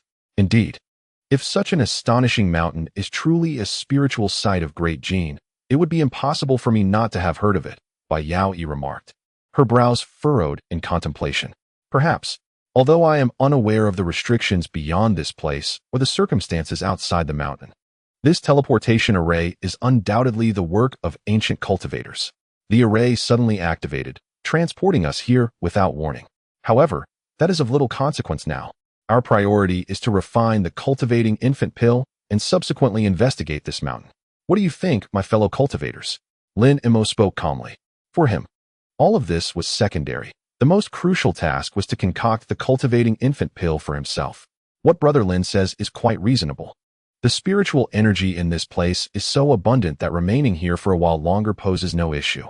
Moreover, even if this mountain harbors some peculiarities, with Brother Lin present, we need not worry. It might even present us with some fortuitous opportunity.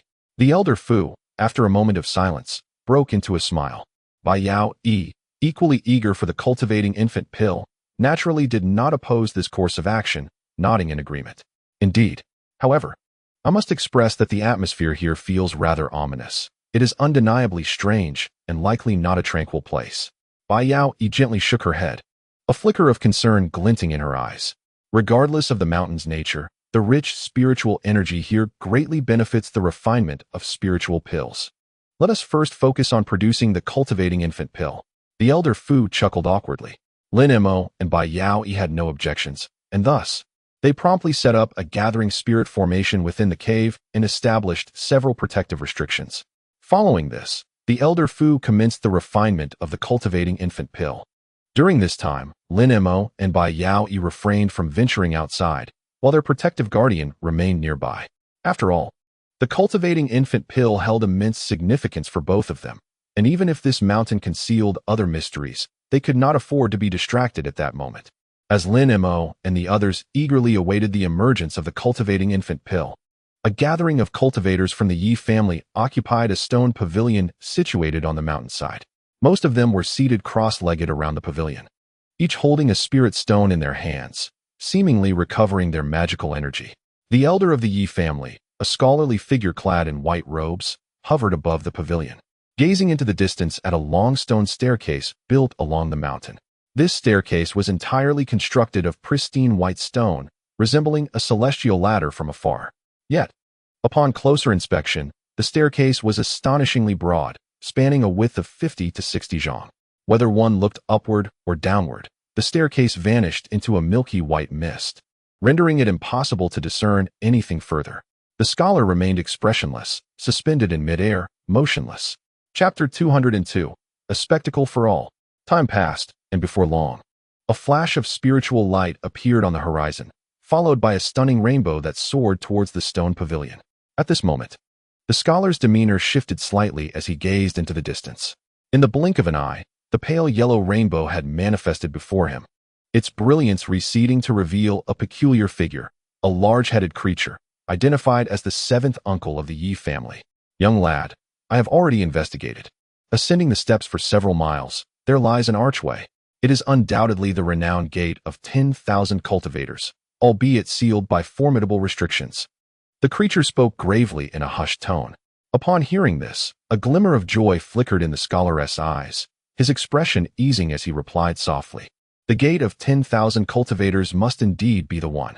It is said that in ancient times, a multitude of cultivators, numbering in the thousands, resided on Kanwa Mountain. Only by passing through this gate can one reach the domain of the cultivators on Kanwa Mountain. The creature scanned the nearby pavilion where cultivators were recuperating, slightly furrowing his brow. However, the restrictions sealing this gate are extraordinary. It would be prudent to act swiftly. I am well aware of this matter. Yet the others are significantly depleted of spiritual power and must rest for a while. The scholar expressed his helplessness. This place is hardly safe. We must provide protection for our elders. It was indeed unexpected that traversing the fissures of the seal would prove so arduous. Thankfully, all present were above the nascent soul stage. Otherwise, there could have been casualties. The creature could only sigh in response. Just as the scholar prepared to speak further, his expression suddenly shifted, and he turned abruptly towards a certain direction. What is it? The creature asked in surprise. It seems there is a sound coming from that direction. The scholar replied solemnly. A sound? The creature was taken aback, channeling his spiritual energy as he began to faintly hear a beast's roar, reminiscent of a lion or tiger, yet akin to a dragon's lament, growing increasingly louder. What is this? It seems something is indeed approaching. The creature's eyes glinted with cold light as he flipped his hand, producing a shining silver object. The scholar also turned his gaze towards the distance, unwavering. Moments later, a patch of purple mist emerged, hurtling towards them, with the beastly roars emanating from within. In the blink of an eye, The violet mist drew near, mere hundreds of feet from the stone pavilion.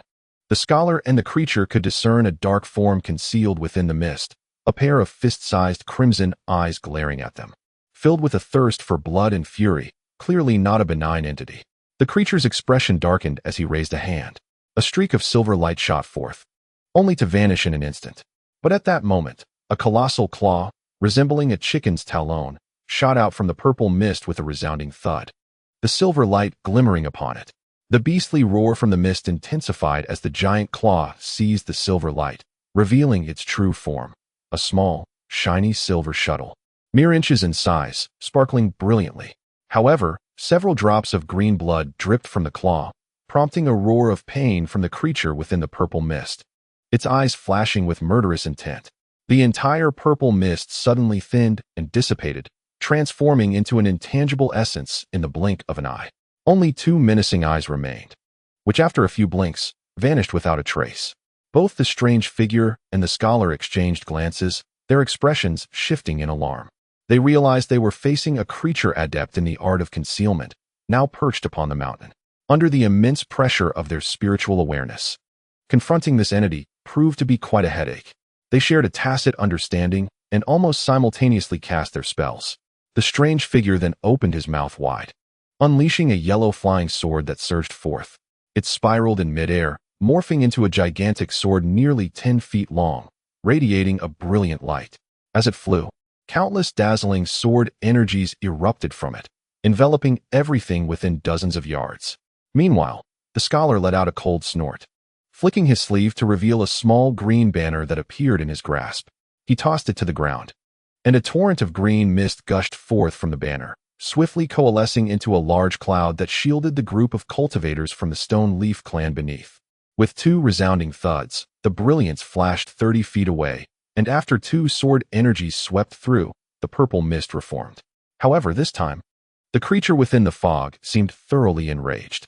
With two furious roars, the mist suddenly dispersed, revealing a four-winged beast with the head of a lion and the body of an eagle. This creature, towering 5 to 6 feet and surrounded by a menacing purple glow, appeared exceedingly ferocious. A lion-headed beast. Upon recognizing the creature, the strange figure exclaimed in shock. The scholar's complexion also changed dramatically. He flicked his sleeve, sending forth a black-red flying dagger that hurtled towards the beast with great force. Strangely, the once ferocious creature showed a flicker of fear upon seeing the dagger, and it opened its gaping maw, releasing a series of purple light rings that countered the dagger. With a resounding explosion, the dagger pierced through over a dozen light rings in a relentless surge. With each strike, the dagger's dark radiance waned. However, when it neared the beast, its brilliance ultimately dimmed, meeting resistance from several purple rings. Observing this scene, the beast displayed a glimmer of triumph, eager to unleash all its powers to ensnare the dagger. In contrast, the scholar remained composed, slightly parting his lips to expel a mouthful of essence blood.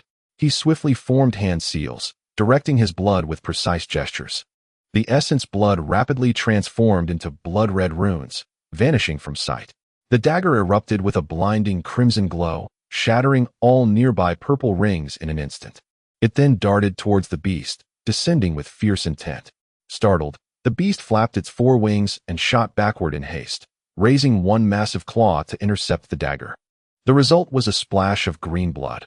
Although the dagger was momentarily halted, the claw was significantly reduced in size by the blade's sweep. The beast lifted its formidable head and let out a deafening roar that reverberated like thunder, causing both the scholar and the strange figure to experience a ringing in their ears, their bodies swaying involuntarily. Yet, an even more astonishing spectacle was about to unfold. With a roar, a translucent golden ripple erupted from the lion's head, perfectly meeting the flying dagger. Upon contact, the black dagger was sent spiraling backward as if struck by an immense force. Meanwhile, the yellow sword lights, commanded by Uncle Seven to assist the flying daggers, fared even worse. They disintegrated upon the slightest touch, vanishing into nothingness in an instant. As the golden wave dissipated, the demonic bird's demeanor grew weary. It shot a fierce glare at the scholar before furiously flapping its four wings, producing a sound akin to thunder, and then, in a blur, it vanished amidst arcs of electricity. In the next moment, it reappeared over 30 yards away, proficient in the art of lightning evasion. However, the creature dared not linger, transforming into a streak of purple light as it darted away into the distance. In the blink of an eye, it disappeared beyond the horizon without a backward glance. Witnessing this, the peculiar figure let out a sigh of relief, but upon turning his gaze, he noticed the scholar's face had turned somewhat pale, prompting him to ask with concern, "Are you all right?" Commanding the Black Blood Blade is inherently taxing on one's mana. Why did you resort to using your essence to forcibly enhance its power? Fear not. I have merely expended some vitality, the scholar reassured. The lion-like beast was notorious in ancient times, its powers surpassing even those of late-stage nascent soul cultivators. If we had not acted swiftly to drive it away, entanglement would have proven disastrous. Now that it has tasted defeat, it is unlikely to trouble us again. The scholar took a deep breath and shook his head. Indeed, such ancient beasts possess bodies harder than fine steel. Without my family's Black Blood Blade, it would be no easy feat to harm the lion-like creature with ordinary treasures. The peculiar figure's face relaxed with relief. The scholar offered a slight smile, glancing down into the green mist, where the previously alarmed cultivators of the Yi family had returned to calmness. Nodding in approval, he exchanged a few more words with the peculiar figure before leaping down into the stone pavilion, closing his eyes to meditate. Having expended considerable mana while wielding the ancestral Black Blood Blade, it was prudent for the scholar to recuperate. Meanwhile, within the great mountain where the Yi family and Lin Mo resided, in an inconspicuous valley beneath a towering peak near the Valley of 10,000 Poisons, 5 figures clad in white stood side by side at the valley's entrance. Opposite them stood 2 black-clad cultivators, respectfully reporting on recent developments. A remarkable celestial phenomenon has occurred. A voice, resonant and slightly magnetic, drifted in from an unknown source, its gender indiscernible. "Indeed, Elder," replied one of the black-clad cultivators. Near an unnamed lake in Puyun Prefecture, 7 astonishing pillars of light extend into the sky. When did this happen, and have any discoveries been made? The voice's owner seemed genuinely intrigued. It has been some time.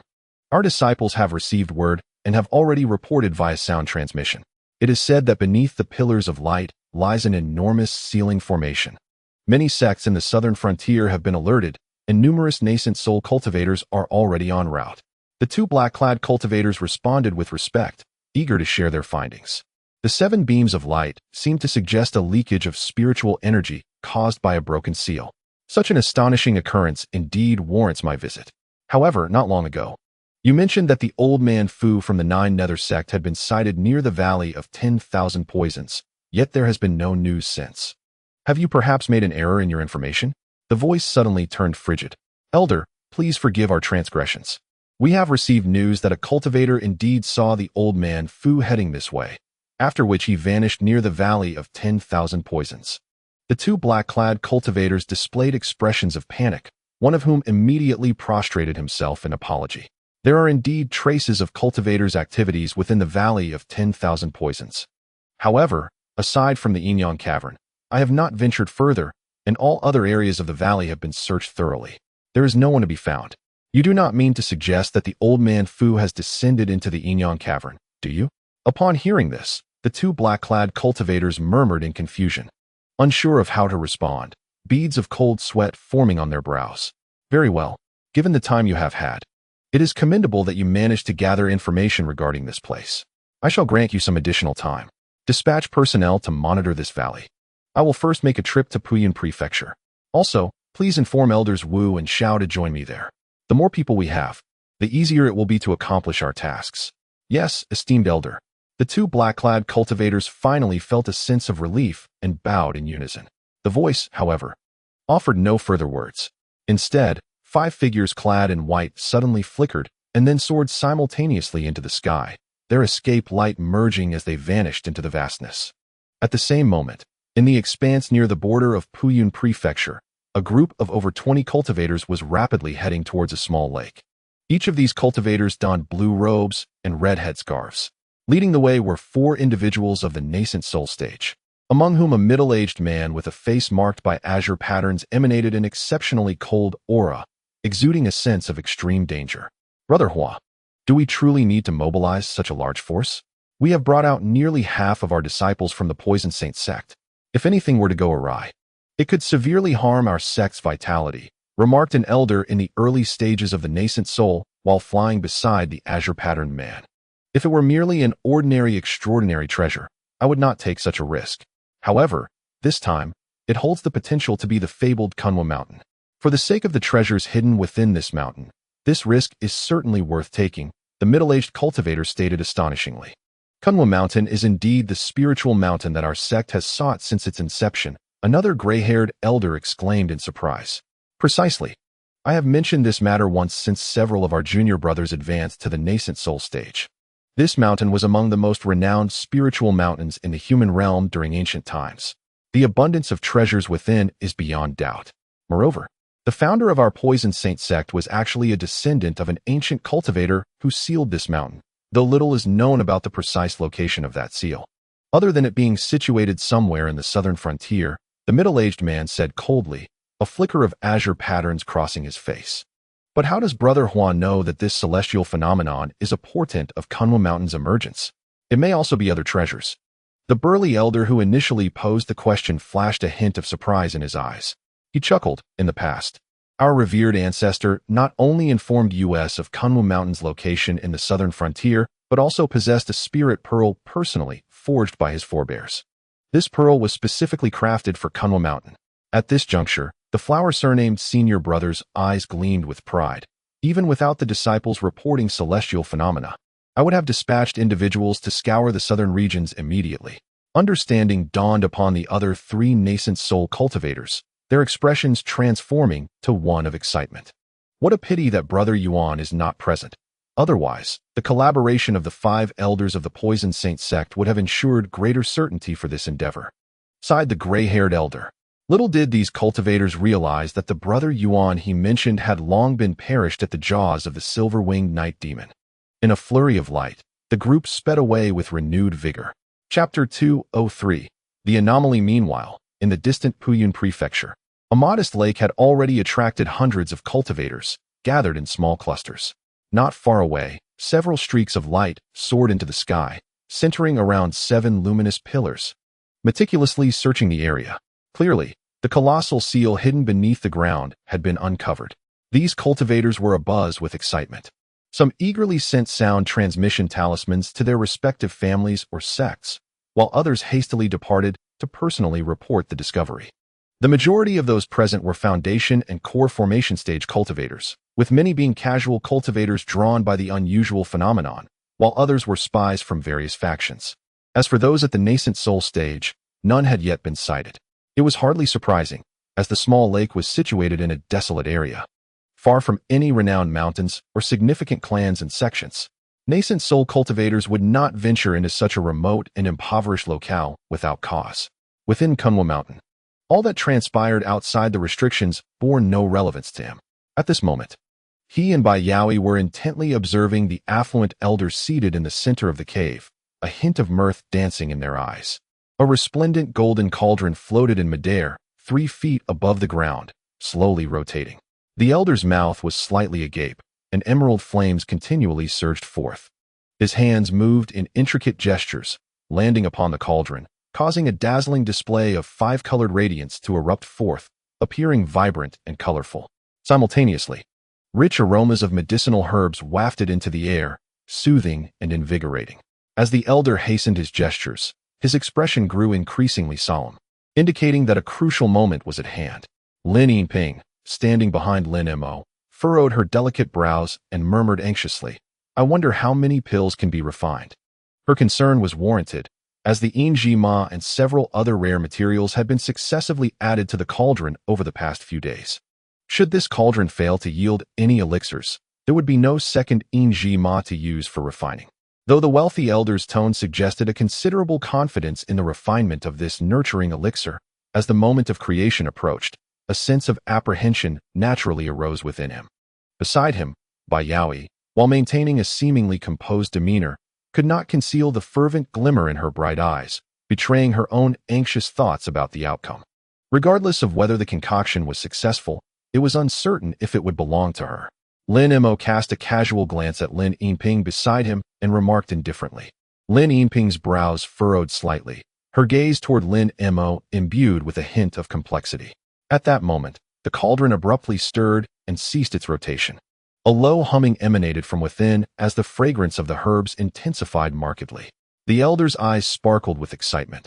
He halted his incantations and gestures, swiftly flipping his hand to reveal a small vermilion gourd, approximately 4 or 5 inches in size. With a flick of his finger, a white light darted onto the lid of the cauldron. With a crack, the cauldron opened, and 5 orbs, each the size of a fist, surged forth, faintly revealing a verdant hue, shimmering brilliantly. Success! The task is complete. The elder exhaled deeply, his expression transforming into one of joy as he addressed Lin Mo. Thank you, esteemed brother Fu. I truly did not expect the successful refinement of 5 elixirs. I was initially concerned that the quantity might be insufficient. Bai Yaoi exclaimed, rising with delight, a blush gracing her cheeks, enhancing her allure. The ingredients I prepared according to the formula were indeed meant to yield 5 or 6 elixirs. Otherwise, I would not have invited only 5 companions, the elder replied, his smile fading momentarily. It was evident that his bond with the black-clad woman was profound. Despite the immortals being accustomed to life and death, witnessing the creation of the elixirs while lamenting the loss of his esteemed junior sister cast a shadow upon his heart. Upon hearing the elder's words, Bai Yaoi's joy diminished, and she too sighed softly. Lin Mo remained unfazed, choosing silence over words. Dear Bai, do you possess a wooden box? It is best not to use an ordinary jade box, as the properties of the elixir may dissipate easily. The potency of this elixir is substantial. If consumed immediately, one would require at least 6 months of seclusion to assimilate its effects, or the efficacy would be significantly diminished, the elder cautioned. A fleeting sadness crossing his visage as he weighed the gourd in his hands, addressing Bai Yaoi earnestly. Indeed, I have a wooden box. Given the rarity of this elixir, I certainly would not consume it immediately, Bai Yaoi replied with a radiant smile, revealing a yellow wooden box with a flourish. The elder nodded, without further ado. He flicked his finger against the base of the gourd, and a crimson mist swirled forth as a white orb shot out, aimed directly at Bai Yaoi. She deftly positioned the wooden box in one hand while reaching out with the other to grasp the elixir. The elixir transformed into a beam of white light, seamlessly entering the wooden box. After carefully examining the spirit elixir within and sensing its astonishing spiritual power, Bai Yaoi could hardly contain her joy as she secured the box. Expressing her gratitude to the elderly man with the surname Fu chuckled lightly, reaching for the storage pouch at his waist, from which he surprisingly retrieved a green wooden box. Then, to Bai Yaoi's astonished gaze, he poured a spirit pill from the gourd into this wooden box and promptly secured it. After exchanging a few dry laughs with Lin Mo, he tossed the entire crimson gourd directly to Lin Mo. Although Lin Mo instinctively caught the gourd, he subsequently stored 3 cultivation pills into his pouch. Of these 3 pills, one was intended for Lin Mo himself, while the remaining 2 were meant for Nangong Wan and Yen Ruyan, each receiving 1. Given that both women had achieved the nascent soul stage, they were the most suitable candidates for these pills. As for the other women, they were not yet ready to consume such elixirs. Now that the spirit pills have been refined, we should promptly seek a way out while also exploring this mountain. We might uncover additional treasures, suggested the elderly man, glancing towards the cave's entrance. However, as soon as he spoke, the cave trembled slightly, followed by a deep rumbling sound echoing from the stone walls, continuous and resonant. The 4 of them exchanged bewildered glances. Are there others in this mountain? Bai Yaoi gasped, biting her red lip in surprise. Not to worry. This place should not pose too many dangers. Lin Mo replied calmly after a moment of silence. He then flicked his sleeve, unleashing a wave of azure mist that swept through the cave. Wherever the mist flowed, the traps and formations were successively dispelled, and the array flags and discs shot from the walls and ground, swiftly vanishing into Lin Mo's sleeve. Let us depart this place at once, Lin Mo commanded, retracting the mist and immediately enveloping himself in spiritual light, transforming into a green rainbow that darted towards the cave's exit. The elderly man and Bai Yaoi exchanged a glance before hastily following suit. As the 2 elders emerged from the extraordinarily long passage, Lin Mo was already floating high above, gazing at the canyon, as if straining to listen for something. At that moment, the 2 elders realized that the distant rumbling sound had grown significantly fainter outside. had it not been for the fact that all three of them were nascent soul cultivators. With senses far exceeding the norm, they might have dismissed the sound as merely a fleeting breeze. It seems to be emanating from above, and it is quite distant. If not for the restrictions sealing this space, we would never have heard it due to the overwhelming echo, remarked the elderly man with a furrowed brow after listening for a moment. Since we are unfamiliar with this place, we should proceed to investigate, Lin Mo replied lightly, glancing at the two before speaking. As he gestured with his sleeve, a blue shadow enveloped him. In an instant, Lin Mo's figure flickered and vanished from sight. Observing this, the elderly man and his companion did not hesitate. The elderly man formed hand seals, and suddenly, specks of green light emerged, coalescing into a faint green shadow. Without any objections, the two elders readily acquiesced. If one did not approach and observe closely, its existence would truly be imperceptible. In contrast, Bai Yaoi gently raised her jade-like hand, revealing a crystal-clear token between her fingers, seemingly forged from pure ice. With a single hand, she lifted the token, and at that moment, a melodious voice emanated from her, causing a silver mist to burst forth from the token. In an instant, the enchanting silhouette of the woman was engulfed within it. Then, with a flash of brilliance, Bai Yaoi's form vanished into thin air. With Lin Mo's soft exclamation, the three of them soared into the sky. Kunwa Mountain was grand, and with two companions by her side, the advantages outweighed the disadvantages. The four of them flew swiftly, traversing lush landscapes teeming with spiritual energy. Almost every location was an exceptional site for cultivation in the mortal realm, a treasure that countless sects would vie for outside. Yet here, such places were abundant. Half an hour later, Lin Mo and the others had not encountered any surprises nor any joyful occurrences. The desolate scenery, devoid of any living beings, left them feeling uneasy and oppressed. Brother Lin, have you noticed how rich the spiritual energy is here? Yet after flying such a distance, we have not seen a single spiritual herb or tree, only ordinary vegetation. This seems rather peculiar, Bai Yaoi hesitantly remarked. I have noticed, although the spiritual energy is commendable, it seems to increase further up the mountain, much like the spiritual mountains of the outside world. Perhaps the former cultivators deliberately planted spiritual herbs higher up for better efficacy. Lin Mo responded, showing no signs of surprise, but speaking calmly. Bai Yaoi appeared somewhat astonished, for the spiritual energy had already struck her as an excellent place for cultivation. Brother Lin, if there truly exists a superior sanctum for refining at the mountain's peak, we need not rush to depart. Perhaps we should cultivate here for a while, suggested the wealthy elder, intrigued by Lin Mo's words. Brother Fu, you cannot truly regard this place as an ordinary spiritual mountain. In such a bountiful area of spiritual energy, why would former cultivators abandon it? Moreover, the entire mountain is shrouded in restrictions, which speaks volumes of its peculiarity. If it were possible to leave, I certainly would not remain, Lin Mo replied with a cold chuckle. Upon hearing Lin Mo's assertion, the elder's expression shifted several times before he finally sighed with a bitter smile. Brother Lin makes a valid point. This indeed is not a tranquil place for cultivation. I, in my moment of greed for the spiritual energy, have been rather foolish. It is no wonder Brother Fu thought this way. It is not just you who has entertained such thoughts. I too had the same inclination just now. For having such a place for cultivation could save us a significant amount of meditation time, Bai Yaoi lamented. Lin Mo smiled faintly, his gaze drifting towards the distance. Then, with a swift motion, he transformed into a wisp of shadow, darting ahead. The elder and Bai Yaoi exchanged puzzled glances. Yet they understood that Lin Mo would not act without purpose. As they entered the mist, they were momentarily taken aback. Before them lay a broad white stone staircase descending into the mountain, stretching endlessly into the fog. Beside the staircase stood a white stone monument, rising tall amidst the mist. Towering over 10 zhang in height and 3 zhang in width, the stone tablet bore 2 ancient characters inscribed in a flamboyant style. The words Kunwu were boldly etched in golden letters. Upon seeing the archaic script, the wealthy elder could not contain his astonishment and exclaimed, "Could this be the famed Kunwu Mountain?" His surprise was mirrored in the expression of Bai Yaoi, who covered her mouth with one hand, her beautiful eyes wide with disbelief. Indeed, it must be Kunwu Mountain. In ancient times, this mountain was revered as a sacred place, a sanctuary for practitioners of the mystical arts.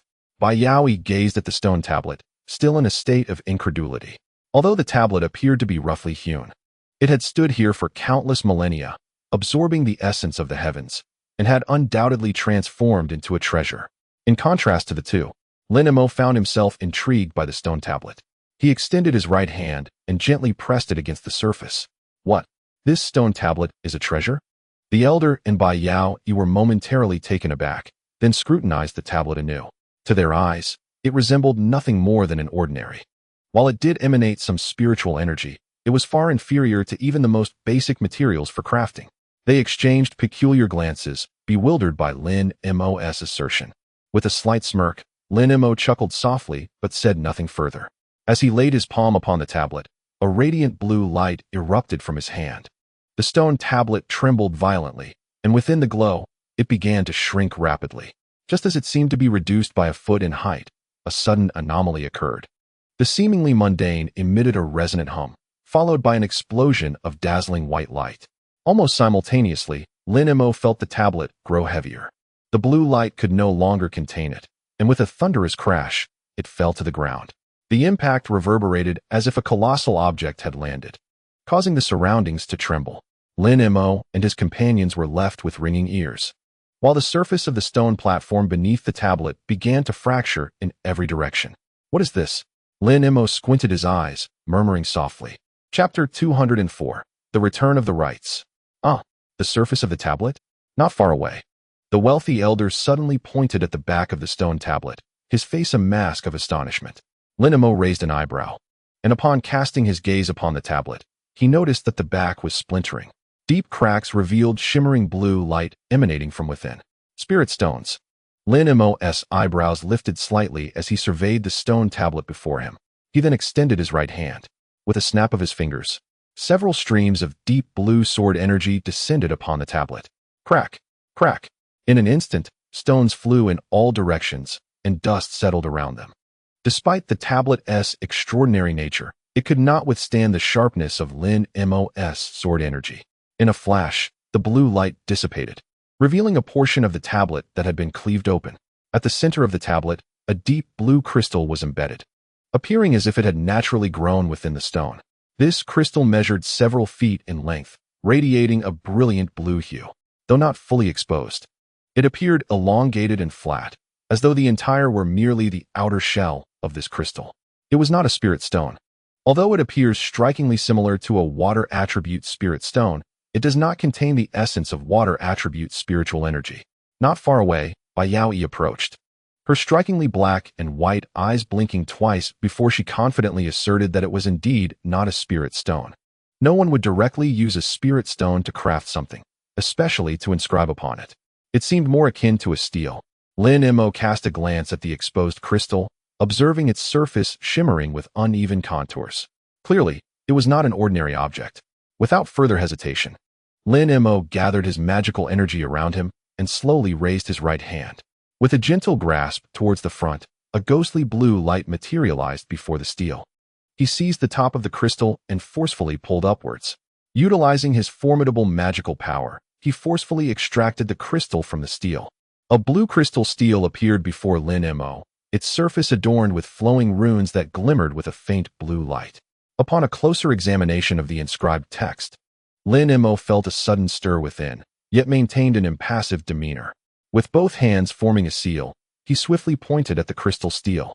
In an instant, the stele trembled and rapidly shrank in size, transforming into a brick-sized object in the blink of an eye. With a whoosh, it vanished into Lin Mo's sleeve, disappearing without a trace. The affluent elder and Bai Yao exchanged glances. Although they were intrigued by the crystal stele, they tactfully chose not to mention it again given Lin Mo's actions. Instead, after a brief discussion, the three decided to ascend the mountain along the steps. They had now confirmed that the faint rumbling sound indeed emanated from above. The three of them once again concealed their presence and soared into the air. Familiar with the unfolding events, Lin Mo understood that the rumbling was the result of the Yi family's cultivators desperately attempting to break through the restrictions.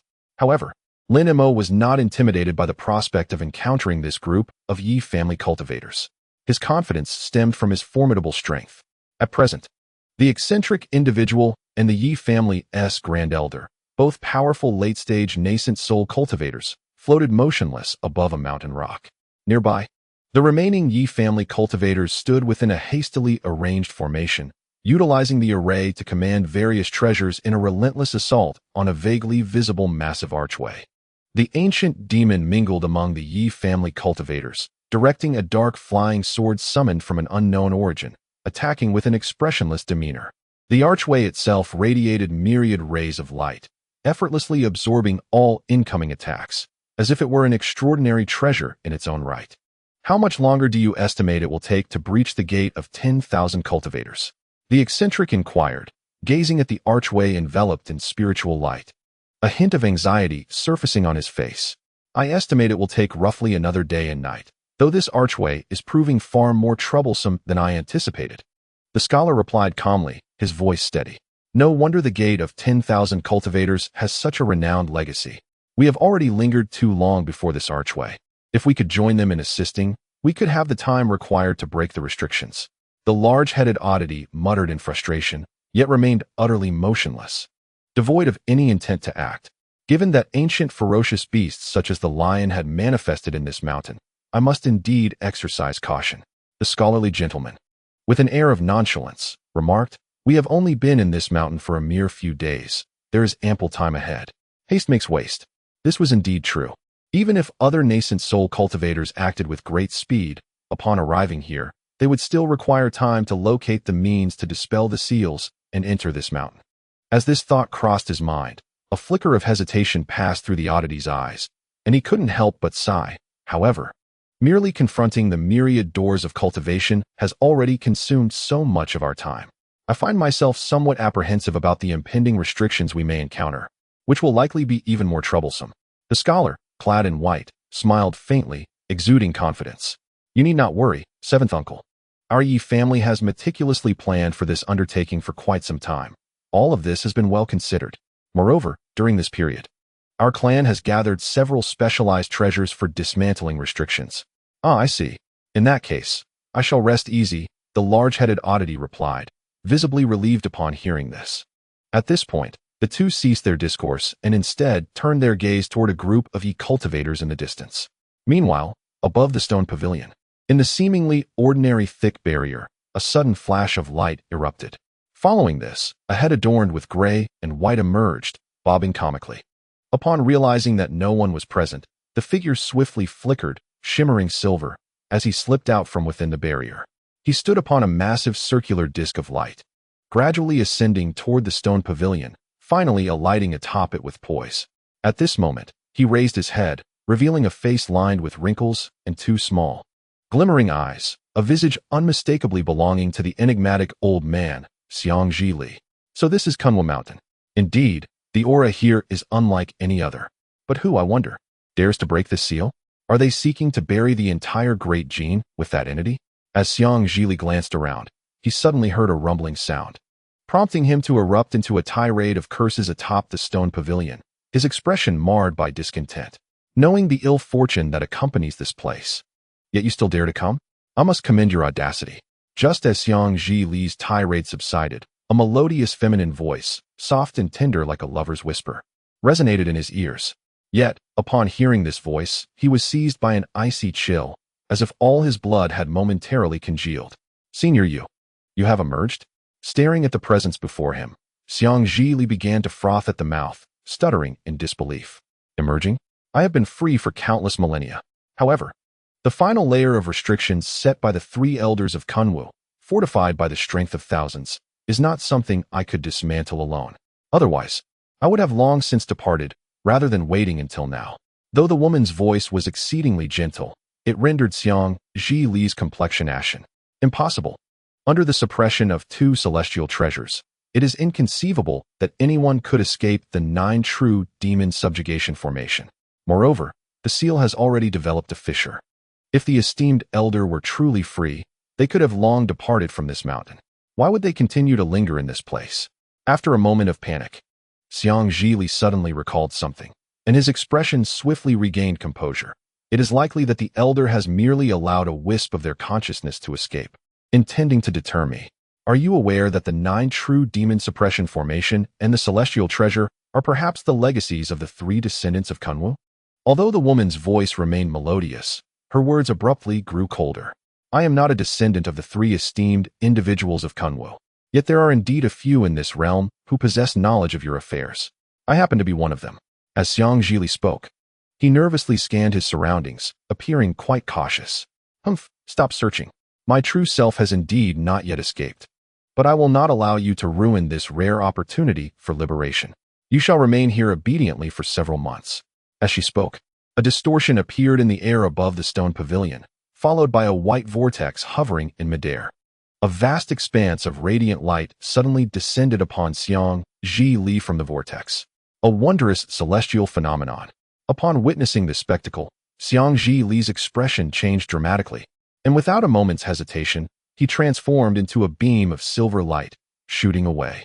However, as the multicolored light swirled slightly, an immense force of attraction emerged from thin air, momentarily halting his escape. In the next instant, the radiant light swept over, and Xiang Zhili vanished without a trace, as if he had never existed. It seems I must sleep for a while longer. The more cultivators who reach this place, the better. I hope the day I awaken is the day I truly break free. Kunwa's 3 descendants. I shall make you aware of the price for sealing me when that day arrives. The woman muttered weakly a few words, followed by a fit of manic laughter. And then her voice abruptly ceased. 7 days later, as the Yi family breached the gates of Wanxiu, they once again found themselves ensnared within an exceedingly sophisticated illusion formation. Lin Mo paused before a stone staircase, gazing at the barrier ahead with slightly raised brows. Although his strength was formidable enough to dismantle it with sheer power, he refrained from intervening to avoid disrupting the natural progression of events. Instead, he chose to wait in silence. As time passed, the vicinity of the nameless lake grew increasingly lively. The number of cultivators gathered in this area had swelled to more than 1,000. Scattered throughout the surrounding dozens of miles, even several nascent soul stage cultivators had made their appearance. Among them, the most conspicuous were 4 elders from the Poison Saint Sect standing side by side at the lakeshore. The other nascent soul cultivators mostly acted alone, evidently having hurried here upon hearing the news. At that moment, one disciple from the Poison Saint Sect was reporting something to the elders. Great Elder, we have searched a significant portion of the underground seals and have made some progress. There is something deliberately concealed beneath an illusionary formation over 20 miles from here. The disciple, his head wrapped in a red cloth, spoke respectfully. Having leads is certainly excellent. We have been here for several days. If we cannot locate the entrance, that would be the true trouble. Meanwhile, a middle-aged cultivator with azure markings on his face exhaled deeply and instructed, yes. The disciple, filled with utmost reverence, promptly produced an earth escape talisman and affixed it to himself.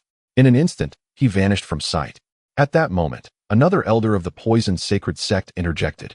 Brother Hua, there is no need for excessive concern. In the southern wilderness, we lack late-stage nascent soul cultivators.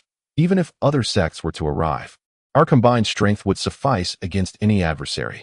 While this assertion held merit, every day of delay would bring forth additional high-level cultivators to this location. Furthermore, if this matter were to linger, the 10 major sects of both righteous and demonic factions would likely intervene. The middle-aged man named Hua displayed a gloomy countenance, evidently perturbed. Just then, on the opposite side of the small lake, a figure suddenly emerged from the ground, racing off into the distance while calling out loudly. This cry startled all nearby cultivators. Following this individual, several disciples of the Poison Sacred Sect, clad in blue robes and adorned with red scarves, shot forth in furious pursuit of the fleeing cultivator. Witnessing this scene, the expression of the cultivators led by Hua turned grim. Ah, I see, chuckled the elder Qian. I have dabbled in the art of formations as well and could lend assistance to your disciples. With that, Elder Qian laughed heartily and promptly descended below, disappearing into the lake's depths without a trace. Let us go. Elder Qian is ruthless. We must not allow him to harm our disciples. Hua exclaimed, his face pale with anger as he stamped his foot. He swiftly produced a prepared yellow banner with a flick of his wrist. Upon stepping forward, a swirling mass of yellow clouds enveloped the Poison Sacred Sect entirely. In an instant, it whisked the group away, vanishing from their original location. Not only the Elder Qian and the Poison Sacred Sect members, but the remaining cultivators, upon hearing this, also began burrowing into the earth, leading to a considerable reduction in the nearby cultivators. Those left above were primarily lower-tier cultivators who lacked the earth escape technique or the necessary talismans, helplessly watching as their companions disappeared. Approximately 20 miles to the north of the small lake, in a profoundly dark cavern deep underground, a brilliant orb of light flickered at the edges of this vast space, while beneath it lay an endless expanse of white light. This luminous barrier was not only exceptionally dense, but also enveloped in layers of astonishing lightning. Any who dared to approach would be met with a fierce arc of electricity, striking without mercy. Those fortunate enough might evade the brunt of it, but others would have to withstand the attack, resulting in their protective auras flickering chaotically, rendering them hesitant to approach any further. However, at a particular spot where the cultivators fixated their gaze upon the light barrier, no lightning surged forth. For there stood 7 or 8 disciples of the poisoned sacred sect, their expressions grim as they stalwartly guarded the area, preventing others from drawing near. Consequently, these individuals were subjected to scornful cursing from the other cultivators, yet none dared to act recklessly. After all, the Poison Saint sect holds considerable renown in the southern wilderness, and the cultivators here are predominantly local, thus they would naturally refrain from courting disaster. Chapter 205, The Illusory Realm. As time progressed, the elusive Master Sisson appeared stealthily before a towering figure, a grin plastered across his face. "Why don't we join forces and venture in together, my friend?" Upon hearing Master Sisson's suggestion, the burly cultivator of the nascent soul stage rolled his eyes.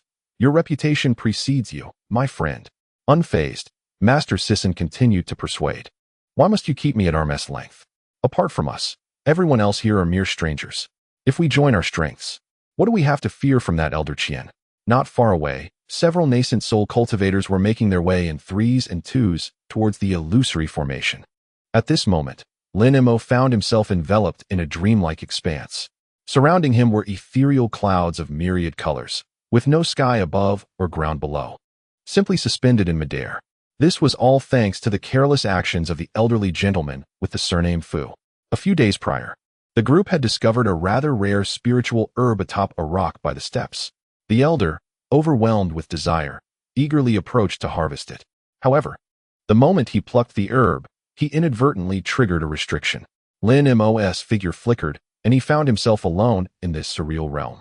While the whereabouts of Bai Yao Yi and the elder Fu remained unknown. Although Lin Mo possessed a fair understanding of formations, this was an ancient and peculiar array, and he had yet to devise a means of escape. As time elapsed, Lin Mo sat cross-legged, motionless, resembling a wooden sculpture.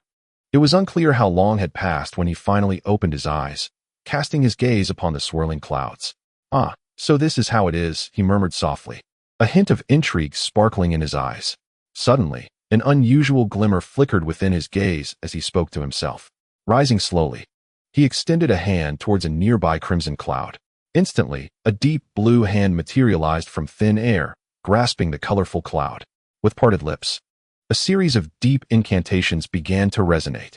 Lin Mo executed a hand seal, and the radiant blue hand became entwined with light, producing a series of resonant hums. It quickly transformed into a blinding orb of light, dazzling and resplendent. Emotionless, Lin Mo opened his mouth, a wisp of pale blue infant flame surging forth, wrapping around the luminous sphere.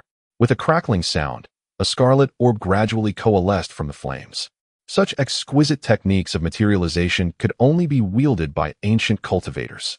After murmuring a few words, Lin Mo then turned his attention to the blue cloud nearby. Mirroring his previous actions, he conjured another pale blue orb in his palm. Thus, after spending the better part of the day, he successfully refined orbs of yellow, green, and gold as well. With solemnity, Lin Mo beckoned towards the orbs, and they immediately soared towards him, orbiting gently around his form as he flicked a finger. As time progressed, the speed of the orb's rotation intensified, gradually transforming into a vibrant 5-colored ring, adorned with shimmering lights that conveyed an air of mystique. "Go!" Lin Mo exclaimed, his brows arching slightly, issuing a low command. Instantly, the ring surged forth, executing an exquisitely intricate maneuver as it struck outwards. In the blink of an eye, the orb darted to 5 seemingly unconnected locations nearby, spinning incessantly while simultaneously undergoing a bizarre transformation, expanding and contracting in an uncanny manner. Just as Lin Mo's eyes narrowed, a series of thunderous explosions erupted, and the 5 orbs simultaneously burst apart, revealing 5 radiant spheres of varying hues that emitted blinding light, as if 5 ethereal suns had suddenly materialized in the space around them. As the 5 beams of light converged, enveloping the entire area, the scenery around shifted. And with a flash, Lin Mo found himself abruptly standing on a familiar flight of stone steps. "Lin, my friend, Lin Daoyu," exclaimed a man and a woman in unison, their voices ringing out beside him. Lin Mo turned his gaze to discover Bai Yaoi and the elderly man of the Fu clan appearing a few paces away, both displaying an unusual pallor, yet wearing expressions of astonishment. Lin Yinping's cheeks flushed slightly, betraying an involuntary glance in Lin Mo's direction. "Have you also escaped?" Lin Mo inquired, surveying the group with a calm demeanor. "It was you who shattered that strange constraint," Lin Yinping replied, her cheeks tinged with a rosy hue as she looked at Lin Mo. "Had it not been for your intervention, we might have perished within." "Indeed, all thanks to you, Lin," the elderly man from the Fu clan echoed, visibly shaken. It was evident that this elder of the 9 Nether sect had suffered greatly within that confinement, both his magic and spirit having been significantly impaired. Lin Mo, not wishing to dwell on such matters, redirected the conversation. "Now that you are all safe, the commotion atop the mountain has ceased. We have lingered here for several days. It is time we set forth." With that, he took the lead towards the stone steps, prompting Bai Yaoi and the others to follow closely behind. Fortunately, they encountered no further difficulties as they traversed several massive ridges over the course of a few hours. They soon arrived at the stone pavilion where the Yi clan's cultivators had entered, a place shrouded in mystery since Xiang Ji Li had vanished without a trace. Upon reaching the pavilion, Lin Mo paused, a soft exclamation escaping his lips as he focused intently on the ground beneath him. The elderly man from the Fu clan, noticing his sudden halt, approached as well. There, imprinted in the soft earth, lay a faint footprint. "Indeed, others have passed this way," Bai Yaoi remarked, her teeth barely visible as she exhaled softly, her brows furrowing in concern. "Moreover, take a look at those stones," the elderly man murmured, glancing towards the nearby rock formations. On the surface of the stone, a deep, narrow groove stretched several yards long, unmistakably a remnant of powerful sword energy. This was undoubtedly the mark left by the yellow sword chi unleashed by the Yi clan's 7th uncle on that fateful day. Perhaps, it seems that those individuals are ascending the stone steps as well. This is indeed fortuitous, as someone has paved the way for us, thereby sparing us from a considerable amount of trouble, Lin Mo remarked with an unusual calmness.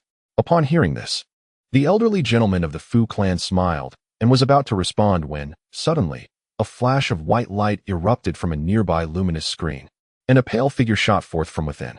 The position of this apparition was directly facing Lin Mo and the others, allowing them to observe it clearly, resulting in an immediate surge of joy for both Lin Mo and Bai Yaoi. They had never anticipated that the exit they sought was so conveniently beneath their very noses. However, the Fu elder's expression changed drastically upon seeing the white figure. The 5 sons of Convergence Demon, the manifestation of the Qian Old Demon. Lin Mo cast a glance at the white apparition before him, slightly raising an eyebrow.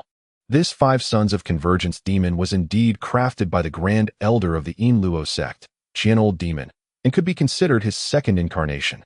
It could enter the body of the 5 sons of Convergence Demon at will. The creation of this entity was no simple feat. It required the deep burial of the corpses of 5 recently deceased Yuanying stage cultivators, surrounded by a heavy atmosphere of resentment. Their blood, flesh, and essence had to be nurtured monthly for a century to cultivate sentience, followed by the application of secret techniques for its refinement. The resulting power was immense, equivalent to possessing a formidable ally at the late Yuanying stage, wielding the transcendent ability to manipulate demons invisibly. Upon hearing this, Bai Yaoyi's face turned ashen. Just then, several soft sounds echoed as 4 identical figures emerged from the white light. 5 indistinct pale figures stood side by side, their 10 blank gazes simultaneously fixed upon Lin Mo and his companions. "Ah, it is indeed you, Taoist Fu. What a remarkable coincidence. No wonder Qian has been searching for you in vain. It appears you have arrived here ahead of him," spoke the voice of Qian Old Demon, his gaze landing on Lin Mo as he scrutinized him closely. Lin Mo surveyed Qian Old Demon, contemplating whether to annihilate him at that moment. In the distance, The central figure among the 5 white shadows suddenly formed a hand seal, and with a flash of gray light, a gray-robed cultivator sprang forth from the apparition. His emergence was so uncanny that one might mistake him for a specter. The gray-robed figure's face was obscured by a shroud of pale mist, rendering his features indistinguishable. But the gray-white hair and attire clearly indicated that he was an elderly man. Qian, old demon's true form, had indeed manifested, separating from the demon child to reveal himself directly. The Fu elder and Bai Yao heightened their vigilance, their eyes fixated upon the old demon, eager to discern his intentions. Yet, Qian old demon remained silent, instead producing a small black banner from his waist with a single hand and gently waving it in the direction of Lin Mo and his companions. The Fu elder's expression shifted dramatically, and he swiftly grasped a treasured item. The cold radiance emanating from Bai Yao enveloped her body in a protective light. In contrast, Lin Mo merely raised an eyebrow, displaying no further action, yet his expression grew increasingly frigid. How peculiar! How very strange! The small fan, after emitting a brief flash of black light, exhibited no further anomalies, which left the old demon Qian muttering to himself in astonishment. Brother Qian, what does this mean? Are you planning to wield the ghostly Luo fan and instigate a conflict between the two sects? Although the elderly figure of the Fu family harbored a profound respect for the old demon Qian, the presence of 3 mid-stage nascent soul cultivators on their side, particularly Lin Mo with his unfathomable powers, afforded them a sense of security against their adversaries. This was, of course, not the case. The old demon Qian would not be foolish enough to squander his spiritual energy before reaping any benefits. At that moment, the 5 demonic sons simultaneously emitted eerie howls, their forms becoming astonishingly indistinct. From a distance, they appeared as 5 wisps of smoke swaying gently, before elongating into menacing figures ready to pounce. Concurrently, a series of thunderous booms erupted from the nearby luminous barrier, followed by a blinding burst of silver light. Before anyone could react, a flurry of nearly 10 colorful escape lights shot forth from within, spiraling into the scene. What has transpired? Why do my fellow cultivators appear so flustered? The old demon Qian was taken aback, as the white figure that had previously assumed an offensive stance swiftly returned to its original position, abruptly turning to adopt a defensive posture. The cultivators who emerged from the barrier, although disheveled, were all of nascent soul caliber. Even the most arrogant of demons would not dare to dismiss them lightly. The explosive sounds that had emanated from the barrier filled him with an ominous foreboding. Brother Qian, your prowess is indeed astonishing. You have arrived here before us. Ah, is that not fellow Taoist Fu of the Jiuyu sect? And these two are. The cultivators before him were none other than the 4 elders of the Poison Saint sect, accompanied by 5 additional nascent soul practitioners. The elusive Jisen Ren was also among them, but upon spotting Lin Mo and his companions, Hua Tianqi was taken aback. Meanwhile, in a grand hall atop Mount Kunwu, a peculiar figure wielding a golden-hued hammer unleashed a silver arc of electricity that shattered a stone tiger puppet that had approached him. Behind him, the members of the Yi family busily activated their magical artifacts, relentlessly striking at the various stone puppets before them. These puppets, resembling beasts and birds, were not only remarkably resilient, but also capable of casting rudimentary spells, posing a significant threat.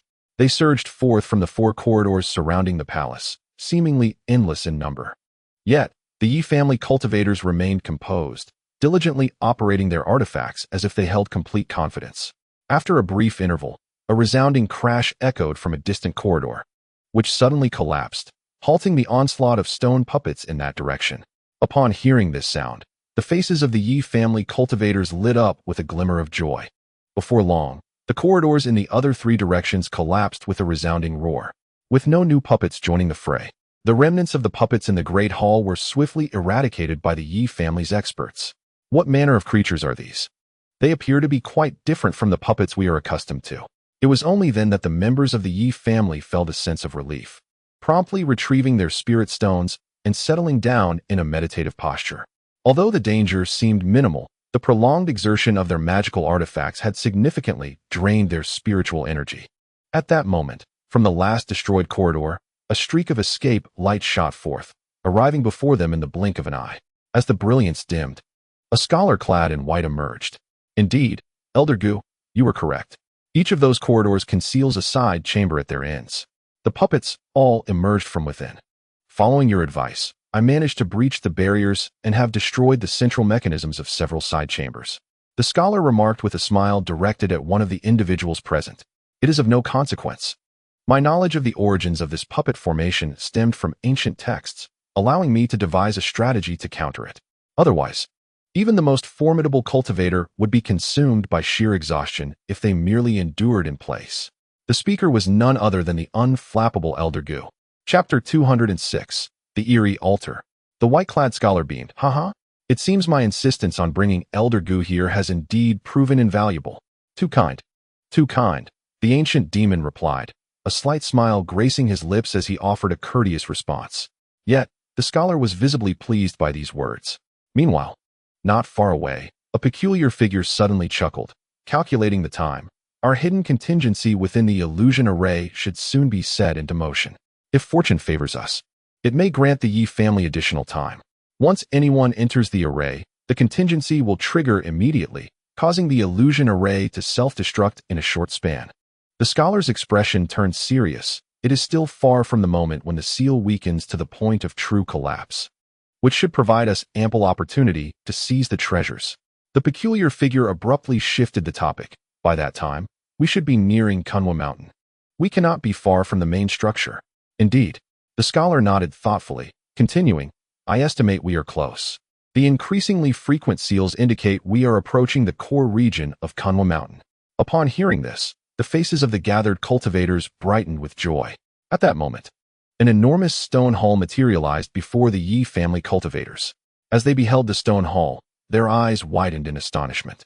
After a brief examination, they stood transfixed. For what lay before them was a vast expanse of undulating stone steps leading to various regions. Yet, each stone step was shrouded in white mist, rendering it impossible to discern their destinations. Furthermore, this white mist possessed the ability to obscure one's spiritual sense. What shall we do? Even if we each explore a different area, we cannot possibly investigate them all, an elder sighed, unable to suppress a glance at the scholar, offering a wry smile. Do not be anxious. This indicates we have indeed entered the core of Kunwa Mountain, hence the multitude of branches. This should be a positive sign. The scholar in white slightly furrowed his brow and remarked, we cannot proceed separately. If our numbers dwindle, we shall lack even the strength for self-preservation. We ought to traverse that path and first reach the platform over there to ascertain if there are any identifying markers. It must be said, this scholar indeed lived up to his reputation as the esteemed elder of the Yi family, quickly calming himself and devising a plan. The platform he referred to was a vast expanse of white jade plaza, a mere few miles away, immense in size. Upon hearing the scholar's suggestion, the others, lacking better alternatives, agreed to venture toward the plaza. Thus, they all took to the skies, racing toward that destination with fervor. However, as soon as they ascended, they found themselves plummeting from the air with a series of splashes, an anti-flight restriction. They have indeed set up such a barrier here, exclaimed the large-headed individual. Fortunately, the members of the Yi family had not soared too high. Although their descent was somewhat awkward, none were harmed, leaving everyone astonished. While the presence of this anti-flight barrier significantly delayed their actions, it also confirmed that they had indeed entered a crucial area of Kunwa Mountain. Such restrictions could only exist in places of great importance. The plaza spanned an impressive 100 acres, its ground meticulously paved with exquisite, pristine white jade. Surrounding it were towering Tenjong-high pillars of white jade, each intricately carved with rare spiritual beasts and celestial birds, rendered so vividly that they inspired a sense of reverence. However, at this moment, the members of the Yi family paid no heed to these jade pillars. Instead, they gathered at the opposite end of the plaza. There, at the foot of each stone staircase extending from the plaza, stood tall jade steels inscribed with names such as Jinshi Pavilion, Shangyun Hall, and Wupyeomyo, eliciting furrowed brows and speculation among the Yi family. There was no need to question Jinshi Pavilion. It was undoubtedly a repository for materials. The name Shangyun Hall sounded somewhat ethereal, likely not a place for quiet cultivation or of significant importance. One of the Yi family cultivators observed and began to ponder the probable functions of these locations.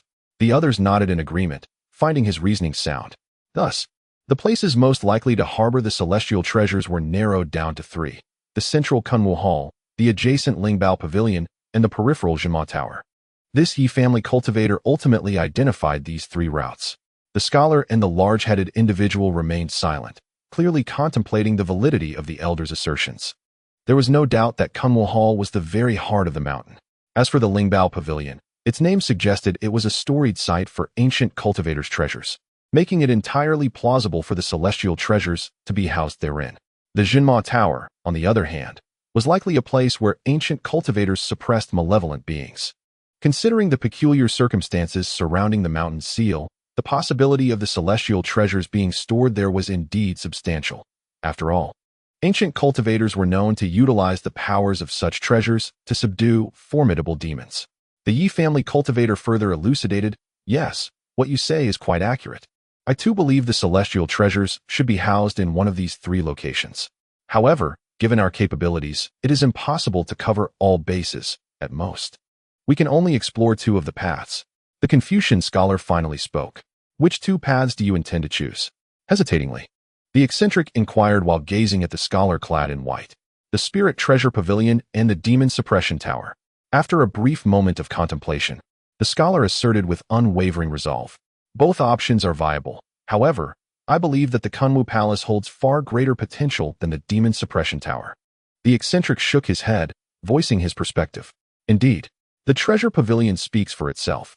Even without the celestial treasures, we can still acquire other valuable artifacts. It wouldn't be a wasted trip. As for the Kunmu Palace, its conspicuousness suggests that since this mountain is sealed, and two celestial treasures have been intentionally left behind, they cannot merely serve as mere decor within the Kunmu Palace." The scholar stroked his chin, exhibiting a calm demeanor.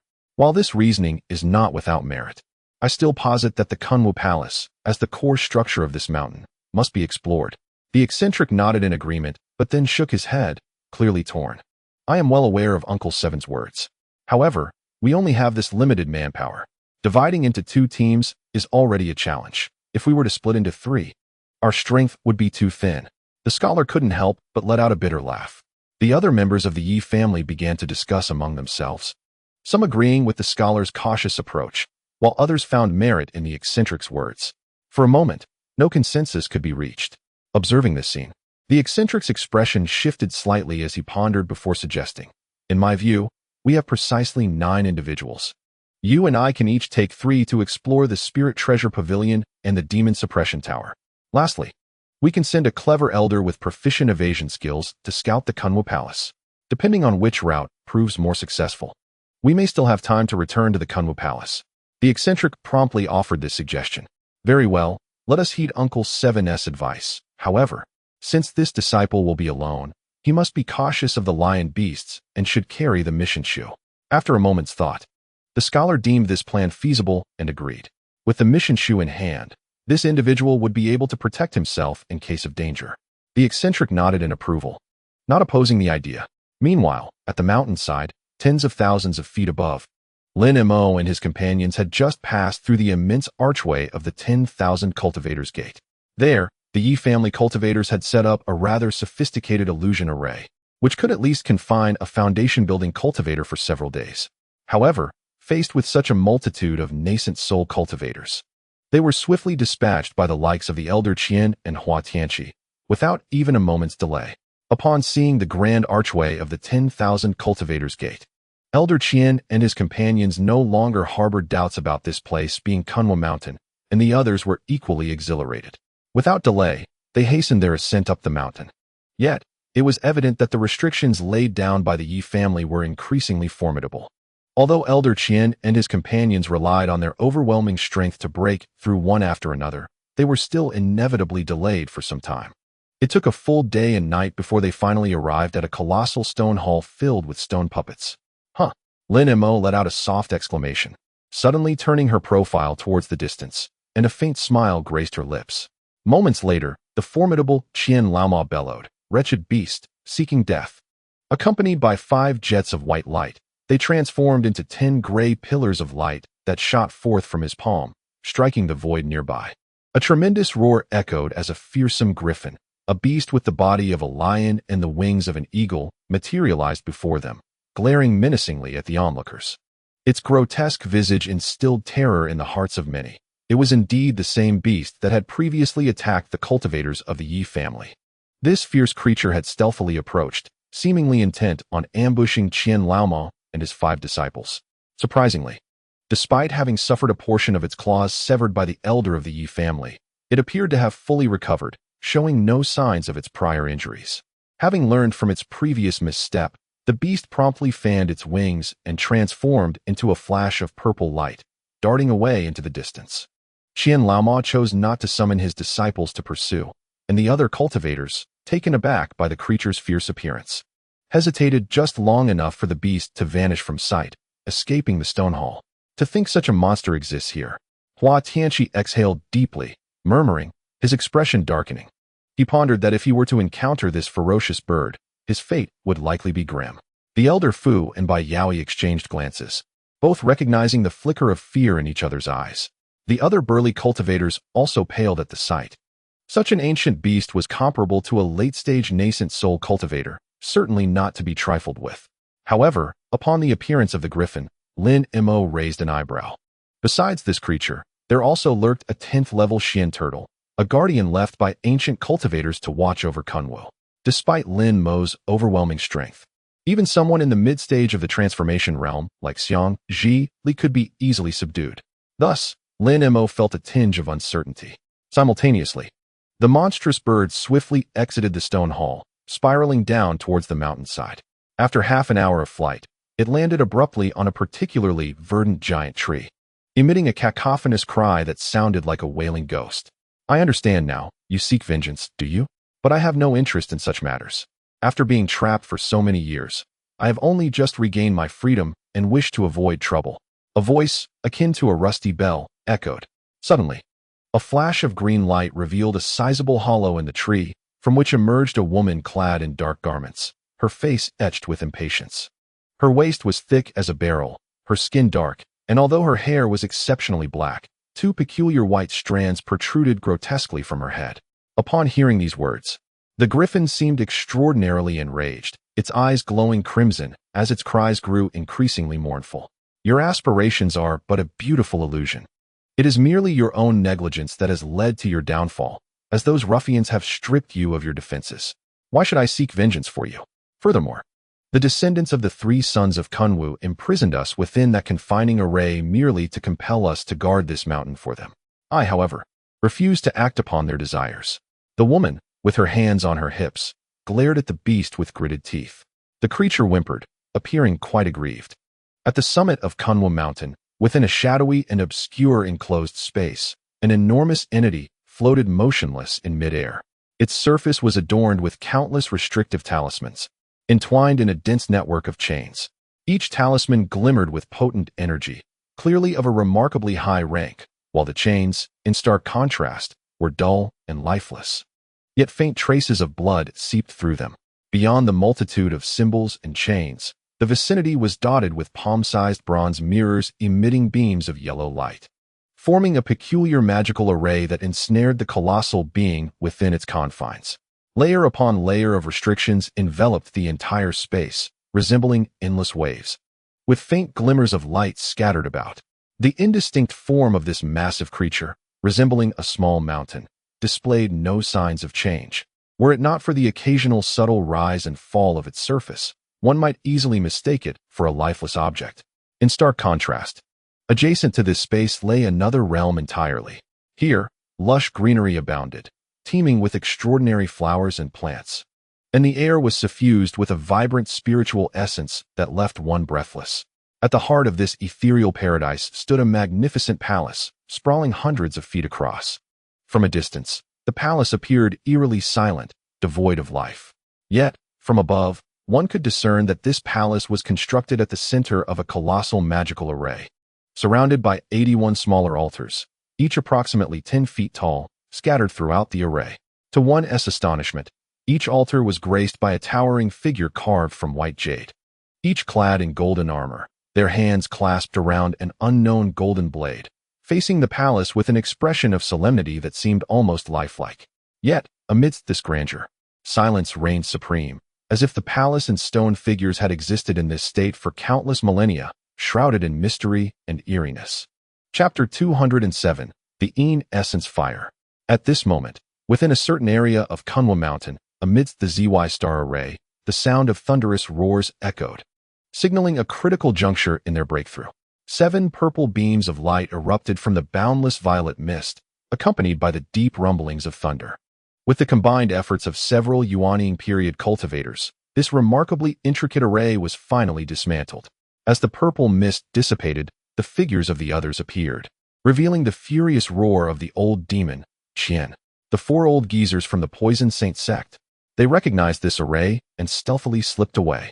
Lin Mo cast his gaze around, and indeed found that the 4 elders from the Poison Saint Sect had vanished. I said, urging us all to enter together. Indeed, it was evident from the very beginning that they harbored ulterior motives. The burly man at the nascent soul stage erupted in anger, cursing vehemently. It was no wonder these individuals suddenly distanced themselves from us and ventured forth alone. Look ahead, Bai Yaoi sighed, gesturing with her delicate fingers. At that moment, the others also realized that at one end of the square where they sat, there lay a series of stone steps leading in various directions. It appeared that these individuals believed they could independently navigate the challenges ahead, as long as they did not choose the same path as the other cultivators or split their forces. They likely sought to monopolize some treasure. The elderly man with the surname Fu furrowed his brow and remarked, "Humph, this is for the best. I have long desired to act alone. Whoever dares to obstruct my quest for riches shall face my wrath." Remarkably, the elder Qian regained his composure swiftly. In an instant, the 5 white shadows flitted about, pausing in front of each jade tablet 2 or 3 times, scrutinizing all the stone steps. Without hesitation, they converged and soared towards the steps marked with the insignia of Kunwa Hall. Witnessing this scene, the burly man and his companions exchanged glances, their expressions shifting with concern, and they huddled together to whisper quietly.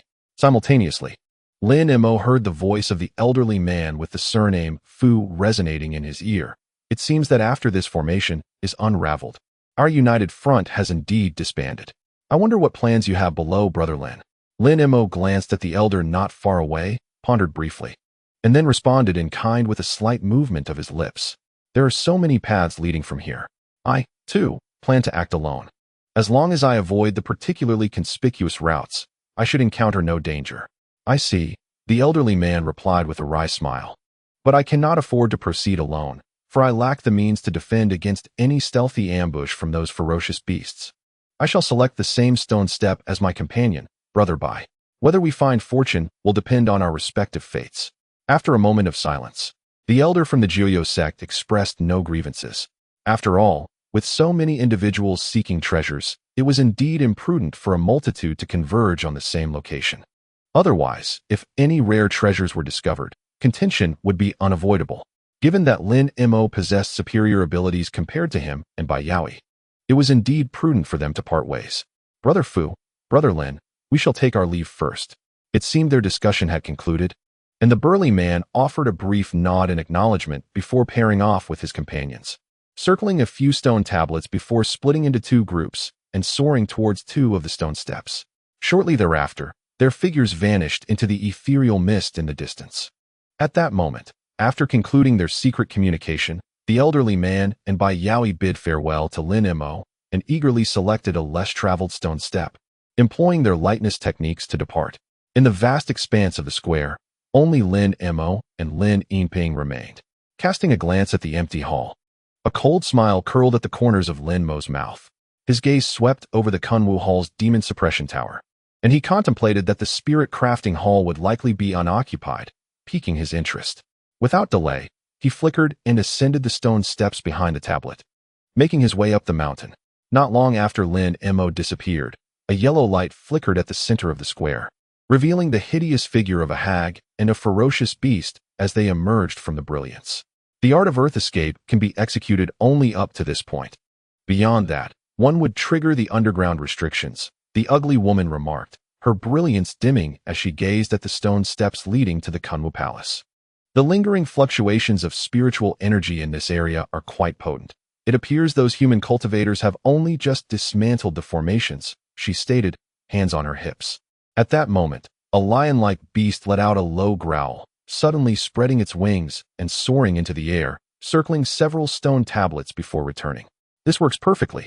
With the human cultivators dispersing, it becomes significantly easier for me to seize the life token.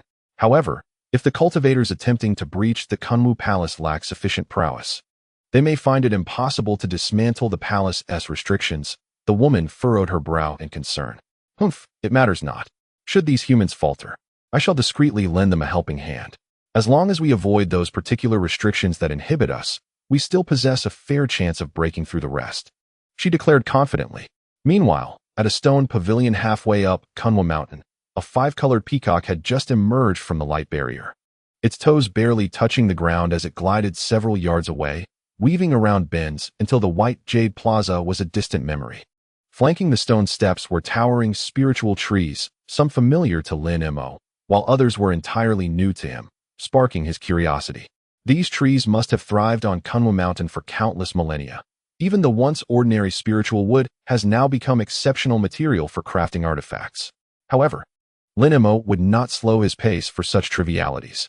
After approximately a quarter of an hour, his surroundings brightened, revealing a vast expanse of pavilions in the distance. A glimmer of joy crossed Lin Mo's face as he quickened his steps, swiftly reaching the end of the stone steps, only to halt as his expression shifted.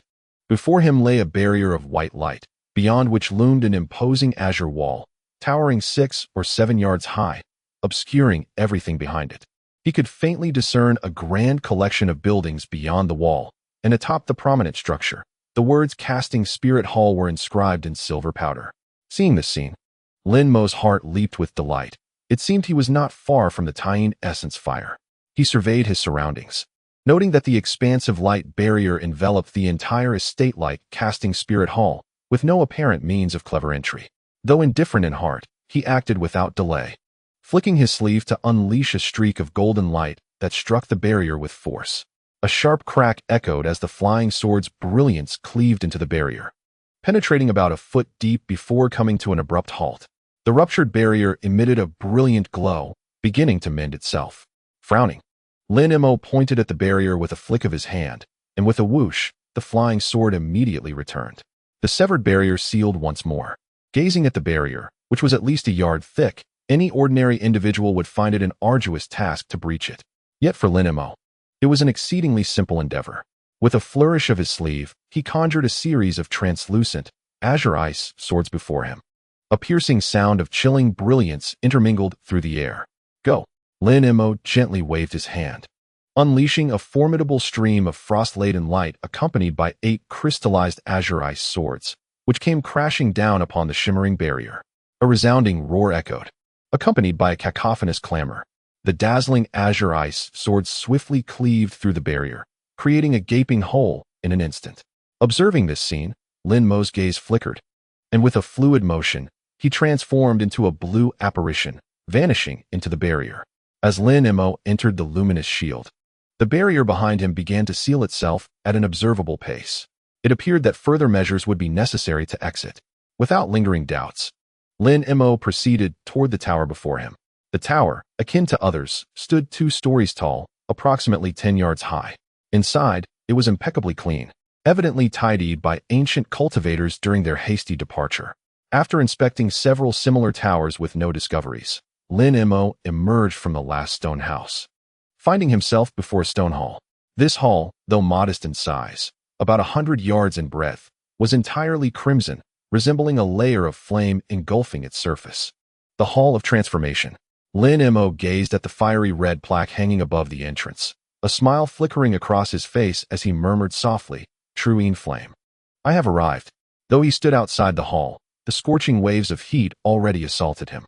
Without hesitation, he stepped forward into the entrance. As he crossed the threshold, a thunderous roar akin to a tempest resonated in his ears. Lin Mo swiftly scanned the interior of the hall. Within, a tapestry of red mist enveloped the space, where towering fire columns stood erect around the hall. Each column bore intricately carved vermilion dragon statues, exuding lifelike vitality. From the dragon heads, streams of red mist billowed forth, coalescing above a colossal cauldron situated in the center of the hall. This cauldron, towering 6 or 7 feet high, possessed an ancient design, a gargantuan artifact compared to any vessel Lin Mo had previously encountered. The cauldron had been thoroughly scorched by the red mist, obscuring its original hue, radiating intense heat.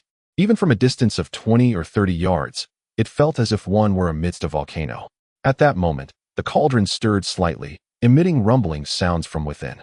If his conjecture was correct, it housed the supreme treasure, the true essence flame. Lin Mo exhaled, evading the jets of red mist, his form gracefully maneuvering as he approached the immense cauldron. When he was 6 or 7 yards away, Lin Mo slowed his pace, attuning his senses to the astonishing fiery energy enveloping the cauldron, circling it slowly. After several revolutions, he halted, deep in thought, surveying the remaining areas of the hall. After all these years, the fire columns and the cauldron continued to exert their influence. Surely, there must be some array nearby, perpetually activated. A glimmer of brilliance flashed in Lin Mo's eyes as he suddenly fixed his gaze upon an inconspicuous corner of the grand hall. A subtle smile graced his lips. With a single hand raised, a beam of golden light, measuring about 10 feet in length, erupted from his palm and struck the ground in that corner. A resounding explosion followed, causing the area to shatter amidst a burst of golden radiance. Scattered around the newly formed pit were fragments of shattered array discs and small golden swords, each several inches in length, gracefully hovering above the void. This strike from the flying sword had obliterated an array disc buried beneath the surface. Consequently, the medium-sized magical array that sprawled beneath the grand hall ceased its operation. As the crimson mist above the colossal cauldron gradually dissipated, no longer fueled by columns of fire, Lin Mo did not immediately turn his attention to the cauldron. Instead, he lowered his head, gazing intently at the ground, his blue eyes sparkling with unexpected surprise. Without the array's concealment, he discerned that the depths below were entirely engulfed in flames. The grand hall was astonishingly constructed atop a primeval fire pool. No wonder the surrounding columns continuously provided an unyielding supply of fiery mist. Realization dawned upon Lin Mo, and he shifted his gaze to the cauldron, intending to ascertain what was being refined within. However, he was once again taken aback. The sight before him was equally ablaze, seemingly even more crimson than the subterranean fire pool he had previously encountered. Before he could grasp the details, the cauldron emitted a resonant hum, followed by a sudden burst. As a layer of scarlet flames enveloped it once more, it appeared that the cauldron had absorbed the essence of the underground fire over the years, transforming from an ordinary magical artifact into a treasure of fire attribute, thus becoming remarkably sentient. Such phenomena, where a magical artifact autonomously ascends through prolonged infusions of a specific elemental energy, were not unheard of in the realm of cultivation. The treasures resulting from such processes wielded astonishing power. However, these artifacts typically came into existence through serendipitous circumstances. In ancient times, certain sects had attempted similar methods to forge high-tier treasures, only to ultimately abandon their endeavors due to the excessive time required, often spanning thousands of years and necessitating the efforts of generations of cultivators, coupled with a lamentably low success rate. Occasionally, when success was achieved, the enhancement of the artifact's power was minimal, rendering the investment of time and resources utterly unworthy. The cauldron before Lin Mo, however, was unlikely to have been an attempt by ancient cultivators to elevate its tier through such means. Instead, it was more plausible that the ancient practitioners of this spirit-refining hall had been in the midst of crafting something significant when they were compelled to abandon the mountain for reasons unknown. After all, even ancient cultivators would not frivolously spend over 10,000 years refining an object with underground fire. Otherwise, the cultivator responsible for the refinement might perish before completing the process. Lin Mo cast a glance at the colossal cauldron before him, then rubbed his hands together, and without hesitation, reached out into the void towards the cauldron's lid. A large blue hand appeared above the cauldron, and with unceremonious intent, it grasped the lid. The colossal cauldron trembled with a resounding thud, its crimson flames surging dramatically, coalescing into a fiery avian form that exhaled blazing embers towards the immense hand. Lin Mo's eyes flickered with intrigue, yet he swiftly uttered a low exclamation. Simultaneously, he raised his hand towards the azure crystalline hand, gravely pointing with determination. Under the influence of his incantation, the hand expanded tremendously, and with formidable strength in its fingers, it shattered the fiery bird, then without hesitation, reached down to seize the cauldron's lid. With a gentle clang, the lid, which was surely more than just a mere artifact, was effortlessly flung several yards away by Lin Mo, revealing a brilliant crimson glow within. At that moment, the once defiant cauldron seemed to lose its will to resist. The thunderous roars within ceased, and the flames adorning its surface dissipated, transforming into a massive block of translucent ice.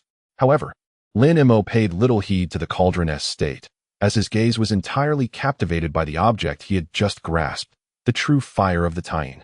At last, it was within his grasp. Chapter 208, The Ghost King, the true fire of the Tayin. One of the three great true fires of the human realm. How astonishing that it was indeed the true fire of the Tayin. Accompanied by a gasp of astonishment, a silver ethereal figure flashed by.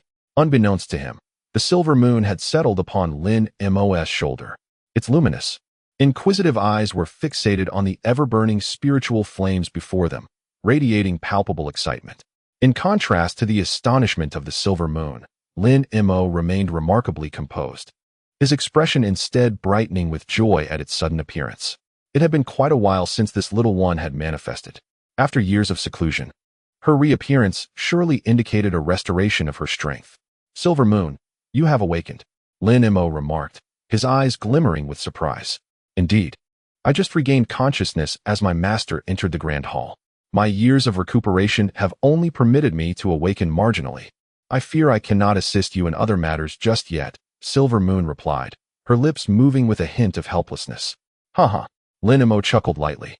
Glancing at Silver Moon with a smile, rest assured, with my current strength, there are few entities within Kunwa Mountain that pose a threat to me.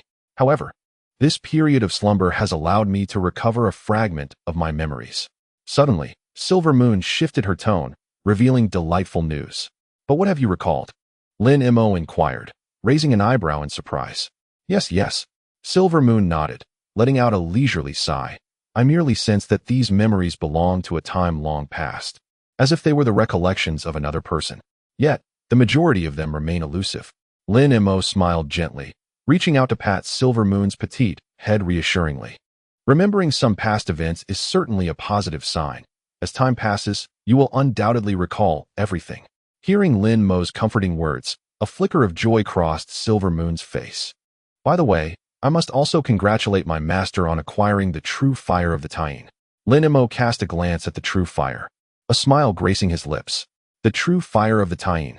Amidst the blue flames, a small cluster of fiery red embers transformed into various miniature avian forms, darting to and fro with the vitality of living creatures, exhibiting a remarkable spirit.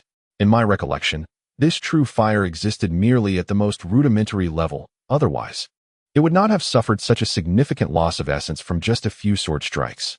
Although equally frigid and dark, this flame had only recently been born, its potency considerably inferior to that of the azure blue ice flame. Lin Mo smiled faintly, his gaze fixed upon the tangerine flames cradled in his palm, his heart brimming with delight. For Lin Mo, if this Tayin true fire were nurtured properly, it could evolve into an immensely powerful force in the later stages. If it could consume his azure blue ice flame, its might would undoubtedly be amplified.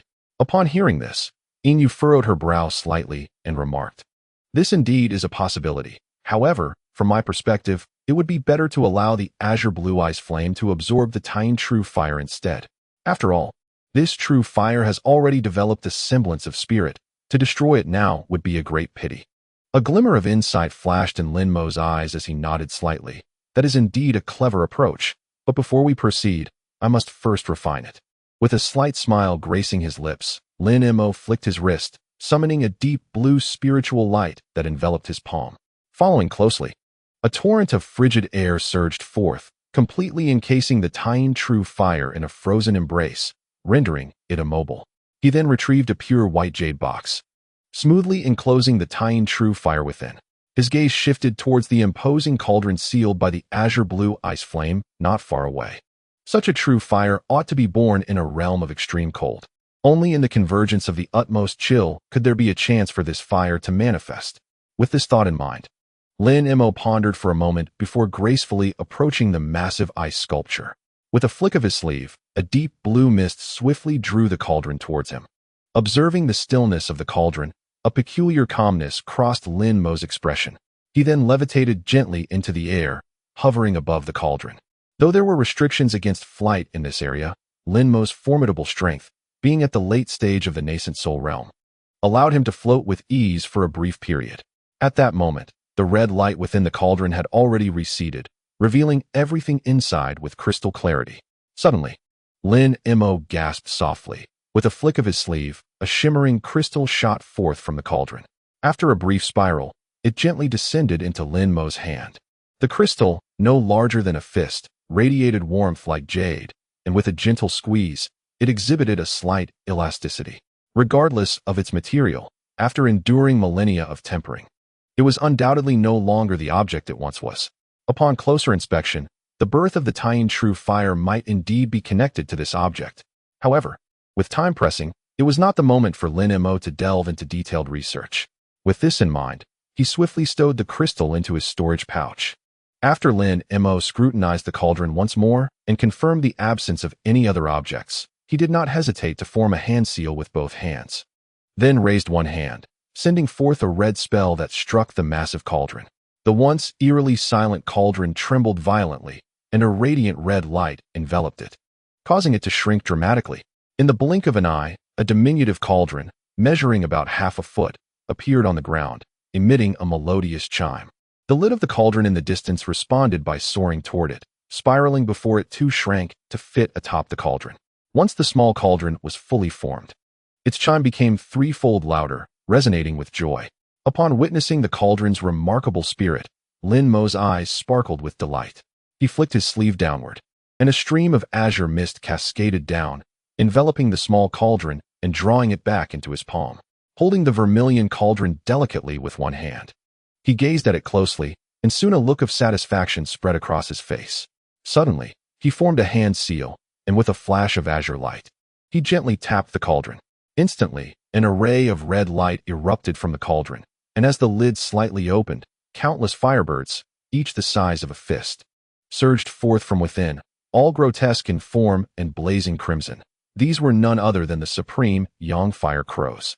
These fire crows, spewing flames, flitted around the grand hall under Lin Mo's mental control, gathering and dispersing with remarkable agility.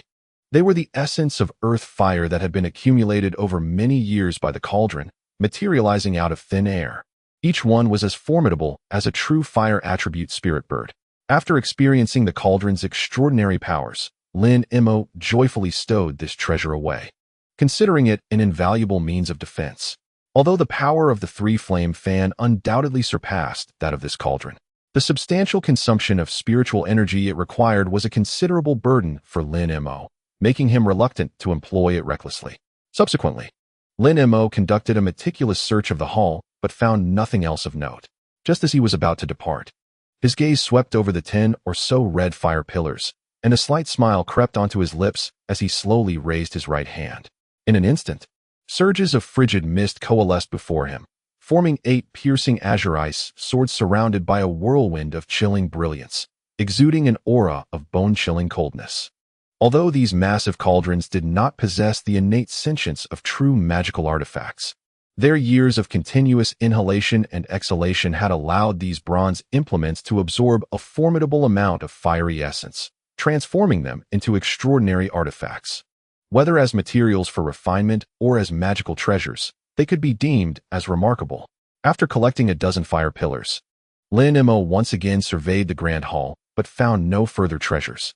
Perhaps his luck had been exhausted in this spiritual transformation hall, as he only uncovered a few ordinary jade slips for refining tools in an inconspicuous loft, with nothing else of interest.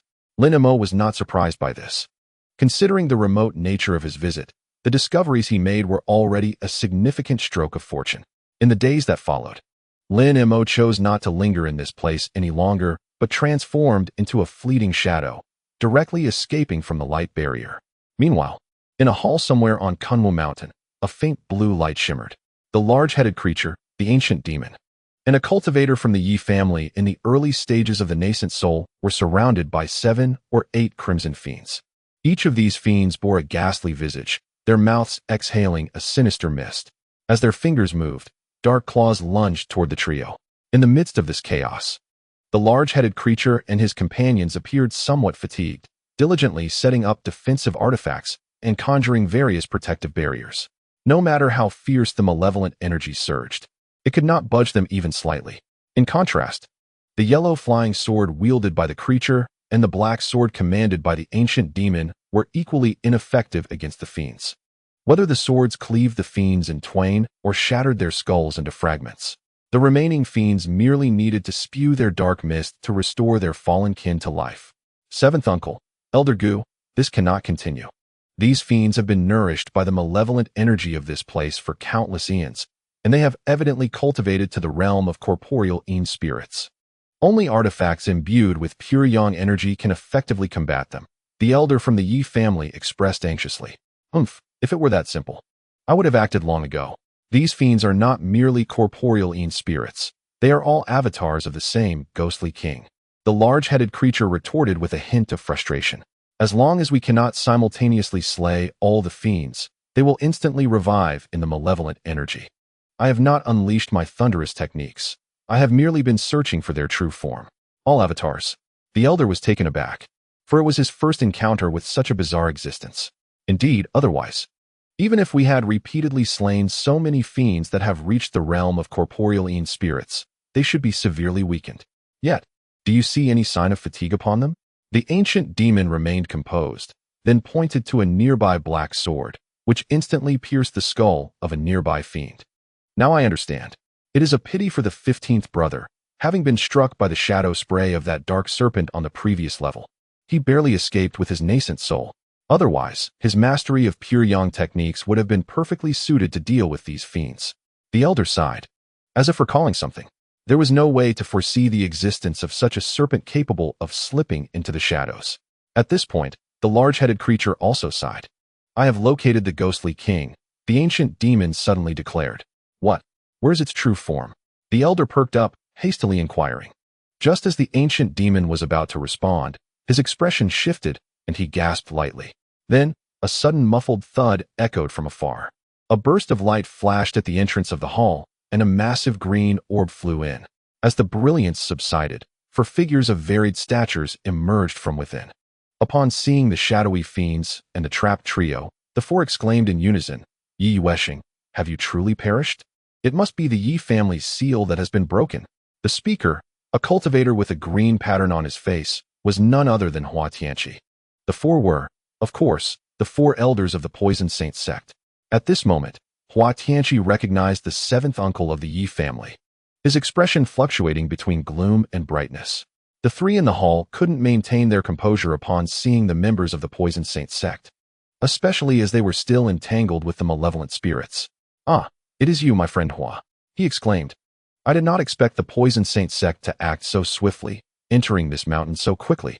One wonders why several of you have chosen to come to this demon-suppressing tower instead of seeking treasures elsewhere. A fleeting shadow of darkness crossed the strange man's face, but he soon spoke nonchalantly. Hee, that is quite the statement. I, Hua Mao, must inquire of Brother Yi. After several centuries apart, I am astonished to learn that after your feigned death, you have ascended to the late stage of the nascent soul. If the old geezers of the righteous and demonic factions were to find out, they would surely be restless. Hua Tianqi observed the strange man manipulating a flying sword, his gaze cold and detached. His mind raced with countless thoughts, clearly contemplating something significant. Brother Hua, do these individuals know that this tower harbors rare treasures and have come specifically to retrieve them? A voice echoed in Hua Tianqi's ear, belonging to an elder of the Poison Saint Sect, tinged with concern. It is well known that the founding master of the Poison Saint Sect had once mentioned, albeit briefly, that within the demon-suppressing tower lay extraordinary treasures. However, they had presumed that such a perilous place would not attract the attention of cultivators. To their astonishment, someone had arrived ahead of them, and even more surprising was that this individual was a formidable late-stage nascent soul cultivator. Had it not been for the Yi family's 7th uncle and his companions being ensnared by the spirits, they would have surely turned to flee. A late-stage nascent soul cultivator was not something the four of them could easily contend with. I am uncertain. Perhaps they, like us, have merely received fragmented clues. Hua Tianqi replied, his face darkened and his lips moving, though his eyes remained fixed on the three strange figures without a blink. It seemed that Hua did not intend to depart quietly. When the large-headed strange man uttered those words, a fierce glint appeared in his eyes. Suddenly, he opened his mouth, and a flash of silver light vanished in an instant.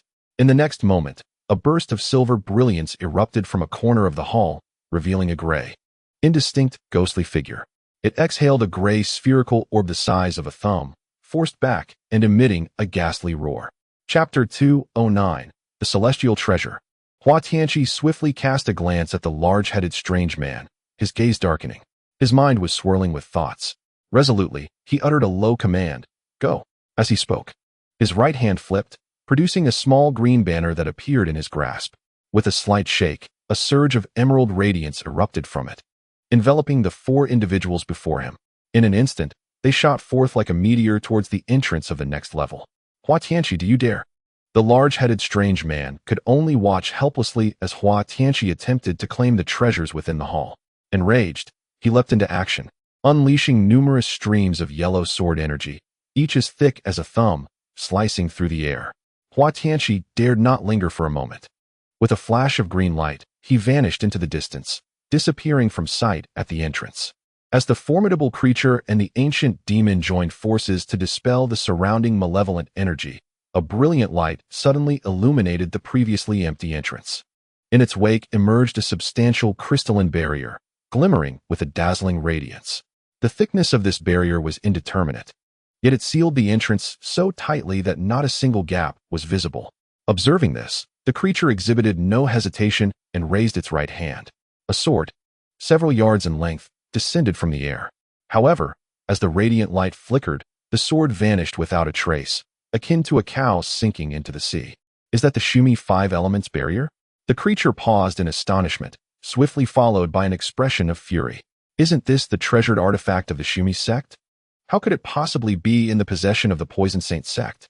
Ah, the Shumi sect is also a major faction in the southern wilderness. I have heard whispers of their connections with the Poison Saint sect. It seems they must have borrowed it through some unknown means. Immediately, it cried out in indignation. The Shumi 5 Elements barrier, I have indeed heard of it. Its reputation is quite formidable. The ancient demon furrowed its brow. This complicates matters. It appears that the base of this tower likely harbors that legendary celestial treasure. Otherwise, why would the members of the Poison Saint sect take such risks? The creature's gaze fixed on the crystalline barrier, its expression darkening. Brother Yi, there is no need for concern. It is advantageous that they descended before us. Whether or not the next level contains that celestial treasure remains uncertain, but the items in the lower prison will undoubtedly be more difficult to contend with. Their early arrival only serves to invite their own misfortune. The ancient demon let out a cold laugh. Once we deal with this ghostly king, we may very well find an opportunity to breach the crystalline barrier and seize a bargain. Upon hearing this, the creature's eyes glimmered with contemplation, finding merit in the ancient demon's reasoning. You make a valid point, Brother Gu. I have been overly preoccupied with the treasure. On the other side of the crystalline barrier, Hua Tianqi and the other 3 elders of the Poison Saint sect had already revealed themselves. As Hua Tianqi exhaled a sigh of relief, one of the elders beside him could no longer contain his grievances. Brother Hua, is this not a perilous gamble? While the Shumi 5 Elements barrier may provide temporary protection, we have certainly offended them. How shall we navigate our future dealings with the Poison Saint sect? Hua Tianqi scoffed. Humph. Do you still harbor dreams of coexisting peacefully with the Yi family? This treasure is something even our sect's ancestors have cherished. Do you think it is an ordinary object? It is likely that rumored celestial treasure. What is the risk in pursuing it? At these words, a glint of excitement flickered in the eyes of the Poison Saint sect elder. If such a divine artifact truly exists, it is indeed worth our risk. Hua Tianqi scanned the group before continuing. Let us hope for a smooth endeavor. Nonetheless, we must remain vigilant. The malevolent entities on the 7th level are already troublesome. We can only imagine what terrifying presences await us on the 8th and 9th levels. Were it not for the Yi family's efforts in clearing the previous levels, it is uncertain how much effort we would have expended to reach this place. With that, the group wasted no time and proceeded downward. After traversing nearly a dozen yards, they were greeted by a remarkable sight. Before them appeared a square stone chamber, within which lay 2 teleportation arrays, one black and one white, while the walls stood starkly empty. What is this? Suddenly, Hua Tianqi furrowed his brows, gazing at the scene before him, lost in thought. The other 3 elders exchanged glances. Taking a few steps into the stone chamber, Hua Tianqi clasped his hands behind his back and scanned the surroundings, circling the 2 small magical arrays twice. Miao Shidi. You are well versed in ancient formations. Can you discern whether these two arrays are short-distance teleportation arrays? Hua Tianqi ultimately turned to a burly elder behind him and inquired. The burly elder readily agreed, approaching one of the arrays for a closer inspection. The other two, equally curious, joined him. Indeed, it was a short-distance teleportation array, and quite brief at that. The estimated distance should not exceed 100 miles.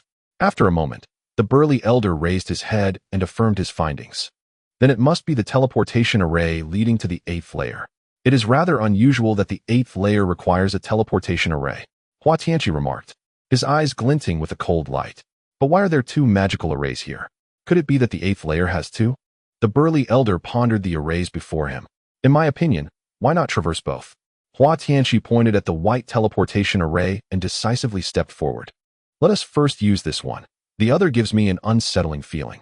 The remaining three gazed at the dark, ominous teleportation array, experiencing a similar sense of trepidation. Indeed, it was quite eerie. Hua Tianqi, however, was resolute. He immediately cast a spell, and a flash of white light enveloped them. In an instant, the members of the poisoned sacred sect vanished into the array. Accompanied by a sensation of spinning, they soon arrived in a place resembling an ethereal realm. Above them, the sky was a brilliant blue, dotted with fluffy white clouds, while the surroundings were adorned with extraordinary spiritual flowers and rare herbs, from which a rich aura of spiritual energy wafted towards them. Yet, what left the members of the poisoned sacred sect utterly astonished was the sight of a resplendent small palace not far ahead. This palace was situated atop an enormous magical array, encircled by numerous altars. Each altar was guarded by a colossal stone figure wielding a golden blade, silently facing the palace. Both the altars and the stone figures exuded an inexplicable primitive aura, standing vigil in front of the palace. Such a bizarre scene left even Hua Tianqi momentarily speechless. Meanwhile, Lin Emo stood in the Bayou Square, where he had departed, observing a group of cultivators glaring coldly at him. He smiled faintly, glanced at the steps surrounding him, and ultimately chose to proceed to the Kunwa Hall. Streams of golden light instantly enveloped him. With a crisp crackling sound, Lin Emo transformed into a fleeting shadow, vanishing from sight. When Lin Emo reappeared, he had already reached the end of the steps, leaving behind only a faintly discernible silhouette. The stone steps leading to the Kunwa Hall were exceedingly long, and even amidst the tempestuous bolts of lightning, it took considerable time before he transformed into an arc of electricity, darting down the steps and halting before an expansive stone forest. It could be aptly described as a stone forest. What stood before him were merely towering stone pillars, uniformly thick and several zhang high, their surfaces intricately carved and inscribed with enigmatic runes. Ethereal glimmers of diverse hues emanated from the magical seals, indicating that this stone forest was indeed a formidable array of restrictions. However, what was once orderly had now become a chaotic scene. Many pillars had toppled, leaving behind mere fragments, while the ground was strewn with rubble and numerous pits of varying sizes. It was evident that this enchantment had been forcefully dismantled by brute strength. Lin Emo cast a cold glance at the scene, wordlessly plunging into the forest. The stone forest was not extensive, and after a few swift movements, he found himself at the edge of the opposite side. Yet, a sloping stone path appeared before him, entirely paved with massive blue stones, adorned with a haphazard array of stone statues. Scattered across the ground were various magical weapons, such as long spears and axes. Lin Emo furrowed his brow, but suddenly sensed something and raised his gaze towards the end of the slope. There, a platform shimmered with a flicker of spiritual light, intermittently accompanied by the sounds of explosions, suggesting a fierce battle was underway. Could it be that the old demon Qian and others had engaged in combat? With a stirring in his heart, Lin Emo activated his lightness technique and swiftly flew towards the platform, simultaneously retracting his aura.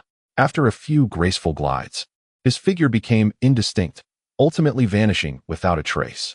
Under the veil of his deliberate concealment, he silently stepped into a vast expanse, far larger than the previous jade-white plaza. However, upon discerning the situation before him, Lin Emo was momentarily taken aback. Before him lay an enormous white luminescent veil, where 5 white figures, 1 yellow figure, and 2 green figures were embroiled in a fierce clash. The 5 white figures were the demonic incarnations of the old demon Qian, each exhaling gray mist and brandishing their claws. The green figure, a middle-aged cultivator, was entwined by a colossal white bone ring, radiating a yellow light. Occasionally, gray mist would strike the ring, yet it seemed to have no effect. The middle-aged cultivator wielded a pair of red and yellow flying swords with great effort, desperately defending against the onslaught of the 5 demonic entities. The 2 green figures were towering bronze lions, each approximately 10 feet tall, relentlessly pursuing the 5 demons and the middle-aged cultivator, their movements as swift as lightning. With each opening of their mouths, they unleashed formidable green light beams, resembling thick columns, suggesting considerable power.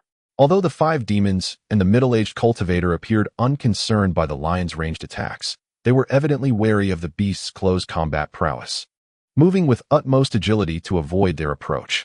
In instances where escape was impossible, they begrudgingly abandoned their opponents to deliver a fierce blow to the beasts. Yet, the 2 bronze lions, glowing resplendently, seemed impervious to harm. Whether struck by gray mist or flying swords, they merely recoiled a few steps, sustaining no injuries whatsoever. The layer of white light was peculiar, intermittently flashing with silver arcs of electricity. Any who ventured too close to the edge would trigger a thunderous roar, as a torrential downpour of electric arcs descended upon them. Though it may seem that the 5-child demon and the peculiar middle-aged cultivator protected by the strange bone ring could withstand the fierce electric arcs without issue, none wished to endure such a brutal assault without cause.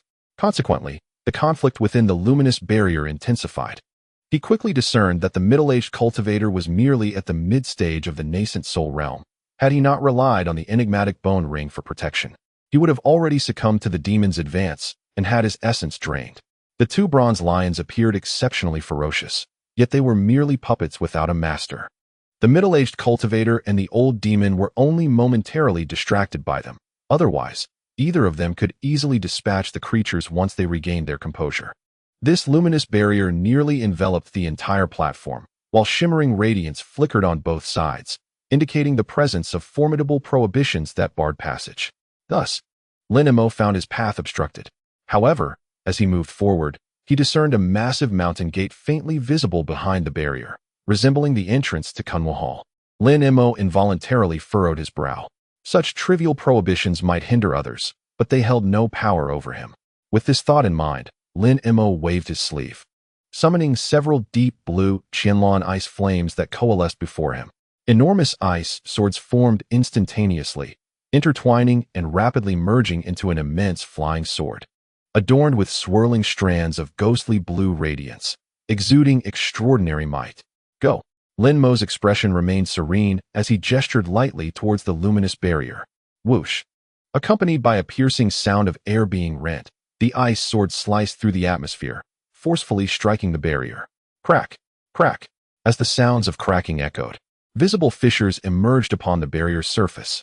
Lin Mo's body swayed slightly, transforming into an ethereal blue apparition, directly slipping into the barrier. Impudent! The old demon Qin bellowed in fury. 3 of the 5 white shadows surrounding the middle-aged cultivator abruptly vanished from sight. In the next moment, they bizarrely reappeared before Lin Mo, their 6 chilling green eyes fixated upon him. Get out of my way, came Lin Mo's fierce command, followed by a thunderous crack as a massive golden arc burst forth from his escape light, rolling into a golden electric dragon that lunged towards the 3 white shadows, exorcising divine thunder. Recognizing the origins of the golden electric arc, the old demon Qian's voice erupted in alarm. The 3 manifestations of demonic energy, which had been spewing forth to obstruct Lin Mo, hastily flickered and vanished once more.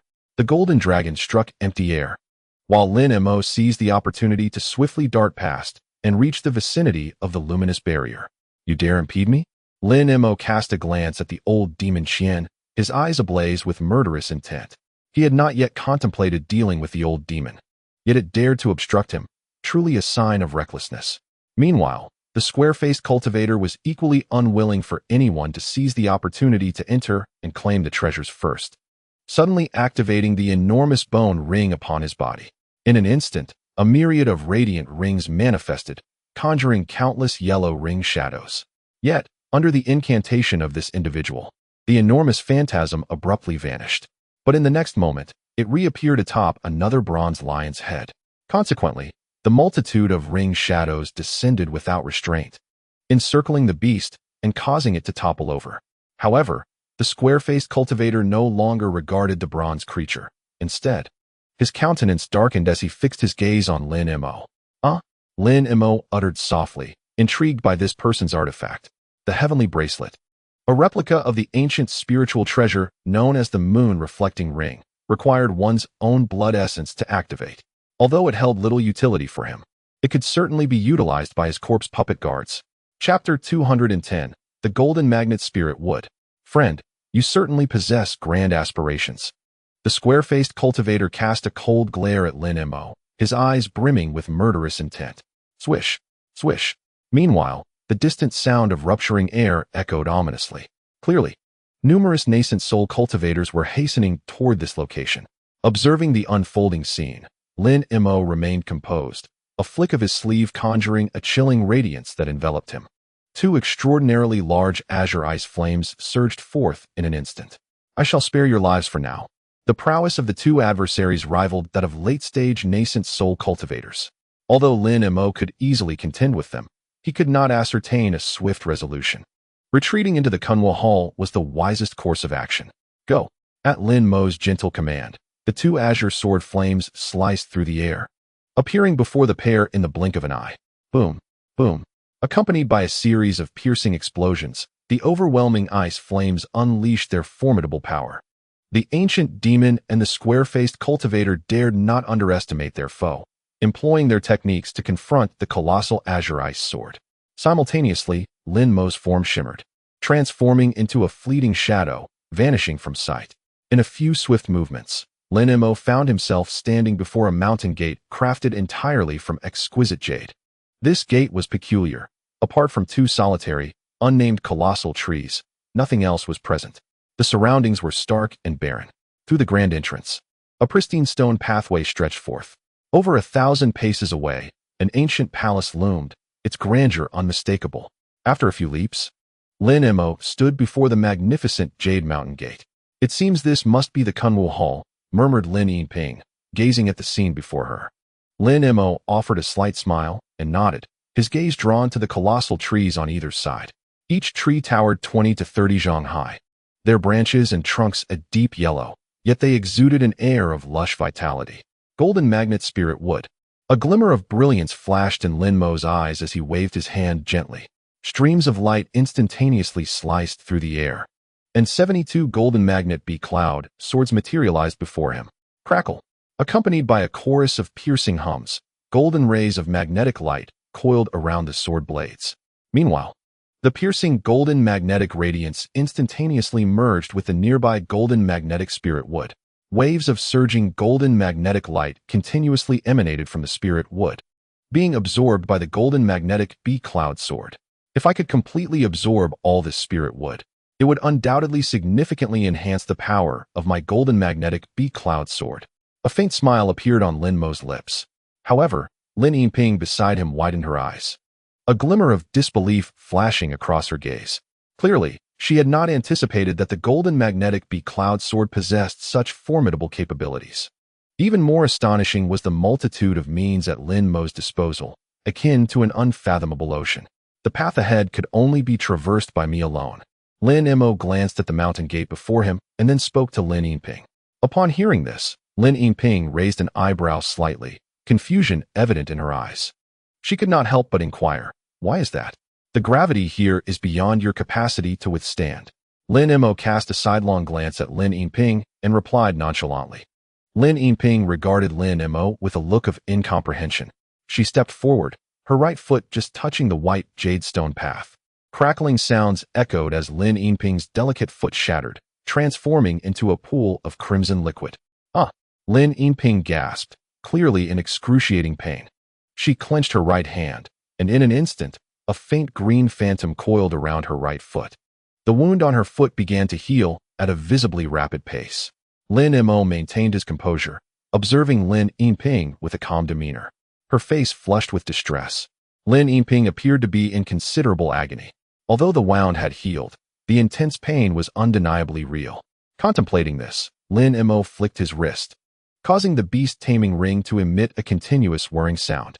A pale white phantom instantly enveloped Lin Yinping, drawing her into the beast-taming ring. Without further hesitation, he lifted his foot and proceeded towards the mountain gate. As he stepped onto the white stone path for a distance of more than 10 zhang, an immediate chill enveloped him, an unusual sensation suddenly descending upon him. Lin Mo raised an eyebrow, murmuring softly, "Indeed formidable."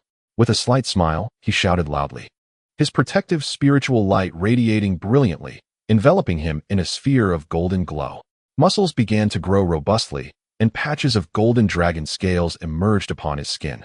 With a resounding hum, a golden dragon-shaped phantom materialized upon his back.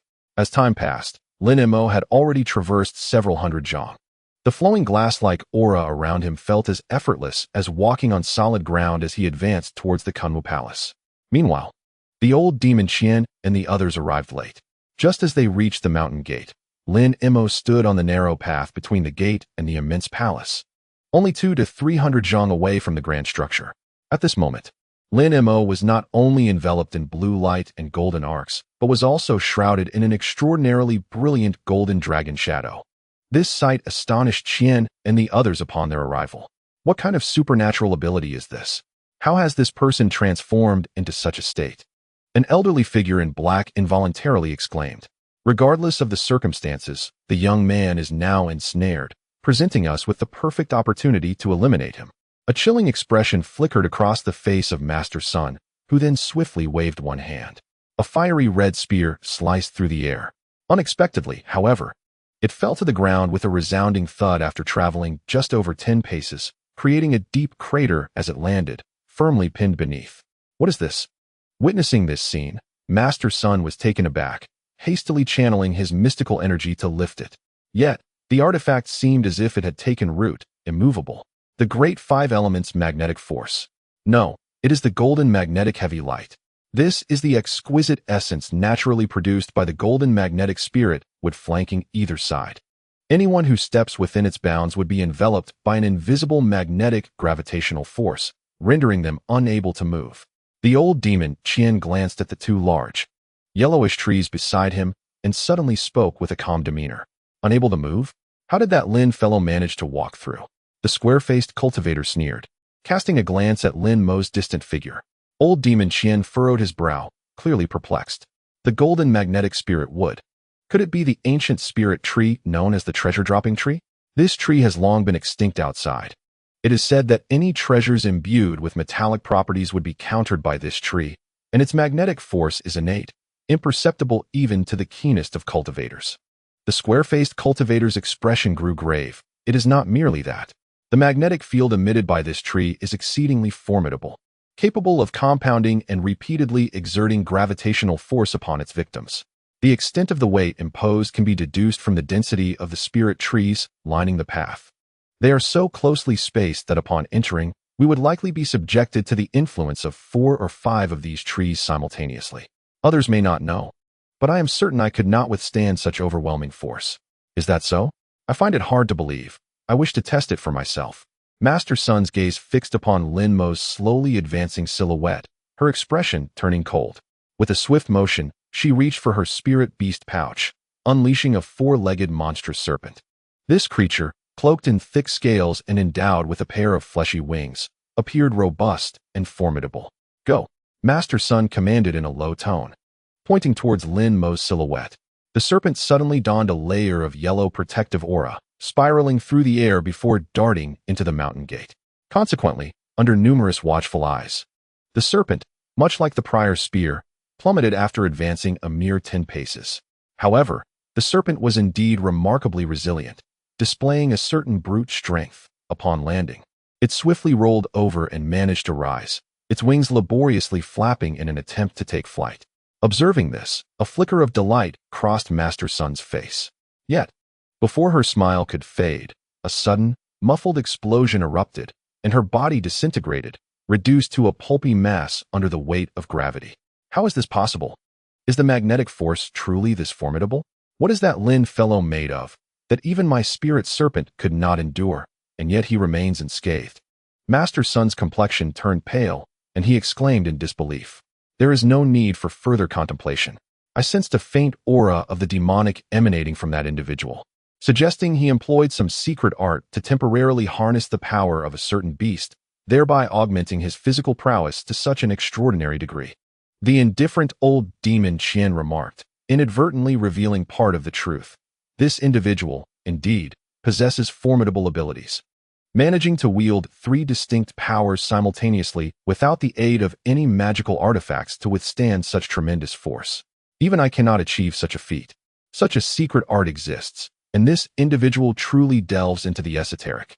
Upon hearing the old demon's words, Master Sun and the others began to grasp the situation.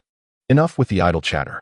If you humans continue to delay, that person will have already entered the Kunwa Hall. Nearby, the hideous woman, noticing Lin Mo nearing the grand hall, barked loudly with a voice as grating as a rusty bell. Fear not. The restrictions of Kunwa Hall are unlikely to be limited to just this one. Who knows what more formidable barriers await him within? Moreover, since we are aware of the origins of the golden magnetic spirit wood, breaching these defenses should not pose a significant challenge. As long as we utilize magical artifacts devoid of gold properties to hew down these colossal trees one by one, the barrier will naturally be easily dismantled. Master Sun calmly responded, Is it truly so simple? The hideous woman blinked, appearing somewhat incredulous. The golden magnetic heavy light excels in its unpredictability, ensnaring those who fall into its grasp without hope of rescue. The other aspects are hardly noteworthy, the young man surnamed Su interjected, raising his hand without courtesy. Releasing a small sword of pale yellow that swiftly shot forth, targeting the nearest giant tree with a yellow streak. With a resounding crash, the uncle suddenly radiated a faint golden light, discovering that the tree trunk struck by the flying sword merely bore a deep sword mark, yet remained unscathed. Oh! The young man surnamed Su gasped in surprise. It seems my friend Su has overlooked a crucial detail. These golden magnetic trees are inherently tougher than gold and stone, and having absorbed the ethereal essence of this Kunwu mountain for countless millennia, they have long transcended the realm of ordinary spirit wood. Destroying them may indeed prove a formidable task. We must not delay any longer. Let us join forces. Old Demon Qian's voice echoed as a massive white shadow opened its mouth, launching a white crystal sphere directly at another giant tree. After exchanging glances, Master Sun and the others ceased their hesitation, retrieving various treasures from their persons, made of jade or wood, and unleashing them upon the colossal trees. In an instant, an array of spiritual lights enveloped the towering trees on either side. What foolishness! I never anticipated that these humans would dare to attempt to fell the golden magnetic spirit woods. As Lin Mo struggled forward, he heard the sigh of Silver Moon resonate in his mind. It is not entirely surprising that old Demon Qian and his companions overlooked this. After all, who could have imagined that ancient cultivators could inscribe talismans within the very essence of trees? Lin Mo, however, remained unfazed and remarked, nevertheless, it would be prudent for the master to enter the hall and seize the treasures expeditiously. Once the treasures are secured, with your formidable abilities, retreating amidst the chaos should be quite feasible. Inu chuckled lightly and remarked, all we need to do is to find a hidden spot within the mountains to wait for a few days. Once the fissure returns to its normal state, we shall be able to depart from this mountain. At that very moment, a tremendous crash echoed from behind, and Lin Mo instantly knew that a golden magnetic spirit would have been severed, without even turning to look. However, he exhibited no signs of alarm, for he was merely several dozen zhang away from the grand hall ahead. He could already distinctly see that atop the imposing entrance of the hall, which stood 20 to 30 zhang high, hung a peculiar plaque made neither of gold nor wood, adorned with the grandiose characters Kunwo Hall, inscribed in flowing golden ancient script. Meanwhile, deep within the 7th level of the Kunwu Mountain's demon suppression tower, a crisp crack resounded. The crystalline barrier that had obstructed the ancient demons was finally crumbling to dust. Let us proceed. This wall, not even the treasure of the Shumi sect, has managed to hinder us for so long. The peculiar figure snorted coldly, swiftly retracting the small sword that had been circling above his head into his sleeve. Surely the Poison Saint sect has not truly acquired the treasure after such a prolonged wait, he mused. In contrast, the elder from the Yi family appeared somewhat anxious. Rest assured, even if they were to obtain the celestial treasure, it would not be immediately usable. Should they acquire it, we shall simply seize it back. The ancient demon stated nonchalantly. Indeed, what Elder Gu has proposed aligns perfectly with my intentions. The large-headed figure laughed heartily and was the first to step into the 7th level. In the blink of an eye, the trio traversed the slanted stone staircase and emerged in a stone chamber housing a teleportation array. Upon encountering the black and white miniature teleportation arrays, they too were momentarily taken aback, much like the members of the Poison Saint sect.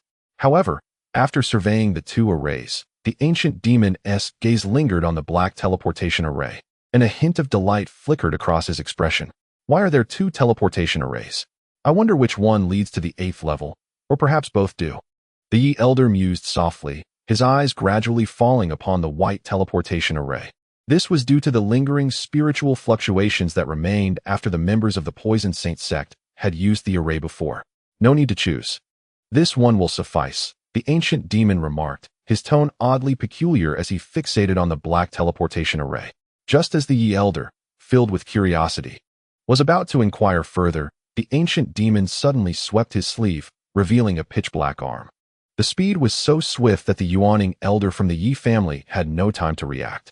Sharp claws pressed firmly against his skull. Crack! Crack!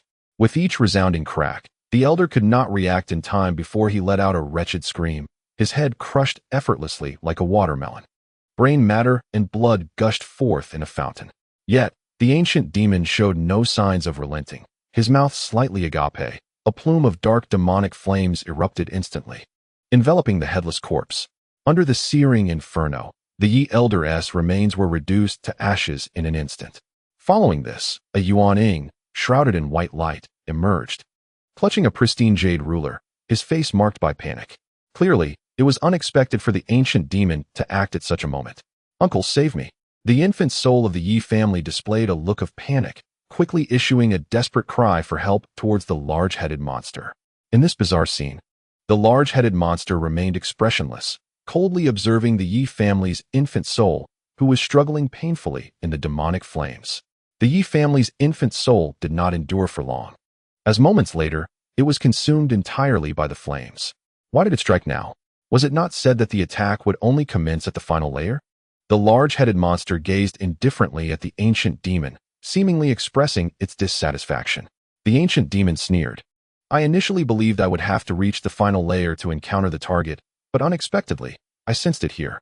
At this point, the ancient demon cast a glance at the monster and, with an impassive expression, inquired, Do you perhaps regret your decision? It is merely a junior. What is there to regret? The monster remained silent for a moment before speaking with a complex expression.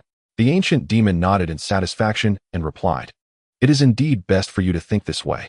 As long as we rescue the avatar of the holy ancestor, it can grant you secret techniques. With your qualifications, you would have at least a 60 to 70% chance of breaking through to the transformation stage. If it weren't for the impending deadline, would I easily betray the Yi family? The large-headed monster snorted coldly, its gaze flickering uncertainly. Assist you, this demon? Enough of this idle talk. Let us depart swiftly. We must avoid prolonging the night with unnecessary dreams. The monster seemed reluctant to discuss the matter further and swiftly stepped onto the black teleportation array. The ancient demon, seeing this, let out a cold laugh and followed suit onto the array. As the black teleportation was activated, the two figures vanished amidst a swirl of spiritual light. Accompanied by a wave of dizziness, the monster and the ancient demon suddenly found themselves within an identical formation. The surroundings shimmered with ghostly lights, dim and lifeless. My friend, do look upwards. It is above, came the ancient demon's slightly excited voice from beside him.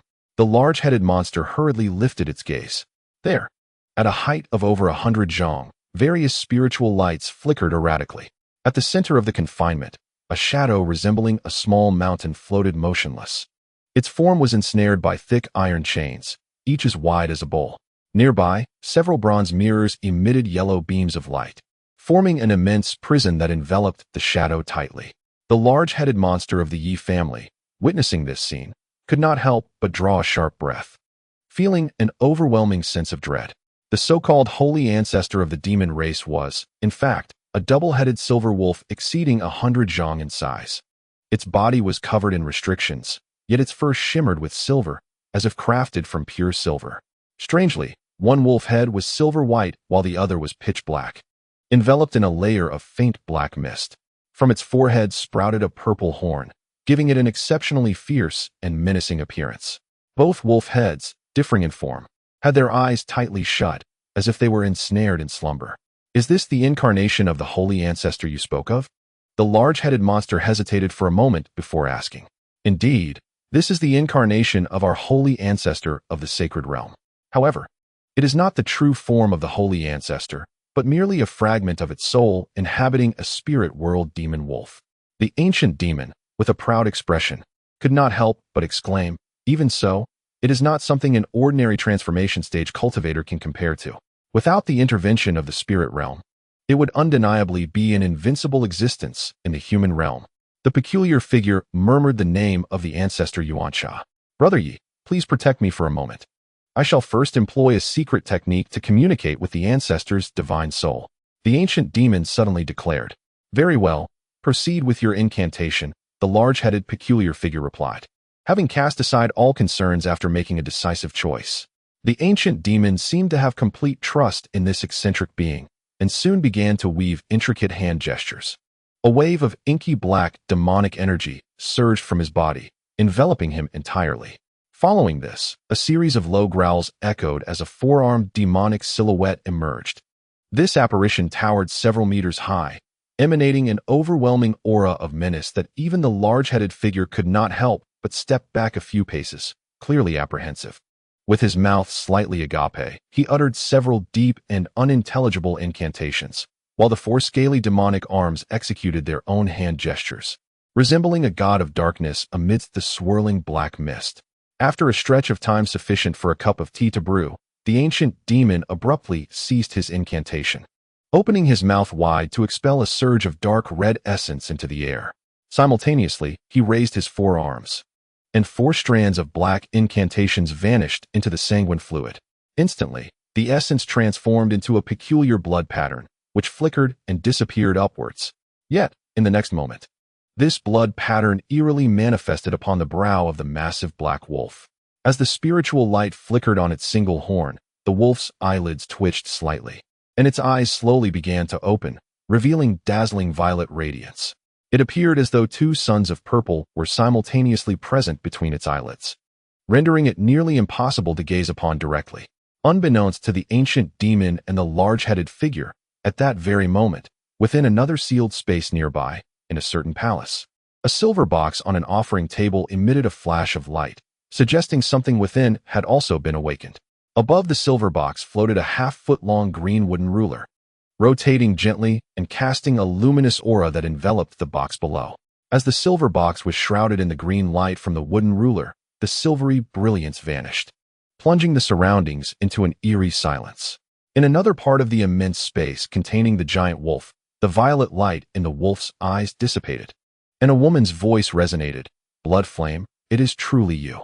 I once thought you had long returned to the sacred realm. I never anticipated you would remain in the human realm until now. Her voice was melodious and strikingly similar to that of the woman who had once ensnared Xiangji Li, albeit with a touch less allure and a hint more of frigidness. Greetings, ancestor. I nearly fell victim to human pursuit back in the day. Had it not been for those humans believing they had grasped the passage to the sacred realm, I would not have survived until now. In the presence of the ancestor, the ancient demon was evidently very respectful. Oh, you were fortunate. The spatial rift into the Ling Miao garden had long collapsed after we entered the human realm. There is no longer any passageway, the Black Wolf remarked, showing no signs of agitation regarding the past human-demon war, merely nodding in acknowledgement. In the ancient times, was it the primordial giant troll that nearly exterminated the ancient cultivators? The large-headed creature stood nearby, observing the ancient magical wolf, who spoke with a slow, feminine voice. There was no trace of malevolence, which left one feeling perplexed. Since you have arrived, you must have planned everything accordingly. However, merely restraining me with the Great Jin star chain is beyond your current capabilities. As the black wolf lowered its head to glance at the densely packed dark chains binding it, it remarked, "This artifact has been passed down from the spirit realm, specifically designed to counter our holy lineage." The ancient magician, exuding confidence, replied, "Rest assured, since I have come, I have made thorough preparations. Not only do I have allies to assist, but I have also gathered several magical artifacts capable of breaking these chains." The black wolf shook its head. Though possessing magical artifacts indeed grants a modicum of possibility to remove the Great Jin star chain, even so, I cannot allow you to cast your spell immediately. Why is that? The ancient magician inquired, visibly taken aback, his eyes gleaming with curiosity. The creature behind him from the Yi family also displayed an expression of astonishment. In truth, this star chain is not the most formidable restraint upon me. The Black Wolf sighed. The place you are standing upon is the greatest constraint. Both the ancient magician and the large-headed creature instinctively looked down at their feet. Yet, apart from the black teleportation array through which they entered, there was nothing else there. Confused, the two exchanged bewildered glances. The black giant wolf cast a glance at them, stating nonchalantly, "This location is merely a creation of the celestial treasure. Relying on its power, should you make any sudden movements, this treasure will immediately transport you away. Moreover, these external forces are not the most significant concern. The greatest trouble lies within this silver moon wolf's body. Wasn't the primordial spirit of this silver moon wolf demon devoured by the holy ancestor? Could there be some unforeseen circumstance?" The ancient magician hesitated, unable to suppress his curiosity. This wolf demon possesses a dual soul. One was gravely injured by me while the other escaped. Had it not counterattacked during the critical moment of my struggle with the three elders of Kunwu, I would not have found myself in this predicament, the black wolf revealed with a hint of anger. So, the second soul is now within this body. The ancient magician forced a bitter smile, as all four giant eyes fixated on the silvery wolf head. Not at this moment. However, soon enough, she will arrive. In truth, you are fortunate to awaken me, the black wolf chuckled lightly. After a moment of contemplation, the large-headed creature suddenly spoke. "Since the holy ancestor has detailed this matter, you must possess a means to prevent it, correct?" The giant wolf glanced at the large-headed creature and replied, "In that case, I shall be straightforward. The only current solution is to annihilate the wolf soul, which lies in a location protected by a formation personally arranged by the three elders of Kunwu. Any entity imbued with demonic energy that approaches will be reduced to mere pulp. I shall proceed at once to eradicate that wolf soul." The large-headed creature muttered, then formed a hand seal, causing the teleportation array beneath its feet to glow with brilliance, and it truly vanished from sight. In an instant, only the ancient magician remained near the teleportation array. At that moment, Lin Mo stood before the gates of the Kunwu Hall. A thick layer of Arctic primordial light enveloped the entrance of the hall. At this moment, he stood at the threshold of the Kunwu Hall, gazing at the scene within, his face adorned with an expression of peculiar intrigue. Suddenly, a maniacal laugh erupted from behind Lin Mo, seemingly distant yet brimming with audacity. "Lin Daoyu, I wonder whether you intend to leap voluntarily into the Arctic primordial light, or if you prefer to wait a while for us to assist you with our magical artifacts." The voice unmistakably belonged to the notorious Elder Qian. Lin Mo furrowed his brow and cast a glance backward. Through the immense doors, he discerned that out of the original 2 rows of golden magnetic spirit wood, only a handful remained. The others continued to bombard the last giant tree with their treasures while peering through the doorway at Lin Mo, each displaying a distinct expression. These individuals were seasoned veterans, and upon glimpsing the situation inside the stone hall, they immediately recognized the Arctic primordial light. Consequently, their emotions were a tumultuous mix of joy and sorrow. The joy stemmed from the fact that the Arctic primordial light obstructed Lin Mo, preventing him from entering the hall to seize the treasures first.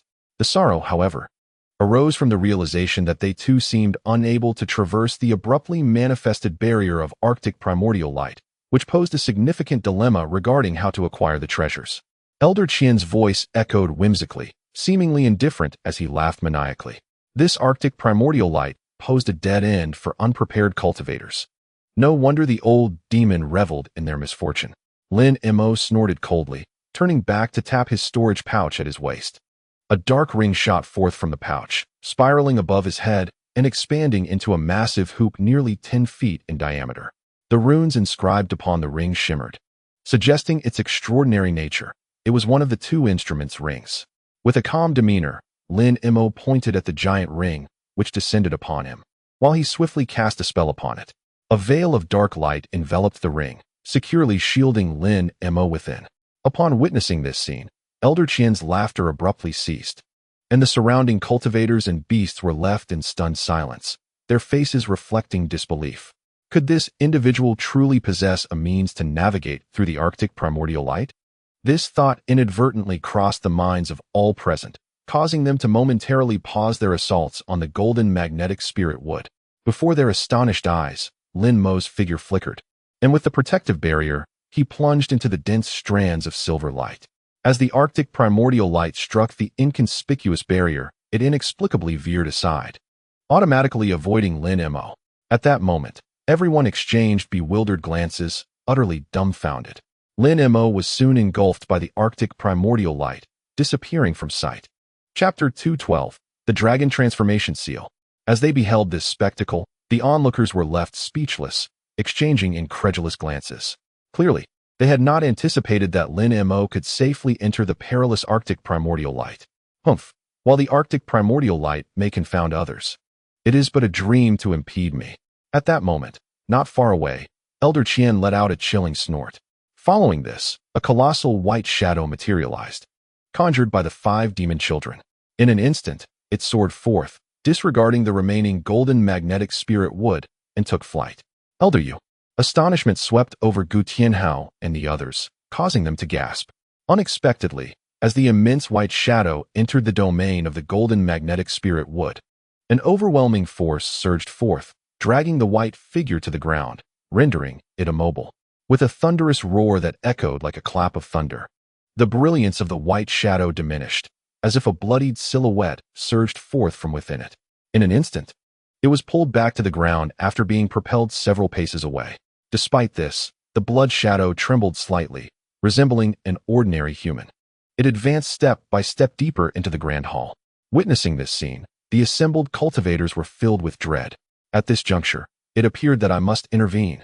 The ugly woman suddenly shifted her expression, murmuring softly, "Those things must not fall into the hands of others." With a flash of white light surrounding her, she rolled on the ground, and amidst the blinding radiance, a massive turtle, black and white in hue, emerged, swiftly making its way forward. This creature had revealed its true form. Observing this, the lion-like beast nearby wasted no time, leaping onto the turtle's back with grace. The immense turtle had just entered the magnetic field of the golden magnetic spirit wood when the powerful force surged forth. Consequently, the lion-like beast swayed, struggling to maintain its position atop the turtle, unable to move. Strangely, the giant turtle, adorned in flickering black and white light, showed no hesitation as it hastily crawled forward, seemingly unaffected. Simultaneously, strands of golden runes unexpectedly materialized from thin air, transforming into radiant beams that uncontrollably surged into the bodies of the 2 creatures. Despite the dazzling protective light surrounding them, they were utterly powerless to prevent the invasion of these runes, while the turtle remained unscathed. With each rune that landed upon the lion-like beast, its expression grew increasingly despondent, reflecting profound agony. Fortunately, the area influenced by the remaining golden magnetic radiance was not extensive, allowing the turtle to swiftly carry the lion-like beast out of this range. The lion-like beast exhaled deeply, its spirit revitalized significantly. As the turtle awaited the 2 creatures to dismount, it shimmered with spiritual light, reverting to the form of the ugly woman. However, her pallid visage betrayed the toll of the earlier encounter, as if she had expended a considerable amount of energy through the golden magnetic radiance. The 2 creatures darted forth without pause towards the grand hall. At this moment, the blood shadow, a manifestation of the Elder Qian, had already advanced ahead, allowing the 2 to witness countless silver threads piercing through the blood shadow, inflicting it with numerous wounds. Yet, the blood shadow erupted with a blinding crimson light, continuously mending itself even as it sustained damage. In this scenario, the blood shadow, embodying the Elder Qian, remained undeterred, swiftly vanishing into the Arctic primordial light. Upon witnessing this scene, the 2 demons hesitated no longer, as if they had previously conferred upon a strategy. The lion-like beast swiftly positioned itself at the forefront, unleashing a silent yet powerful golden sound wave from its cavernous maw. In its wake, all the silver threads were severed instantaneously. Seizing the opportunity, the 2 demons ventured forward, gradually making their way deeper into the grand hall. Meanwhile, outside the Kunwo Hall, the expression of Master Sun, with her exquisite countenance, turned grim. In the blink of an eye, the only ones remaining at the scene, continuing to ravage the colossal tree, were they and Gu Tianhao's group. Biting her lower lip slightly, with her dark brows furrowed, she turned to Gu Tianhao and said, "Brother Gu, do not fret, Master Sunday. Our primary concern lies with that young man named Lin. The treasures within this hall matter little. Besides, with so many having entered, it is improbable that any one person could claim them all. We merely need to guard the entrance." Having spoken, Gu Tianhao commanded a jade sword, transforming it into a white shadow as it darted towards the massive tree not far away. Brother Gu speaks wisely. Even if others acquire the treasures, they must eventually emerge from the hall. The two elderly figures in black, upon hearing this, found merit in his words, their anxiety diminishing somewhat as they resumed their assault on the colossal tree. In an instant, a thunderous crash echoed as a gigantic tree, over 10 zhang in height, collapsed.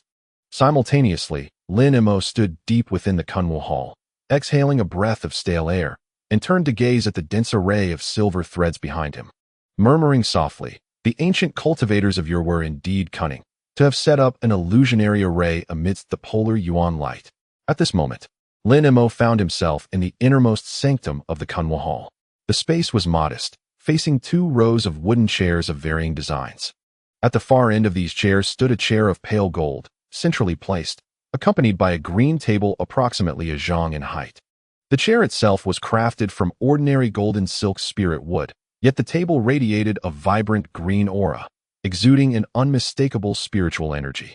It was evident that this was no ordinary object, especially as it was enveloped in a layer of green light, through which a few items could be faintly discerned upon the jade table.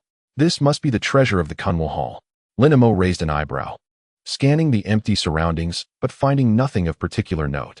Finally, his gaze returned to the front, where it fell upon an inconspicuous painting hanging on the wall behind the pale gold chair. It depicted 3 figures gazing at the moon, a monk, a Taoist, and a Confucian scholar, all seemingly engaged in earnest conversation amidst a bamboo grove under the full moon. The painting, measuring only about a foot in size, bore a slightly yellowed and dim surface, lacking any ethereal radiance. Thus, Lin Mo had initially overlooked it. However, he now fixed his gaze upon it intently, his focus sharpening. After a considerable moment, Lin Mo lowered his head, deep in contemplation.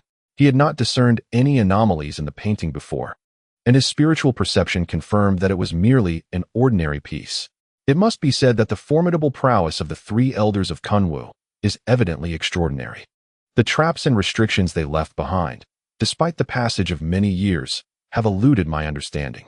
Gazing at the album before him, Lin Mo hesitated not for a moment.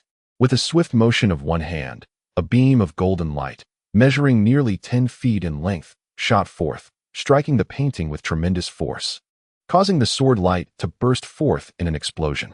As the golden brilliance flickered, the depiction of the 3 figures gazing at the moon was reduced to mere fragments, cascading down like confetti in the air.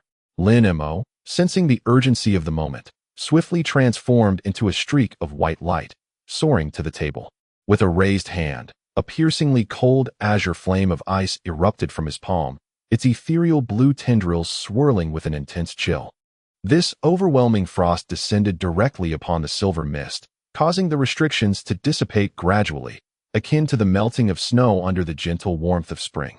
In the blink of an eye, the barriers vanished, revealing several objects. For stacked crimson wooden tokens, a small violet sword, a diminutive demon-slaying wand, a scroll emanating a red glow, and a verdant seal, intricately engraved with the lifelike image of a 5-clawed true dragon. Among the 4 crimson tokens, one bore the visage of a yuksha and had already lost its luster. Lin Mo, well versed in the narrative, recognized it as the life token of the yuksha, which could once command it effortlessly. Alas, as the creature had long since perished, the token had lost its efficacy. The remaining 3 tokens were associated with the likes of the wood giant tortoise and other beasts, each possessing a cultivation level of at least level 10. For Lin Mo, these tokens held significant potential. Should he successfully tame these creatures, they could serve as guardians of the mountain, a most advantageous prospect. The remaining treasures were equally remarkable. The demon-slaying wand, once wielded by the Buddhist practitioner among the 3 elders of Kunwu, was extraordinarily heavy and possessed the power to counteract demonic entities. Yet, among these treasures, the jade seal held the utmost value, for it was the dragon transformation seal, a relic that sealed the entire Kunwa mountain. Upon beholding these items, Lin Mo's face lit up with joy. His gaze lingered momentarily on the seal before he swept his long sleeves, intent on gathering all the treasures into his possession.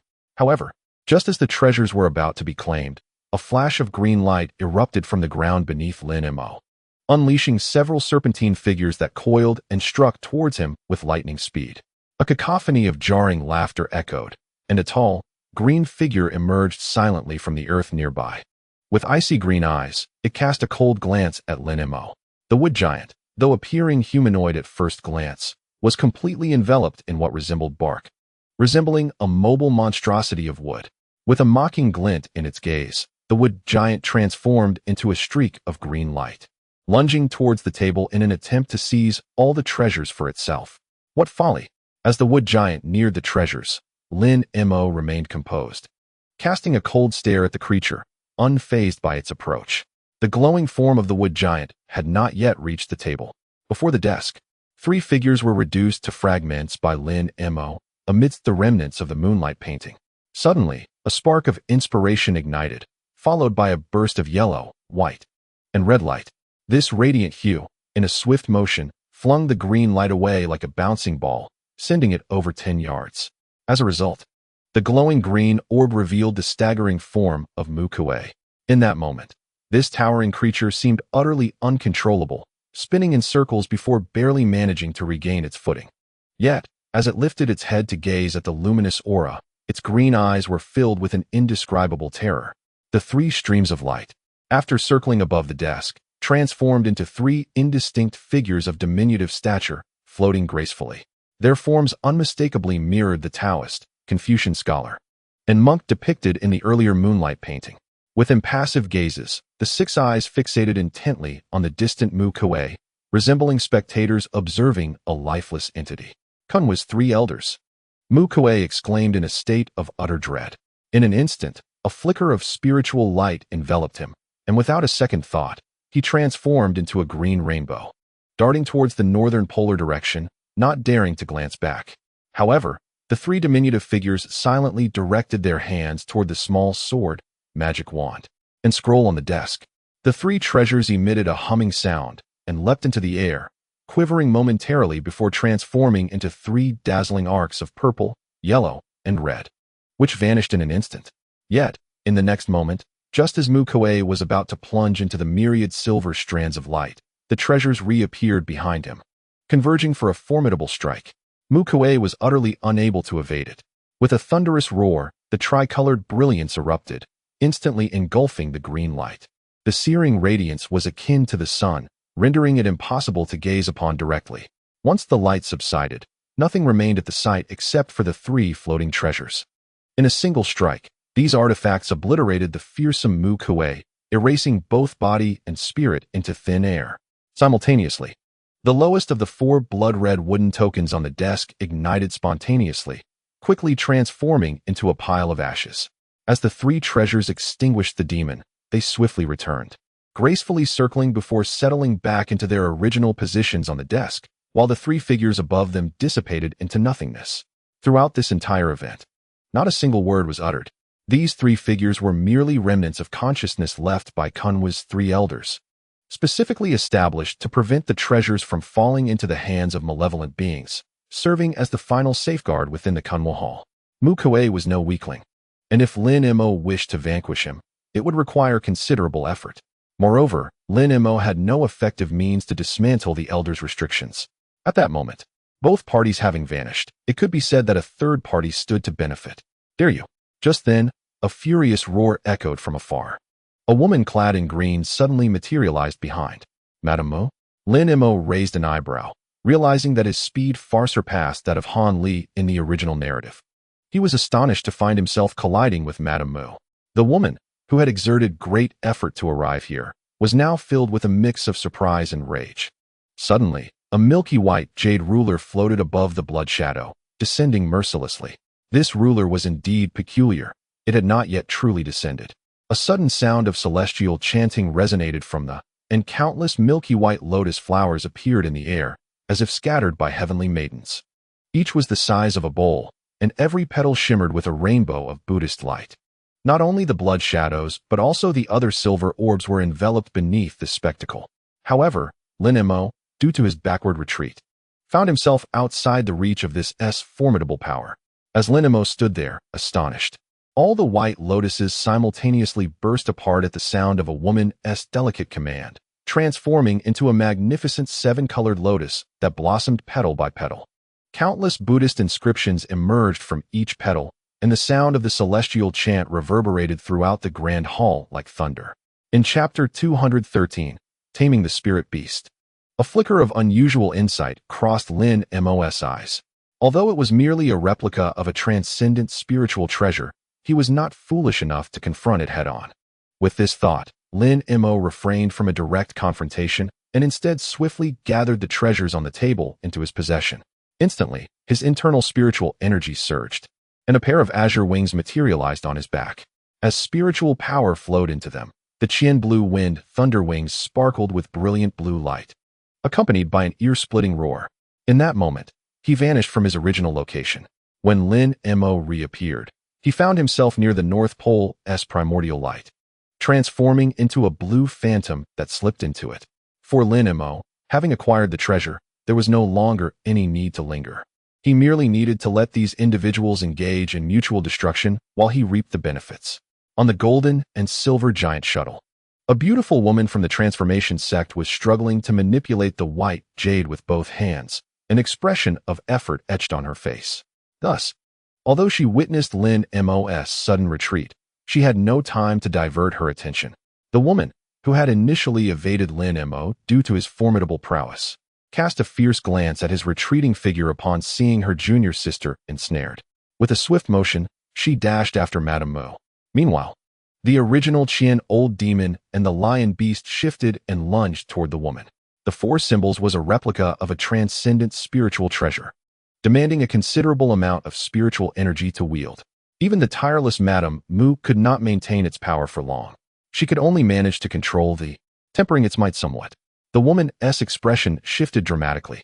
Not far away, Lin Mo had plunged deeply into the North Pole's primordial light, unexpectedly encountering the grotesque woman transformed from the Xian Yin turtle. This turtle beast was clad in an unusual green battle armor, capable of withstanding the previously invulnerable silver threads that fell upon it. This fortitude allowed it to remain unharmed within the primordial light. Strangely, the ugly woman seemed to advance slowly, unable to employ any escape techniques. Lin Mo's sudden appearance startled her, causing her to pause momentarily, her face betraying a look of vigilance. She then waved her right hand, summoning a dark, stick-like artifact that floated before her. Her black eyes fixated intently on Lin Mo. "Return what you took. Hand it over," she exclaimed, her mouth agape as she suddenly emitted a piercing shriek. Seizing the black staff before him, he channeled his inner spiritual energy into it. With a vigorous shake directed at Lin Mo, the spiritual treasure instantly elongated to several zhang in length. In a swift motion, numerous shadowy silhouettes of the staff emerged like small mountains, descending upon him with ferocity. The grotesque woman's face transformed, now reflecting sheer madness. For her, confidence surged. The staff she wielded was forged from the finest metals gathered during her imprisonment, honed over millennia into an extraordinary artifact. Though these shadowy projections appeared unremarkable, each strike possessed immense power, and she was absolutely certain that the seemingly inconspicuous ring would shatter upon contact. As this thought coursed through her mind, her cruelty intensified. She willingly depleted her latent potential, pouring additional spiritual energy into the staff, causing its shadow to swell further, preparing to deliver a lethal blow to Lin Mo, ensuring no future threats would arise. However, Lin Mo remained remarkably composed in the face of the woman's ferocity. With an expressionless demeanor, he lightly tapped the black ring in his hand. Suddenly, wisps of dark energy materialized from thin air. Just as the ring was about to make contact with the staff's shadow, it emitted a resonant hum. An astonishing scene unfolded. The silver strands nearby, upon hearing this sound, quivered and surged towards the source. The dense convergence of Arctic elemental light pierced through the staff's shadows in an instant, reducing their imposing presence to a mere collection of scattered remnants. "You can control the Arctic elemental light," the grotesque woman shrieked in a piercing wail, as if someone had grasped her throat. The two instruments' ring comprised yin and yang, The yin ring offered protection against elemental light, while the yang ring, held in hand, allowed for its manipulation against foes. This black ring was indeed the yang ring.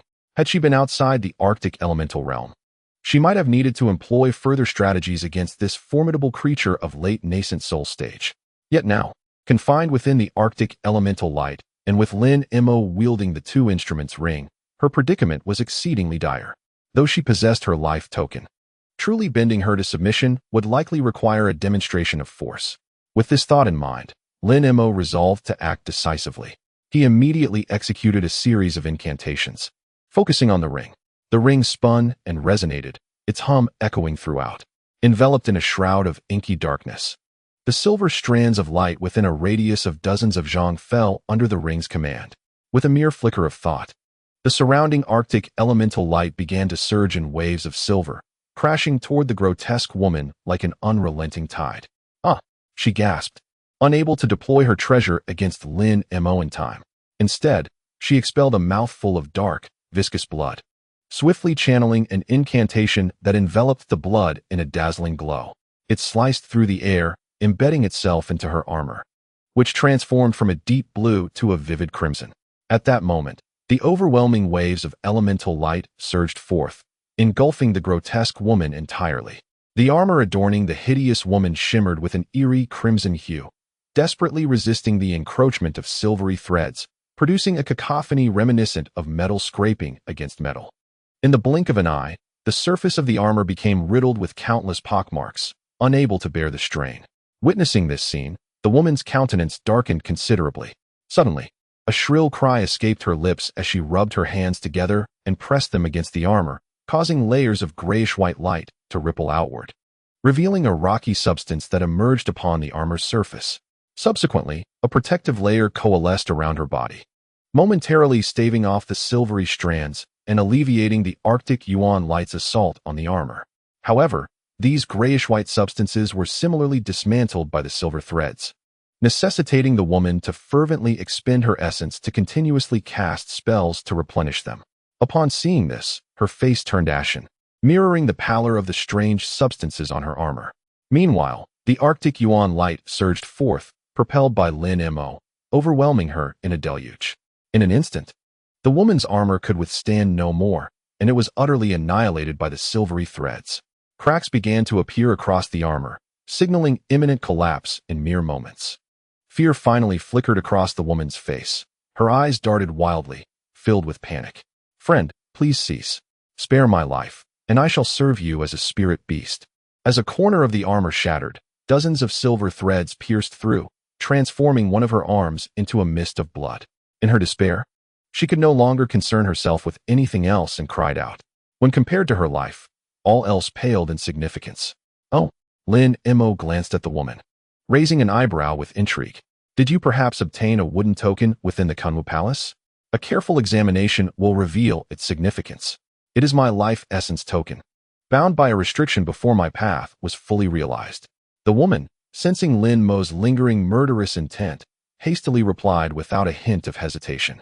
Without delay, Lin Mo lightly patted the storage pouch at his waist. Instantly, a beam of crimson light shot forth, spiraling before landing in his hand. It was indeed that wooden token. The token was palm-sized, shrouded in a layer of blood light, with a small wisp of grayish-white vapor swirling on its surface, resembling a living entity. With a single hand gesture, he unleashed a beam of azure light. Immediately, the spiritual brilliance of the token erupted, causing the small wisp of grayish-white vapor to dissipate, revealing the image of a black and white spirit turtle. "The Xinyan turtle? Your true form is such a spirit beast. No wonder your defenses are so formidable, enabling you to endure within the Arctic yuan light for so long." Lin Mo gazed deeply at the token, a glimmer of insight flashing in his eyes. He then lifted his gaze to the woman and stated coolly, "You have now realized that I speak no falsehood. This life essence token was personally forged by the 3 elders of Kunwu in years past. No one in the human realm can forge such a high-tier life token anymore. As long as this token remains in hand, our fates lie in the hands of its master." The woman remained motionless amidst the Arctic yuan light, explaining herself, fearful of provoking Lin Mo's misunderstanding. "This is indeed true. However, The efficacy of this life essence token depends on whose hands it falls into. If cultivators below the nascent soul stage wish to refine this token, they might find themselves at the mercy of its prohibitive powers, should their cultivation be insufficient. Lin Mo cast a calm glance at the unattractive woman and offered a faint smile. What is the matter? Do you, my friend, possess this token yet still harbor doubts about me? Upon hearing this, the woman's heart quaked, and her already unappealing visage became even more ghastly. If you remain unconvinced, I am willing to attach a portion of my primordial spirit to the token. However, should I harbor any ill intentions, you shall know immediately. The woman, startled, hastily exclaimed. Split the primordial spirit? Lin Mo raised an eyebrow slightly, scrutinizing her before responding. That method indeed seems feasible. Since you have suggested it, proceed with the division of your spirit. Upon hearing Lin Mo's words, the woman hesitated. Yet, as she caught sight of the ominous glint in his eyes, fear took hold, and she promptly ceased her hesitation, slapping her hand against the back of her head. With a pop, a flash of black and white light erupted from her crown, revealing a diminutive version of her primordial spirit hovering above her. This spirit opened its mouth and expelled a green light the size of a fist. As pain flickered across the woman's face, the green light trembled violently, splitting into two smaller orbs. One orb spiraled back into the primordial spirit's mouth, while the other, after a brief pause, floated slowly toward Lin Mo. Lin Mo, observing this, courteously waved the token, causing a spray of blood light to erupt, which ensnared the green light and drew it into the wooden plaque. The plaque radiated a brilliant blood light, accompanied by a faint melodic sound. Lin Mo lowered his gaze to the object, noting that the black and white spirit turtle was now distinctly visible. A smile graced Lin Mo's lips as he flicked his wrist, directly stowing the token away. The woman, witnessing this scene, felt a chill seep into her heart, realizing that unless she advanced to the transformation stage, she would never escape his control again. Having secured the wooden plaque, Lin Mo felt elated. He then gently pointed at the ring suspended in midair. In an instant, the Arctic yuan light encircling the woman began to dissipate. With a sharp sound slicing through the air, Lin Mo's figure flickered and appeared before her, assessing her disheveled state with a furrowed brow. Casually, he flicked a finger toward the protective barrier before her. Instantly, a flash of dark light enveloped her within a protective sphere, isolating the remaining silver threads outside. As long as you wholeheartedly serve me during this time, I shall not treat you unfairly. Moreover, my spirit beasts are not limited to you alone. Soon you will find that being one of my spirit beasts may not be such a misfortune. Lin Mo glanced at the woman and smiled faintly. Yes, master. She replied with a wry smile. Very well, you will come to know who I truly am through our future interactions. The woman then gradually rose to her feet, suddenly forming a hand sign, her body emanating a black and white spiritual light. She turned her gaze toward her severed arm, murmuring incantations under her breath. The black and white light converged at the wound, and countless flesh buds began to grow wildly within the illumination, swiftly forming the outline of a complete arm. An indestructible body, Lin Mo murmured softly, casting a glance at the woman. This demonic beast's supernatural ability, Lin Mo had witnessed it once before. It was the fire-toad beast within the abyss of demons. In comparison, the sorcery of the ugly woman was far more formidable than that of the fire-toad. In merely a few breaths, her entire arm had fully regenerated. By the way, what is your name? Suddenly, Lin Mo cast a glance at the ugly woman and inquired. My name is Gui Ling. The ugly woman hesitated for a moment before answering with candor. With her life, token in someone else's possession, there was no need to conceal such a trivial detail. In the latter half of Kunwu Palace, a colossal shuttle surged through the air like a dragon, pursued relentlessly by a silver mass, purple mist, and a blood shadow. Various magical assaults rained down upon the shuttle like a tempest. Yet after manifesting a golden and silver shimmer on its surface, it successfully deflected them all. The Day and Moon shuttle truly deserved its reputation as one of the three great spiritual shuttles of the human realm, as it seemed impervious to such fierce attacks. Inside the giant shuttle, Lady Mu was fully focused on controlling the spiritual shuttle, desperately evading the onslaught behind her. Beside her, a graceful woman gripped the four symbols with one hand, her expression devoid of emotion, her eyes tightly shut, appearing exceedingly weak. It seemed that her earlier exertion in wielding the four symbols, a celestial treasure, had nearly exhausted her magical energy. Friend Xian, Do you truly wish to conspire with these two wretches? We are here to acquire treasures for the safety of the human realm and to reseal this mountain, Lady Mu declared, her cultivation far inferior to that of the old demon and the beast. Her voice tinged with anger as she realized that any attempt to escape would be thwarted by the two. Humph. Spare me your grandiose rhetoric about the safety of the human realm. Do you take me for a mere child? When did I ever ally with these monstrous beings? A trifling sect like the transformation of immortals dares to speak so boldly. That jade is merely a counterfeit of a celestial treasure, and I shall have it left for me, came the cold sneer of the old demon Qian. Upon hearing this, Lady Mu sighed, aware that further discourse was futile. After all, in the eyes of the 10 major sects of righteous and demonic forces, their transformation of immortals sect was hardly regarded as significant. Chapter 214. The old demon Qian. A flicker of intense murderous intent flashed in the eyes of old demon Qian, and he immediately raised his right hand, preparing to strike with lethal force against the two women. Suddenly, an eerily beautiful sound of sacred resonance began to emanate slowly from the spiritual shuttle.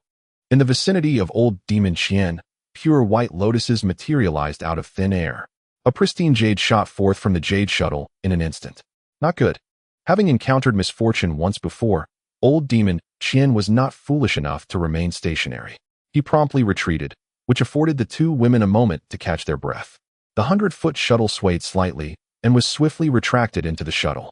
The giant shuttle flickered and vanished from sight. When it reappeared, it had already arrived behind old demon Qian, darting towards the distant North Polar primordial light. Meanwhile, the white lotuses silently dissipated, revealing themselves to be mere illusions. Witnessing this scene, old demon Qian's face contorted with rage, realizing he had been deceived. Without time for further contemplation, he quickly ascended into the escape light, pursuing them ardently. However, that brief delay allowed the giant shuttle to plunge into the North Polar primordial light, where countless silver threads surged toward the flying shuttle. Yet a bizarre scene unfolded.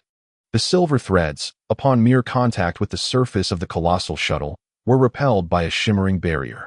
Within the shuttle, Lady Mu's expression grew grave as she deftly gestured, channeling her power through a silver talisman. In an instant, the talisman radiated a brilliant silver light, spewing forth resplendent rays. It was evident that the barrier enveloping the shuttle was the manifestation of this talisman's might. Meanwhile, the exquisite lady, having exhausted her remaining magical energy to summon the four symbols, found herself bereft of any means to retaliate. Amidst her flurry of activity, Lady Mu cast a worried glance at her master. "Do not fret, sister. If I can retreat and recuperate for a few years, I shall be well." The beautiful lady replied with a reassuring smile. "Let us hope so. With your current cultivation, wielding the four symbols is indeed a formidable challenge," Lady Mu lamented. "That scoundrel from the Lin family is exceedingly cunning. Once the treasures are secured, he vanishes without a trace. Otherwise, he could have alleviated some of our burdens." The fair lady expressed with frustration. Lady Mu could only offer a bitter smile, her thoughts drifting to Lin Mo's visage. No matter how she pondered, she could not fathom when such a formidable presence had emerged in the Great Jin. Meanwhile, behind the colossal shuttle, blood shadow and purple mist pursued relentlessly. Both Lady Mu and her companion were in a state of weakness, and had the sun and moon shuttle not possessed such extraordinary capabilities, they would have likely been captured long ago. However, upon entering the North Polar primordial light, Elder Qian and the others sensed impending danger. The duo within the shuttle could manipulate the illusory formations and restrictions of the North Polar primordial light through their talisman. Though these formations posed little challenge to them, they still provided a momentary hindrance, allowing the spirit shuttle to seize the opportunity and vanish amidst the dense silver threads. Just as they aimed to reach the exit, Elder Qian suddenly altered his course, slowing his escape. His eyes glimmered ominously within the bloodlight. "Who dares to reveal themselves?" he bellowed suddenly. "Elder Qian, you truly live up to your reputation as the Grand Elder of the Yinluo sect. Your cultivation is indeed profound." At that moment, a faint male voice emerged as a figure stepped forth from behind a stone pillar. A young man, his form shrouded in a dark aura, approached with a measured gait. "Lin Mo?" Upon recognizing him, Elder Qian's pupils constricted, murmuring under his breath. Seeing the protective barrier surrounding Lin Mo effortlessly ward off the North Polar primordial light, Elder Qian's muscles twitched as he spoke ominously. "You have been waiting here specifically for me, haven to you? Indeed, Elder Qian, you are correct. Prepare to leave your life behind in this place, Lin Mo replied, crossing his arms and gazing coldly at Elder Qian. If you seek my life, you must first prove your capability. As he spoke, Elder Qian suddenly turned his gaze towards Lin Mo's rear. Is there anyone else? Step forth, since you have invited me. Gui Ling, do join us, Lin Mo replied nonchalantly. As the words left his lips, a figure emerged from behind another stone pillar, a grotesque woman clad in blood-red armor. Wielding a staff and bearing a stoic expression. It is you. What did this brat offer you that you would conspire with him? I can provide you with even greater rewards. Qian Laoma was momentarily taken aback, but then his eyes darted and he declared, very well. Just surrender your life to me. The ugly woman snorted, brandishing a dark staff and slamming it into the ground, her eyes widening as she retorted. The demon was compelled to submit to Lin Mo and, filled with frustration, she naturally offered no courtesy to the old demon. Upon hearing her words, Qian Laoma's fury surged within him, yet his exterior remained unchanged. He scanned the surroundings once more with his divine sense, and, upon confirming the absence of a third party, felt considerably reassured. With just the two of them, Qian Laoma believed he was not at a disadvantage. Preserving his life would not be a daunting task. With that thought, he ceased his chatter, enveloped himself in a swirling mass of blood flames, and transformed into a crimson apparition, swiftly darting into the distance. Witnessing this scene, Lin Mo let out a cold chuckle. He slowly raised his right hand, where a pitch-black ring floated, as his inner spiritual energy surged into it. The surrounding polar essence was immediately drawn in from several dozen yards away. Circles of silver threads coalesced with a melodic chime, forming a dense barrier of polar essence that sealed off the area completely. Though the blood shadow of Qian Laoma was formidable and seemingly impervious to harm, the sight of such a concentrated array of luminous threads left him astounded, causing his escape light to falter momentarily. In that brief pause, the ugly woman, unhesitatingly, waved her black staff through the air, manifesting heavy shadowy strikes above the blood shadow, descending with a menacing force. Before it could land, an overwhelming pressure surged towards Qian Laoma, tightening around him, rendering him immobile under an invisible force. Feeling a jolt of alarm, almost simultaneously, Lin Mo summoned the solar ring, gravely directing a finger at it. Instantly, countless silver threads burst forth from the surrounding waves, densely weaving into a colossal net, targeting the blood shadow. Qian Laoma's expression changed dramatically, and a piercing howl erupted from his lips as a bizarre scene unfolded. The blood shadow, surrounded by swirling spiritual light, suddenly experienced a rapid expansion in its lower abdomen, culminating in a thunderous explosion. His entire form shattered, scattering countless blood threads in flight. Consequently, both the immense weight of the staff strikes and the massive net formed by the polar essence lost their efficacy. In the blink of an eye, the blood shadow of Qian Laoma reappeared, unscathed. Lin Mo remained unperturbed. He deftly executed a hand gesture to amplify the colossal net of polar essence. With his other hand, he flicked his sleeve, unleashing a thick golden arc that crackled as it leapt forth, darting across to strike down. The ugly woman, Gui Ling, also positioned her black staff horizontally, resolutely launching several strikes at the blood shadow. Shadows of the staff materialized once more around the blood shadow, surging forth like a tumultuous tide. It must be noted that within this realm of polar essence, neither party dared to recklessly deploy flying swords or blades, for a single misstep could result in their treasures being pierced and shattered by the polar essence before even reaching the opponent, leading to a futile loss. As Qian Laoma observed the renewed onslaught of attacks relentlessly pursuing him, he realized the intensity far surpassed the previous assault. As the heart's forbidden wrath surged, a sinister glint flickered across his visage. With gritted teeth, he bit down upon his own tongue, drawing forth a spray of grayish light interwoven with strands of crimson, which he unleashed to counter the descending arc of golden lightning. The malevolent divine thunder merely emitted a muffled groan before dissipating into an eerie green flame. Observing the spectacle, Lin Mo raised an eyebrow and remarked coolly, "Old Demon Qian, I must admit, I underestimated you." At that moment, Old Demon Qian had already spun nimbly, summoning 5 pillars of grayish-white mist that erupted around him. 5 towering, skeletal figures emerged from the demonic aura, each exuding a chilling presence, their bones glistening like jade. The old demon had directly conjured the true forms of the 5 sons of the heart conjoined demon. Upon their arrival, each skeleton unleashed a plume of phosphorescent azure flames. Though seemingly unremarkable, the flames were formidable, coalescing into a curtain of blue fire that thwarted the approach of the enormous net woven from the Arctic essence. Meanwhile, the swirling shadows of staffs, accompanied by a howling wind, surged toward the center, reminiscent of a previous encounter. Before the staffs could strike, an immense, invisible force began to manifest, intent on ensnaring the old demon once more. This time, however, the old demon refrained from self-detonation.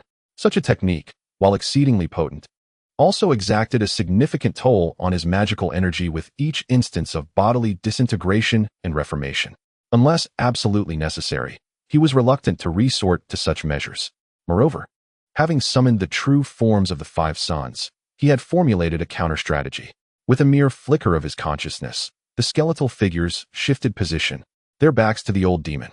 They extended their arms, and a layer of grayish-white light enveloped their palms, instantaneously shielding both the old demon and themselves within its protective embrace. The resounding cacophony of thunderous strikes reverberated through the air. As shadows and gray light flickered amidst the chaos, each impact resonated like thunder, instilling a sense of dread. Yet, the resilience of the protective shield erected by the 5 sons of the heart conjoined demon exceeded Lin Mo's expectations. As the clamor subsided and the staff shadows vanished, the grayish-white shield remained intact, supported by the skeletal forms. Such an astonishing display of fortitude had withstood the onslaught unscathed. Witnessing this, Gui Ling's expression darkened. Casting a chilling glance at the shield, he snorted disdainfully and, opening his mouth, expelled a swirl of black and white essence onto his ebony staff. The staff emitted a long, resonant cry, its shape transforming dramatically amidst a burst of spiritual light, morphing into a black axe. With a flick of his wrist, Gui Ling hoisted the axe above his head, staring intently at it as incantations flowed from his lips.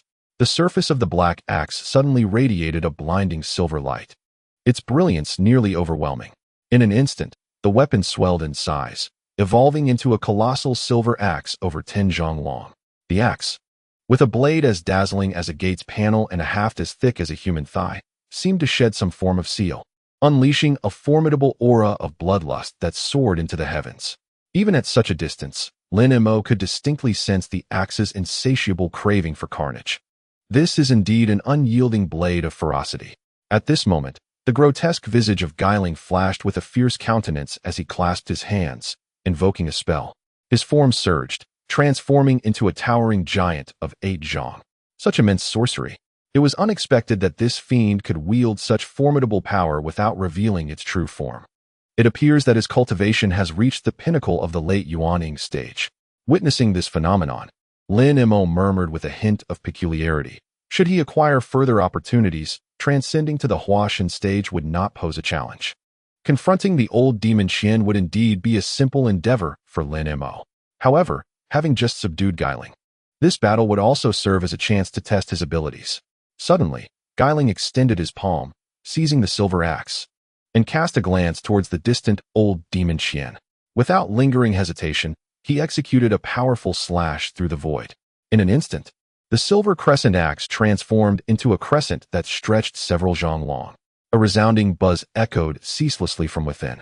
The old demon, concealed behind his protective barrier, could not help but change countenance at this spectacle. Despite his confidence in the 5 hearts conjoined demon, he would not dare to withstand such an assault head-on.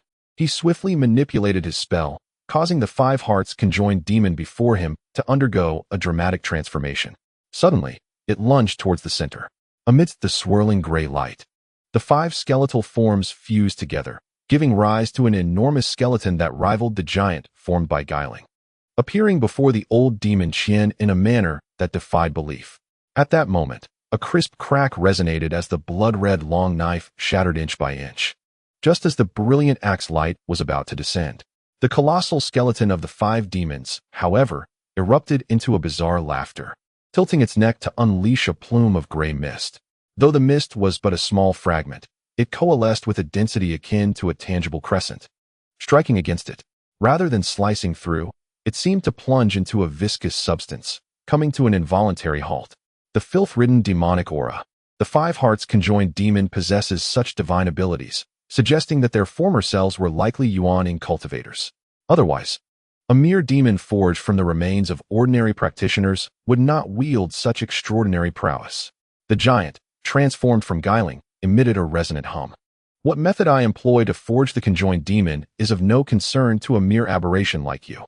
Since you are aware of the potency of the filth-ridden demonic aura, you ought to first experience the might of the fused five demons. The old demon Qian sneered, uttering a low incantation as he raised his hand, unleashing several spells upon the gigantic skeleton. The colossal skeleton emitted a low, resonant growl, its previously emotionless eyes suddenly ablaze with bloodlust. The demon lifted its leg and charged directly towards the giant formed from the grotesque woman, each step causing the ground to tremble slightly.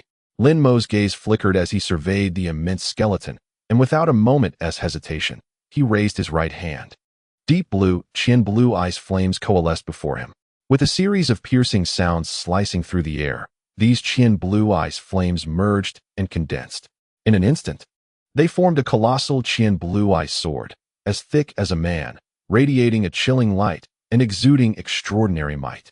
Go, Lin Mo called softly, and the Qian blue ice sword instantly cleaved through the air, vanishing from sight in an instant. As it reappeared, it had already arrived before the skeletal figure.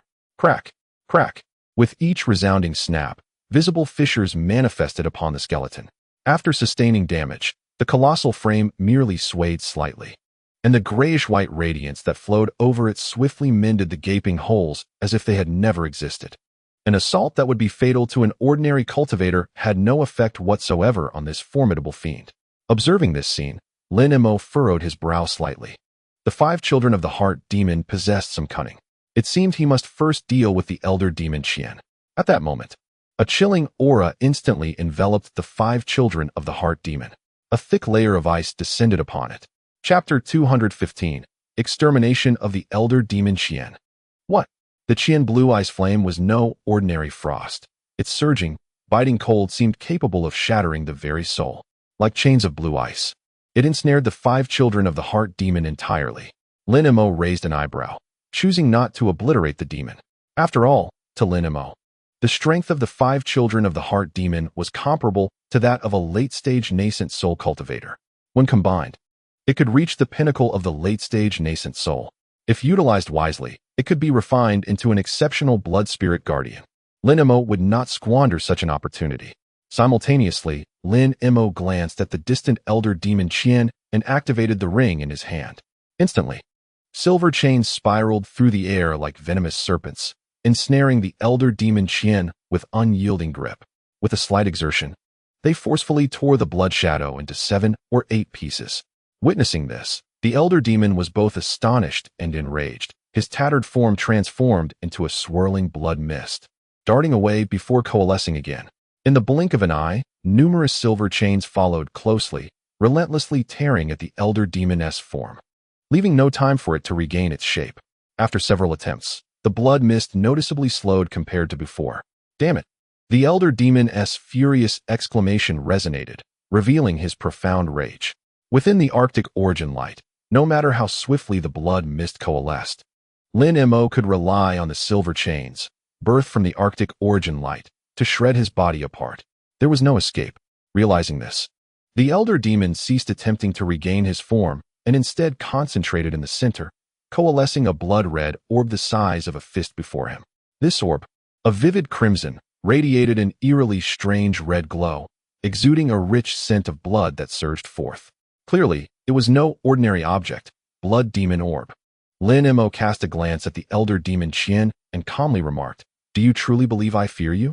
Surrender your life."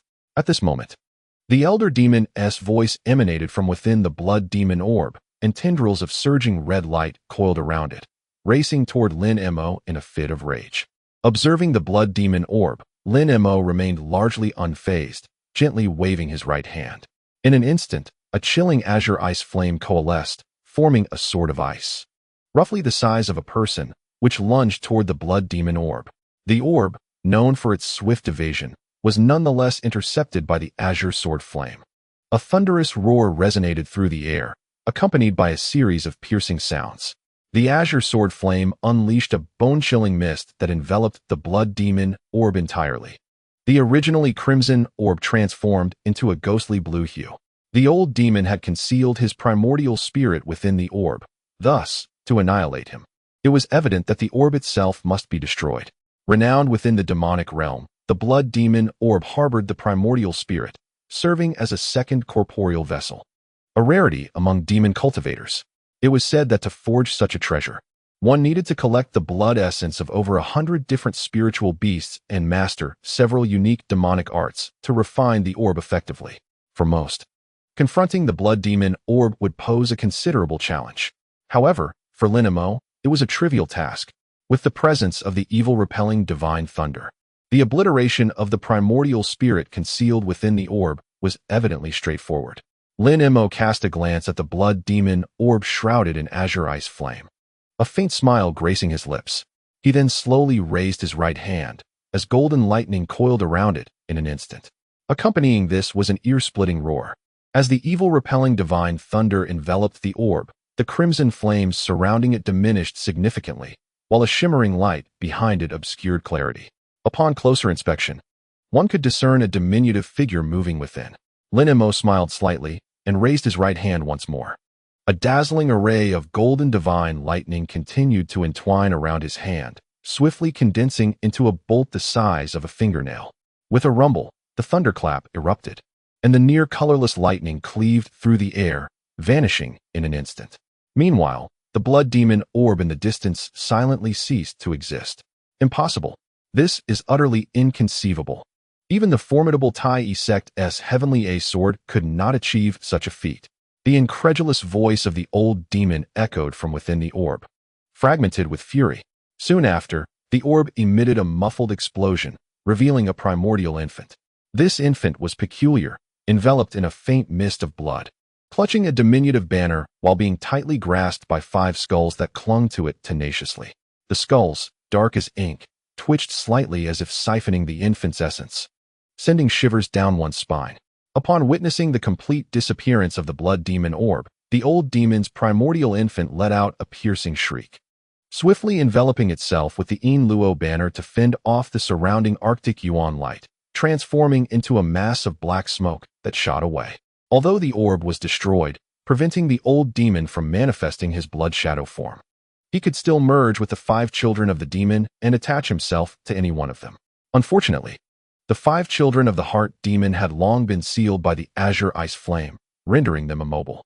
Observing the fleeing old demon, Lin Mo remained expressionless. Behind him, the azure wind and thunder wings emerged, gently fluttering as he prepared to pursue. A cacophony of sharp crackling sounds erupted as Lin Mo once again flickered into existence before the elder demon Qian. With a gentle lift of his hand, numerous arcs of golden light coalesced into a golden net that descended upon him. Naturally, elder demon Qian was well acquainted with the exorcising divine thunder and dared not to touch it with his nascent soul body. He promptly opened his mouth, spewing forth a mist of blood that entwined itself around the golden net. Following a series of piercing explosions, the blood mist and the golden net became intertwined. Cursed be this fate. A radiance enveloped elder demon Qian, causing the dark aura surrounding him to dissipate, revealing his blood-red nascent soul and a ghostly flag. Hee. Lin Mo chuckled softly, fully aware that elder demon Qian was now at the end of his tether. As the thunderous light flickered, he surged forward, covering dozens of yards in an instant, positioning himself before the elder demon's nascent soul. With a smile gracing his lips, he waved his hand lightly. The right hand, shrouded in a glaze-like hue, erupted with an unfathomable power, as if capable of shattering space itself. An overwhelming pressure rendered elder demon Qian nearly immobile. Just as Lin Mo captured the elder demon, the sound of footsteps echoed from behind. With a single hand, he unleashed a black and white aura that ensnared 5 diminutive, pale skeletons. Drawing them before him, "What do you intend to do with these 5 demons?" The lion beast inquired, unable to restrain his curiosity. After the capture of elder demon Qian, the 5-heart demon lost all resistance, plummeting from the air, directly ensnared by the spell of this ugly woman. "These 5-heart demons hold value for me." Lin Mo cast a glance at the dazed skeletons, a faint smile gracing his lips. Suddenly, the trapped elder demon Qian opened his mouth, unleashing a series of horrifying shrieks directed at the 5 heart demons. The cacophony was not only excruciatingly loud, but also stirred one's blood, unsettling the mind. The once docile skeletons immediately responded, their eyes flashing with a bloodthirsty madness. They transformed into 5 blood-red phantoms, lunging at elder demon Qian to bite. However, this time, the skeletons did not merely grasp him. They began to gnaw, clearly intent on devouring his nascent soul. A counterattack from the demons. Lin Mo raised an eyebrow, a flicker of amusement dancing in his gaze. To him, all of this was part of a plan he had long anticipated. In this manner, he could further enhance the strength of the 5 heart demons, making them even more adept for future use. In a mere moment, the nascent soul shrank significantly, appearing to be on the brink of death. Yet for him, as long as the consciousness did not dissipate, it was of little consequence. As the nascent soul lingered on the verge of collapse, Lin Mo swiftly acted to protect it. To Lin Mo, the nascent soul of elder demon Qian still held some utility. Now that its energy was being devoured, it had lost its value. Lin Mo cast a glance at the ghostly flag beside the nascent soul and gently waved, drawing it into his storage pouch. Meanwhile, the unattractive woman swiftly delivered the storage bag that had fallen to the ground to Lin Mo. "Let us tidy up and prepare to depart," Lin Mo remarked, casting a fleeting glance at her. In response to his words, the woman nodded vigorously and opened her mouth. A swirling mass of black and white enveloped her. The pair, moving in tandem, transformed into a streak of azure light, vanishing into the Arctic Yuan light, heading directly toward the palace gates. With their cultivation, they reached the periphery of the Arctic Yuan light in an instant, where the restrictions on flight took effect once more. To conserve their spiritual power, they had no choice but to descend and employ a light body technique. Scanning the surroundings with his consciousness, Lin Mo observed that there appeared to be no one guarding the outer edges of the Arctic Yuan light. Outside the Kunwu Palace, all remained eerily quiet. However, the plaza outside presented a dismal sight. The expansive square was marred by numerous craters, with only a few fallen golden magnetic spiritual trees remaining on either side, and debris scattered everywhere. After a moment's gaze at the meager remnants of the golden magnetic spiritual trees, Lin Mo slowly raised his right hand. Whoosh, whoosh.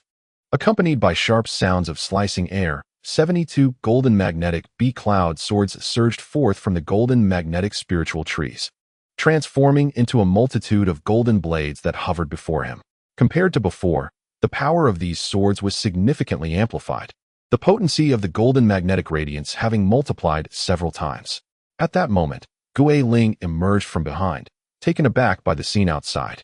What has transpired? Have those individuals turned against each other? She mused, puzzled. Perhaps it was merely a clash with the first wave of cultivators.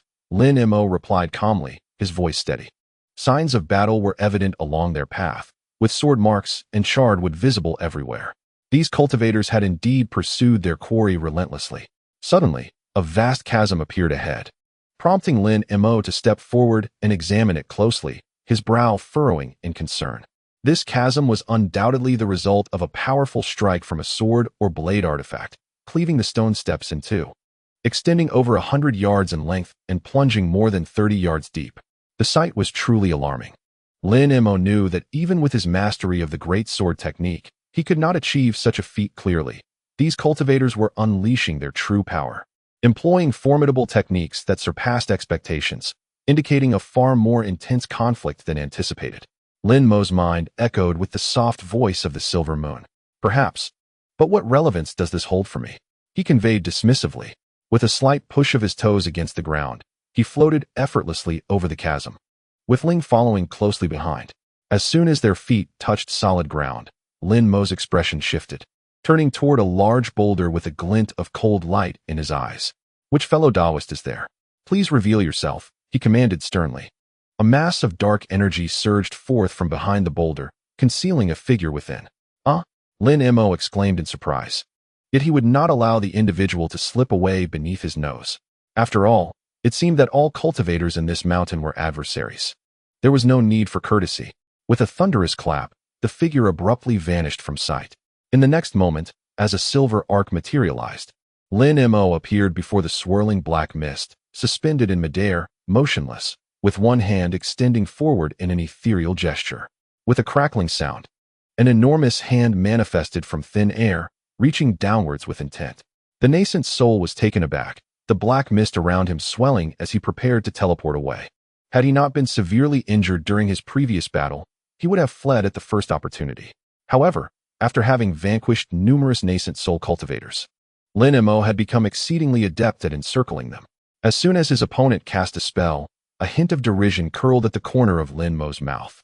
Thunder crashed as the azure hand's 5 fingers glimmered with golden light, from which 5 thick golden arcs suddenly shot forth, detonating instantaneously and enveloping the area below in a vast golden net. Almost concurrently, the nascent soul, after a moment of distortion, collided with the protective thunder of exorcism. A tremendous roar resounded as the golden arcs exploded, dispersing much of the black mist that shielded the nascent soul. The nascent soul himself swayed unsteadily, on the brink of collapse. In this precarious situation, the azure hand struck like lightning, grasping the nascent soul firmly and bringing him back before Lin Mo. Lin Mo regarded the captured nascent soul with a fleeting smile amidst his terrified gaze, before transforming into a streak of azure light that shot downwards, returning to the ground. The enormous hand, still clutching the nascent soul, followed closely, landing beside Lin Mo. Is this the individual? Gui Ling's gaze swept over the nascent soul, revealing an expression of surprise, though devoid of a corporeal form. The features of this nascent soul unmistakably belonged to one of the 2 elderly figures in black robes from the Luo sect.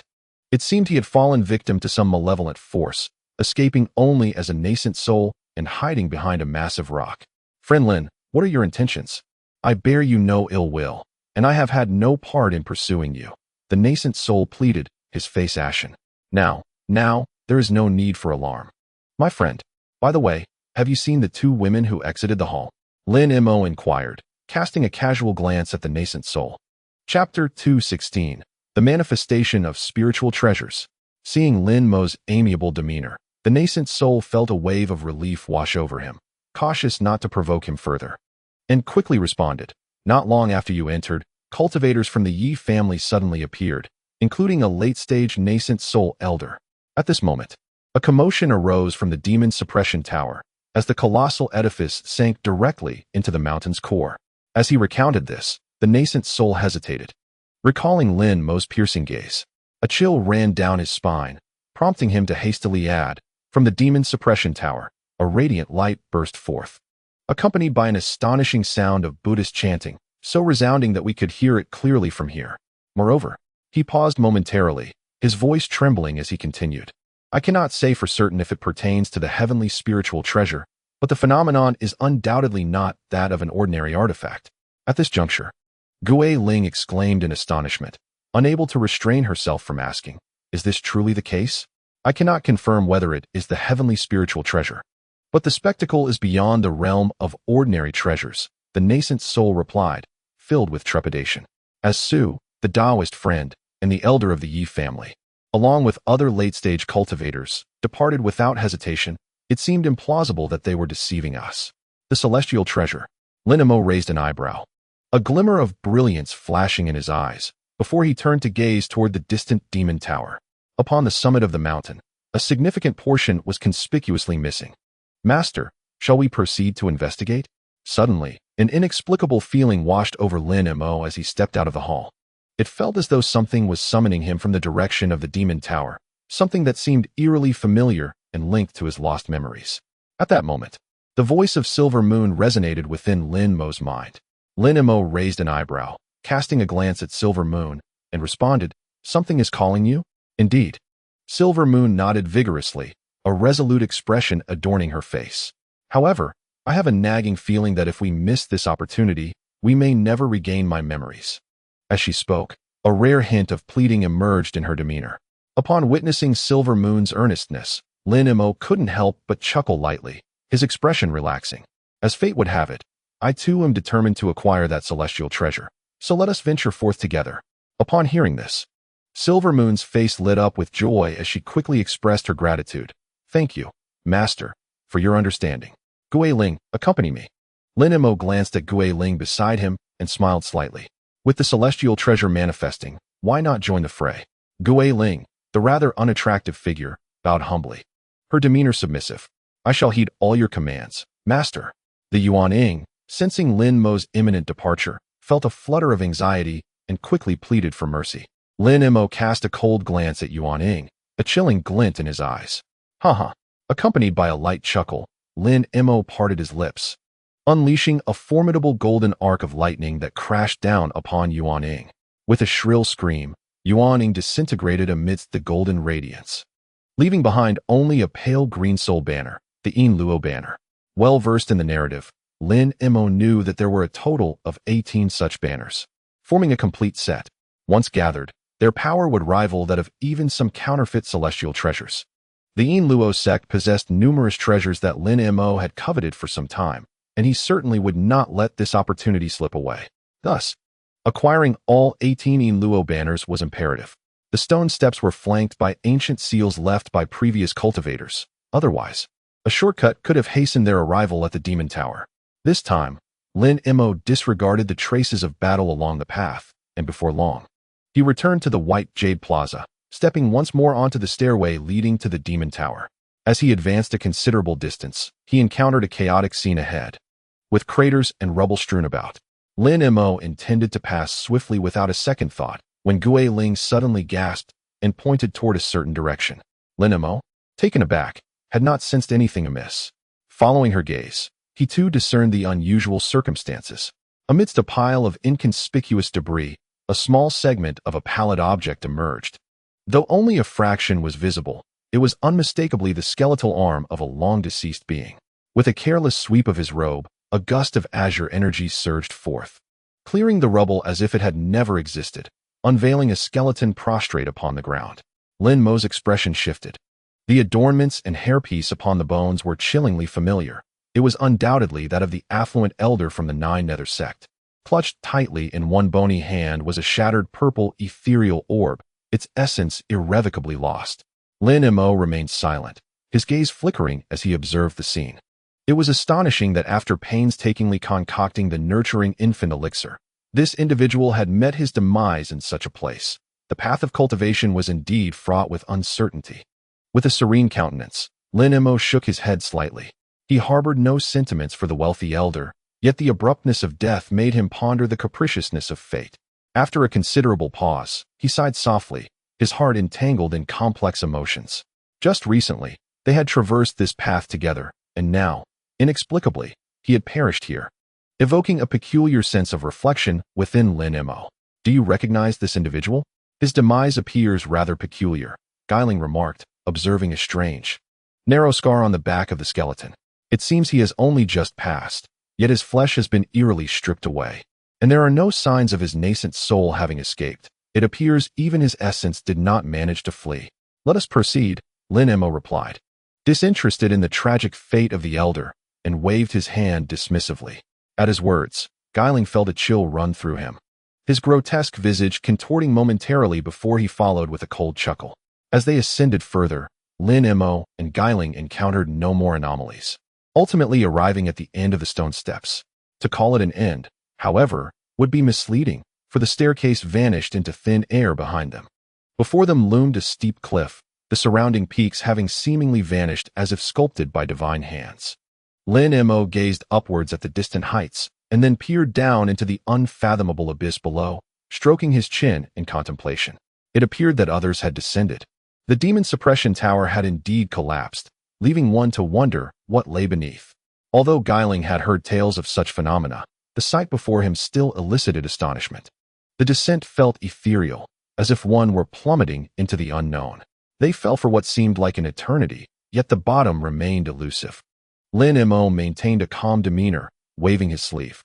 A faint green aura of death coiled around him, and in an instant, a skeletal guardian materialized at his side, emanating a formidable presence. Upon witnessing this guardian, Guiling felt a surge of alarm. The overwhelming aura radiating from it caused his heart to race, and he could not help but widen his eyes in disbelief. This, Lin Mo glanced at Guiling, choosing not to disclose the nature of the skeletal guardian, and gracefully descended into the depths below. Noticing Lin Mo's silence, Guiling wisely refrained from further inquiry. At that moment, the surroundings grew dim and obscure. shrouded in darkness that obscured their vision. Gazing upwards, one could still faintly discern the white light above. In this realm where spiritual consciousness is constrained, an ordinary cultivator would only perceive disturbances within a few dozen yards. However, Lin Mo, endowed with formidable power, could extend his senses to several hundred yards. He was acutely aware of how long they had been descending when Gui Ling suddenly whispered, "Master, we have reached the bottom." Upon hearing this, Lin Mo moved, casting his gaze into the distance. Indeed, just below, several points of light flickered, revealing the vague silhouettes of towering structures. Suddenly, it appeared as if something surged from afar, followed by a blood-red streak that silently spiraled out of the darkness. The air was thick with a pungent, metallic odor. An avatar of the scattered immortals? Lin Mo raised an eyebrow, glancing at the old man with a cold smirk, seeking death. The true identity of this avatar was none other than the esteemed master of the Wanyao Valley, the ancient bear corpse, a fifth-tier transformation stage being of Great Jin. Only a master of the transformation stage could deceive so many late-stage nascent soul experts, wielding a blood knife as a fearsome weapon. The bloodlight flashed like lightning, arriving before him in an instant, accompanied by an overwhelming tide of crimson that surged forth. The acrid scent of blood was nearly suffocating. Observing this scene, Lin Mo let out a cold laugh, swiftly performing a hand gesture. Instantly, golden, protective divine thunder coiled around him, and arcs of golden lightning materialized in his vicinity. The bloodlight dissipated in an instant. Surprisingly, the avatar did not linger, retreating immediately and transforming into a streak of light that hastily fled into the distance. Within moments, it vanished into the depths of a massive shadow below. "Master, are you unharmed?" Gui Ling, taken aback by the sudden ambush, quickly approached Lin Mo, her heart pounding with anxiety for not having acted in time to assist him. Unable to contain her worry, she inquired nervously, fearing rebuke from Lin Mo. "It's nothing." Lin Mo waved his hand lightly, saying nonchalantly, "It seems this avatar seeks death." Although this avatar was a transformation stage cultivator, having chosen to provoke him meant he was more than willing to engage in a battle with such a being. With that, Lin Mo did not hesitate further and proceeded forward. As time passed, he soon arrived at a vast, square platform. Apart from a dark stone staircase ahead, there were no other entrances. Lin Mo stood upon this enormous platform, discreetly surveying his surroundings. "This tower hardly resembles a tower," Lin Mo murmured, and at that moment, Gui Ling landed behind him. Hearing Lin Mo's words, she hurriedly explained, "Master, you may not be aware, but this tower differs from secular pagodas. It has been constructed upside down, with the pinnacle at the bottom and the base at the top, thereby imprisoning the most perilous demons at the very bottom." "How intriguing," Lin Mo remarked. Upon hearing this, Lin Mo nodded in realization, casting a glance around as if he were completely unfazed by the recent admonitions regarding the demon. This only served to heighten Gui Ling's wariness towards Lin Mo. Raising his hand, he tossed a moonlight stone, which floated above him. After calling out to Ling, he stepped into the stone staircase, and the two finally entered the demon tower. The initial layers of the demon tower were vast and eerily tranquil, devoid of even a shadow. Clearly, the cultivators who had entered before had eradicated everything in their path. However, the signs of struggle began to multiply. It appeared that in an effort to prevent others from descending to the lower levels, the conflicts among the cultivators had intensified. Upon reaching the third layer, a charred corpse appeared beside a stone pillar. Lin Mo stood beside it, discerning for quite some time before concluding that he did not recognize the individual, who was likely one of the so-called cultivators of the Yi family. The top of the person's head was severely damaged, and their nascent soul had evidently fled, leaving it uncertain whether they had escaped successfully or had perished amidst the chaos. On the fourth layer, no unexpected discoveries awaited them. However, upon reaching the fifth layer, they encountered two additional corpses. One was entirely green, clearly having succumbed to some vile poison, its features so swollen that its original visage was unrecognizable. The other was that of a burly man, one of the scattered cultivators who had drawn Lin Mo's attention. His massive head lay severed at a distance, while his body had been brutally cleaved into several pieces by a flying sword. The expression of disbelief etched upon his face suggested that he had not accepted his demise until the very end. Though Lin Mo felt a chill in his heart, he did not falter. After turning the corpses to ashes with a mere gesture, he solemnly led Gui Ling into the sixth layer.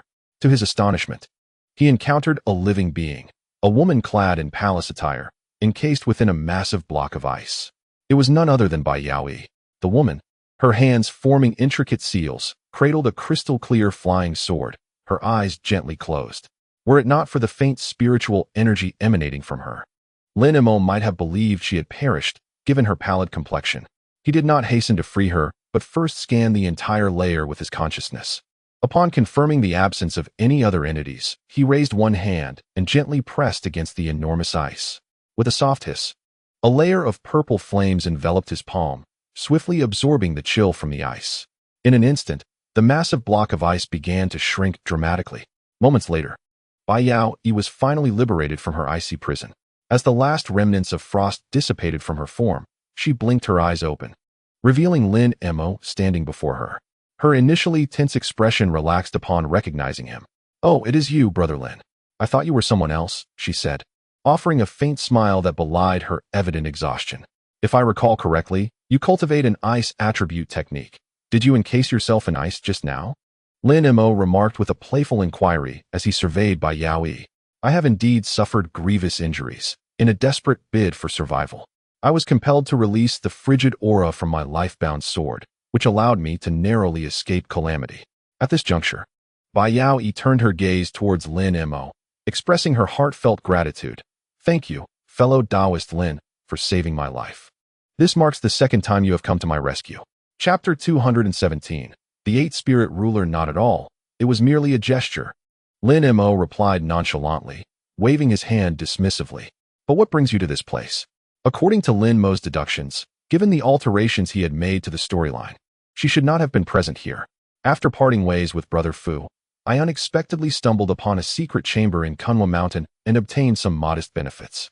I was quite content and intended to withdraw," Bai Yaoi recounted, a flicker of regret flashing in her eyes.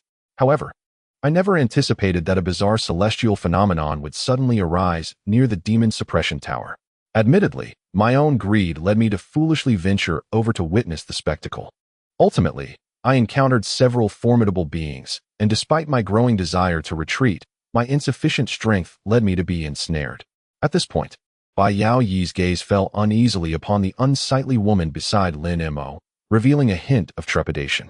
As a cultivator at the mid-stage of the nascent soul realm, she could distinctly discern the difference between beasts and humans. The oppressive force emanating from Gui Ling, a 10th-tier beast, was unparalleled. Lin Mo, perceptive as ever, recognized the unease within Bai Yaoi. He cast her a reassuring glance and said, "There is no need for concern, fellow Taoist Bai. She is one of our own."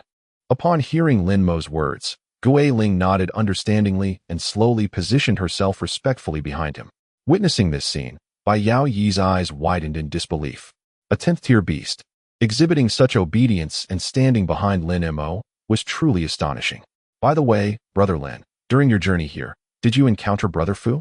Bai Yaoi suddenly seemed to recall something and inquired hastily. "I did see him on my way here." Lin Mo's expression turned solemn as he replied, "He has fallen." "Fallen?" Bai Yaoi was taken aback, her eyes widening in shock. After all, they had faced life and death crises together, and it was only natural for her to feel a pang of sorrow. Lin Mo nodded slightly, his tone calm as he continued, "Indeed, I personally handled his remains. He did not even manage to escape his nascent soul." At this point, he turned to Bai Yaoi and asked, "Your vitality has been significantly compromised. What are your plans moving forward?" With a wry smile, Bai Yaoi responded, "What plans could I possibly have?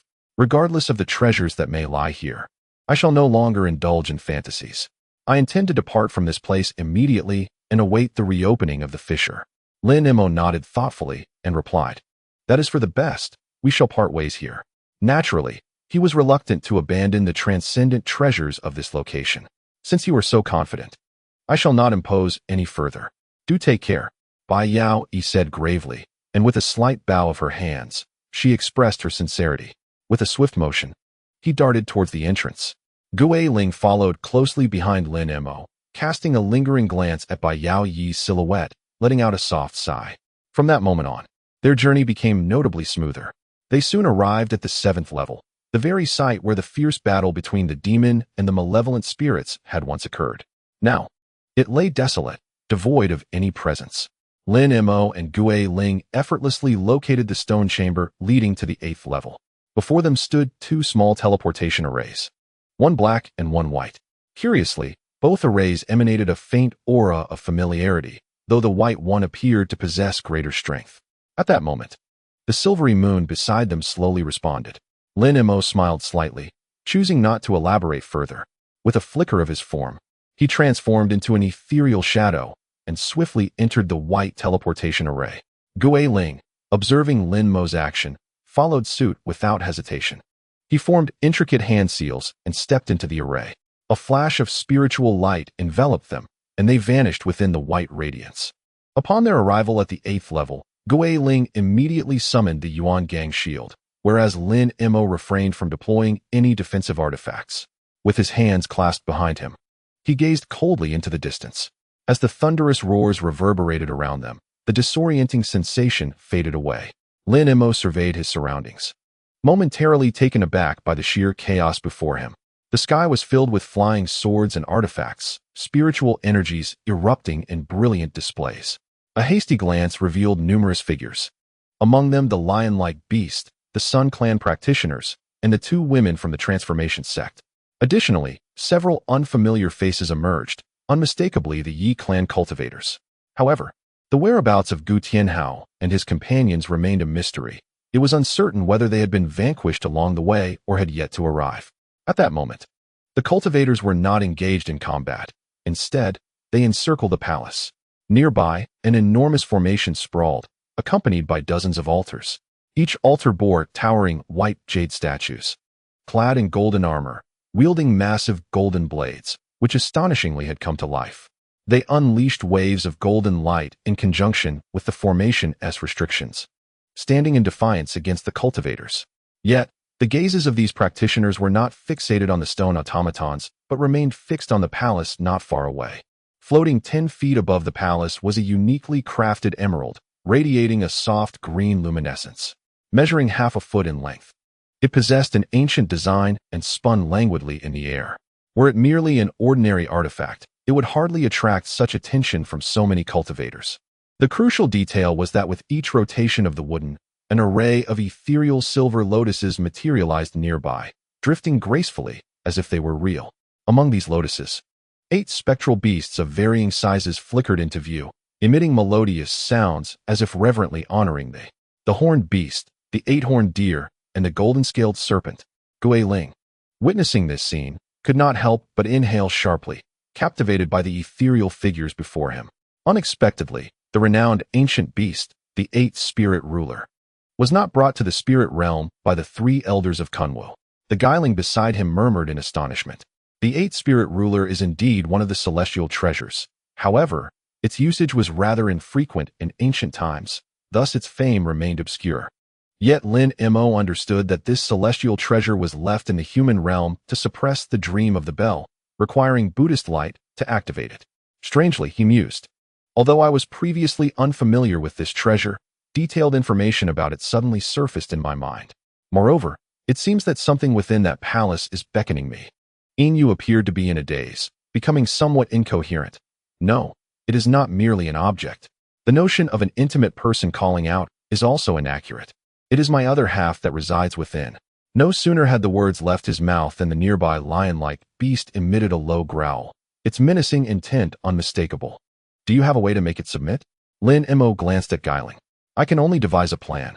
A flicker of hesitation crossed Guiling's eyes. Upon seeing Guiling, the growling beast immediately fell silent. Lin, my friend, what might be the outcome of your battle with the old demon Qian? He has yet to show himself. Could it be that he has fallen at your hands? At that moment, Madame Mu from the Huasian sect suddenly smiled brightly. Her words startled the other cultivators. It is well known that the old demon Qian is a formidable cultivator at the late stage of the nascent soul. Among all cultivators, he is one of the most distinguished. Lin Mo cast a glance at Madame Mu and replied calmly, I am here in Scathe. What do you think? He held no reservations about the matter at hand. Killing a mere late-stage nascent soul cultivator was hardly noteworthy. Madame Mu's eyes narrowed slightly as she spoke softly. I hail from the southern wilderness's Huasian sect, making me somewhat of a local landowner here. Yet, Lin, your face is unfamiliar. Are you not one of our Great Jin cultivators? Madame Mu's graceful form swayed alluringly, yet there was an underlying chill in her gaze. The origins of this matter seem unrelated to the current situation. Nevertheless, Lin Mo had received considerable assistance from two friends during his time in the Kunwu Palace. Lin Mo regarded Madame Mu coldly, stating, "If you seek a long life, I can expedite your journey to the next realm." Startled, Madame Mu instinctively retreated several steps, deterred by the overwhelming killing intent emanating from Lin Mo. The other unfamiliar cultivators, witnessing the attention Lin Mo garnered, exchanged glances before retreating a bit, ceasing their attacks on the stone puppets within the formation.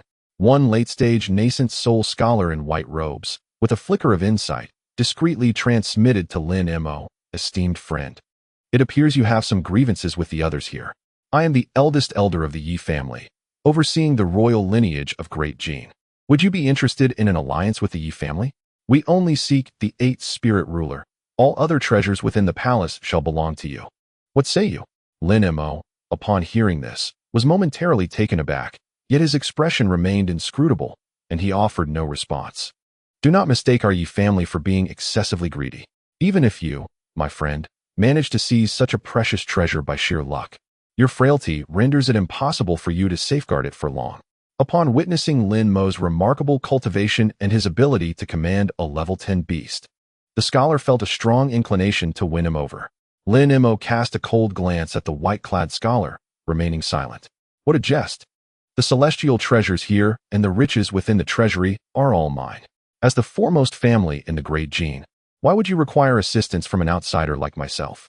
Lin Mo's gaze flickered as he scrutinized the unfamiliar cultivators with clarity. To his astonishment, Lin, my brother, is quite knowledgeable about our Yi family. The scholar felt a chill run down his spine, yet he forced a grin.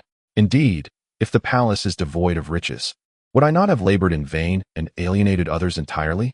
Lin Mo surveyed the white-clad scholar and countered with a question. "This is quite simple. I have acquired several formidable treasures from other regions of Kunwu Mountain. Should you truly find yourself empty-handed, I am willing to present them all as gifts to you. Brother Lin, if you fear offending others, our Yi family can accept you as a guest elder or offer you 100,000 spirit stones." Observing Lin Mo's wavering interest, the scholar hastily laid out his carefully considered terms. It is essential to note that he was deeply anxious due to the mysterious disappearance of several other Yi family cultivators, feeling that events were spiraling out of control. Hence his willingness to lavishly entice Lin Mo, a cultivator seemingly from beyond the Great Jin. As for the guest elder position, let that be. I am far more intrigued by the 100,000 spirit stones. Ultimately, I could just depart the Great Jin immediately after. Lin Mo pondered briefly before responding with a light chuckle, agreeing to the proposal. "Very well, let us settle on this accord. You may act as you see fit when the time comes." The white-clad scholar appeared exceedingly pleased. "Is it true that you intend to relinquish the 8th spirit to another?" Yu, the spirit connected to Lin Mo's mind, listened intently to their conversation and could not help but inquire. "How could that be?" Lin Mo replied with a faint smile, "Why would I refuse a mere 100,000 spirit stones? I believe that once the Great Formation is breached, the one who obtains the 8th spirit will ultimately depend on their own capabilities." Yu sighed softly. Lin Mo smiled slightly, choosing to remain silent. At that moment, the white-clad scholar raised his magical power and spoke loudly to the others. "Fellow cultivators, now that our friend Lin has arrived, we should have greater confidence in breaking this ancient formation." Madame Mu tossed her hair back and stated, "We should act swiftly. The Swan Kingzi from Tai's sect has already arrived, and it is rumored that the 7 wonders from the heavenly demon sect are also on their way. We have at most 1 day left to seize the treasures." The mention of Tai's sect and heavenly demon sect left all cultivators, including Lin Mo, taken aback, especially the eldest elder of the Yi family, whose complexion paled significantly. Lin Mo noted this and smirked. He then flicked his sleeve, unleashing over 10 golden flying swords that shot forth, unceremoniously attacking the stone golems below. Others, unwilling to delay, launched another fierce assault on the grand formation. The previously motionless puppets below sprang back to life, defiantly wielding their golden blades against the onslaught from above. Instantly, the air was filled with dancing lights of blades and the resounding echoes of battle, as everyone joined forces to strike at the palace's surrounding formation. No one noticed that 2 female cultivators from the transformation sect were engaged in a hushed conversation. "Sister, Should we truly assist them in breaching this formation? Is it possible that within the palace lies the sealed domain of the ancient demon ancestral figure, Old T? Otherwise, how could the eighth spirit ruler appear here? The elegant woman discreetly transmitted her concerns to Madame Mu. It is indeed true that the eighth spirit ruler is a treasured relic of our transformation sect's ancestors. It is only natural for us to reclaim it. Madame Mu interjected before the graceful woman could finish her thought. That may be so, but I fear it will be quite challenging for us to seize this treasure, the graceful woman replied hesitantly, glancing at the surrounding cultivators. Do not forget, the four symbols ruler in your possession is but an imitation of the eighth spirit ruler. When the time comes to seize the treasure, wielding that ruler may yield unexpected results, Madame Mu remarked, a hint of cunning in her voice. Moreover, even if we fail to acquire this transcendent treasure, there will surely be many valuable items left for us once Old T arrives. Chapter 218, Swankingzi. Could the black teleportation array they were using be the seal for the ancient demon? At that moment, the graceful woman suddenly recalled something, her expression fraught with concern. Madame Mu paused for a moment, murmuring softly, who knows? However, our sect's records do not document the location of the ancient demon's seal. As the two women continued their whispered exchange, in a nearby shadowy space, the ancient demon ancestral figure was gathering strength, attempting to break free from the myriad constraints of the seal. Meanwhile, 5 pitch-black demonic artifacts hovered above a twin-headed giant wolf, simultaneously unleashing beams of dark light that surged into the massive silver wolf's body. The surface of the twin-headed giant wolf flickered with a sinister, terrifying demonic glow, forcefully pushing away the talismans and iron chains that clung to its exterior. In that moment, the talismans and black iron chains glimmered as if activated by the powers within them. However, the most astonishing sight was the array of yellowish copper mirrors surrounding the area. They emitted a resonant hum, their yellow beams significantly thicker than before. The prison-like barriers enveloping the twin-headed giant wolf seemed impervious. Not far away, the ancient demon floated in midair, its 4 hands manipulating the 5 demonic artifacts, its faces displaying a grave expression as it gazed at the silver wolf above. Beneath it, the black teleportation array was shrouded by a layer of gray glowing array flags, halting its operation to prevent any unexpected intrusions from other cultivators. Simultaneously, the silver giant wolf was engulfed in black flames, its demonic form appearing exceptionally fearsome, with its single horn swelling to a great size, crackling with black arcs of electricity, accompanied by the rumble of thunder. In the gaze of the black wolf, flickering with violet infernal flames, the talismans in its path inexplicably ignited spontaneously, transforming into clouds of ash. After the infusion of malevolent energy from 5 magical artifacts, this ancient demon's ancestral fragment finally amassed sufficient dark power to cast a spell and attempt to extricate itself from confinement. As time passed, once the last talisman on the colossal black wolf disintegrated into nothingness, a thunderous roar erupted, and its already formidable physique swelled further within the obsidian light, akin to a deity of creation striving to fill the entire expanse of space. The once binding yellow light pillar, now barely managing to restrain the giant wolf for a fleeting moment, was soon shattered. Simultaneously, hundreds of bronze mirrors burst apart, scattering like countless stars, vanishing without a trace. Remarkably, the previously inconspicuous Great Jin star chain expanded in brilliance, tightening its grip around the giant wolf and refusing to relent. As the wolf thrashed violently, the surface of its iron chains erupted in specks of milky white flames, filling the air with a pungent scent of charred flesh. This enigmatic white fire possessed extraordinary power, capable of penetrating the wolf's protective dark light and igniting its fur. The black wolf appeared to be in excruciating agony. Below, the ancient demon's expression twisted in fear, unable to suppress an exclamation. This is pure yang bone fire. I never imagined that ancient cultivators could integrate such a demonic flame.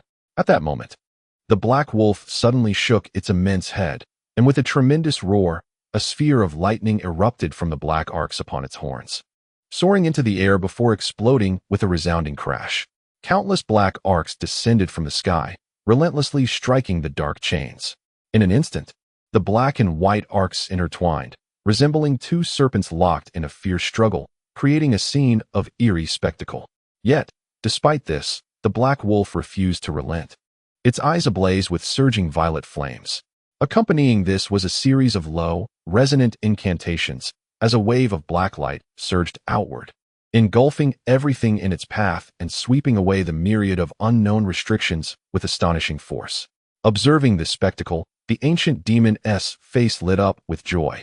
It seemed that this ancestral fragment, though imprisoned for years, had not lost its divine abilities and would soon break free. At the fissured entrance of the Kunwa Mountain Seal, shadows moved about, and the gathering of cultivators had not increased. Compared to the previous 1,000, there were now merely 200 to 300 present, an astonishing reduction. Seated at the forefront, Su Nqangzi's expression grew increasingly grave rather than relaxed, for the majority of these 200 to 300 were core formation cultivators. With over a dozen at the nascent soul stage, were it not for the formidable reputation of the Tai Sect, and Su Nqangzi being a late-stage nascent soul grandmaster himself, the situation would undoubtedly appear dire. The individuals before him were likely unable to contain their eagerness to venture into the fissure behind them. Nonetheless, Swankingzi was acutely aware that he could not deter the assembly of cultivators for long. After all, many among them were esteemed elders from prominent sects, including those whom the Tai sect would prefer to avoid provoking. Brother Shinqing, how long do you intend to keep us waiting? We did not come here merely to squander our time. A voice of impatience emerged from the crowd as an elderly man, his face radiant, stepped forward. He was, astonishingly, a mid-stage nascent soul cultivator. Daoist Luo, have I not already stated that no one can pass through the fissure at present? My intention in blocking your way is solely to prevent you from recklessly endangering your lives, Swankingzi replied, suppressing a sigh yet maintaining an unusually calm expression. But I have heard that cultivators from the Yin Luo sect and the Huaxian sect have already entered. What is the reason for this? The face of the Luo elder betrayed a flicker of dissatisfaction. That is due to Madame Mu and Brother Qian possessing the Sun Moon Shuttle and the Spirit Insight Peacock. They can naturally afford to take the risk. If Luo Xiong had the 3 great spirit shuttles, I would not obstruct him. At this, Swankingzi appeared remarkably composed, rising slowly and stating with an air of nonchalance, we need only wait a few more days, and the fissure will gradually restore itself. By then, the treasures within will likely be entirely plundered by the old demon Qian. Came another displeased voice from a distance. Shortly thereafter, a figure shrouded in green mist drifted before the 2 men. It was none other than Daoist Yu from the Bia sect. Upon seeing the newcomer, Swankingzi could not help but frown slightly. Although the visitor did not belong to any major sect, his mastery of poison arts was renowned throughout the land of Jin. In truth, the lives of these individuals were of little concern to Swankingzi. He had received a mysterious directive from within his sect, compelling him to collaborate with the celestial demon sect's master Miaojin to enter the fissure. Prior to this, however, he was to do everything in his power to prevent other cultivators from entering. The identity of the individual issuing these orders was of utmost significance within the Tai sect, and Swankingzi dared not defy it in the slightest. Otherwise, given his status, he would not engage in such a thankless endeavor. Yet, since the orders stipulated that 2 late-stage cultivators must join forces to enter the seal, it was evident that whatever lay within was far from simple. Indeed, prior to this, he had received another message through a jade slip, revealing information about the seal that left him astounded. After reviewing it, he deeply regretted allowing the old demon Qian to enter earlier. Now, he was increasingly wary of allowing other cultivators into the fissure. With so many rushing in, it would inevitably lead to complications. What if they were to release the being bound within the seal? Who in the mortal realm could contend with such a foe, especially considering the presence of transcendent treasures within? Thus, it was imperative to prevent anyone else from entering. Contemplating this, Swankingzi cleared his throat several times, pondering how to persuade the 2 men when a chilling voice suddenly echoed from the distance. How is it that our Tianma sect and Tai sect do not permit entry? Are you, esteemed friends, intending to force your way in? Upon hearing these words, the elder with the surname Luo visibly changed his expression. Suddenly, a dark light shot from afar, swiftly arriving before the group. As the brilliance subsided, a middle-aged scholar donned in a black robe, with a hooked nose, emerged.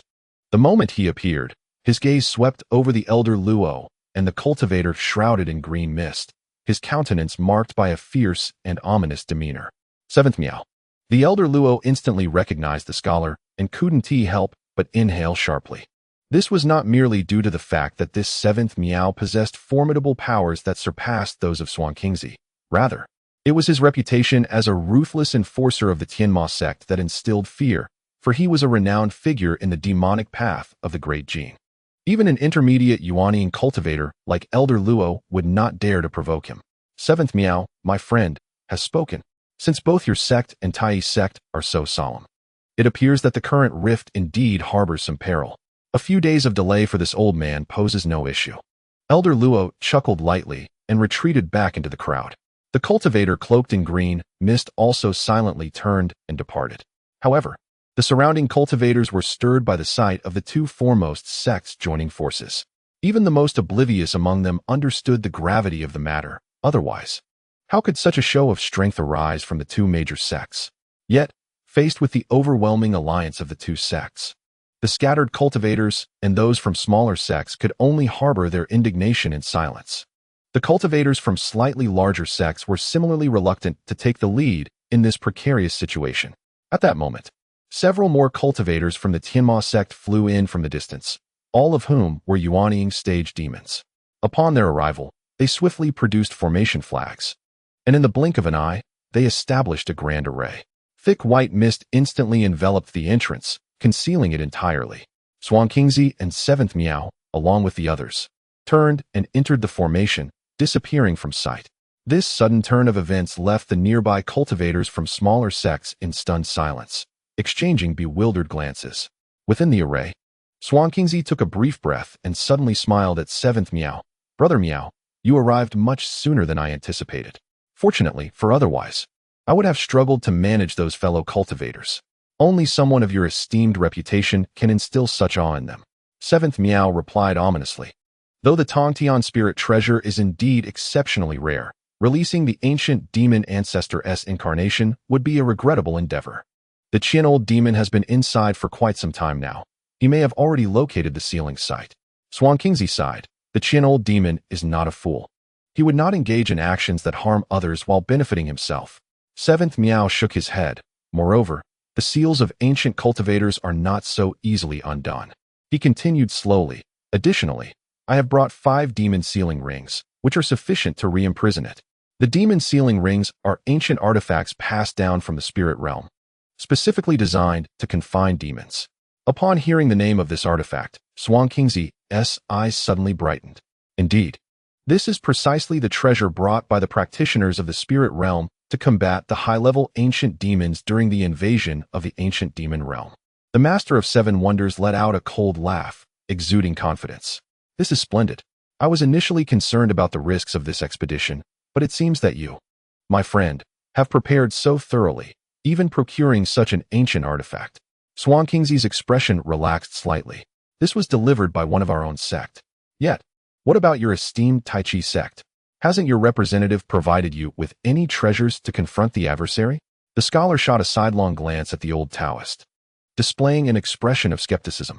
I was preoccupied with preparations and had no time to gather any treasures. However, I did bring the Tiangang divine sword with me on this journey. Xuanqingzi replied with a faint smile. The Tiangang divine sword is indeed most suitable for dealing with demons. The scholar nodded in acknowledgement, seemingly satisfied. Has Brother Seven Wonders brought the spirit turtle flying car? Let us hasten and enter, Xuanqingzi remarked thoughtfully, glancing at the fisher's entrance. Hearing this, the scholar chuckled, waved his sleeve, and a mass of dark light enveloped a flat, round object, which shot forth. After swirling briefly before the two men, the object suddenly expanded with the wind, transforming in an instant into a spirit car several zhang in size, resembling a colossal turtle shell. Xuanqingzi smiled slightly at this sight. Subsequently, both the scholar and Xuanqingzi offered a few last words of instruction to the accompanying practitioners before they swiftly entered the vehicle. The spirit car transformed into a streak of dark radiance, soaring directly into the fissure. Before the 8th level of the demon suppression tower on Kunlun Mountain, Lin Mo, with an expressionless face, formed a hand seal, causing over 10 flying swords in the air to hum in unison, coalescing into a giant sword several zhang in length, which then descended with a flash of golden light. With a resounding crash, where the giant sword struck, a white jade golem was instantly shattered into fragments. Pausing briefly to observe the remnants, Lin Mo noted that the fragments did not reassemble as before. He nodded, gesturing with his hand, and the giant sword swiftly returned to him. This marked the fourth stone puppet he had completely destroyed. These stone puppets, situated within the Grand Formation, appeared to possess an immortal quality when combined with the enchantment of the array. However, in reality, they would be rendered irrecoverable after sustaining a certain degree of damage. Suddenly, a delicate cry from Silver Moon echoed in his mind without warning, followed by a series of low, sorrowful sounds, as if she were in great pain. This startled Lin Mo, prompting him to send a sound transmission. What is happening? Is there something amiss with Silver Moon? There was a hint of concern in his voice. It's nothing serious. It seems that something within the palace has awakened. It feels remarkably familiar and significant to me, but my head is pounding. Silver Moon managed to utter before succumbing to further groans. Chapter 219, Lingering Dreams. Jinhuan Mountain is one of the 4 great spiritual veins of the Great Jin, and it is here that the Tai Chi Sect, renowned as the foremost righteous sect, is situated. The Tai Chi Sect, claiming the title of the premier Taoist sect, possesses a power that can only be rivaled by the Heavenly Demon Sect and the Valley of 10,000 Demons. Across the entirety of Great Jin, none can surpass them. Within the vast expanse of the Jinhuan Mountain, measuring a full 100,000 miles, there are over 100 spiritual mountains established by the Tai Chi Sect. Countless spiritual mountains, both large and small, lie under the dominion of the Tai Sect. Among them, the inconspicuous Ice Soul Valley stands out, starkly contrasting with the other mountains that bask in eternal spring. Not only is the valley devoid of spiritual energy, but it is also enveloped in chilling winds and biting cold. The entire gorge, perpetually crystalline and transparent, is blanketed by a thick layer of ice and snow. Yet, this seemingly inhospitable realm, which ordinary practitioners would scarcely glance at, is one of the seldom known forbidden places of the Tai Sect. Rarely does a common disciple even hear of this valley, let alone set foot in it. Despite its enigmatic nature, the valley is only obscured by an illusory formation at its entrance, with no other restrictions imposed, and no Tai Sect cultivators stationed outside. As the esteemed Jinren Kimiazan and Swan Kingzi of the southern wilderness ventured into a fissure of ceiling, a frail old man in gray robes, resembling a specter, suddenly appeared. He cast a fleeting glance at the illusory formation at the entrance, his eyes briefly betraying a hint of disdain. After a few soft coughs, he transformed into a green phantom, vanishing into the valley. In the blink of an eye, the green light coalesced at the valley's end. Moments later, the light dimmed, revealing the old man's form. Coldly gazing at a massive ice wall before him, he suddenly frowned and coldly exclaimed, "Old ghost bye, knowing I have arrived. Why do you hide away in your coffin instead of greeting your guest?" Though the old man's voice was not loud, it resonated through the entire ice valley like thunder. The ice wall before him trembled incessantly, as if it might collapse at any moment. The gray-robed elder remained impassive, squinting at the ice barrier, motionless. After an indeterminate time, a deep sigh emanated from within the ice wall. "Taoist who? Why are you here in Ice Soul Valley instead of cultivating your serenity at Magic Camel Mountain?" The gray-robed elder frowned slightly, his displeasure evident. "Do you think I wish to be here?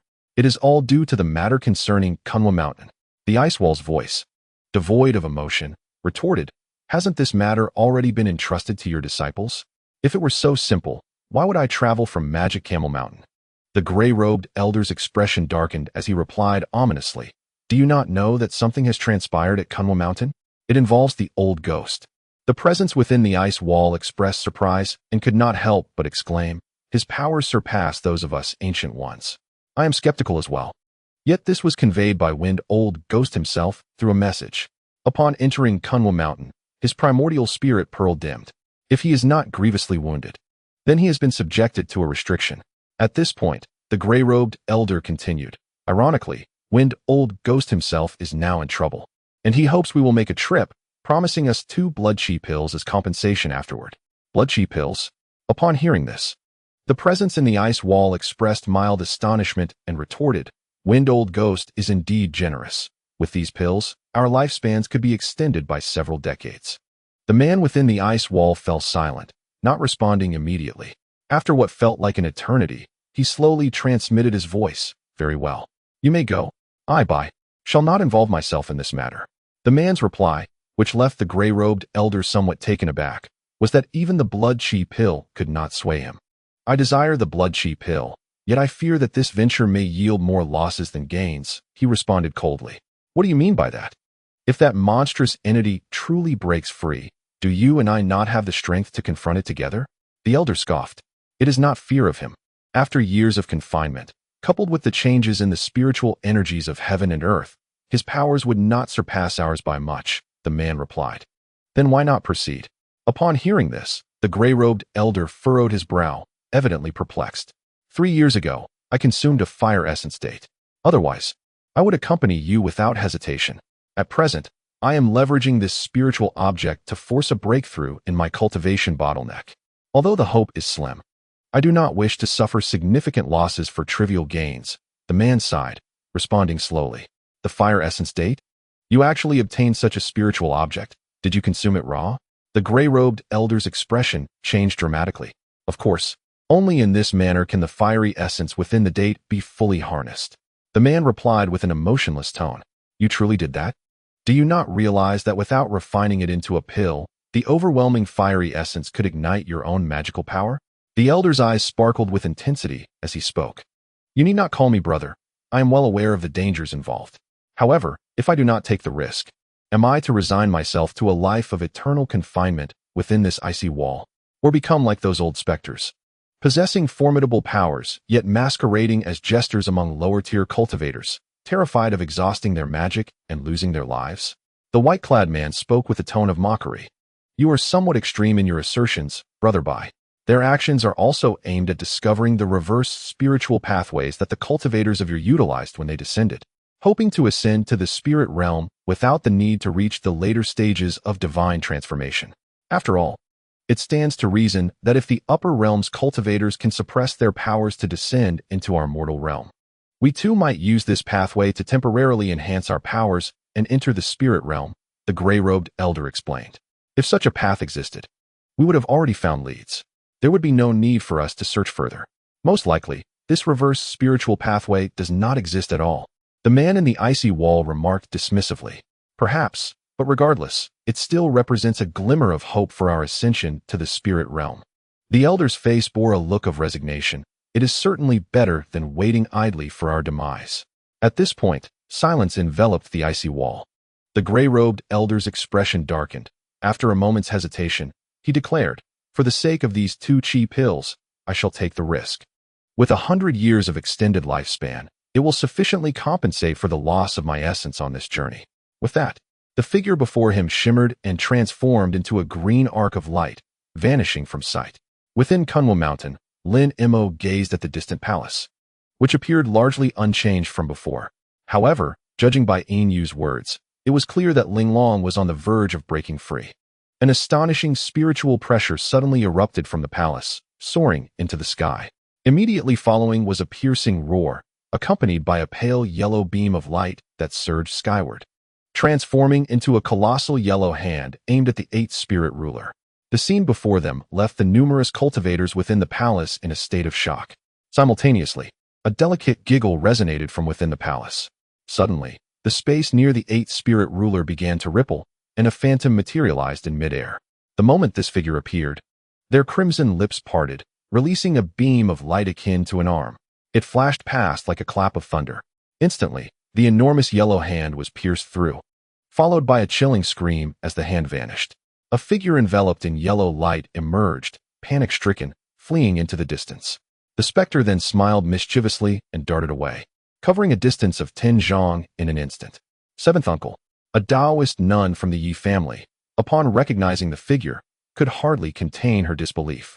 The wretched individual was none other than the eldest and most eccentric member of their clan. Several Yi family cultivators were taken aback, particularly a scholar in white robes, whose complexion turned ashen. Long Meng, adorned in a blue robe, was a cultivator from the Poison Saint Sect.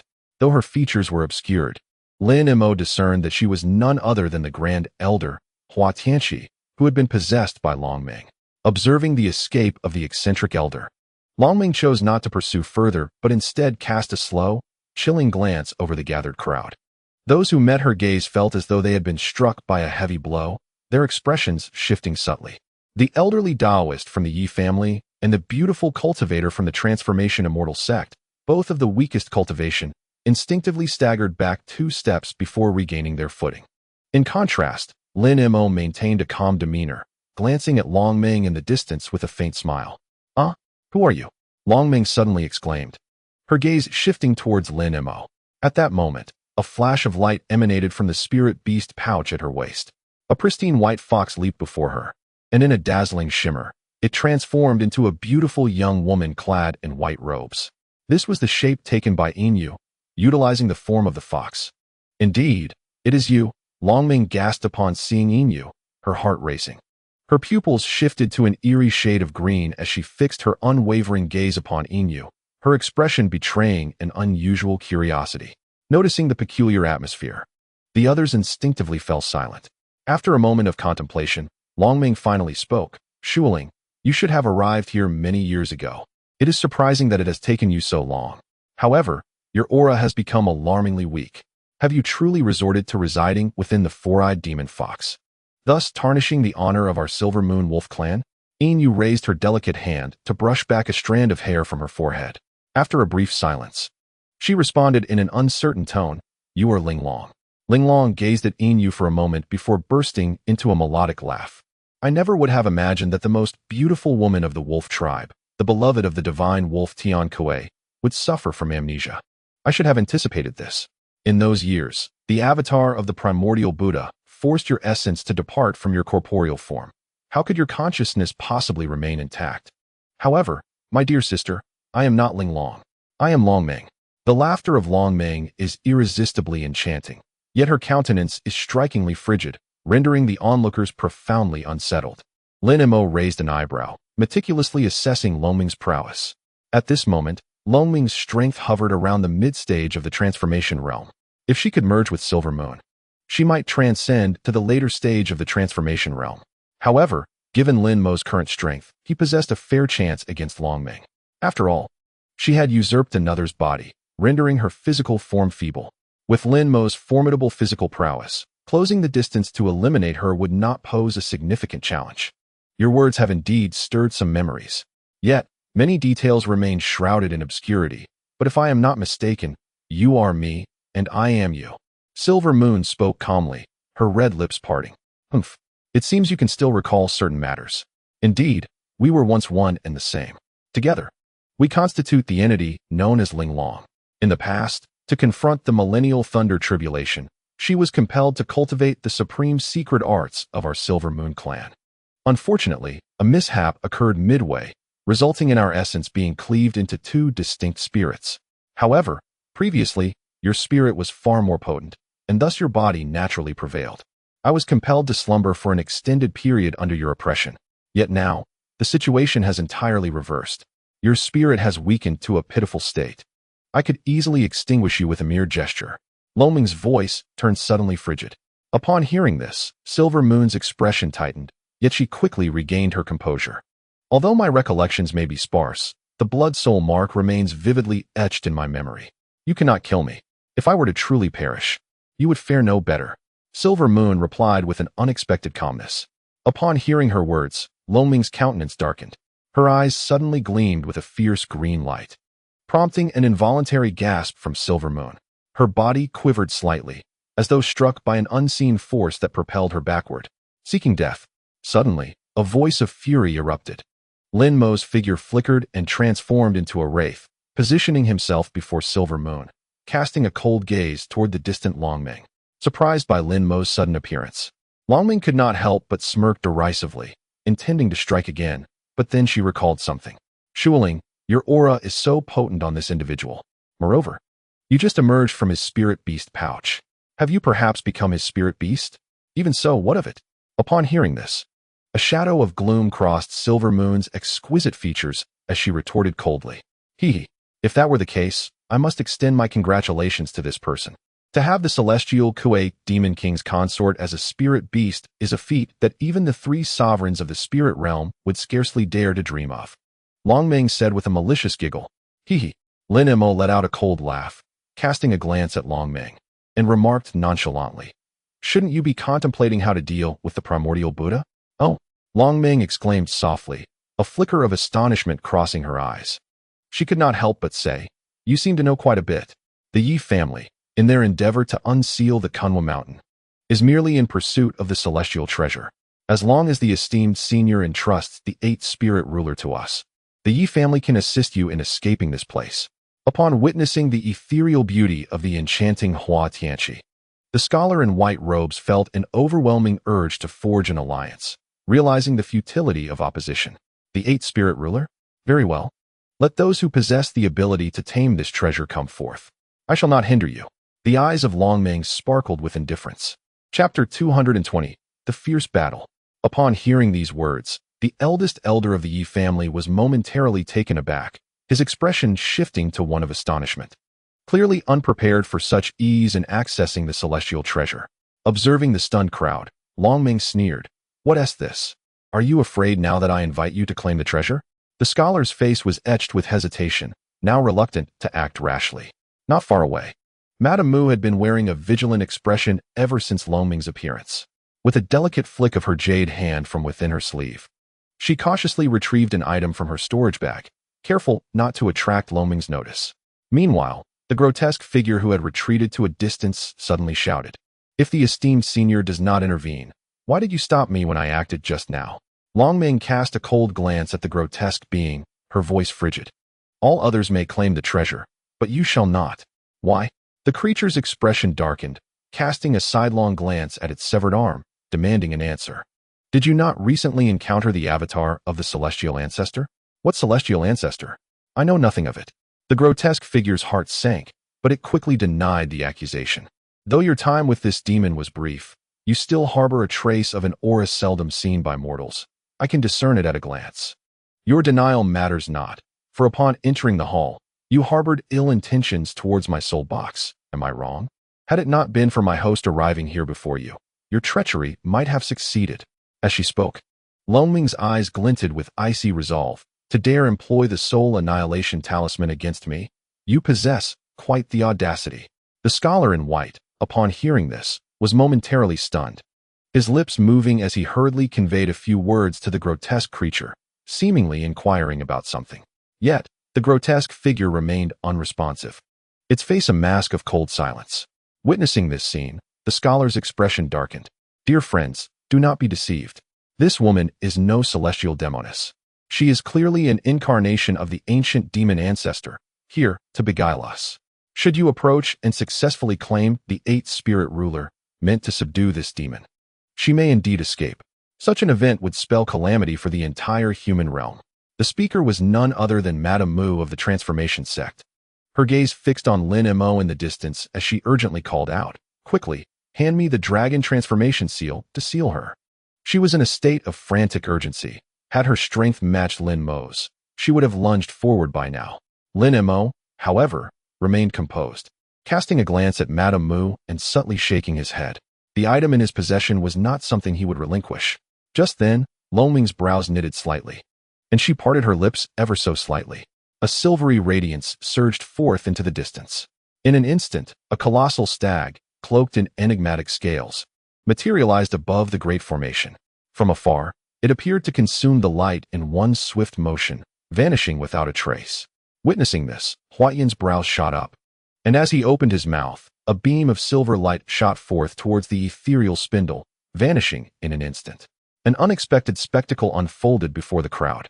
Lin Mo, observing the scene, raised an eyebrow and glanced at the nearby 8th spirit ruler. He noted that the ruler, which had been suspended in midair, began to tremble slightly. With this tremor, concentric rings of multicolored spiritual light emanated from the ruler, and the phantoms of 8 spirit beasts became increasingly discernible within the luminous aura. As if roused from slumber, a sudden chill washed over Longming's face, prompting her to exclaim in alarm. Without hesitation, she darted towards the palace below. The 8th spirit ruler emitted a sharp, resonant hum, and the nearby formation blazed with spiritual light.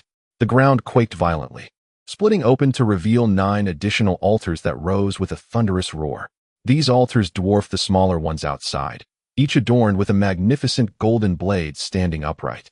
Their design mirrored that of the golden blade held by the stone puppet, yet they were colossal, towering over 10 zhang. resembling 9 imposing pillars that instilled a sense of dread. 9 true demon suppression formation. Upon sighting these altars, the scholar in white robes gasped in shock, and Lin Mo, recognizing the peril, momentarily swayed before seizing Silver Moon's arm and vanishing from sight, opting to observe the impending conflict from a safe distance. Meanwhile, the distant space suddenly collapsed amid a flicker of dark light, unleashing a torrent of surging demonic energy that emerged like a coiling serpent. Accompanying this surge were echoes of triumphant laughter. With a swift sound, a 4-armed demon figure, ensnared by the demonic energy, soared forth. The 9 colossal blades radiated brilliance, descending from the heavens with tremendous force, their golden light engulfing the entire realm as they cleaved towards the ancient demon. Upon witnessing this scene, the demon's laughter abruptly ceased, replaced by a look of terror as it attempted to flee. Yet, the blade's light flickered, and a strand of golden brilliance appeared ominously above the demon's head, slicing down with ferocity. A resounding crash ensued as golden light and demonic energy intertwined and flickered. Suddenly, a figure of exquisite grace materialized before the demon, extending a slender jade finger to counter the golden light. With a sharp sound, the golden beam was deflected, revealing a visage that bore a blend of anger and delight, a mesmerizing woman clad in black, exuding an otherworldly allure. Silver Moon, upon beholding this stunning countenance, felt a tremor coursing through her, her complexion paling. The enchanting woman before the ancient demon seemed utterly devoid of strength, her cultivation level indiscernible. Lin Mo inhaled sharply, and with a few swift movements, he led Silver Moon to the opposite side of the 9 true demon suppression formation before finally releasing her arm. In the beginning, Gui Ling remained silent, closely following behind like a shadow, unable to resist casting curious glances at Inu. "Thank you, Master," Inu remarked softly, her expression complex as she glanced at Lin Mo. "Do take extra care." Lin Mo smiled gently, patting Inu's silky hair. Inu nodded, turning her gaze toward the enchanting woman, her face revealing a hint of melancholy. The cultivators of the Yi family also gathered near the formation, their faces etched with vigilance and concern. "What is happening? Do these two also emanate such demonic energy?" An incredulous voice echoed from the sun and moon shuttle. Suddenly, with a flicker, Madame Mu materialized atop the treasure. Her reaction was even more intense than when facing Long Meng, especially upon confronting the female figure and the ancient demon. Had it not been for Madame Mu's spell to control the treasure, the cold gaze of the Sun surnamed cultivator would have disregarded the demonic energy entirely. In such chaotic circumstances, with each emerging demon more formidable than the last, thoughts of retreat had already arisen. After all, even the most coveted heavenly treasures were of little use if one did not survive to claim them. In contrast to the Sun surnamed cultivator, the scholar in white noticed that most others were distracted by the newly appeared demons. Seizing this opportunity, he exchanged glances with the other 2 Yi family members. Under their cover, he formed a hand seal, and in a fleeting moment, a perfect duplicate of himself appeared, while his true form quietly concealed itself, vanishing from sight. Madame Mu of the Transformation Sect wore an expression that shifted like the weather. Suddenly, she stomped her foot and dove back into the sun and moon shuttle, which then flickered and disappeared in an instant. Foolishness. The ground and air here are already ensnared by ancient practitioners' prohibitions. What good will it do? Gui Ling behind Lin Mo scoffed, seemingly unimpressed by Madame Mu's actions.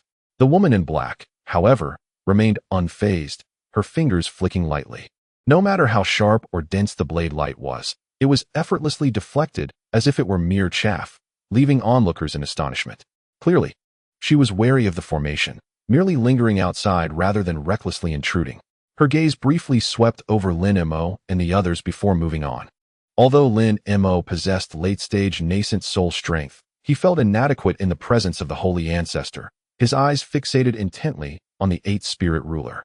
Since the emergence of the 2 demons, the 8th Spirit Ruler had been buzzing and shimmering incessantly, the surrounding silver lotus expanding significantly, while the 8th Spirit Beast phantoms appeared exceptionally vivid, as if materialized. The woman in black turned to whisper to the ancient demon beside her, their voices barely audible. This woman in black was the corporeal manifestation of Inu, a fragment of the Holy Ancestor's essence, one of the 3 leaders during the ancient demon's invasion of humanity. The number of ancient cultivators who perished at her hands was incalculable. At that moment, the four-armed ancient demon suddenly bellowed toward the grotesque figure within the palace. Friend Yi, since you cannot slay the wolf soul, as long as you can restrain this spiritual treasure, the holy ancestor will agree to assist you in breaking through to the transformation stage. The voice of the ancient demon was not particularly loud, yet it resonated clearly in the ears of Lin Mo and the others. All were taken aback, their gazes returning to the sky above the palace. Upon hearing the ancient demon's words, the large-headed creature displayed a moment of hesitation, but soon recollected something, gritting its teeth and transforming into a streak of yellow light, hurtling towards the eight-spirit ruler. Strangely, despite its impressive aura, the eight-spirit ruler exhibited no response to the creature's approach.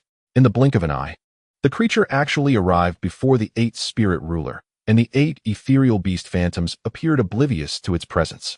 The creature, initially filled with trepidation, felt an overwhelming joy upon witnessing this. Retracting its brilliance, it swiftly reached for the treasure. You truly possess audacity. A cold snort suddenly echoed from beneath the palace, causing the large-headed creature to sense something amiss. Its expression shifted dramatically as it darted away. Where it had stood moments ago, a tremendous explosion erupted, a force powerful enough to nearly lift the palace's apex. The creature's visage darkened significantly.